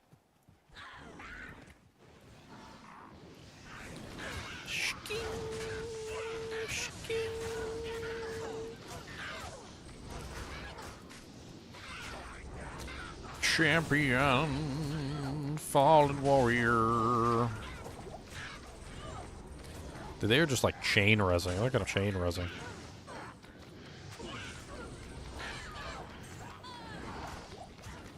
A soul rune. I think that's the first soul rune I found the entire time I've been playing. I'm not even joking.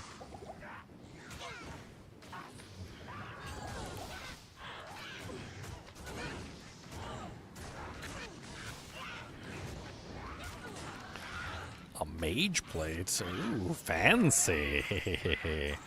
Fancy, fancy. Yes, fancy. We take the mage plate back and we identify and we see if it's got any cool stuff on it. If it has 2 sockets and not 2 resist, then we're in the money and we got the dojangles. Gimme, gimme, gimme all the things you got. I don't really care. Gonna smack him in the butt. Got some demon hard glues and that on too. And a jawbone visor that I might come through. Cause I can get some money from you. And then I gamble everything and don't do. Gambling, bambling, gonna be gambling, jambling, gonna be bambling, jambling, gonna be bambling, rambling. Gambling, bambling, gonna be jambling, bambling. Sacred globe.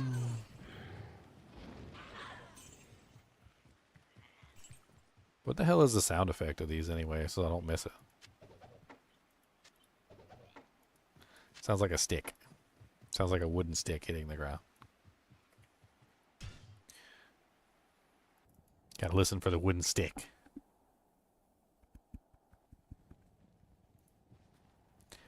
Alright, what we get? Money. It's the poopies. Oh no, it's the dookie pookies.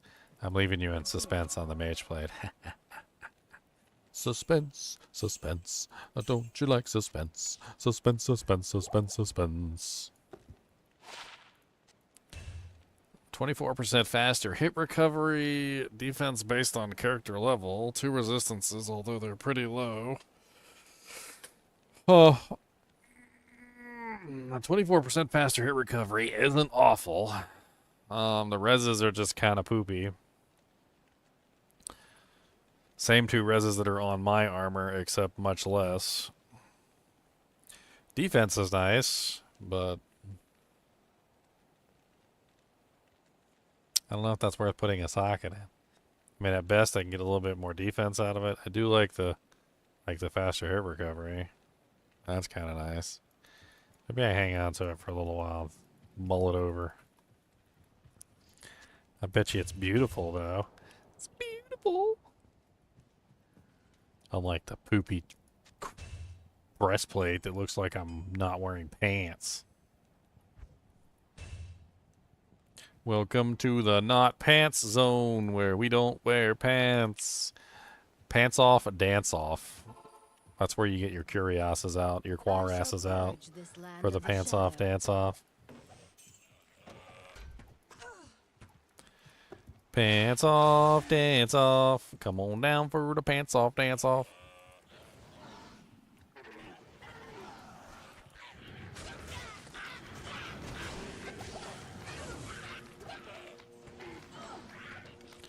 Ralrune.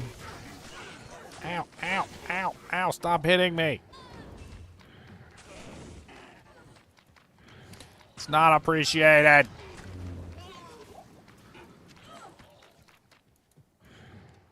Well, that boss blade is worth some money.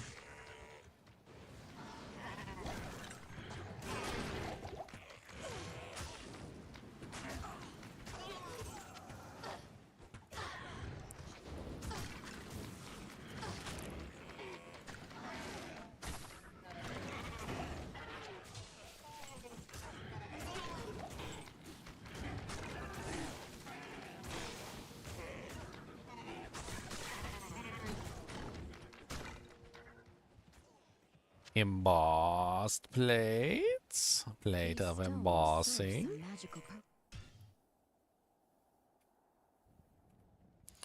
You thought the stream ended. Well. No. I still here. I still wake. I don't want to be awake, but I'm still awake. Oh wow, 2 resistances and 21% magic find? That's better than what I'm currently using. That's some high res too. 20 fire and 29 poison with 21%. It's only 15 and 11. A little bit less magic find, but better in general, like on the res standpoint. That's not bad. What can I do for you? Actually got some reses in the positive now. Look at this. It's crazy. It's like I'm making progress. Making progress. Making progress. Making progress. Making progress. Making progress. Making progress. Making progress. Making progress. Making progress. Making progress. Making progress.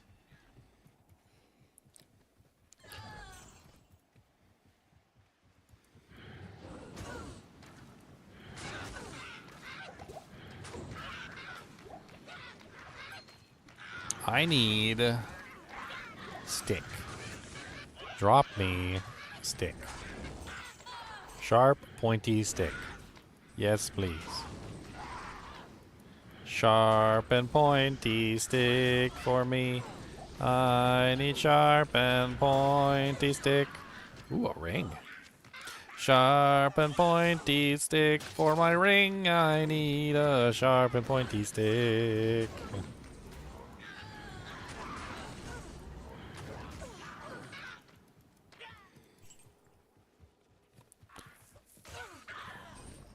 Huh.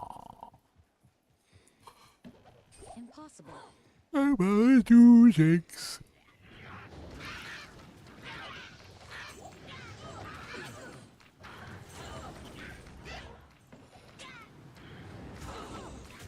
Ow, ow, ow. Man, I'm running out of hope finding a mat jab like we ain't found Jack Diddley. I want to find 3 and I ain't even found 1. I got a ring though.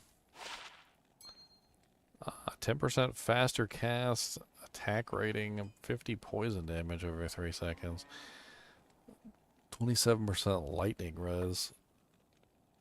It's all over the place.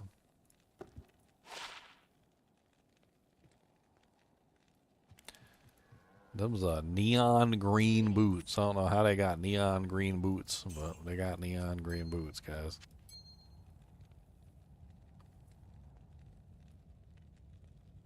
I don't know what to make of these. I guess it's better than my 8% magic find ones. Slightly better. I don't really know. Like, maybe-ish. It's got lightning res on it, I guess. Brings my lightning res up into the positives.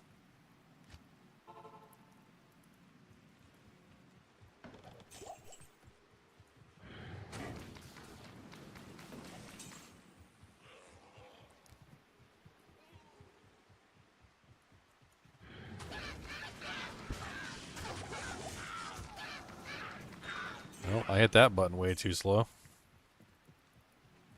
I thought I had it. I did not have it.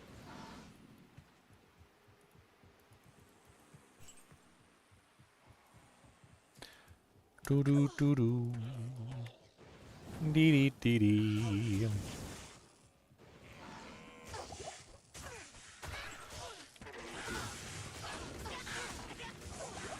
Ow, he's so aggressive.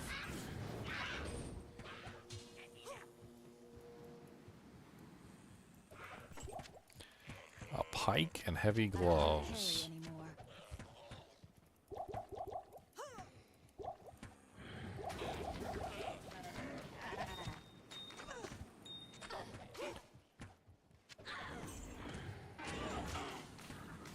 I didn't mean to drop the pike.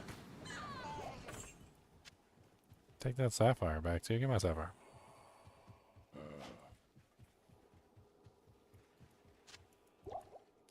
An offhand like spear actually could come in handy with impale. Like, I don't know exactly if we're gonna find one that has good damage output, but could be an interesting choice. Life leech and 1 res. Really better than the one I currently have. Damage is too low on this to be useful. Good day.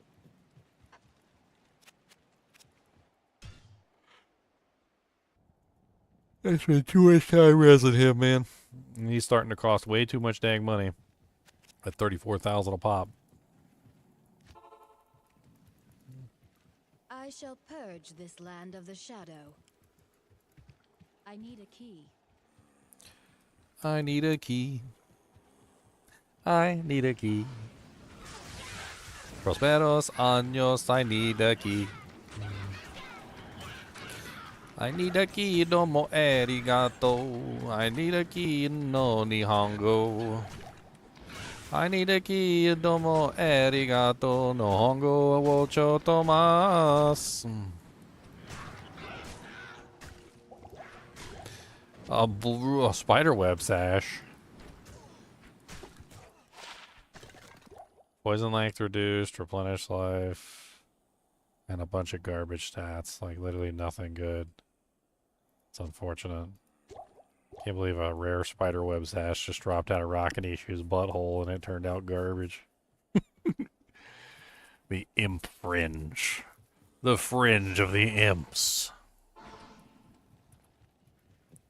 I half expected it to have rolled unique with like a failed unique roll. I was looking for the durability. I was trying to see. I was like, I didn't just get a failed Arachnid's Mesh spiderweb sash, did I?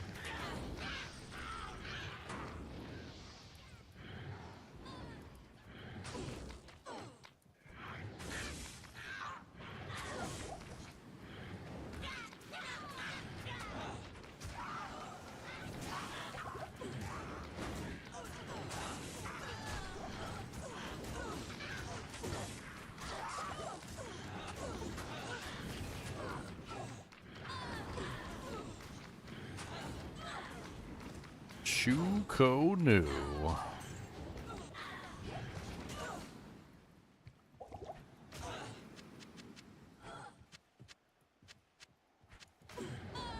Head out.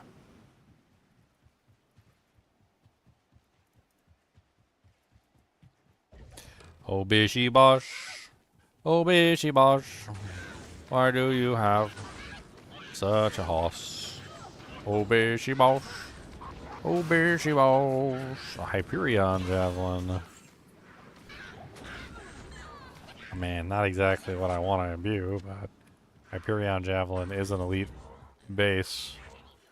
Could potentially have some imbue properties worth using. I don't necessarily think it's the best choice, but if I can't find anything else, we might have no choice but to imbue a Hyperion Javelin.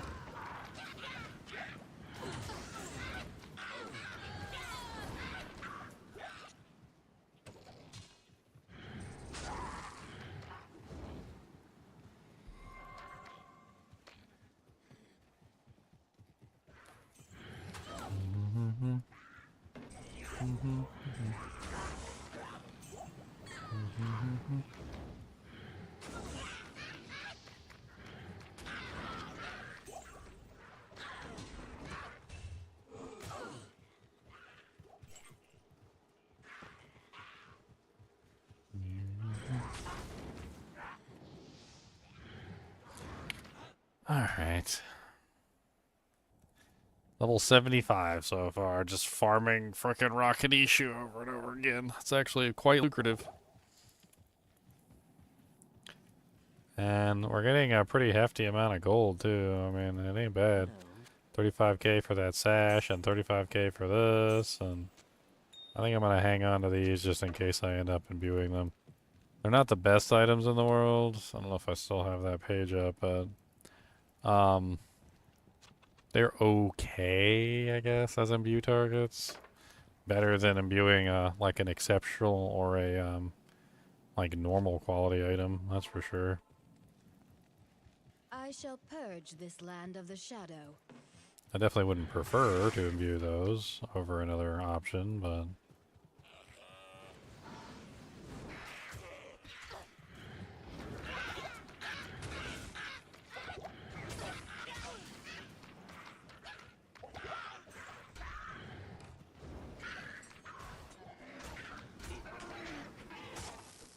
Superior Sacred Feathers. Ow.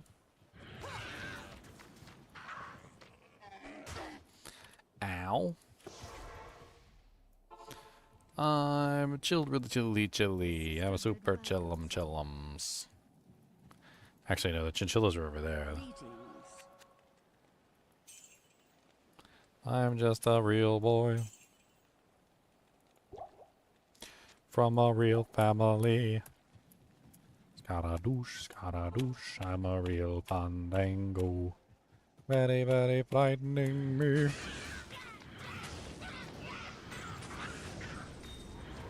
I think my brain is just like a mess of pop culture references at this point.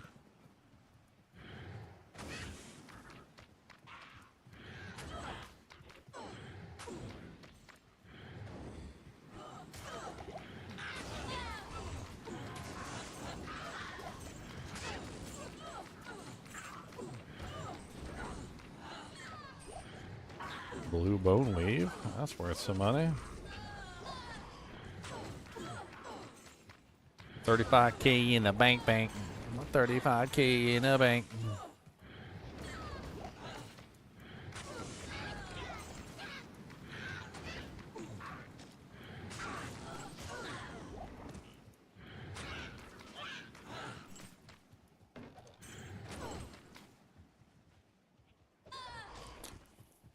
Okay.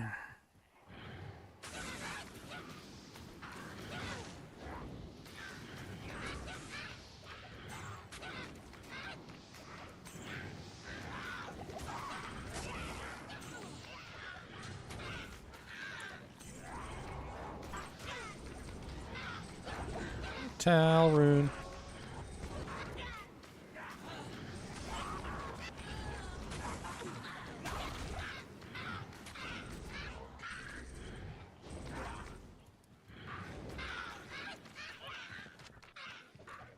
Grim Shield and the Crown are worth money. I'll take them back to sell them.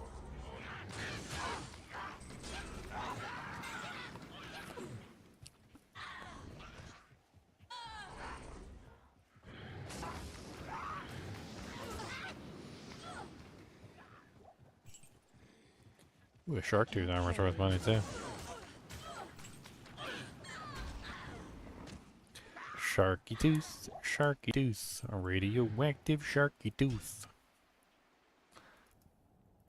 Ah, no, I accidentally hit nightmare. No, boo. Now it changed my map. Boo, boo. Okay, that farming session's over. Where can I take you? Yes? 35k, 35k, 35k, and a 35k, 35k, 35k. I mean, we could also gamble for our weapons, which is another option. So, like, we could take a look at the bases again. Let me take a look at the bases. So, D2R, javelins, javelins. Let's take a look at the elite javelin bases, and let's see if we can find, like, a decent elite javelin base. So, highest damage is the Balrog Spear, which is a 10, and it's technically fast for the Amazon. Ghost Glaive is a 20, which is pretty bad. Winged Harpoon is negative 10, which is much better. Has an average damage of 31, though, which is, I think, lowest out of all of them. So the fastest with the highest average damage is the Hyperion Javelin. So we could gamble Hyperion Javelins, see if we come up with a decent one. What's up, Shepherds? Yeah, I'm still up. I mean, what's up, Afton? I keep forgetting your name is Shepherds. Why is your name Shepherds? You should change your name. Something more cool. Like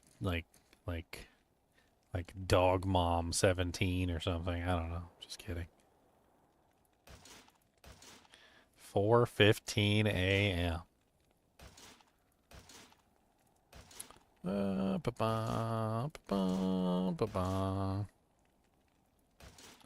Hyperion Javelin, here we go. Let's see if we can get one. Yo. Beep boop beep beep boop beep boop beep beep. Nothing and poopies and doopy doop. Yuck. Oh, +1 Amazon. Dang it. Should have kept that for pre-buffs. Pre-buffs. Should have kept it for pre-buffs. Oh, wait, no, I can't. That's right, I can't use blue items. It's gotta be rare. A bunch of garbage. Grinding javelins.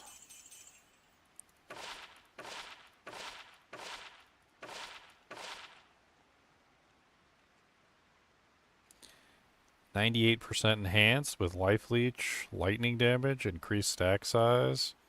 That's pretty solid. Is that better than the current one that I have? That's this one's 11 to 37. This one's 12 to 53. This is not an elite javelin though. This is a war javelin. That lightning damage kind of puts it over the top. It's faster. So this one is much faster. Increased stack size is kind of nice too. One-handed damage is much lower though. I mean, I'm gonna go with the speed over the damage for right now because Impale is so slow. And that extra lightning damage isn't awful either. I think that's a good option for now. I mean, technically, if we want damage over speed, the Balrog Spear is probably the better bet, because we'll get the highest damage with the Balrog Spear, but it's just so slow. I mean, this one's a -10 base. Balrog Spear is a 10 base, so technically with this one you're getting, what is that, 20 speed slower?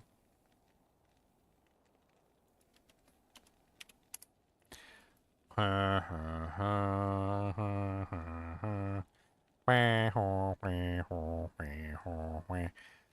gamble 2 janks, put it in the jank. Platinum Hyperion Javelin of Gore. Cruel War Javelin of Charge Strike. Iron War Javelin of Swiftness.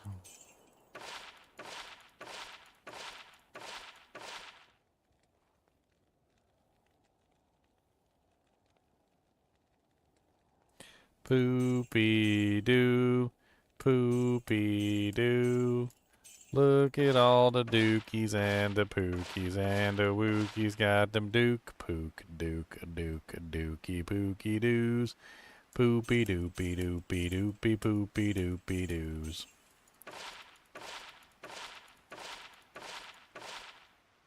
Gambling away, gambling today. Poopy poopy poopy poopy poopy poopy poop.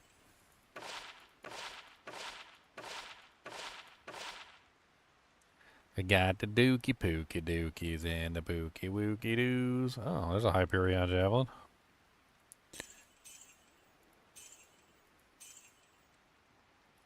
Hyperion Javelin, the Death Picket. 27 to 77. That's better than the one I'm using. Replenishes quantity. That's pretty useful. And increased quantity as well.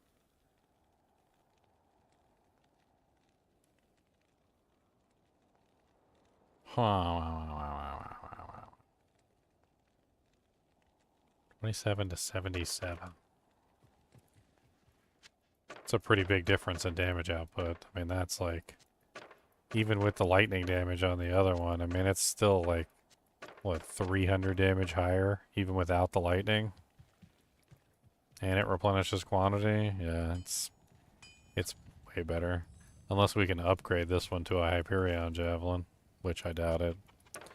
Let's take this Hyperion Javelin and go imbue it, since we're having a abysmal time actually getting any, like, decent options.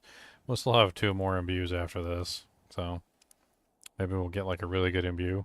Plus 2 Amazon skills, maybe. There's a bunch of different options we could end up with. Hopefully not garbage. 10% increased attack rating. A whole 15% enhanced damage. That's pretty rough. Sad thing is, it's not that much worse than the one that we're wearing right now. Like, it's about 125 damage less than our current one. But it's also got increased attack speed on it, which means it's faster. I think I'll keep the replenished quantity one, and we'll just get rid of that one.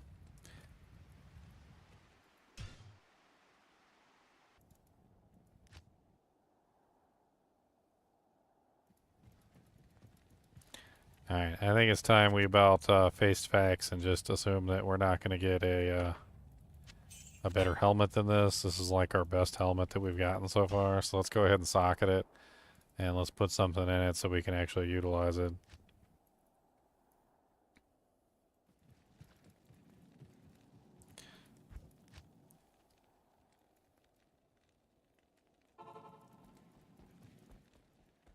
Afternoon.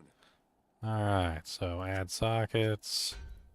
Oh, alright. We can also upgrade this and we can turn it into a slightly higher defense, although it doesn't really matter all that much. I was thinking, what has it got? Like fire and lightning? It's got cold and lightning, so we need fire. So let's just put a Ral rune in it. That's probably the best idea. Unless there's another option. So Ral rune is 30% fire res. I don't think there's any other better options, really.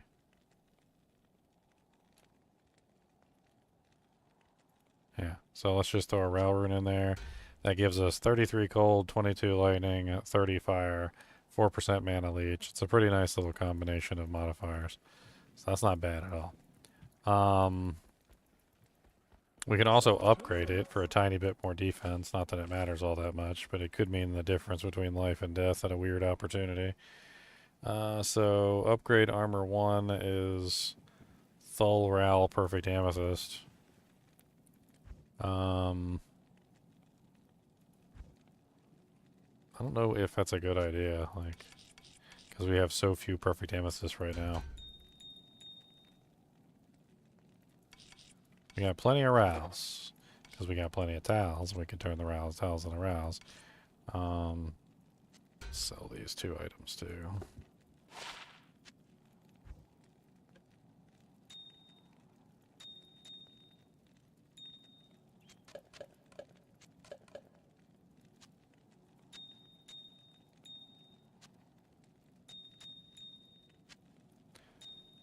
See, we only have 2 perfect amethysts right now. So I don't know if we push that at the moment and upgrade items that we can't necessarily like guarantee are going to give us a huge boost. Like a little tiny bit of extra defense from the circlet is not really going to be enough to like change things. But a huge amount of defense from an armor plate, for instance, might actually be worthwhile. So like upgrading an armor plate could be huge. Like if we upgrade this one or this one, like one of these, I think these are both like, one's fire and one's lightning. Yeah, one's fire and one's lightning. Yeah. I mean, they're both like okay-ish options. Nothing too amazing on either one of them.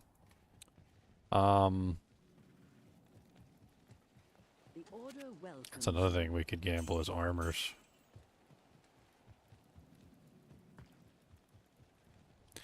Not sure how expensive armors have become. Usually by the end of the game, armors are like ridiculously priced in here. Unless you're gambling like the base stuff. Yeah, they're like 80 some odd K a pop, which is out of reach.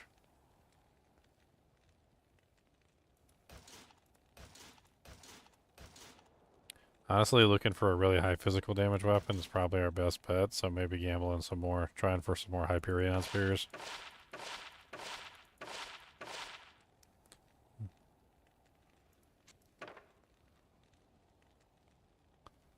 No rares.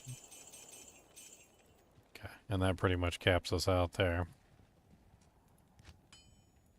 Oh, I got 443,000 in another stash. Good. Okay, so that means I still got plenty of gold. Soul Rune of Poopiness. What is this armor that's sitting here? Quilted armor with 1 socket. Bad resistances. Nothing too amazing. Oh yeah, there's that spiculum that I found. Really high damage, but it's ethereal and it's non-rep. So, like, I could use that for a short period of time to get a large amount of damage, but doesn't have any, like, actual good mods on it. I don't think this is worth upgrading. Put some thought into it. I don't think it is. We have an amp weapon and an amp bow. This is pretty much garbage.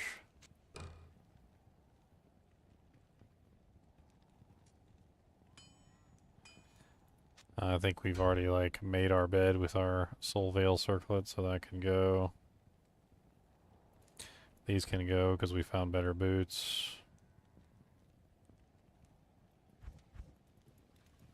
Bunch of garbage. Pink, pink, pink, pink, and pink.